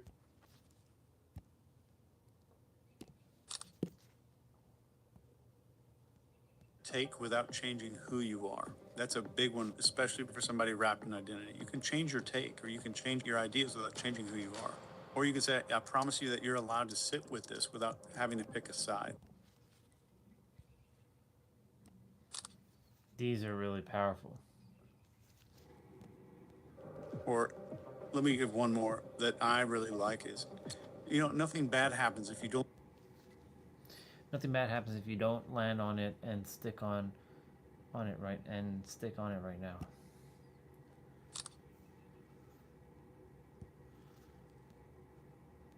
Land on it and stick on it right now. And then making ideas stick. Here's the cleanest rule that I can give you. Ideas stick when they leave Ideas stick when they leave unfinished business in the mind.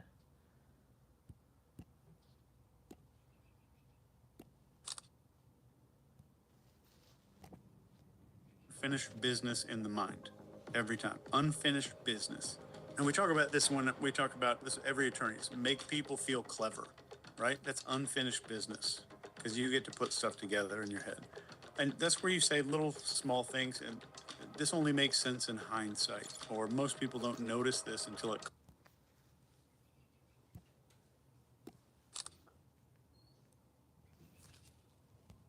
lost them.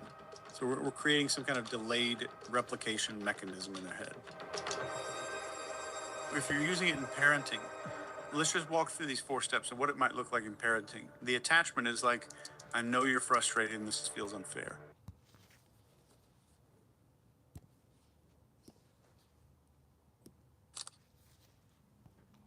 We're going to be taking a bunch of screenshots, it seems, in this video, so let's go. Entry, everybody learns this. Everybody learns this, and it's good you're learning it a lot earlier.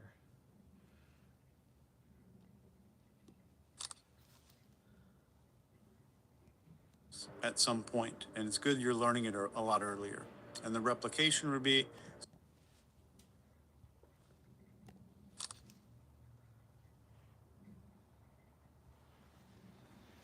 Next time this happens, what do you think you're going to do?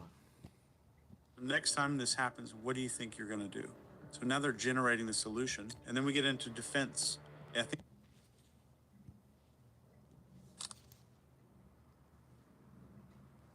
it's totally normal to want to push back at first, and we don't punish the resistance.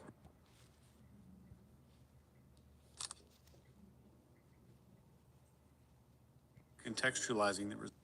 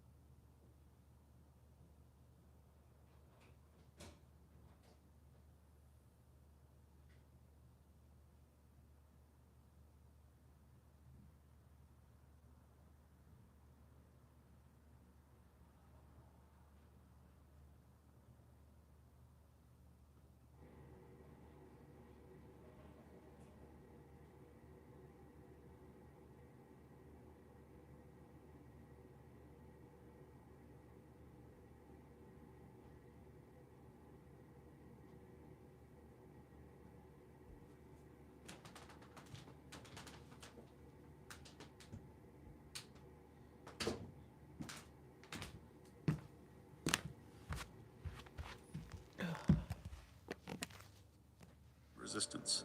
And then the transmission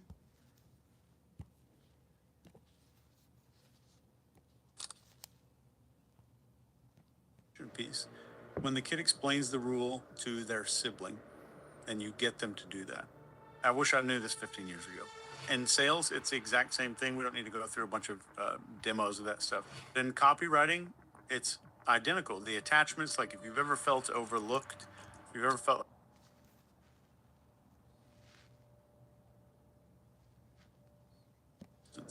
and then the transmission piece.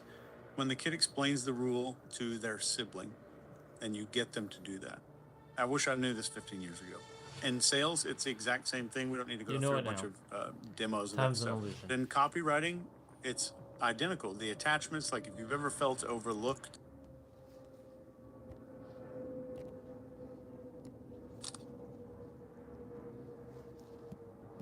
if you've ever felt like you've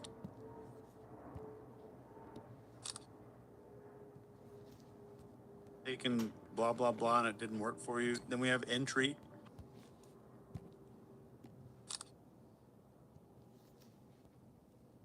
Most people never notice this until it costs them. The replication.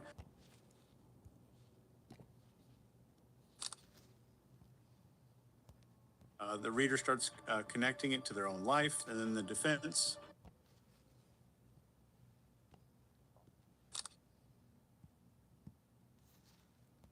It's usually unnecessary in copywriting, but subtle framing is pretty good. And then the transmission. Somebody says,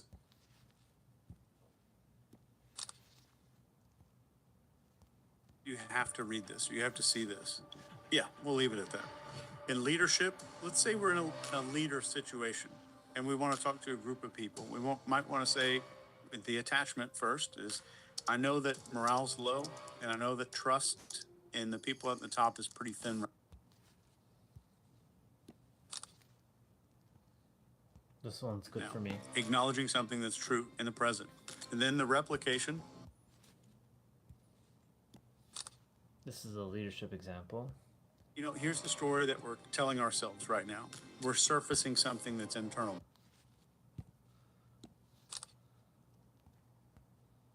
To the surface. And then the defense.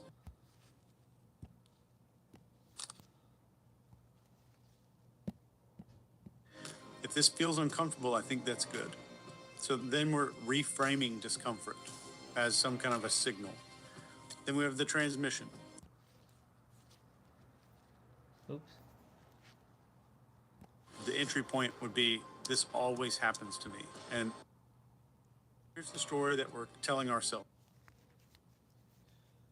right now.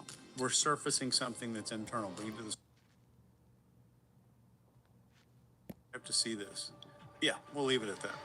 In leadership, let's say we're in a leader situation and we want to talk to a group of people. We might want to say, the attachment first is, I know that morale's low and I know that trust in the people at the top is pretty thin right now. Acknowledging something that's true in the present.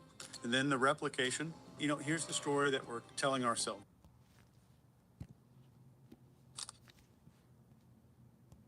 Right now, we're surfacing something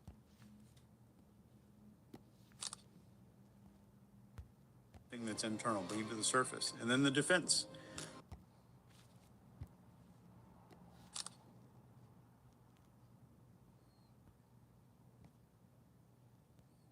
If this feels uncomfortable, I think that's good. So then we're reframing discomfort as some kind of a signal. Then we have the transmission. And this is... I already copied those ones, I believe, but whatever.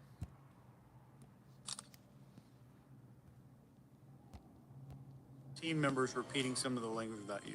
And guess what else it works with? Self-talk. The way that we speak to ourselves. Let's go through a negative example. The entry point would be, this always happens to me. And I'm 2239.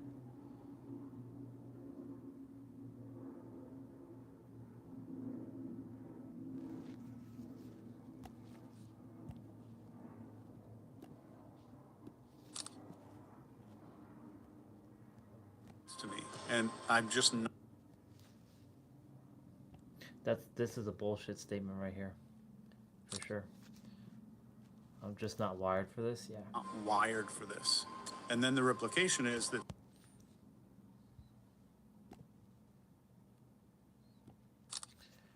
lots to dive into. starts explaining your past and predicting your future, right? So the replication is automatic. And the defense is, I'm just being realistic. Hi, Bubba. I'm just being realistic. I mean, if I look at it, it's true. I'm just being realistic about it. And then the transmission.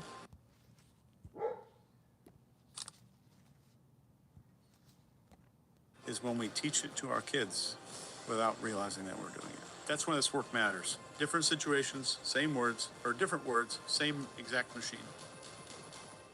Yep. We stop forever. You will hopefully the rest of your life. You're going to stop using both. Like, people are irrational. Kids are defiant. Buyers are cheap. Nobody can afford it. Employers don't give a shit. You start asking, where did replication fail? What receptor? Where did replication fail? Go back 2325. Are irrational. Kids are defiant. Buyers are cheap. Nobody can afford. This one right here. Let me write bullshit.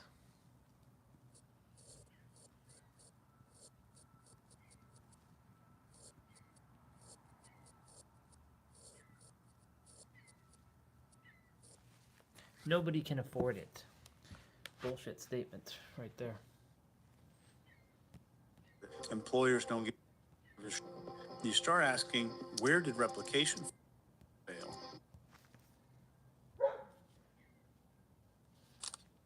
That's a good video. What receptor?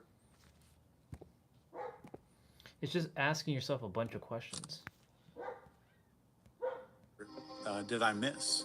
what defense mechanism is kicking in? Is kicking in.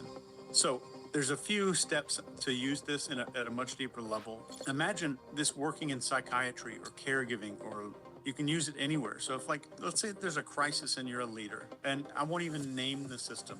I'm just going to go through a little talk that a leader might have and show you how a leader might do this with, let's say it's a small team and there's some kind of crisis going on. So let's say they're anxious and you step in. Here's what it sounds like. You might say, all right, I'm going to slow this down for just a minute. What I'm seeing isn't disagreement here. It's people trying to get their footing. And when things aren't clear, everybody starts compensating in their own way. And that's where the friction comes from. It's always true. Here's what actually matters right now. There are 3 priorities this week, just 3. And if something doesn't touch one of those, it's not where we're going to spend any energy. So you're going to hear a lot of opinions over the next few days, and some of them are going to sound smart, and some of them are going to be persuasive, maybe urgent. That doesn't mean that we move on them. We stay with what's in front of us, and we keep executing. And if part of you wants to push back on that, that's completely normal. It doesn't mean that anything's wrong. So let's do one more example. Let's say we're at like a social event or something, and we want to make somebody more open. How would we go through this exact process? You might say to somebody, you know what? These parties always hit that point where everybody's just performing. Yep. And I've got to admit, I've caught myself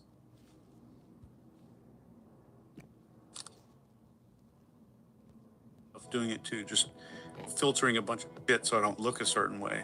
But it's like half the people here are running the same little mental checklist. Don't say anything too real or something might happen. But then somebody can just let go and the whole energy changes. And it's weird that so many people are waiting for some permission slip to stop pretending. But it's funny that once you notice it, though, it starts connecting stuff on its own. Like those nights we hold back and they suck looking back on them, or the ones where we say, fuck it, and good stuff actually happens. And it starts predicting, wow, like if I finally just let it all go, I can feel alive instead of drained. But the mind keeps running that over and over and over, all to itself. And then sometimes there's that little, nah, what if they think I'm weird voice? And it always just pops up the moment right before everything drops. So that's identity hacking and the entire formula that we talked about. Before we wrap, just take a second, not to think about what you heard from me tonight, but to notice how things feel right now. Maybe a sense that something's settled. It doesn't have to be excitement or relief, just a little quieter, like something makes more sense. And I think that's what happens when a cleaner expectation replaces something that was sloppier. And you didn't have to agree with anything tonight. You didn't have to adopt a belief or take a side. Everything that happened is some things lined up in a way that they didn't before. If you feel any urge later to replay a piece of this or to test it against a conversation that you've had, or maybe explain it to somebody that you know that's totally normal, I think that's just what our brains do when they find a model that fits it perfectly. So you don't need to do anything with that. There's no action items, no homework, just to notice. Authorities are reporting a citywide manhunt underway.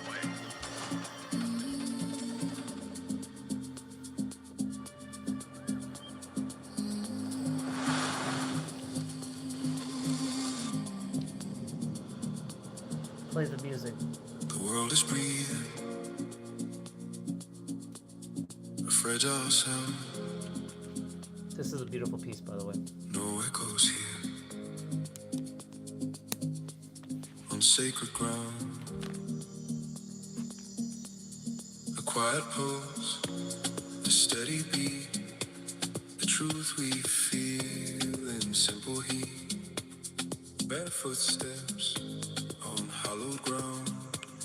A sacred rhythm we have found.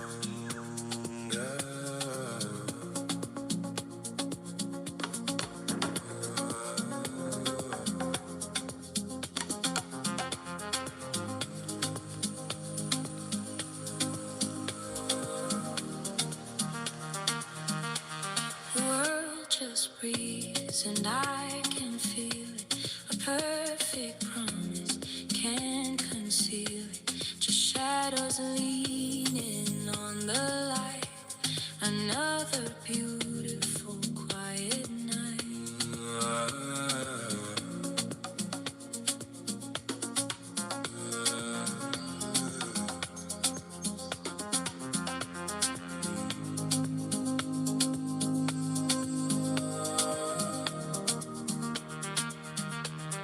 The past is gone, but we remain, washing over all the pain. A simple truth, a feeling pure, a soft connection to endure.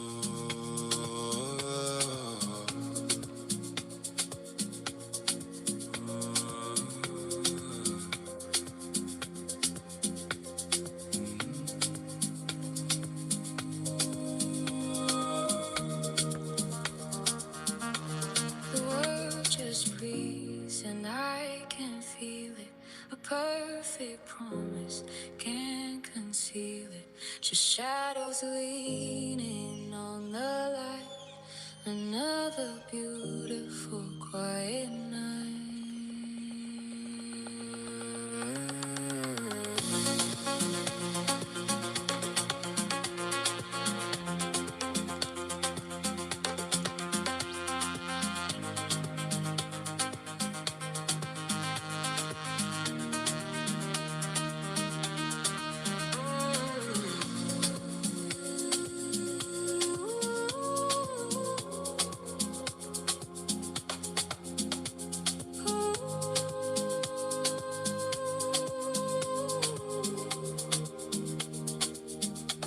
This quiet night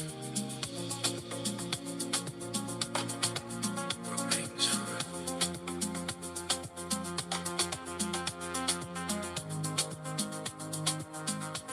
And the world just breathes.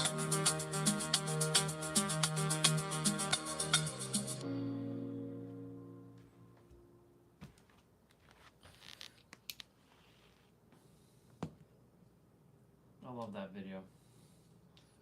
It's a really good video.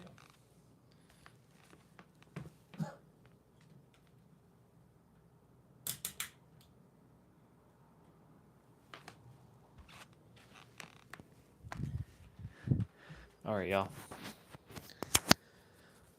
Okay. Minus my kicks that I didn't do yet, which I will quickly do now.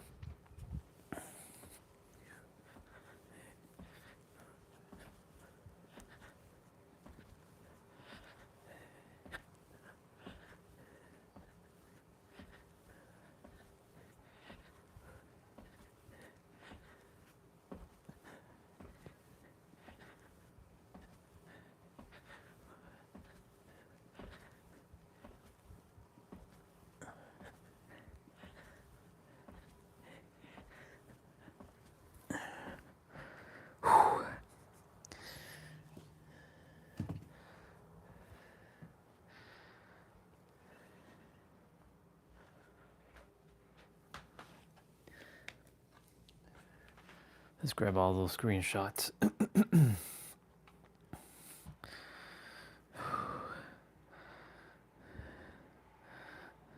Like everything we talk about, links are within the GitHub link in the bottom of the description below. I don't hide my sources. A couple of big takeaways here. They say Amazon's new phone and the X1 box. Now, we talked about Xanite, yeah. Games for multiple emulators, retro. More or less big news in an update.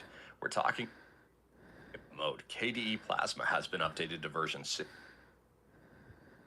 Talk about huge updates. Next up here, we're talking about Nintendo DS. So I can use, for example, here, light punch, medium punch, and heavy punch. And then I've got light kick, medium kick, and then down to R2 for heavy kick. And that way my left hand is just for movements and directions only, and that's it. However, when I do that, it screws up like every other game I want to play and I have to remap for every other game. By doing this specifically just for fighting games, I think it's amazing, and then I don't have to worry about it. So Citron, it's had a very interesting journey, and we're going to read through this. Hello, Pookies. This is the first stable build of Citron Neo Spinny logo.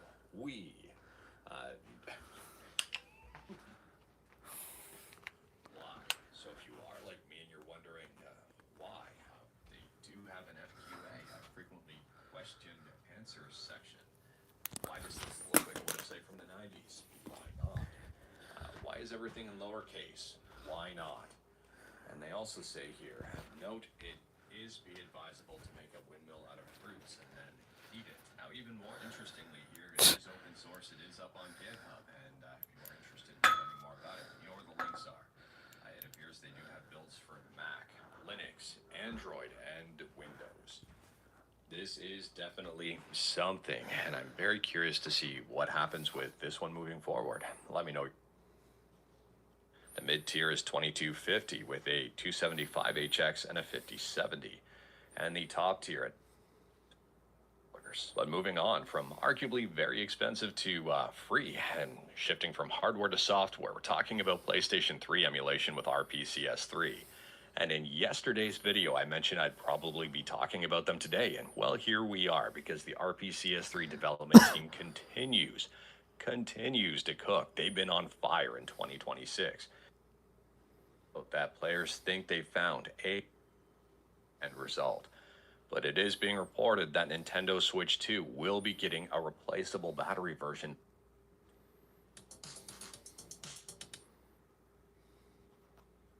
Hey!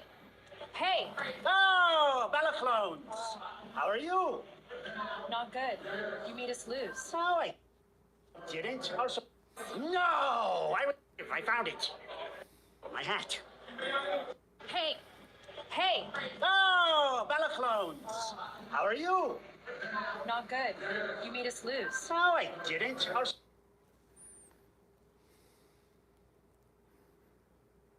She's gonna try and like keep distance and keep far away from me and get me frustrated to a point I'll make a mistake and she can try and kick me in the head, but it's not gonna go like that.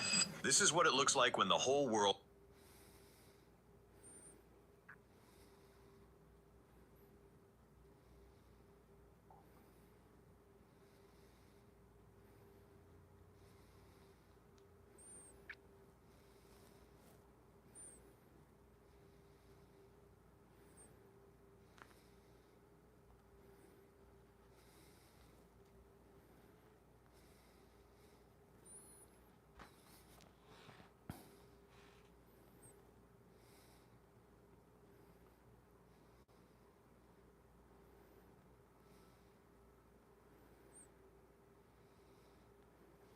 Oh, they actually do have Bleach episodes. Interesting.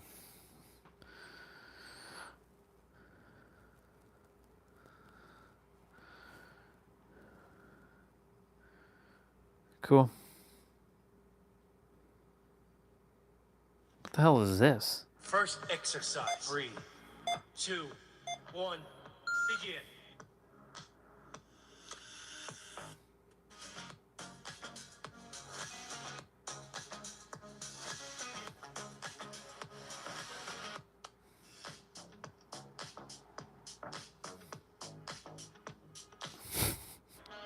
Two, one, begin. Okay. What the actual fuck is going on here? 2, 1, begin.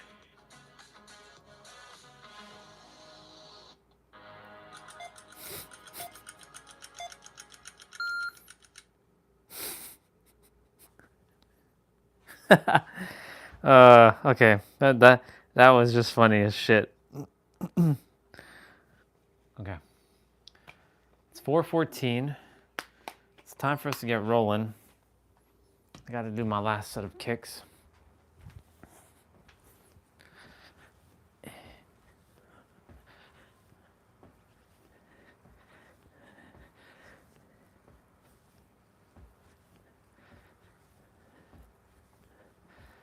Oh, I didn't use my dumbbells. Oh.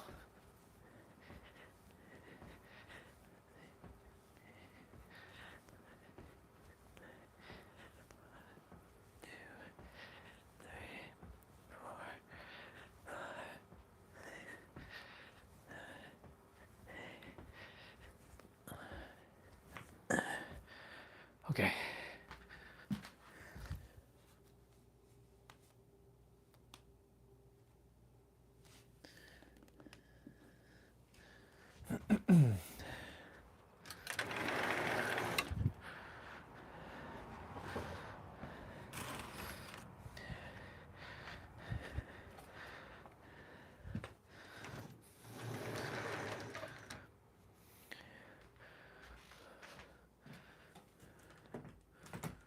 Oh my goodness.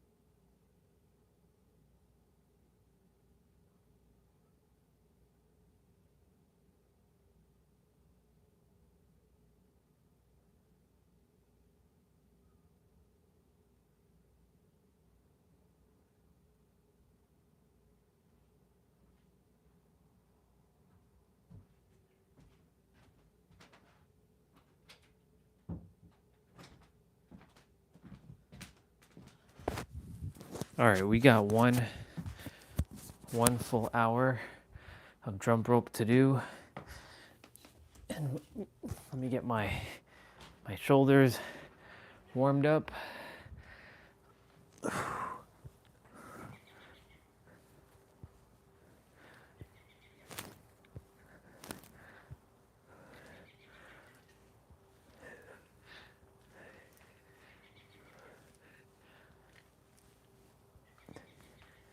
I really am preferring not having to look at my tablet unless I'm playing a game or just watching TV or like watching like video or something.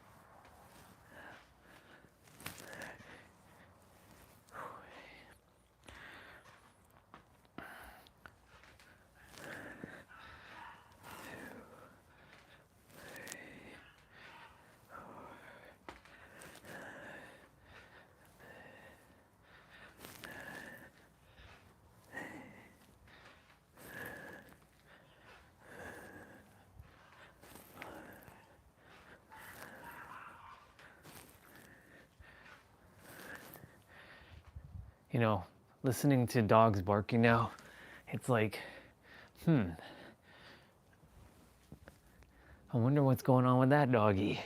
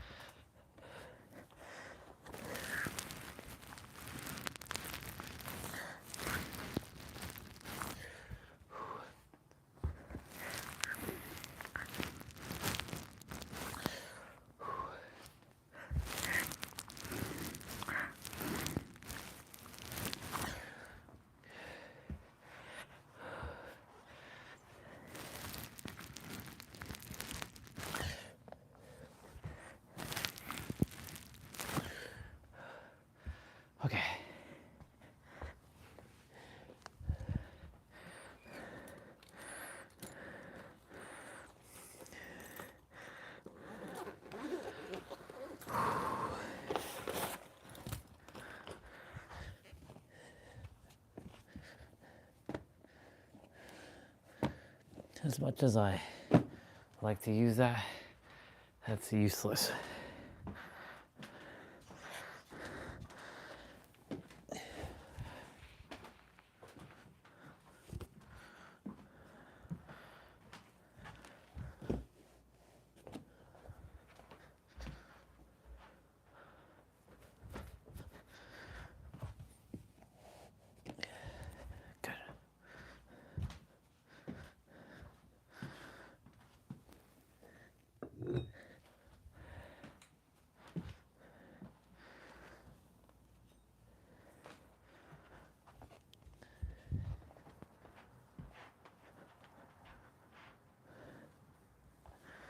That should be okay.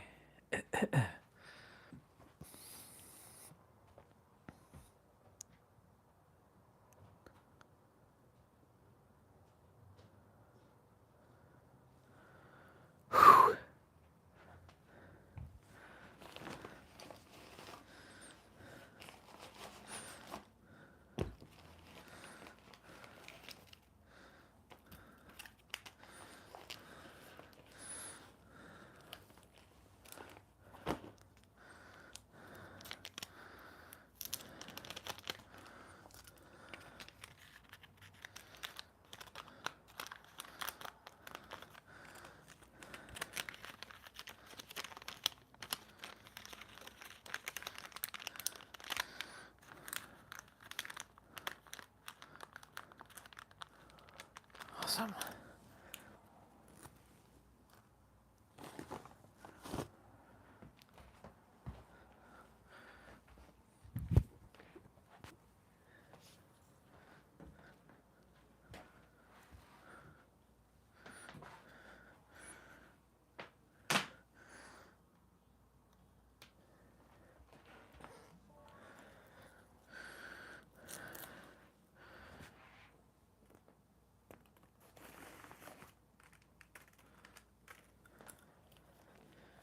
Okay, y'all. I'm going to take a moment to pause.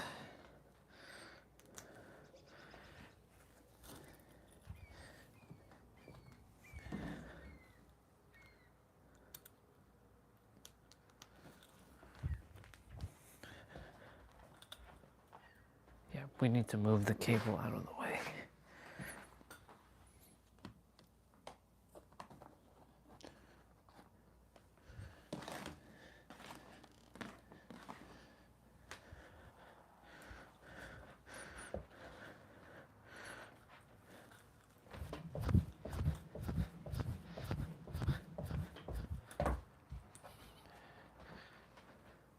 All right, so it's 4:25, 4:55, 5:05.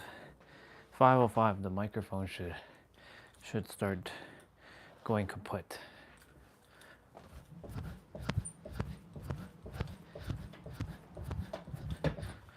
Okay. We're gonna go get a bottle of water.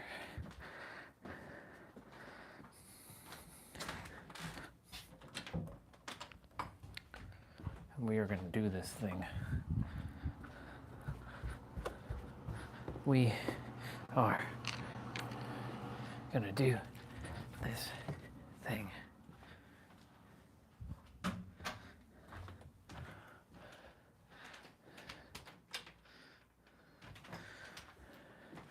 $4.26.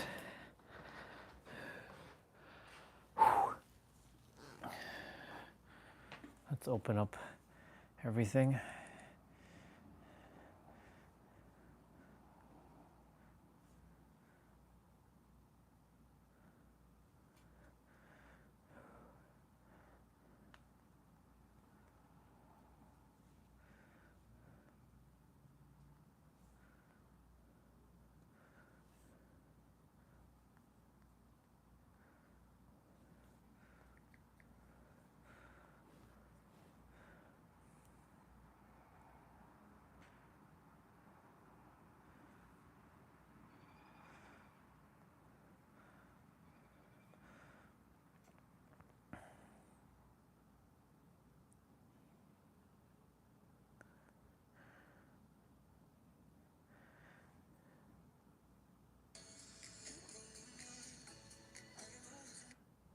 what's up, charity athletes? Today. So I am going to open up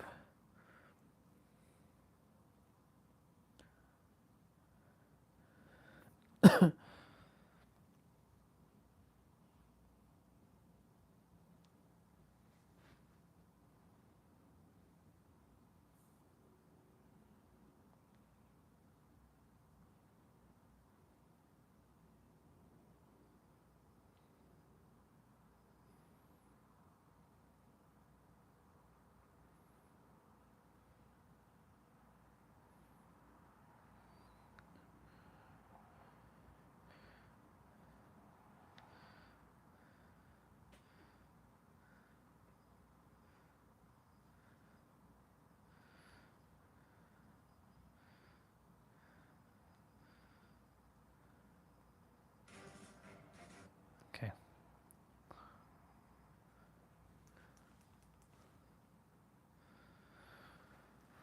Okay, y'all.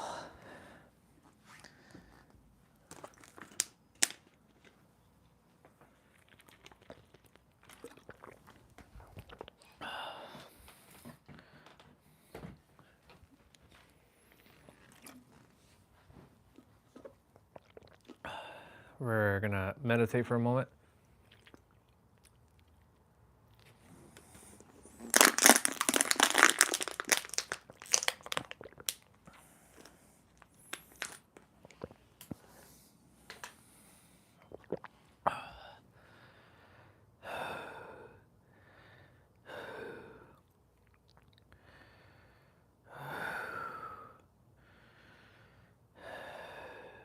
We're not getting we're just getting the body into a more calm state here.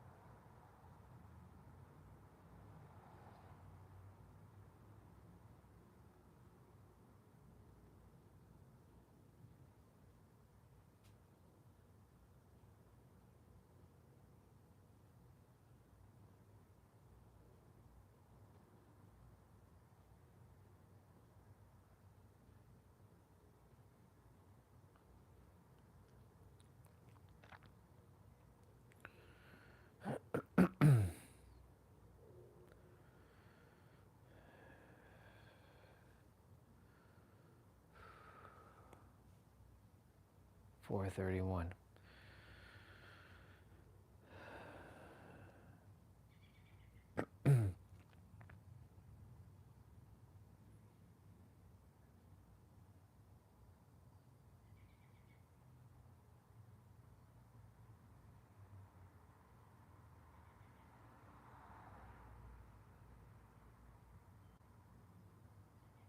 I have my beard to wash this evening.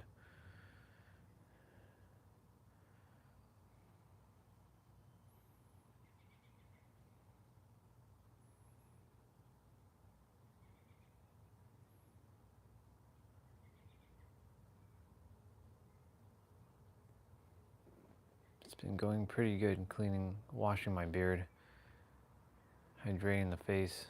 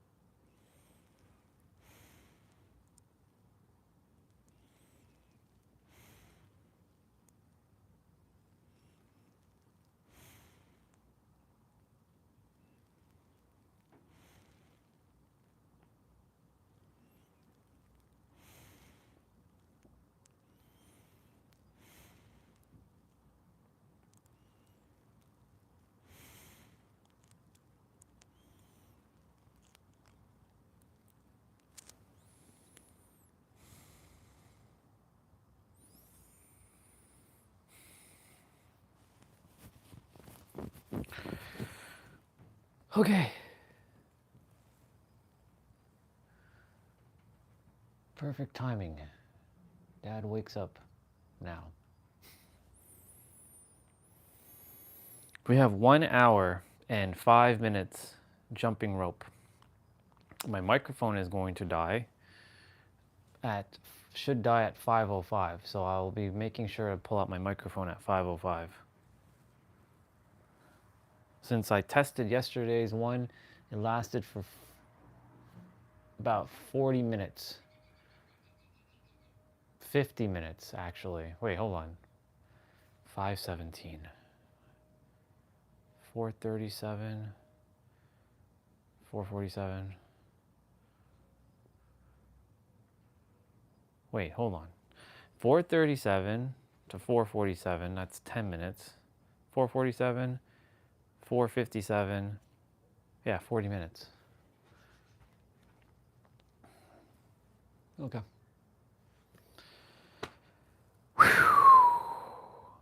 I started to drift. I started to drift. I started to see the other side. No, I'm kidding. All right, I got my music ready.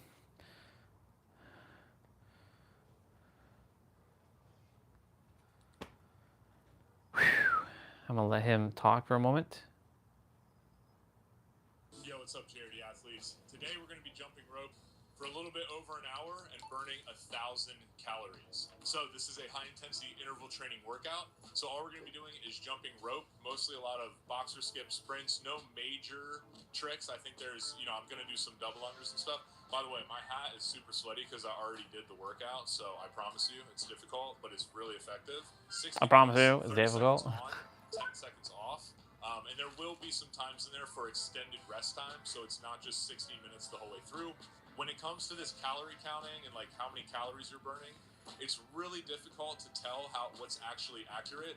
Even these gadgets I'm using are not 100% accurate, so just go as hard as you can because that's really what gives you results, not being like, oh, this thing said I burned this amount of calories. We can get an estimate, but again, my body's different than yours, and you're going to get different results. So if you guys want the rope that I'm using for this workout and all the workouts, crossrope.com/JRD, and you can get 15% off with code DOTHETHING. If you need a little bit more help in losing weight and you need a structured kind of way to do that, go to the JRD app because that's where we have all of our programs. We have 1 month, 3 month, and we have sort of like a Discord accountability forum just to make sure that everybody's staying on track to their goals. So check it out, dude. And yeah, without further ado, let's get into this workout. All right, it's time. It's time.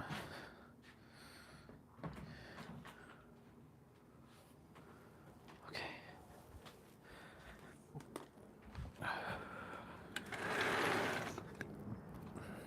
Let's do this thing.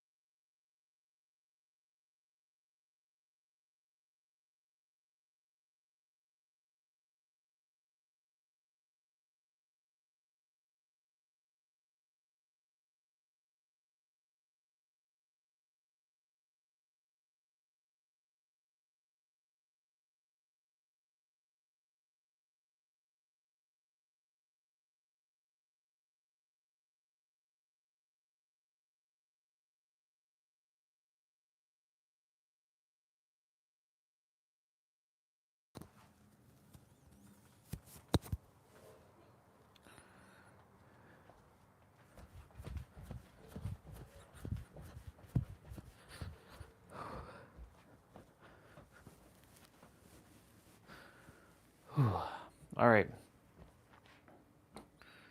This is going to be fun. I'm waiting for Dad to finish from the bathroom so I can use it one more time.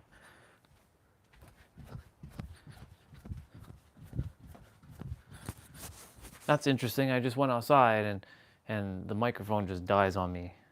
The fuck? I wonder how long it would take for this one to recharge for a moment.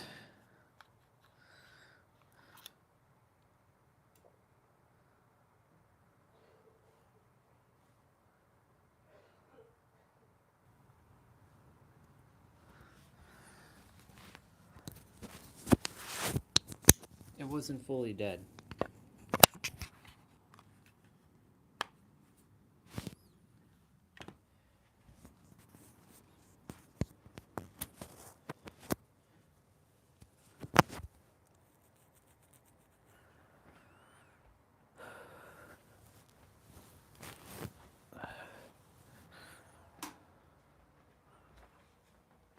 Come on, Dad, hurry up.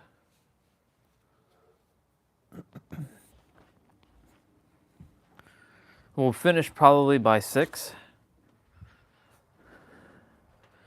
So we're gonna be grinding. We're gonna be really grinding through this one. Oh man. The only way to do it is through it. And I love this one, but this one is very challenging. I will say. This one is really, it pushes you to the test. Because this one here, this one right here, yeah, this one exerts a lot of energy. So I put my microphone in for like a couple minutes and I already got enough charge. Is this what's going on here? Hold on. Let's just make sure that my microphone is actually on right now.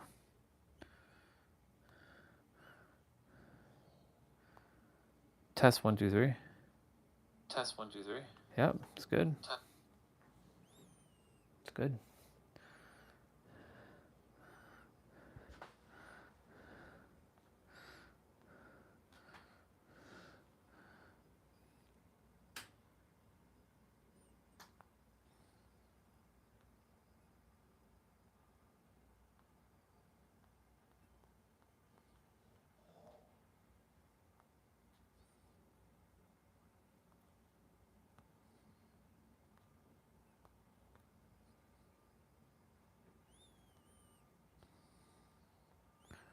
Pictures.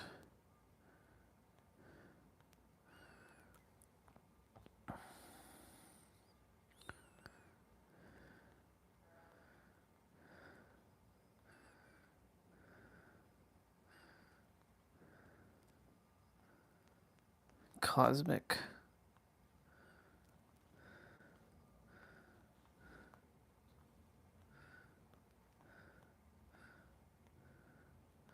I need to use the bathroom one more time, that's why I'm waiting. Finally. Back where I belong. Let me just make sure that when my microphone is red, it is actually still working. Red, it is actually still working. Yeah, it's working. Red, it is actually still working. Yeah, it's working. Red, it is actually still working. Sounds good. All right.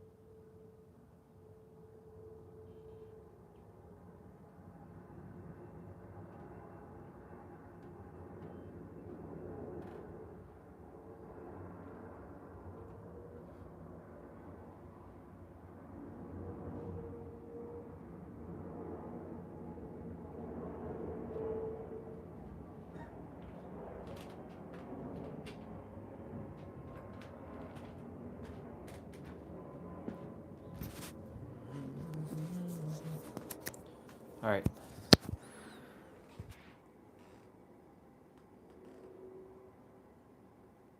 Let's get rolling.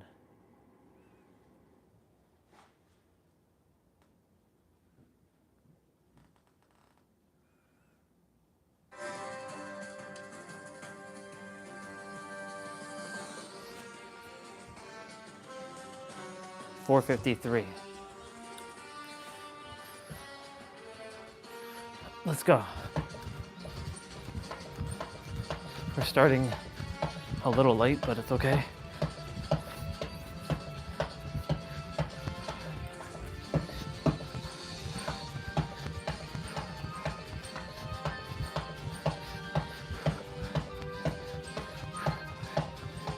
I need to fix the camera.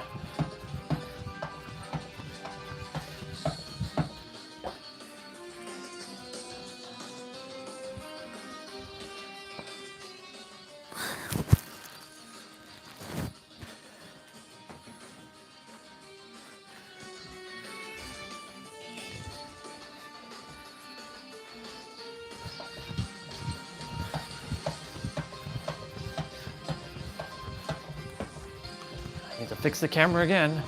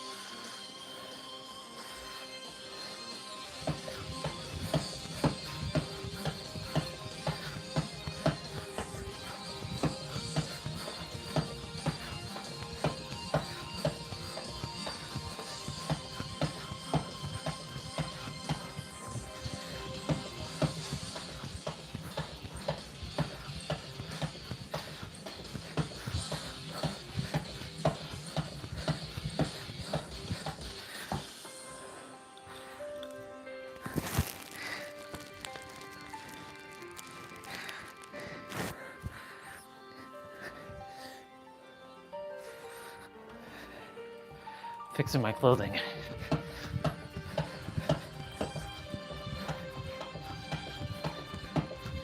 Whew.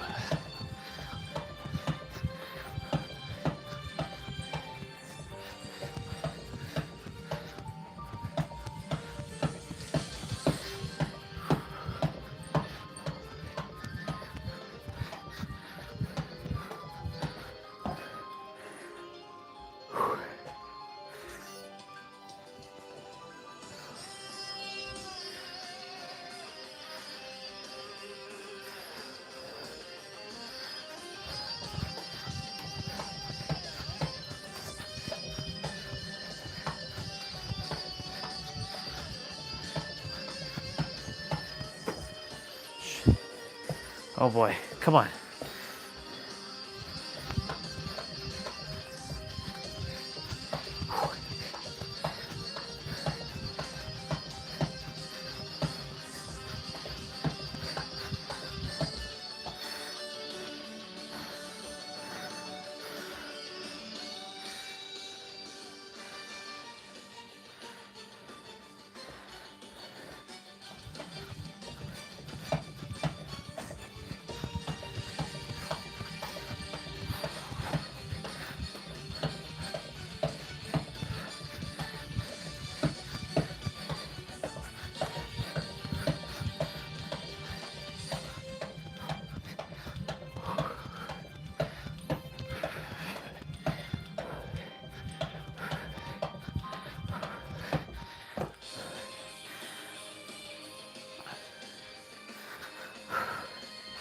Shake it out.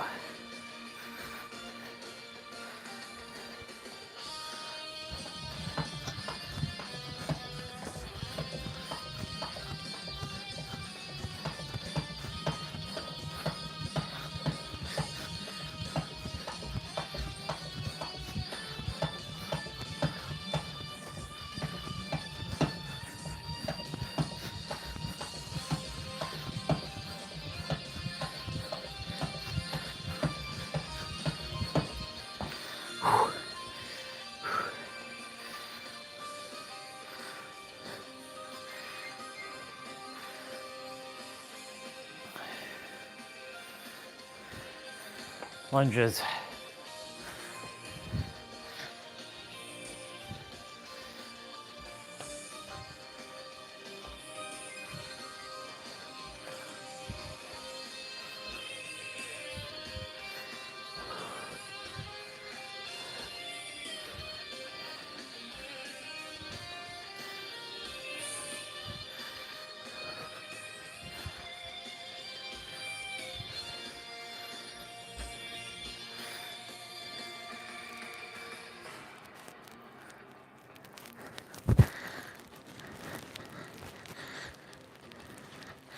Yeah, I know. You get to breathe and warm up.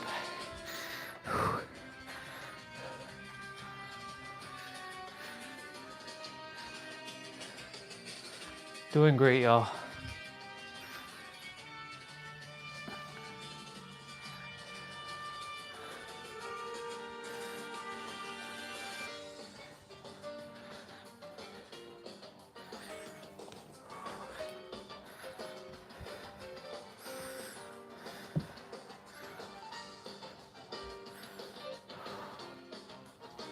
Let's go.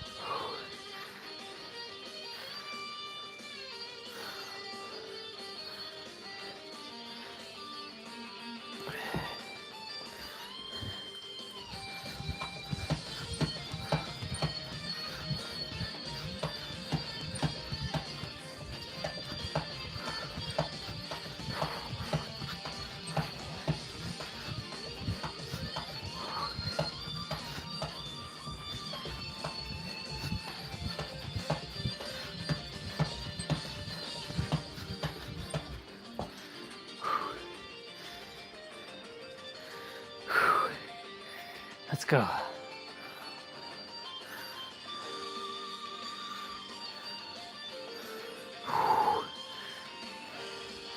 Get the breathe and warm up.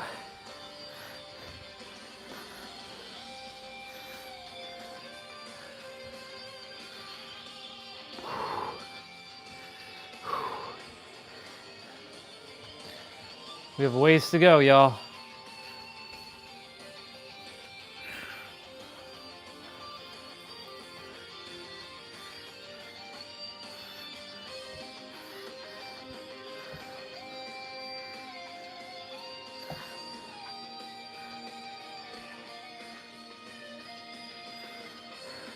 You got another breathe and warm up session right here.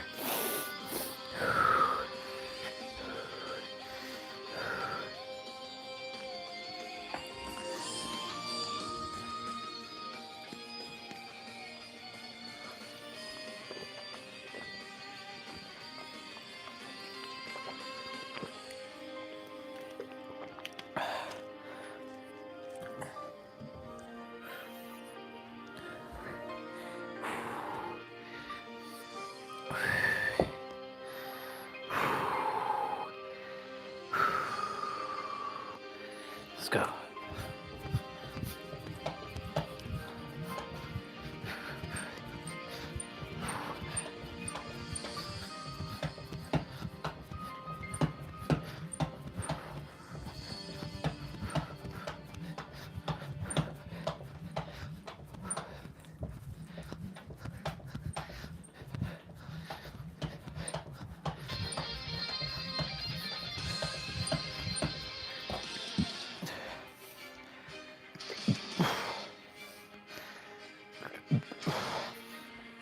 You know what?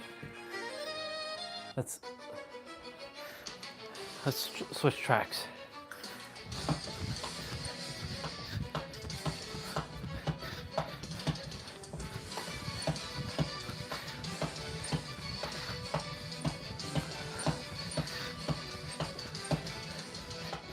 One-fifth is done.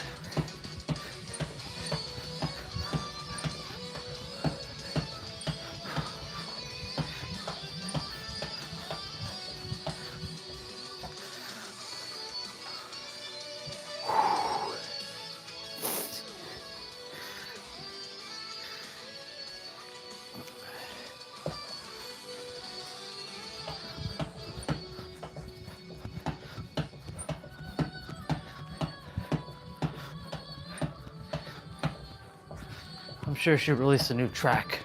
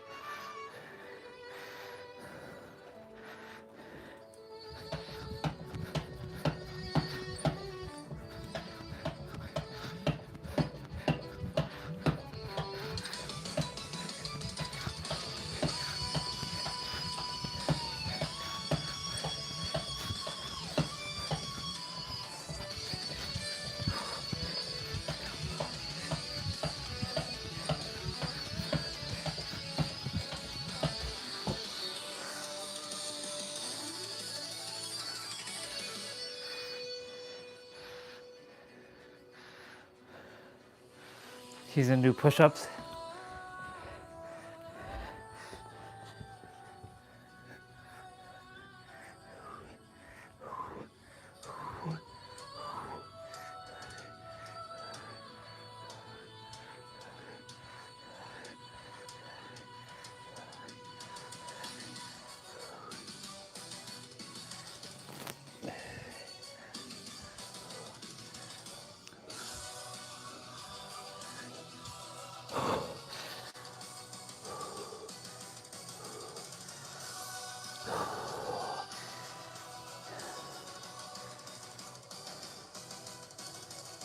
You get to breathe and warm up.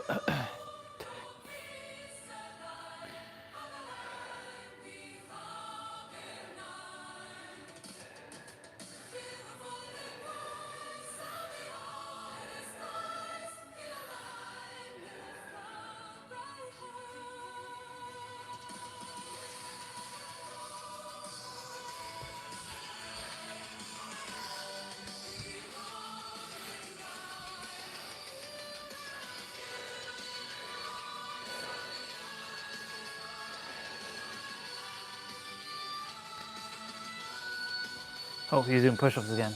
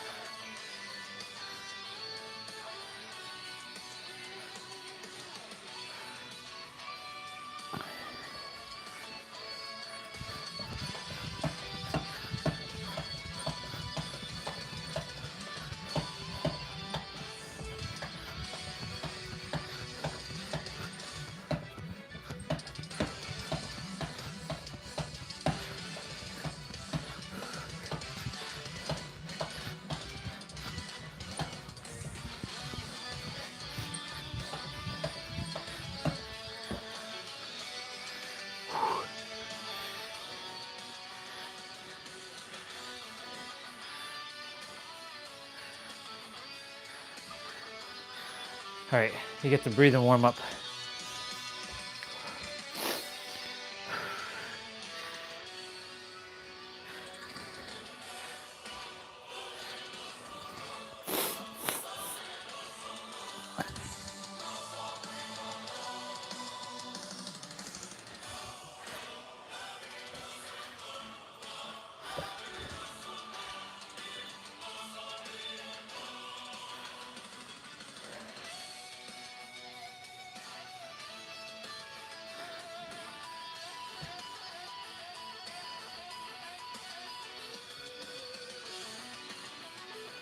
You got another breathe session.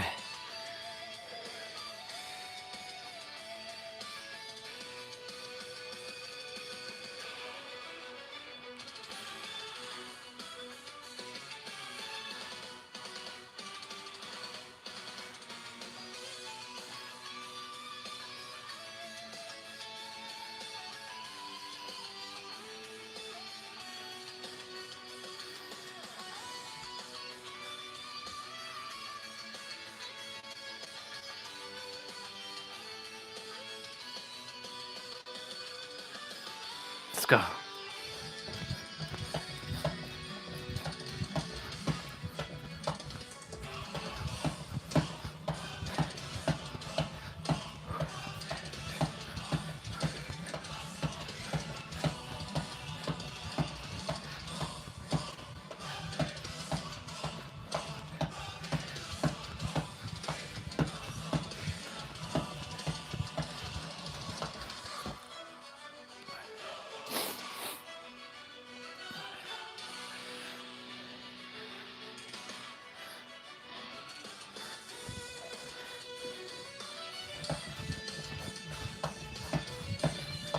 Doing great, y'all.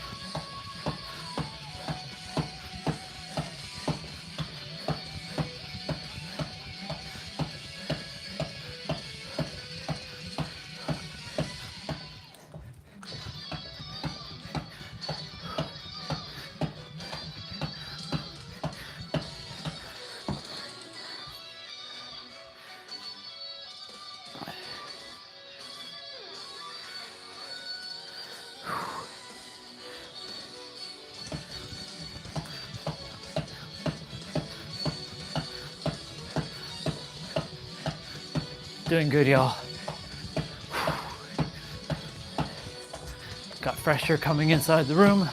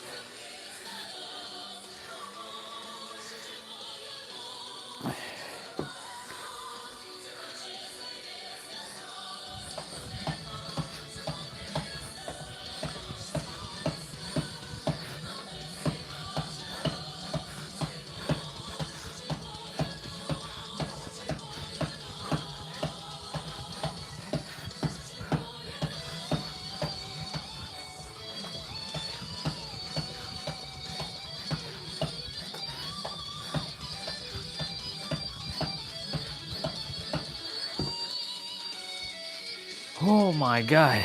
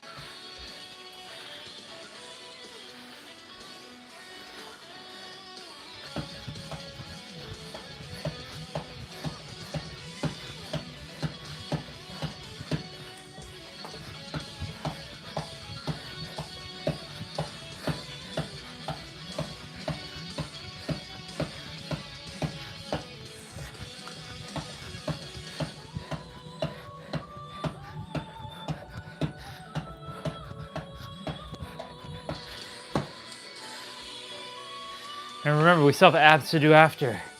So we'll be done a little bit after 6 p.m.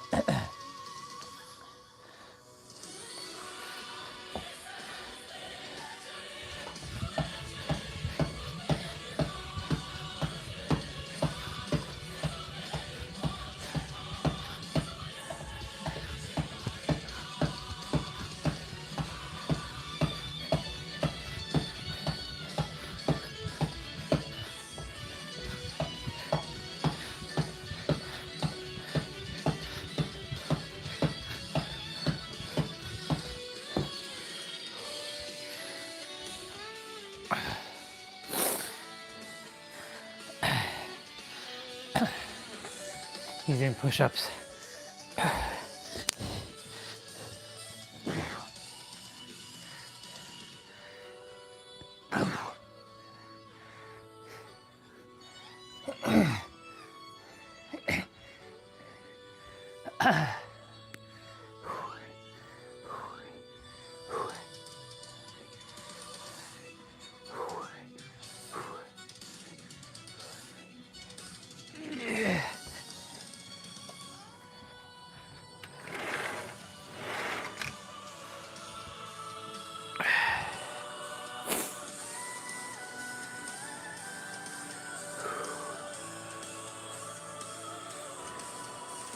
All right, y'all.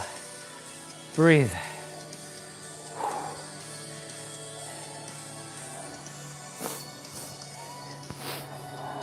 This is not a long one, it's a short one.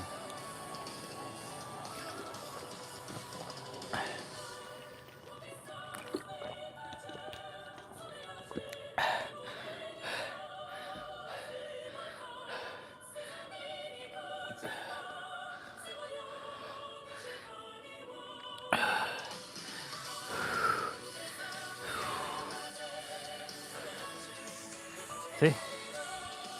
Right back to it.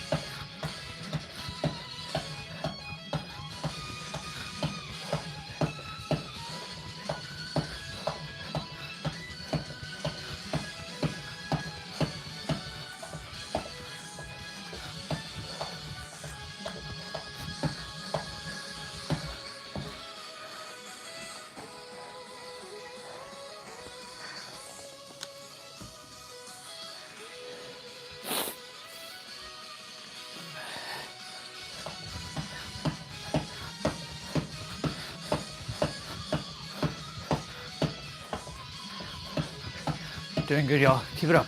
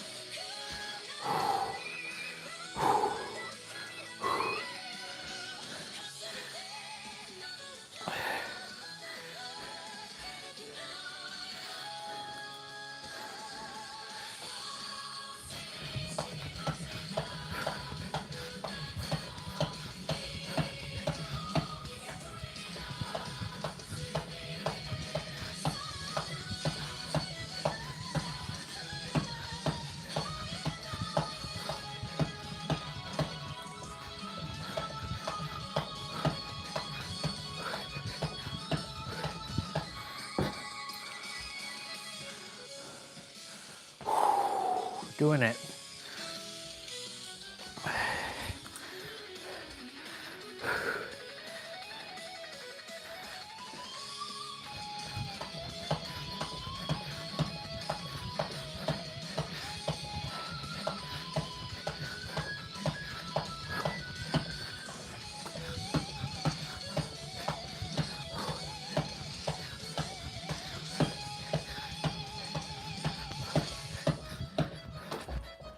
Shit.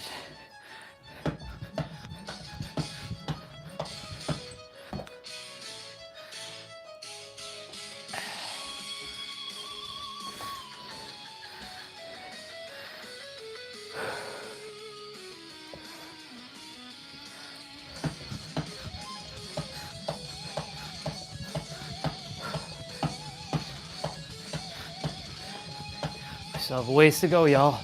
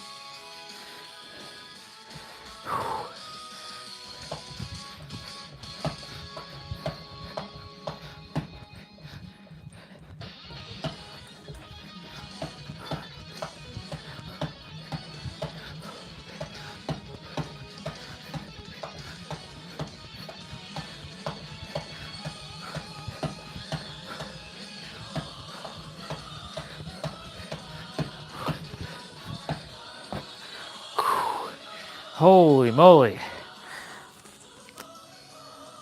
Whew. I think we get a break here. Yes, we get to breathe. Whew. Oh my God.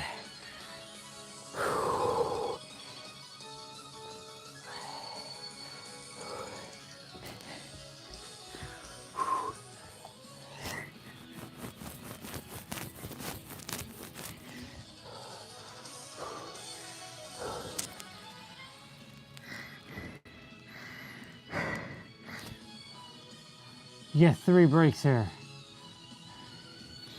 I believe it's 3. All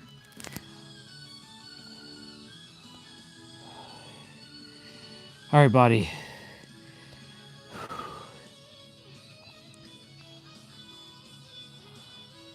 Do your best to recover. Recover.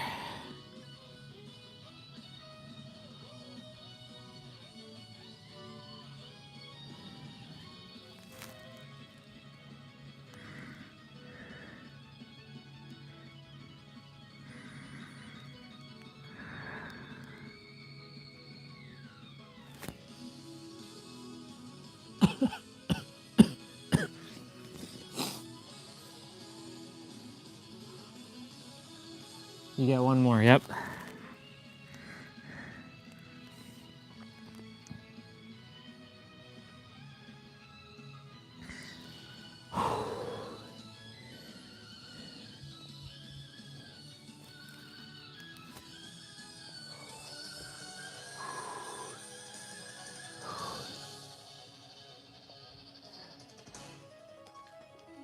Okay.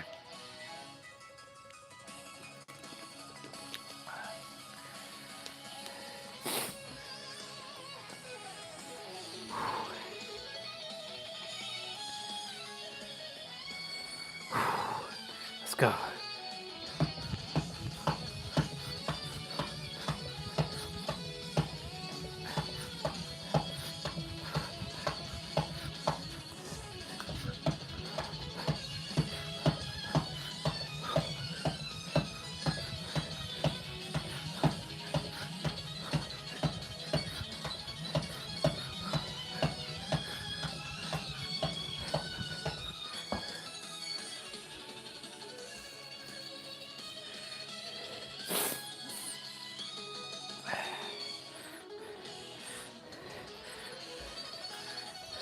You know, when he took off his shirt, that's when he gets serious. But for me, I've already been serious. I'm not dropping any layers.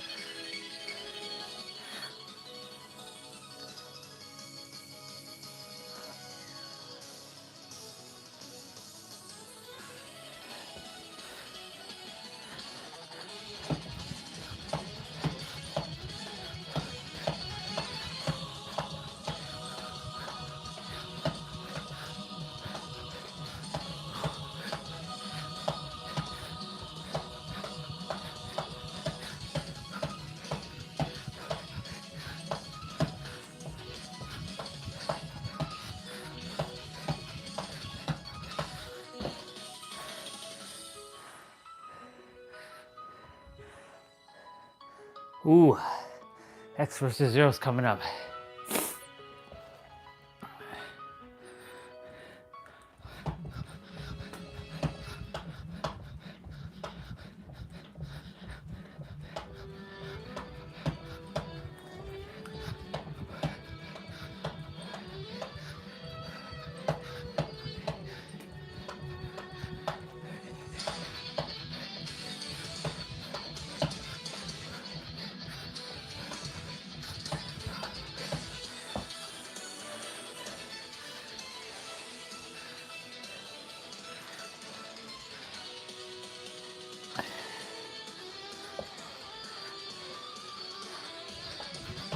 Oh, he's doing jumping jacks.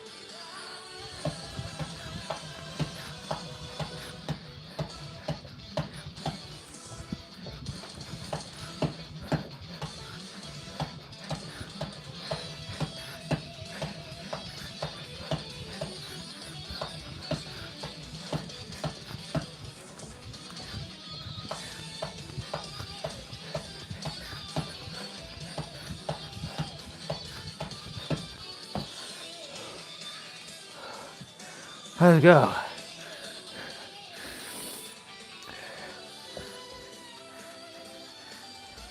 The official timer is now under 10 minutes.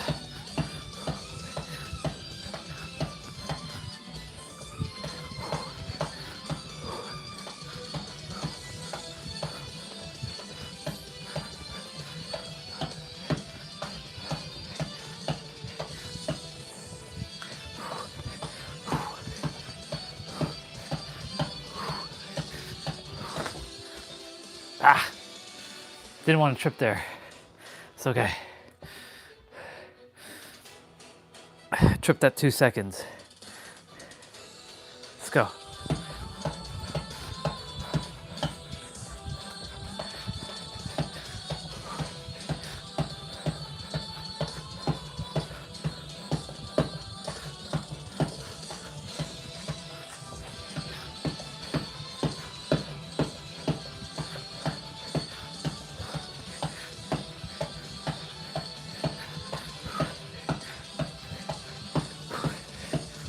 Doing it.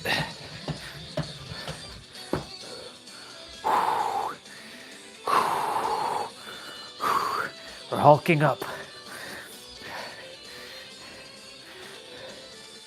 We're powering up to Super Saiyan.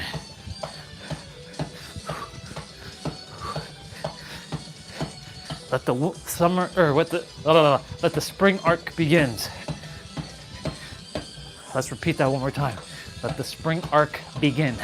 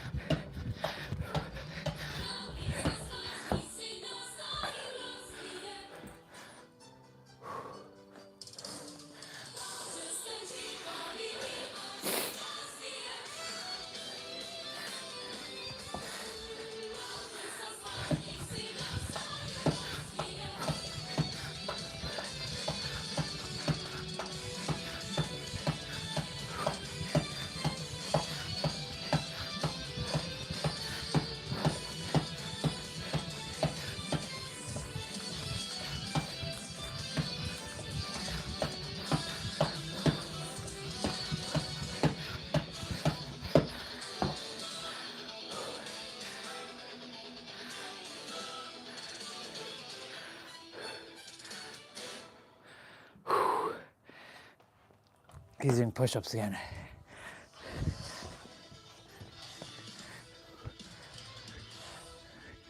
You know, I'll do burpees.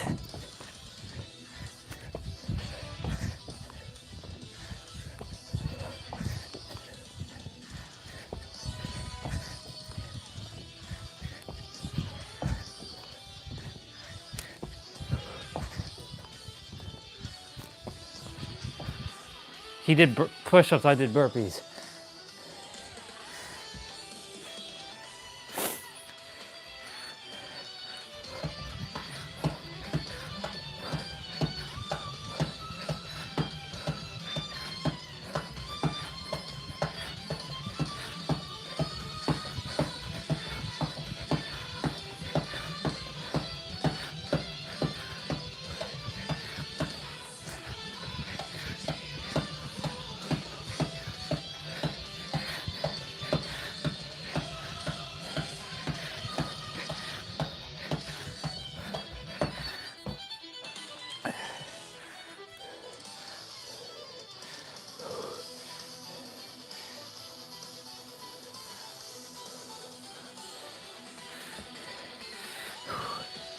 I see 555 there on his timer.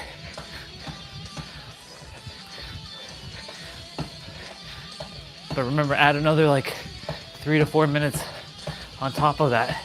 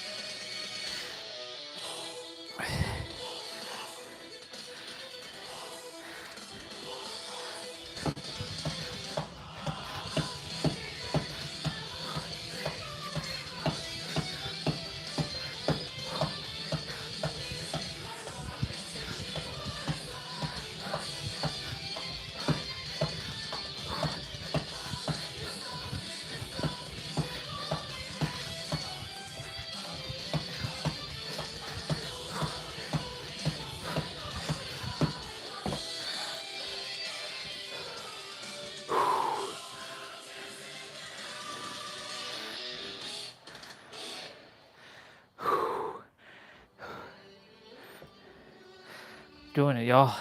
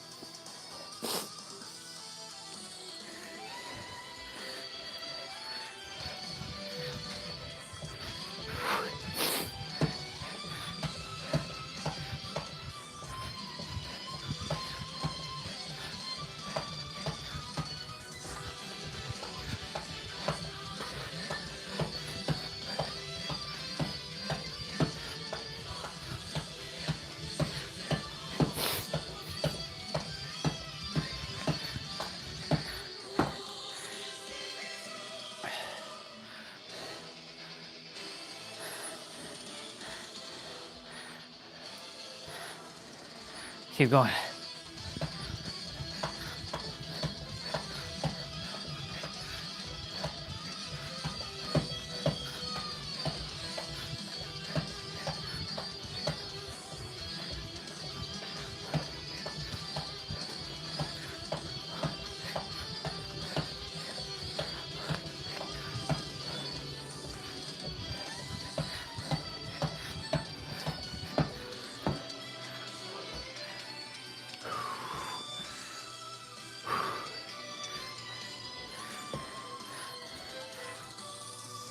All right, we started at 4:53. We're over an hour now.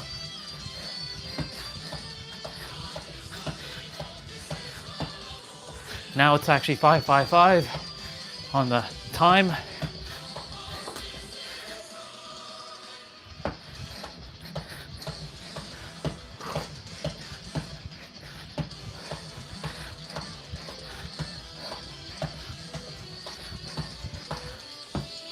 Okay. He's gonna take a pause here.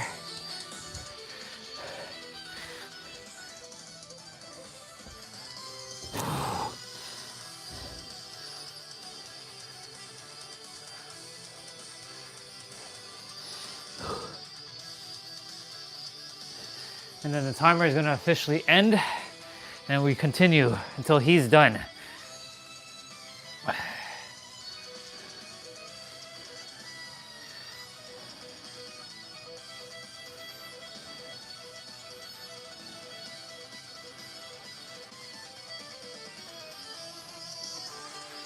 All right, y'all.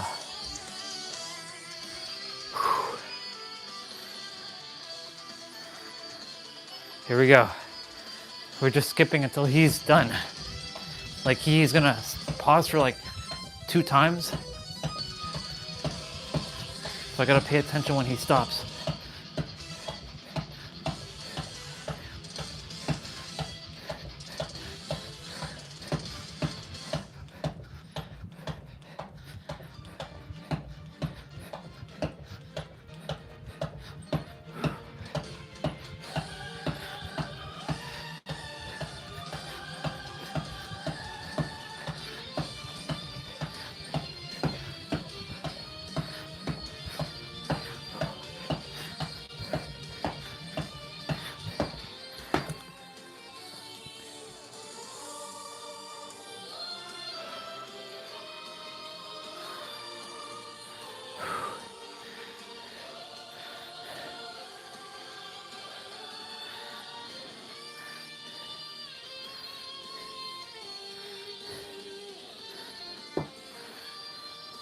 Let's go.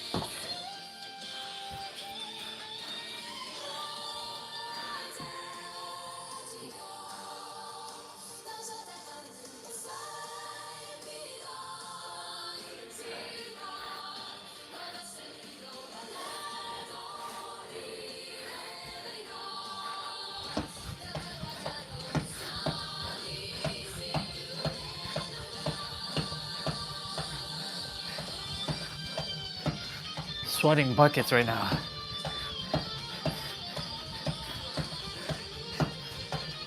That's okay. It's good sweat.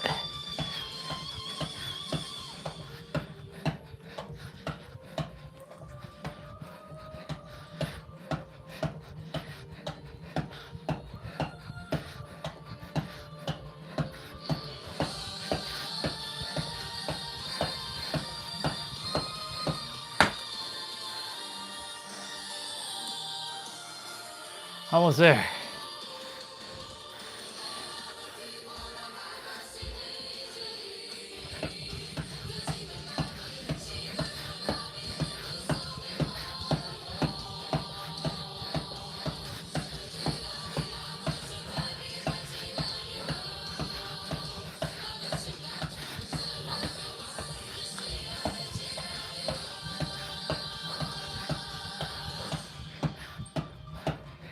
I refuse to stop until he stops. He's finished. Okay. 144 skips. Oh. We worked out for 66 minutes, so a little bit over an hour. Burned 1,030 calories. Now, because it didn't record that, it's probably more like, this would probably read like 1,100, 1,150, something like that. That's on the Crossroad app. Now let's see what the Fitbit says. Okay, so the Fitbit's saying that I only burned 885 calories, but I know that that is not right. I know that I burned 1,000. And if you guys want to give me crap about it, that's fine. I worked out for over an hour, and if anyone made it to the end of this workout with me, very good job. But yeah, give me shit in the comments if you guys want, but I burned 1,000 calories.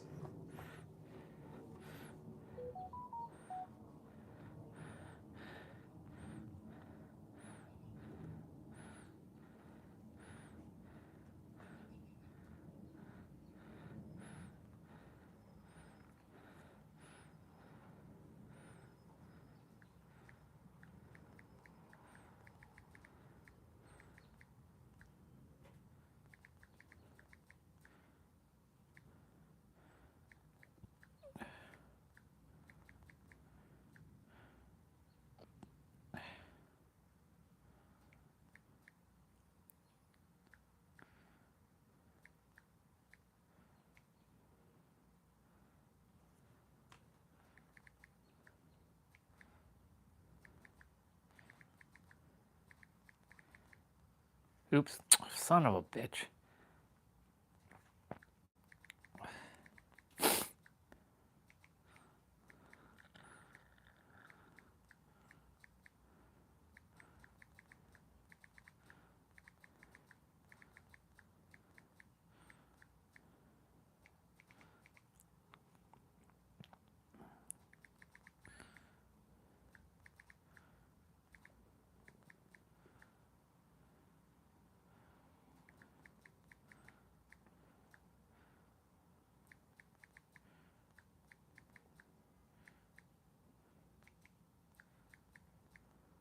Come on.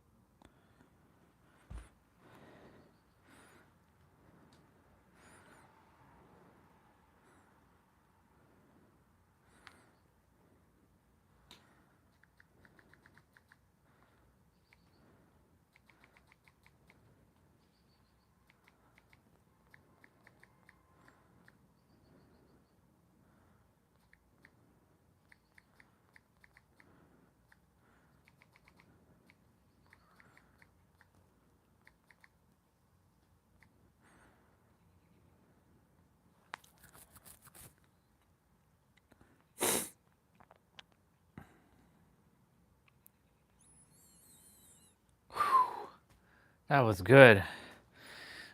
Ooh. Oh, but my knees are feeling it right now. Whew.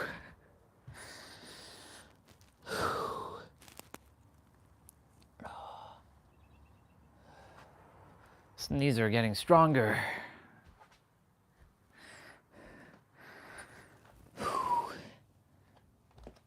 Oh, yeah.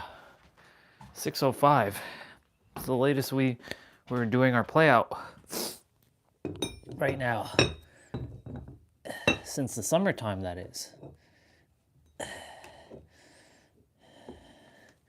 It's going to be an interesting summer. I'll say that much.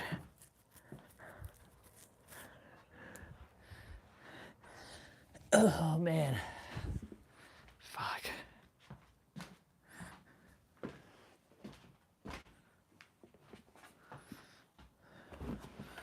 I want to vacuum.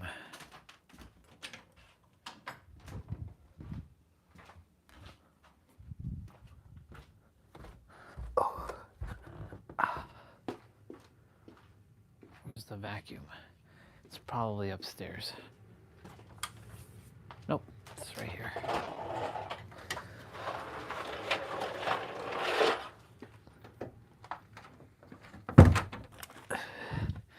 But you're not done abs. I know, but this will give my legs a little bit of something to do.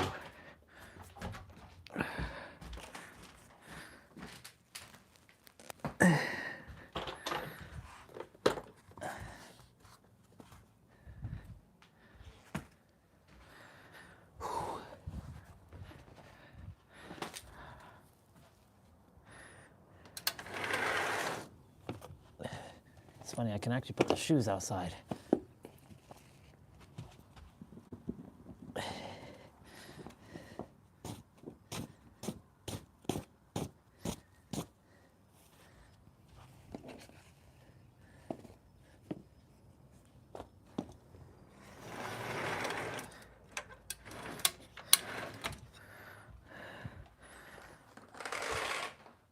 Yo, what's up, dude? I'm about to vacuum.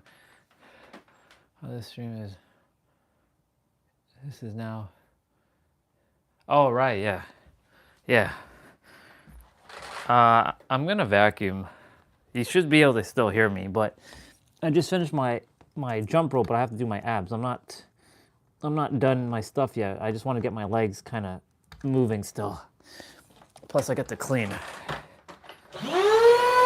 Good to see you.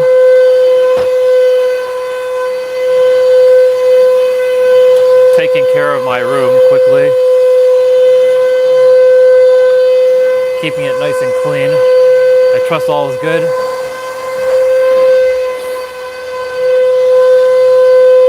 Since it's been a while, there's a video you should look up and watch.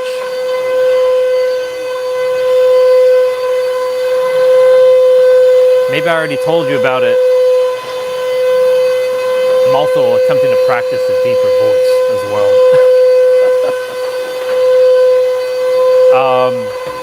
I won't take too long with this. I have to go shower and everything, so I'll be kind of gone shortly. The video is called The Ancients Decoded by Chase Hughes. I'll repeat it again once I'm done. The sound of a vacuum.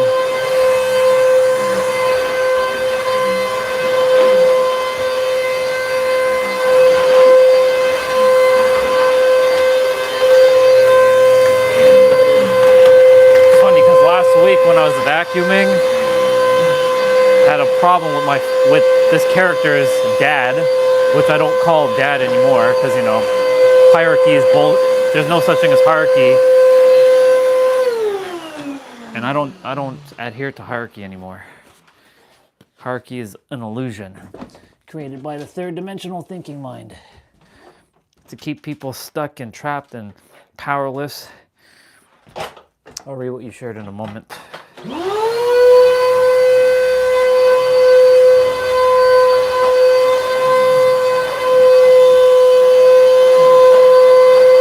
Honestly, dude, I've been in a constant state of just flow and bliss and just ease and harmony, as all humans should be. It's not just for some, it's for everyone.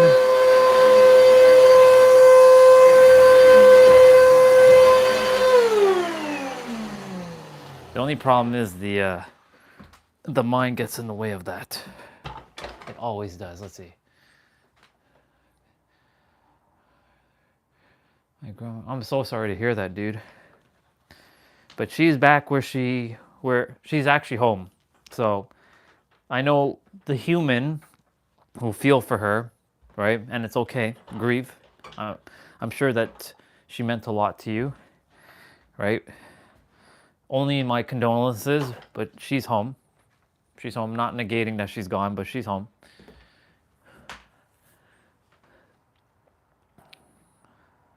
There's not much I can really say when someone leaves, right? Like, the thing is, like, what do you tell someone when someone that they love so dearly passes away, right? Oh, I'm sorry, right? I can't say that. I'm not gonna lie, you know. But your grandma, who is now no longer your grandma, in this lifetime she is, but now that she's gone, she'll come right back if she chooses to, and she'll be a different person if she chooses to come back. But she's home. She fulfilled her destiny. I hope she did, anyways. She didn't leave with regrets, I hope.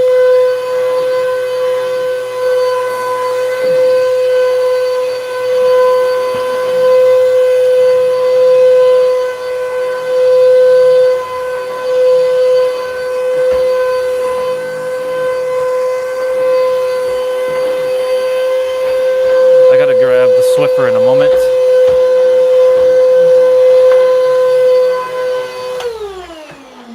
Awesome. Let's see. The goal was never to live here forever. Exactly.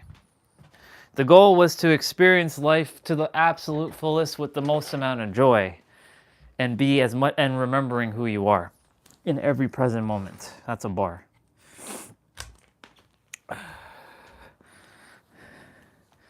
Okay, I'm gonna grab the Swiffer. So there's no more vacuum noise. I'm done with that. Yeah, but the video that I want you to look up if you choose to is called The Ancients Decoded by Chase Hughes, if I haven't told you about that. Chase is a very, very cool dude when it comes to psychology and the human persuasion, but he studied a lot of ancient texts, and you will see exactly what I was talking about language, how it is the limiting factor. Language is what keeps people stuck and trapped in a box.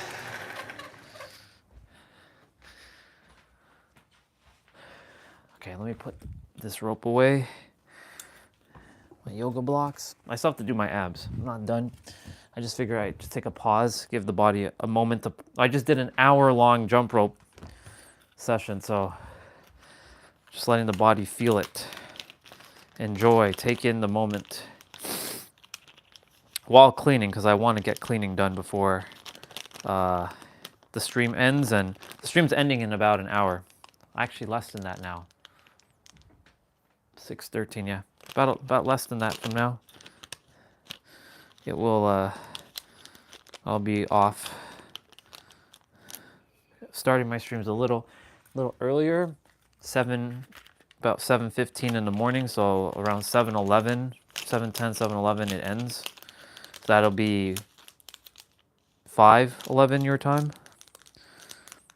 5:10, 5:11 it ends. Unless you want to stick on, but I have to go shower, grab my meal. I'll leave some Family Feud on in the meantime. Or I can put on that video and you can watch it while I go take my shower if you're not off, if you don't need to go off anytime soon. That was a really good play out. Man. Making sure my afternoons are filled with movement.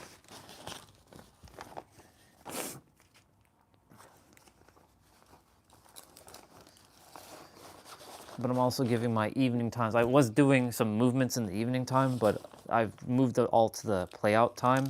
That way all the movements gets done at that time and I can rest in the evening. Just chill and relax. Because, you know, there's got to be balance. All work and no play makes a jack dull boy, or whatever the hell they say.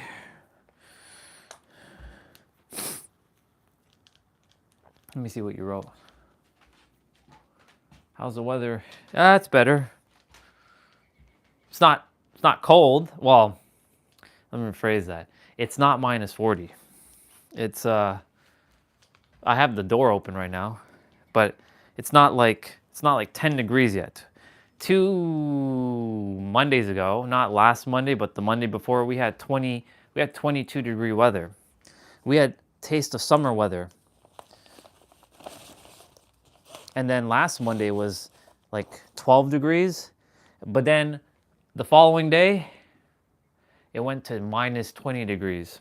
Yeah, we went from 12 degrees on a Monday to minus 20. I underestimated. My body was like, what the fuck is going on? Because, you know, we hadn't been in some minus temperature like that for a while. So I underestimated it. It was very windy and like my ear tips were starting to freeze. My fingers were like numb and my toes were completely like numb. I'm like, oh shit.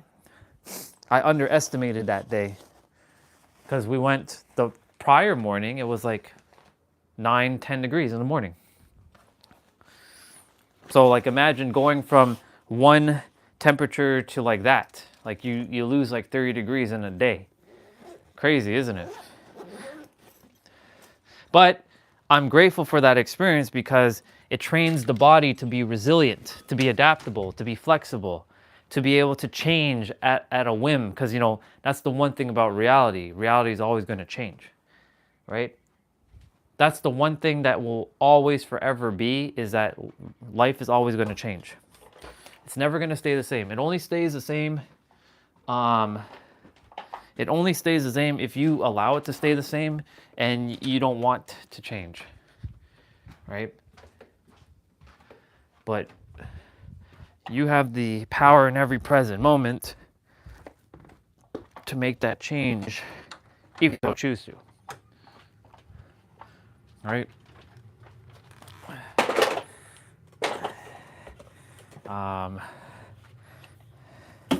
Yeah. Ancients Decoded. That's a really, that video came out about a month ago now. And it's been about a month since I've seen you. Wow, time definitely has passed by. Ugh.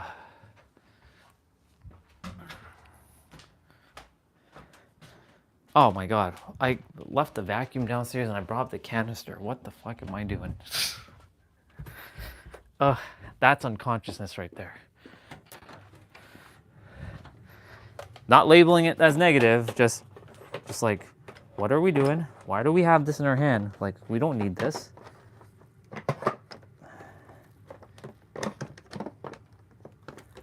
Oh my God, I need to turn on the light. There we go.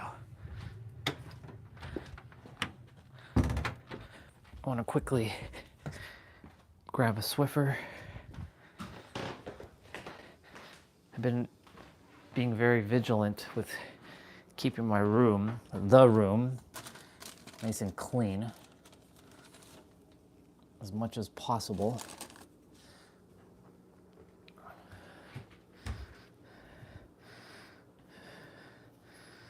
Let's wet this.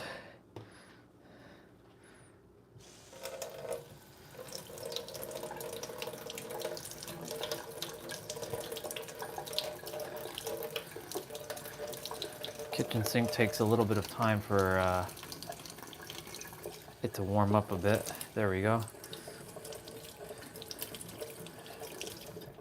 A freaking hack to, you know how you can buy the Swiffer wet wipes, or you can just take a dry one and put soap on it. Psst. Okay, cool. You just put some soap on it and Bob's your uncle. Or Kelly's your aunt. Maybe I just created a new meme. All right.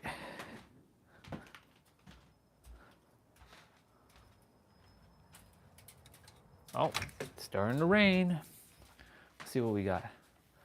Crazy you say that because I underestimated yesterday. It's been nice all week, so wearing a hoodie, but the day it started to rain, yeah. I mean, I was still prepared, I was still dressed for that -20. It's just that the body was in a little bit of shock because of such a difference in temp. But we handled it. It's just, I was like, what the fuck is going on here?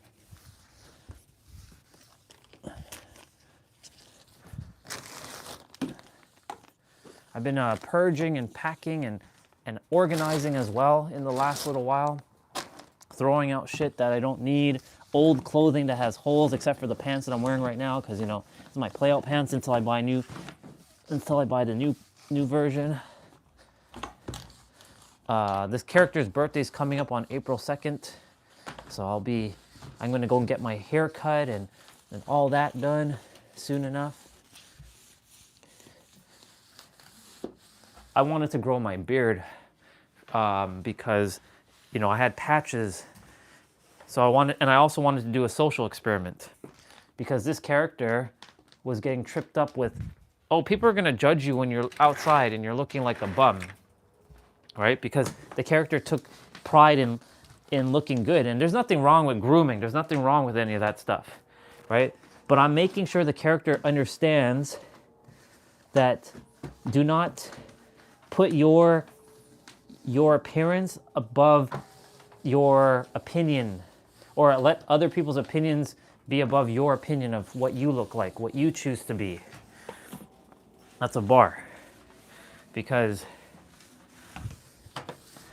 you know, when you let other people put their opinions about you, right? Then you start to people please and you start to do all kinds of bullshit. Like I was grooming, like if I had a little bit of scruff on my face, you think I'd be outside? Nope. I would basically literally go and shave every day just so I didn't have scruff on my face. Now I don't care. I don't care if a hot chick looks at me because they're just another version of me. And if they don't understand that, then that's clearly unconsciousness. No judgment to them, of course. But, you know, it's just one of those things. Like, I'm not grooming to impress anybody. If I'm doing it, I'm doing it for myself, this character. So I've been doing that social experiment, just going out looking this and still thinking of myself as sexy AF, because I am sexy AF, no matter what I look like.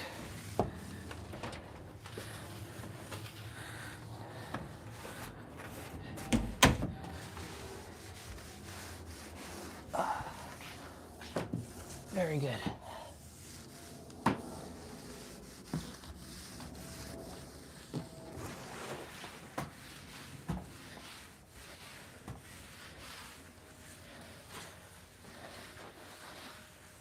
A clean room, a clean space equals a clean mind. A clean mind and has clean energy. Clean energy has a clean heart. A clean heart has clean has clarity.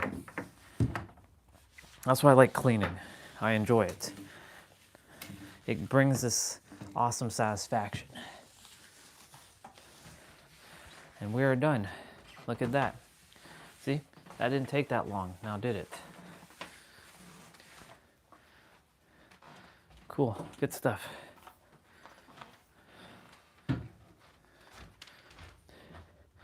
Quick and effective.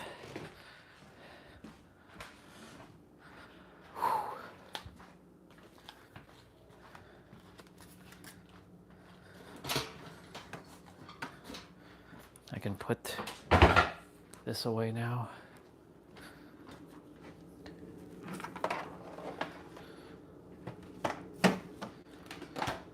Now I have to finish my abs, and then shower.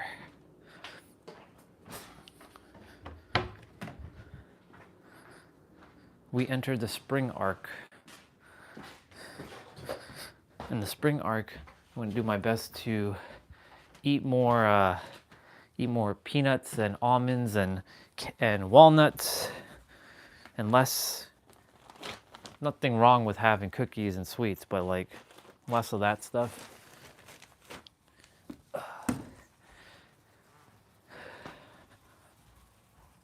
No, not quite done. I want to just dust down quickly. Keep the room nice and polished. If I'm going to clean, I may as well do everything quickly.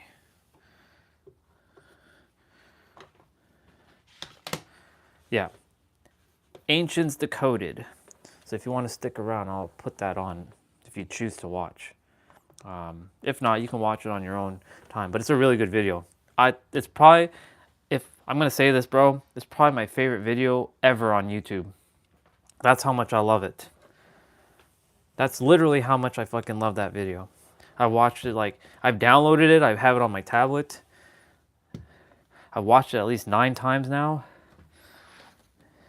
I mean, I'm aware of everything that's been said because I've said it already. But it's just nice to see it more like organized, the way he explains language and shit. It's very entertaining video.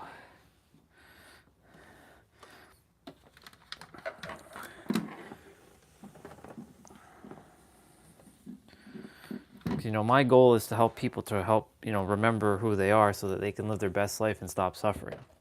That's the real bar, right? Like, I don't care to see anybody suffer anymore.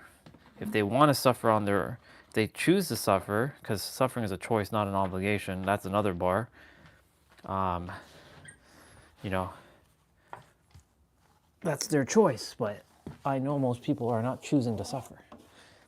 Not consciously. Subconsciously, they probably are, because, you know, life has told people that life has to be hard, or society has told people that life has to be hard, and that you've taken on this ideology that life must be difficult. Because if it's easy, then it's not worth living, right? Because that's the narrative that the world has. So you vibrationally self-sabotage to make your life harder, just so that you can be approved and have validation from others. Because if it was easy, and it is easy, because it all comes down to beliefs, right? If it's easy, I'm just dusting down with my microfiber towel quickly. Fuck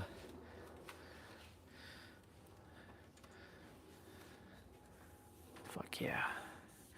Getting it clean. Because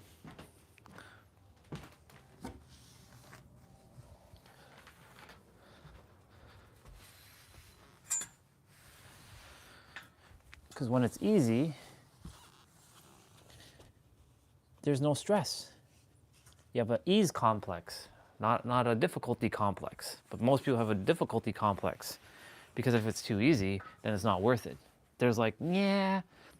A great example was Nero. He shared in his video today. He's making shorter.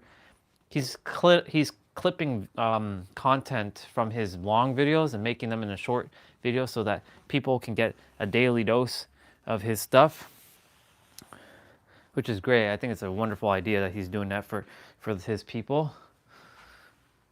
But essentially, he was mentioning how, you know, if a girl came up to you and she's like, "Hey, would you like to go back to my place?" Right? Immediately, your mind and most guys' minds are going to be like, suspect. There's got to be a problem here, because no girl would just offer a guy to come back to their place. That's not normal. In today's day and age, that is not normal. For a woman to offer a guy to come back to her place, that's not normal, right? So the alarm bells are going off. But what if she she likes you and she wants to get to know you? Maybe she knows who she is and she's super secure with herself, right? Maybe it doesn't have to be hard. Maybe it can be super easy. But the world has finessed almost everybody into believing that it has to be hard. Because if it's not hard, then it's not worth it, because there's like this idea of like, if it's not hard and you didn't have to work for it, then there's this idea of like, you know, others had to work hard for the money, for their wealth, but you didn't have to, so that makes you unrelatable. And because what makes you unrelatable, it sounds like death, because you will basically feel like you're not part of the same tribe. That's really what this comes down to. So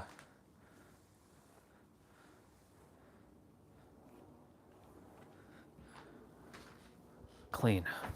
Look at that. Wonderful. This needs to go in here. Now we can do abs.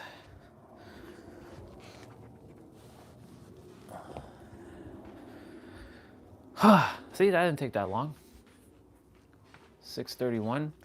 It's the latest we're doing our abs, by the way. It's the latest I've done my exercises. Let's do it. But we're not labeling anything as, you see, you're late and you're da-da-da-da, because that's what the mind wants to do. It's like, la la la la, and it's like, relax, calm down, we're good.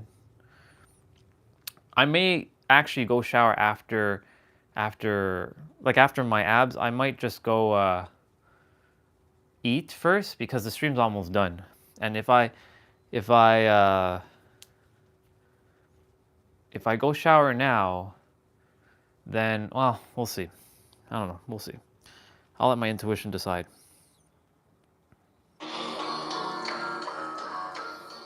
Ab time, y'all.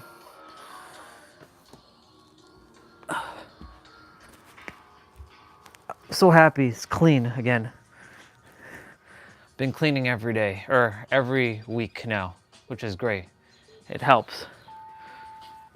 But yeah, if you vibrationally self-sabotage, it's only because the world has finessed your mind into believing that it has to be hard or difficult to attain something. That's why, like, you know, when I think about anything now, it's like, what the fuck? It's so easy. Why would I say that's hard? That sounds so stupid, to say that thing is hard when it's easy. Like, you know, have I driven a manual car before? Yes, one time. But that car, unfortunately, the battery broke down. And of course, like, you know, was I an expert at it at the time? Well, no. But if I were to go drive it now, I'm not gonna say it's hard. I'm like, fuck yeah, there's a version of me that already has mastered this skill of driving a manual car. So like, nothing is hard. You just have to allow the body to experience it for the first time and go through that period of, they call it fear. You know, that F word, that's 4 letters, that doesn't actually exist. It's an illusion. And allow the body to feel whatever it has to feel to basically neutralize it. Neutralize it to normalize, normalize to glamorize it.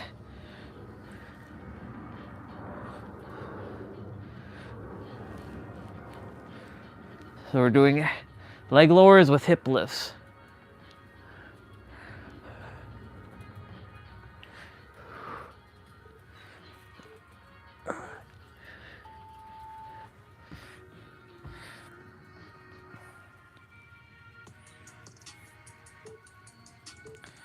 If I go shower after, then I really have to be quick, because I have to be done before 7 o'clock and come back.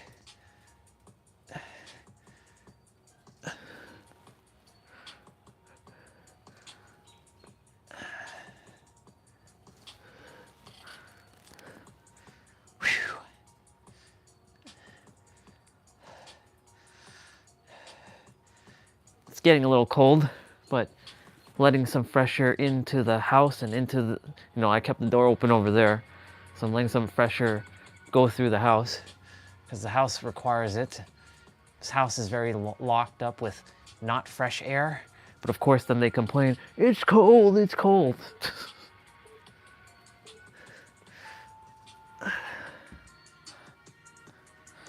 Slow bicycles.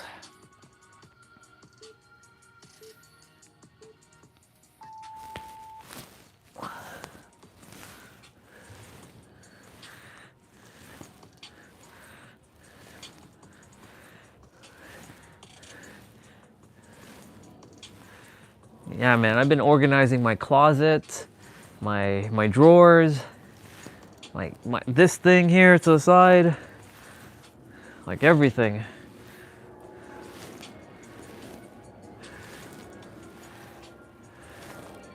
Feels like the most organized in a long time, by the way.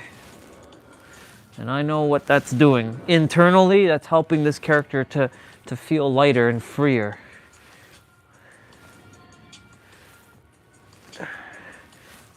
Clearer mind, clearer thoughts, clearer actions, clear direction, clearer life. It's all interconnected. There's nothing compartmentalized in the mind. You do something externally, it reflects internally. You do something internally, or it'll reflect externally. That's a bar.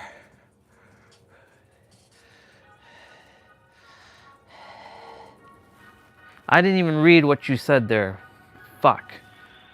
My bad, dude. You left something there, and I wanted to read that. I can get back up quickly.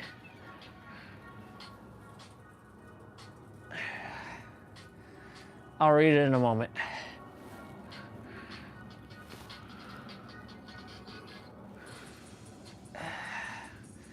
I'm about halfway done now. Oh. Let's see. Oh, right, that's I did read that. Never mind, that's the jacket weather thing. This one's good for mind-body coordination. I'm gonna start where I finished. So now I'm gonna start on my left.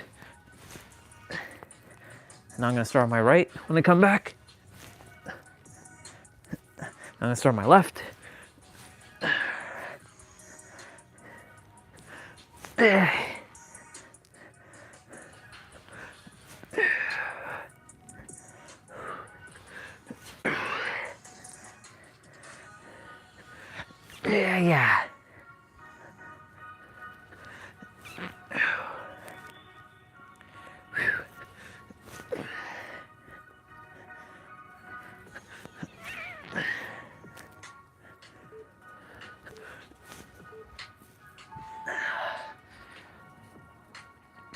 Fuck yeah, let's go.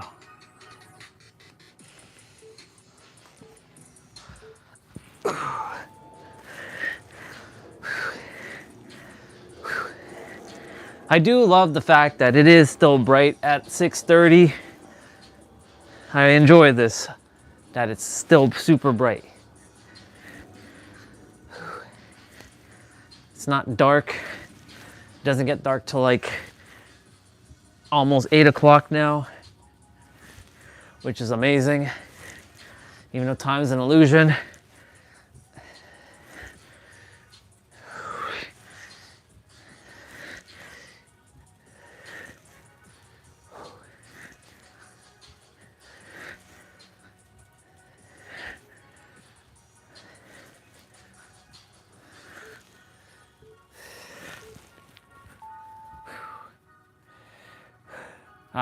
I'll read that in a moment.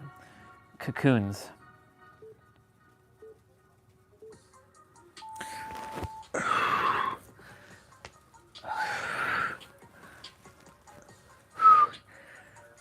I'm going a little easy on my one of my vertebrae on my spine. Been overextending it a bit with a lot of my back bends and stretches. So I've been kind of like easing off on it a bit.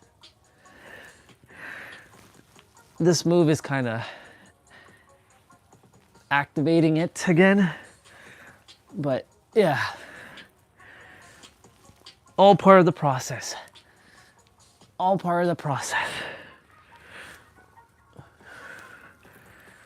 When I'm done showering and I'm done eating, I'll go brush my teeth and I'm gonna wash my beard with spiced vanilla.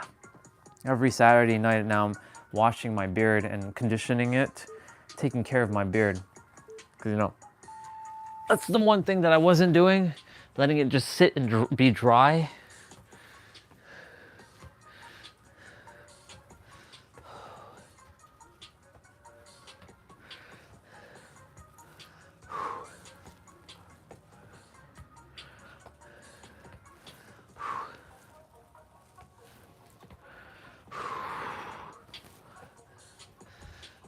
I feel good.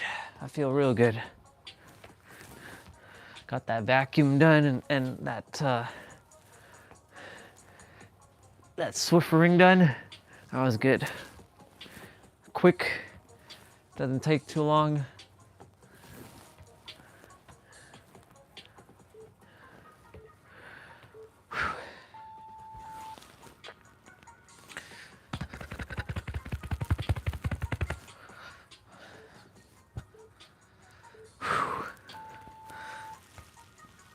Hollow hold.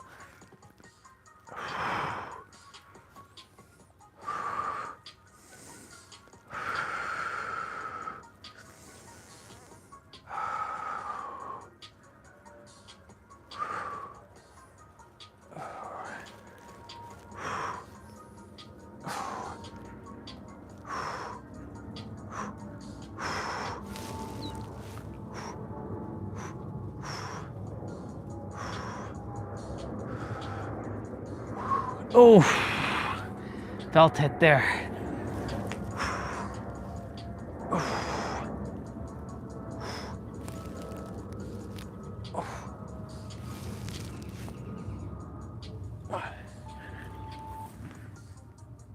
Fuck yeah.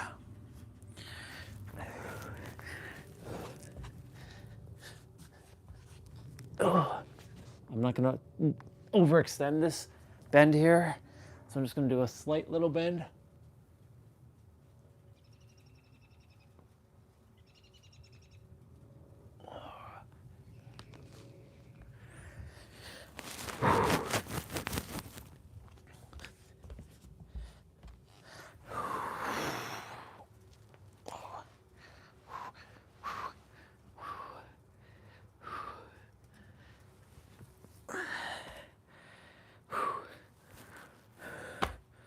Finished.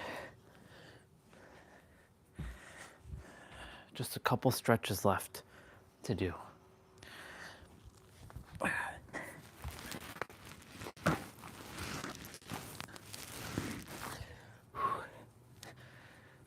right, 6:43. I'm gonna go grab my meal. I'm not gonna go shower yet. Only because the live stream is gonna be done. I won't be able to, by the time I'm back, the live stream will finish. So I may as well just shower after the stream is done.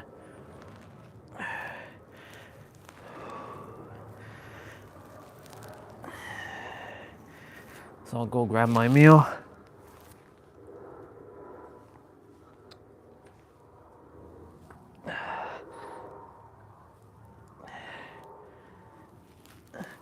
I've been more in silence. I do have my slideshow of my penthouse.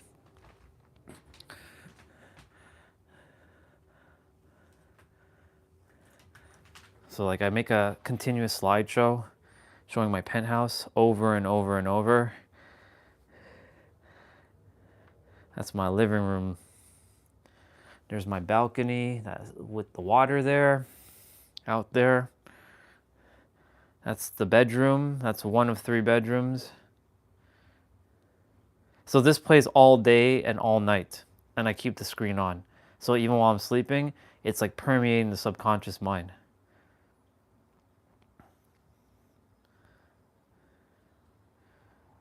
And there's like little faint music playing in the background.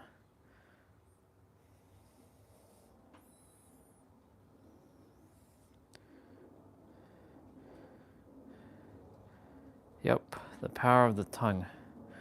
The tongue can create or destroy life.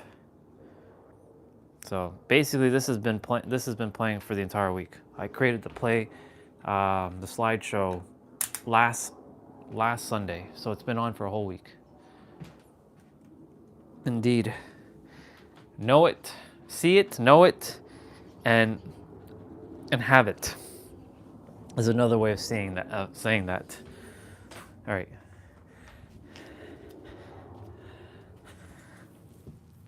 So this, just be a little mindful of this.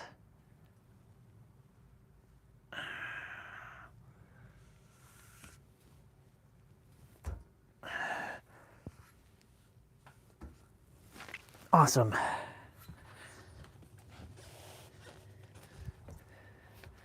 Very good.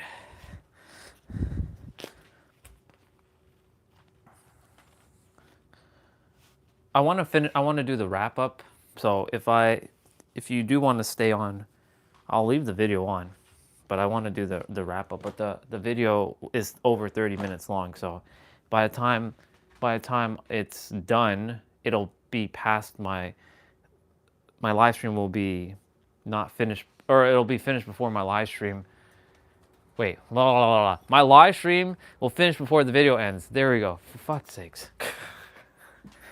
Okay, Google, turn on light. Let's grab food.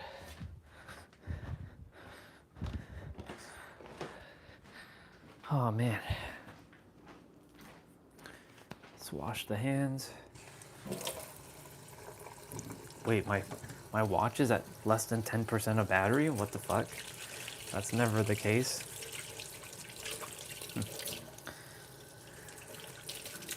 That's interesting. Oh,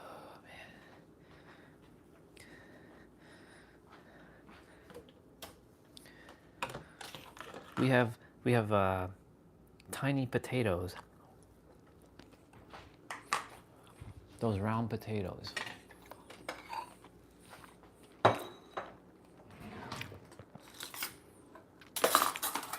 We have potato, we have chicken, we have string beans, and we have corn, but I'm not a big fan of eating corn, so I'll skip that. I'll be skipping that.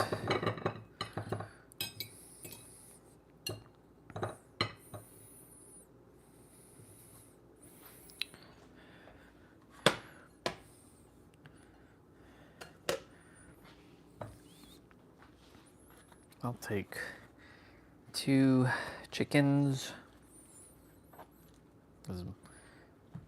Sending love to the chickens who gave their life and making sure their energy doesn't affect mine.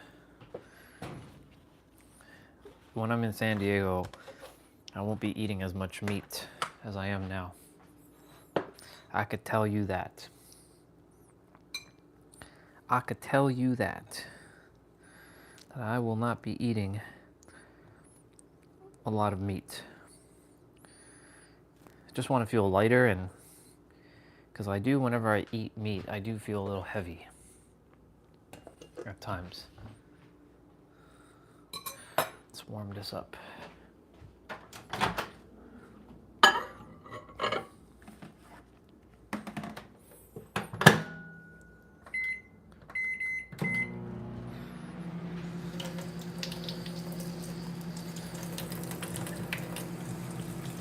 When I'm in San Diego and I have my pre-made meals, I'm going to be using the stove and to warm up my food, not the microwave. Not using the microwave much.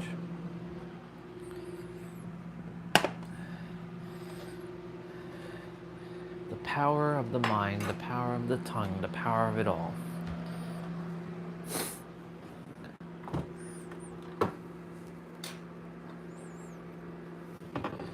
I am going to also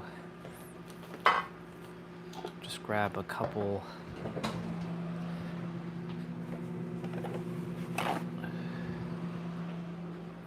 walnuts.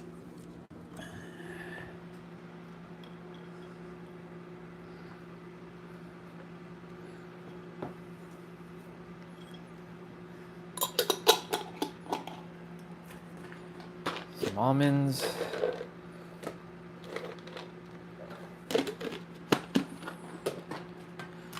These peanuts have the skin shell thing on it. I was kind of choking yesterday. I was like, what the fuck's going on? I don't ever choke on peanuts.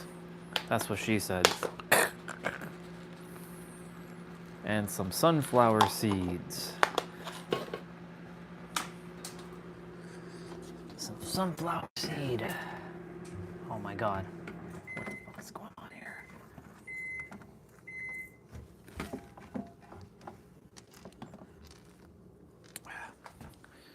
Okay.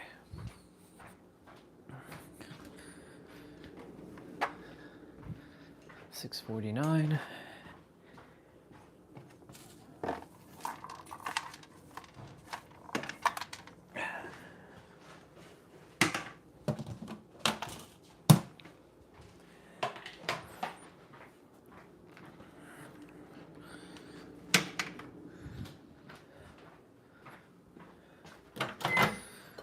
Let's go.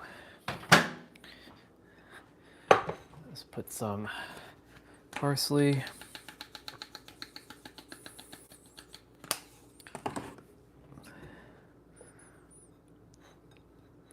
Should have planned out these potatoes.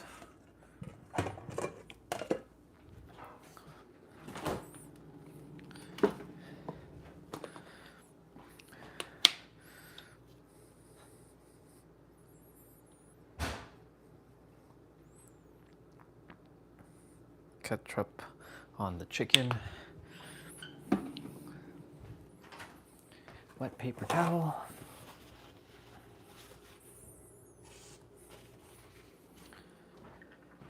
And Bob is your uncle. We are good to go. I really do have to practice the deeper voice. This is the voice I'm supposed to speak with, but with more power. More power. A lot more power. The voice requires power. Whoa. Whoa. Okay, the room is definitely cold now. I leave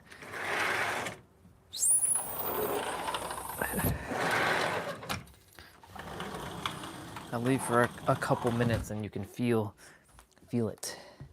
All right, let's see what we got. Yep.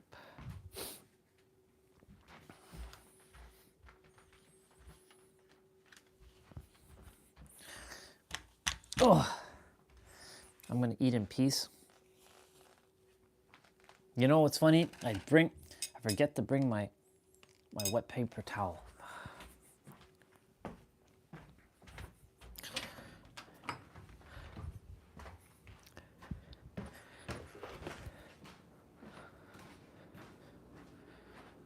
There it is.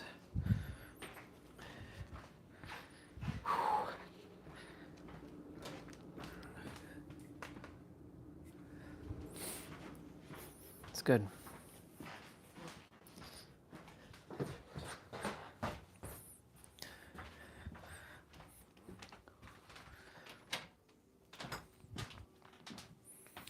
This is good. Yeah, I'm gonna eat in peace. I was gonna watch a video, but I'm like, nah, let's eat. Bon appetit to me. Little baby round potatoes.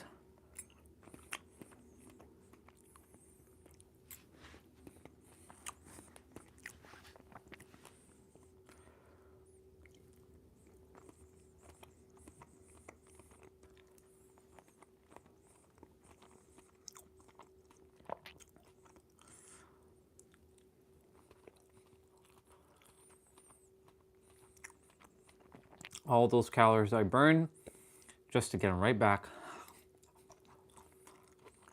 But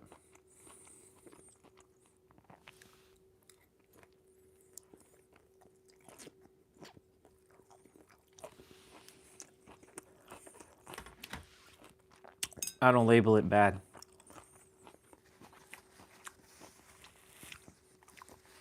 It just is.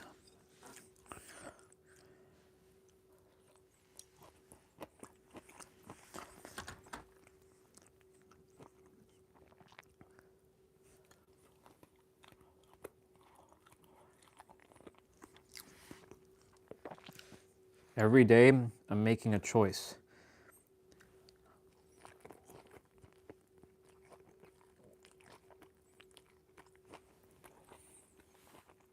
A choice to choose what I want to put in my system now, like properly.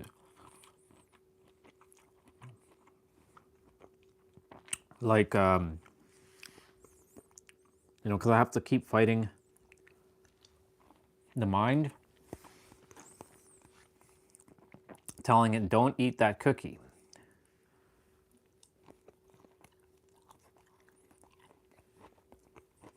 Nothing wrong with having it.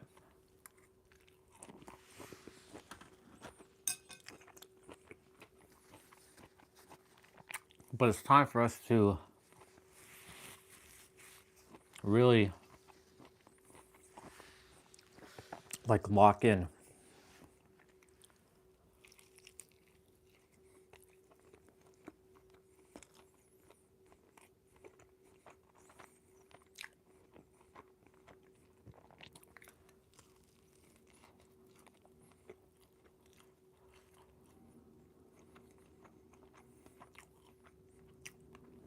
I need to go to the grocery store and buy my own almonds, walnuts, and peanuts.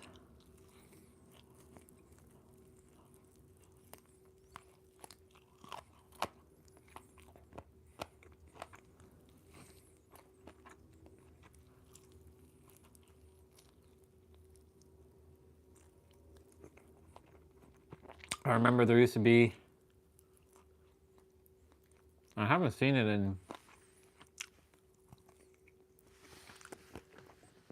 the grocery store that I go to, but where you could like use a scooper and put whatever, like they used to have candy and chocolate or peanuts or like stuff like that into a bag, and then you tie it and you put the number. Like I don't see that anymore.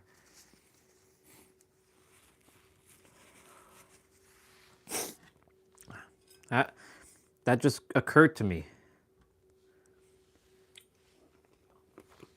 which is interesting.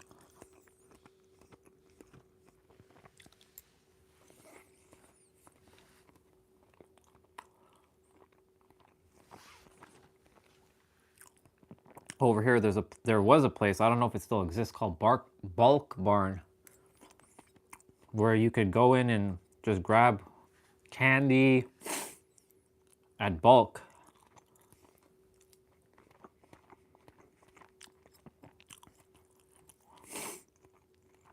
But I don't know if they still exist.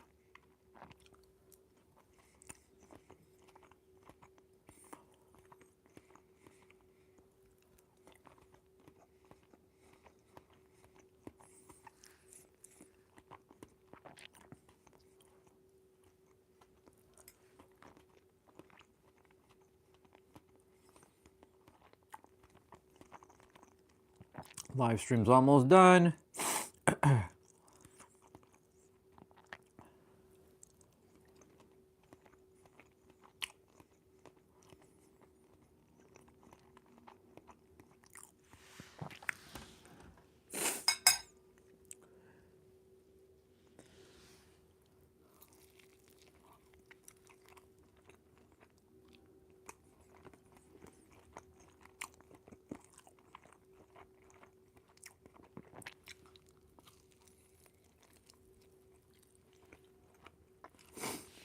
Gotta love my ASMR of eating.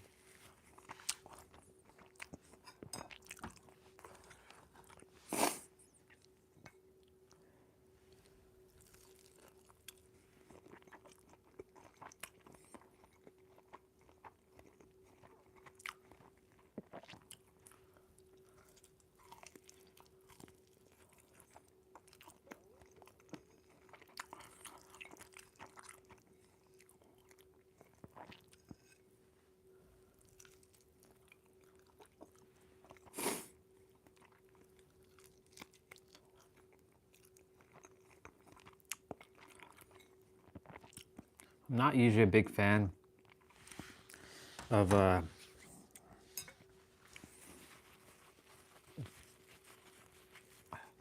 drumsticks. Like chicken drumsticks, I'm not usually a fan of it, but that's what was made.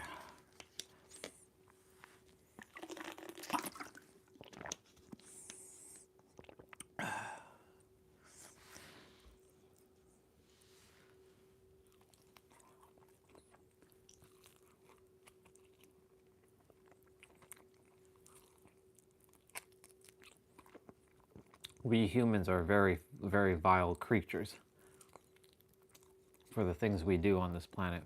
It's crazy.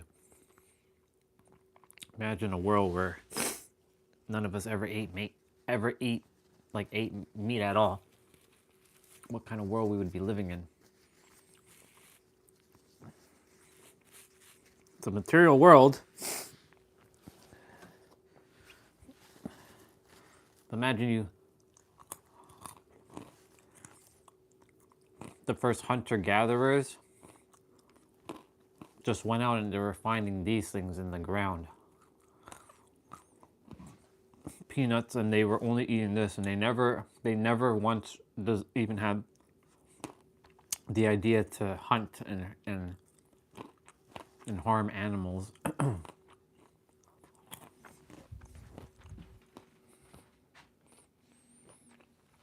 I want to. I have to get my passport renewed. My passport is expiring on April 16th, so I have to renew it before. I can't go anywhere until it's renewed. That's why I'm also waiting until I get my hair cut so I can go take a proper photo and then go and renew my passport.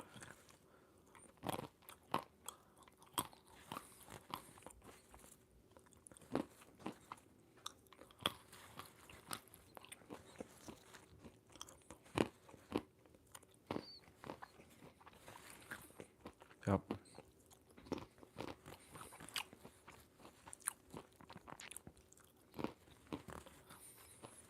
I want to go home so badly.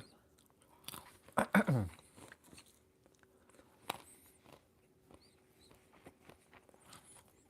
I can feel it.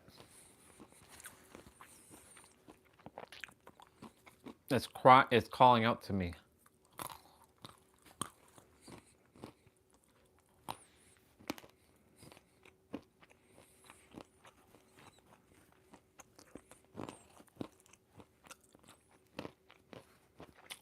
My brother, my blood brother,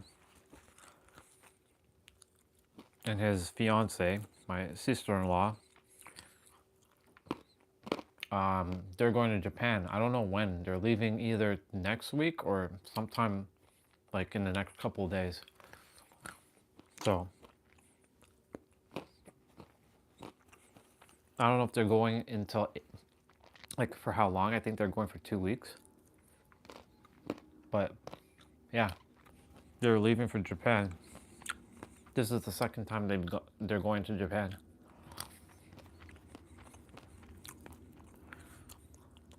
It's gonna be fun for them.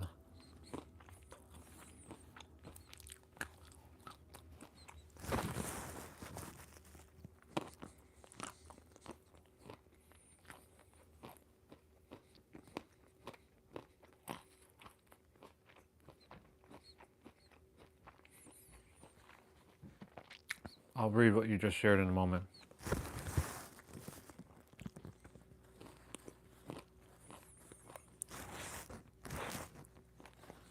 Nice.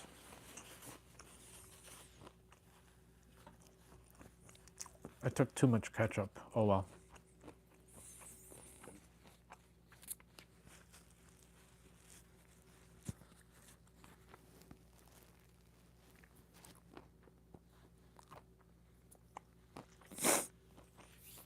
All right.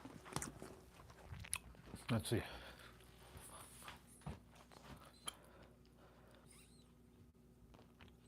Last year. Last year I went. I left March 31st, came back April 7th.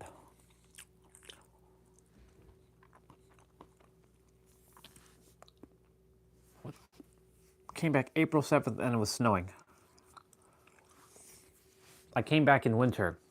Every time I leave, except for May, when I went the first time, but every time I come back, there's always a snowstorm.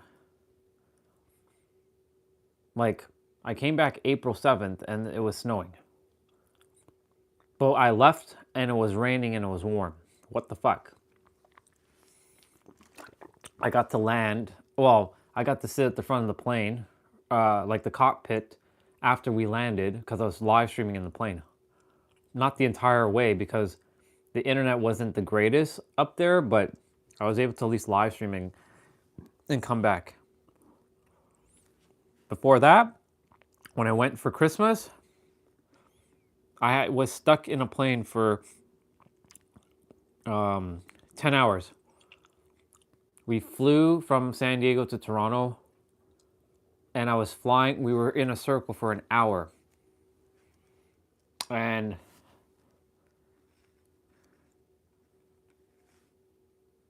$7:06. And unfortunately, they couldn't land, so we flew to Montreal. And then they landed there. That took an extra 40 minutes. They landed there. Oop, well, there goes that. They landed there, and then we were on the, we're basically in a docked area for 3 hours, figuring out, are we going back to Toronto? Are we, like, what are we doing? Some people were gonna take a hotel in Montreal, but then they were able to clear out Toronto, and then we were able to fly back. So I got home till like 2 a.m. No, I got home like 3 a.m. I was tired. I just came in, I saw Dad, and I just dropped to sleep. Like, I didn't even take, I had some clothing on the door that I left so I could just change, but I was TKO'd, and I was, of course, jet lagged, because now we're going forward at, we went forward at 3 hours. Can't wait when I'm finally back home. I get more time. I feel like I have more time.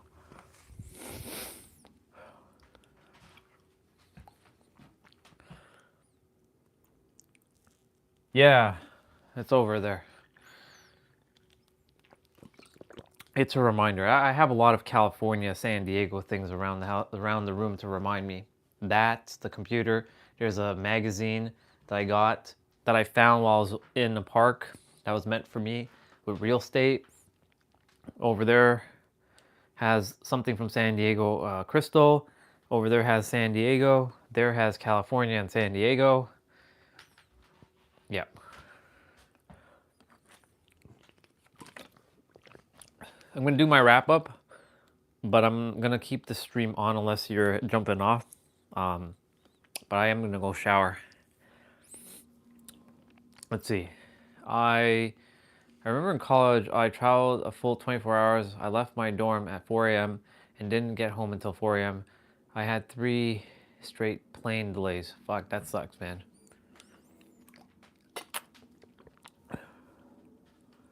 The longest I've been in a plane has probably been about 15 hours. And that was the delay getting back to Toronto. Flying around for an hour and a half, seeing if we can land. It was quite the circus, seeing the plane flying around in a circle. Perspective. You know, to people, they'd be like, what the fuck is the plane doing? It's just flying around in a circle. Right? It wasn't like just going like this. It had to like do a long circle because, you know, there were other planes flying around. Okay, so we have less than a minute. All right, y'all. Appreciate you all coming on today. It was a very quiet day, actually. Only you showed up today. And you showed up just before the stream ended. I was thinking, is this going to be a day where no one shows up on the stream? A quiet day? But someone showed up. So here we are. Tomorrow is cardio day, and we are now officially in spring. So we are in the spring arc. So new things, new energy, new everything. So yeah. Yeah, solitude. Indeed. All right, y'all. I'm just going to say I'm going to do the wrap up. Actually, no, I shouldn't do the wrap up just yet. Well, it doesn't really matter. Peace out, y'all. Love you. It's been real. Now, I'll stay on for a little bit. Only because I did the wrap up at least, but the internet cut out and I accidentally swiped up. So technically speaking, it's not actually a full 12 hours yet. So I'll wait. But yeah, I'm going to go shower. If you can, watch that video with Chase Hughes.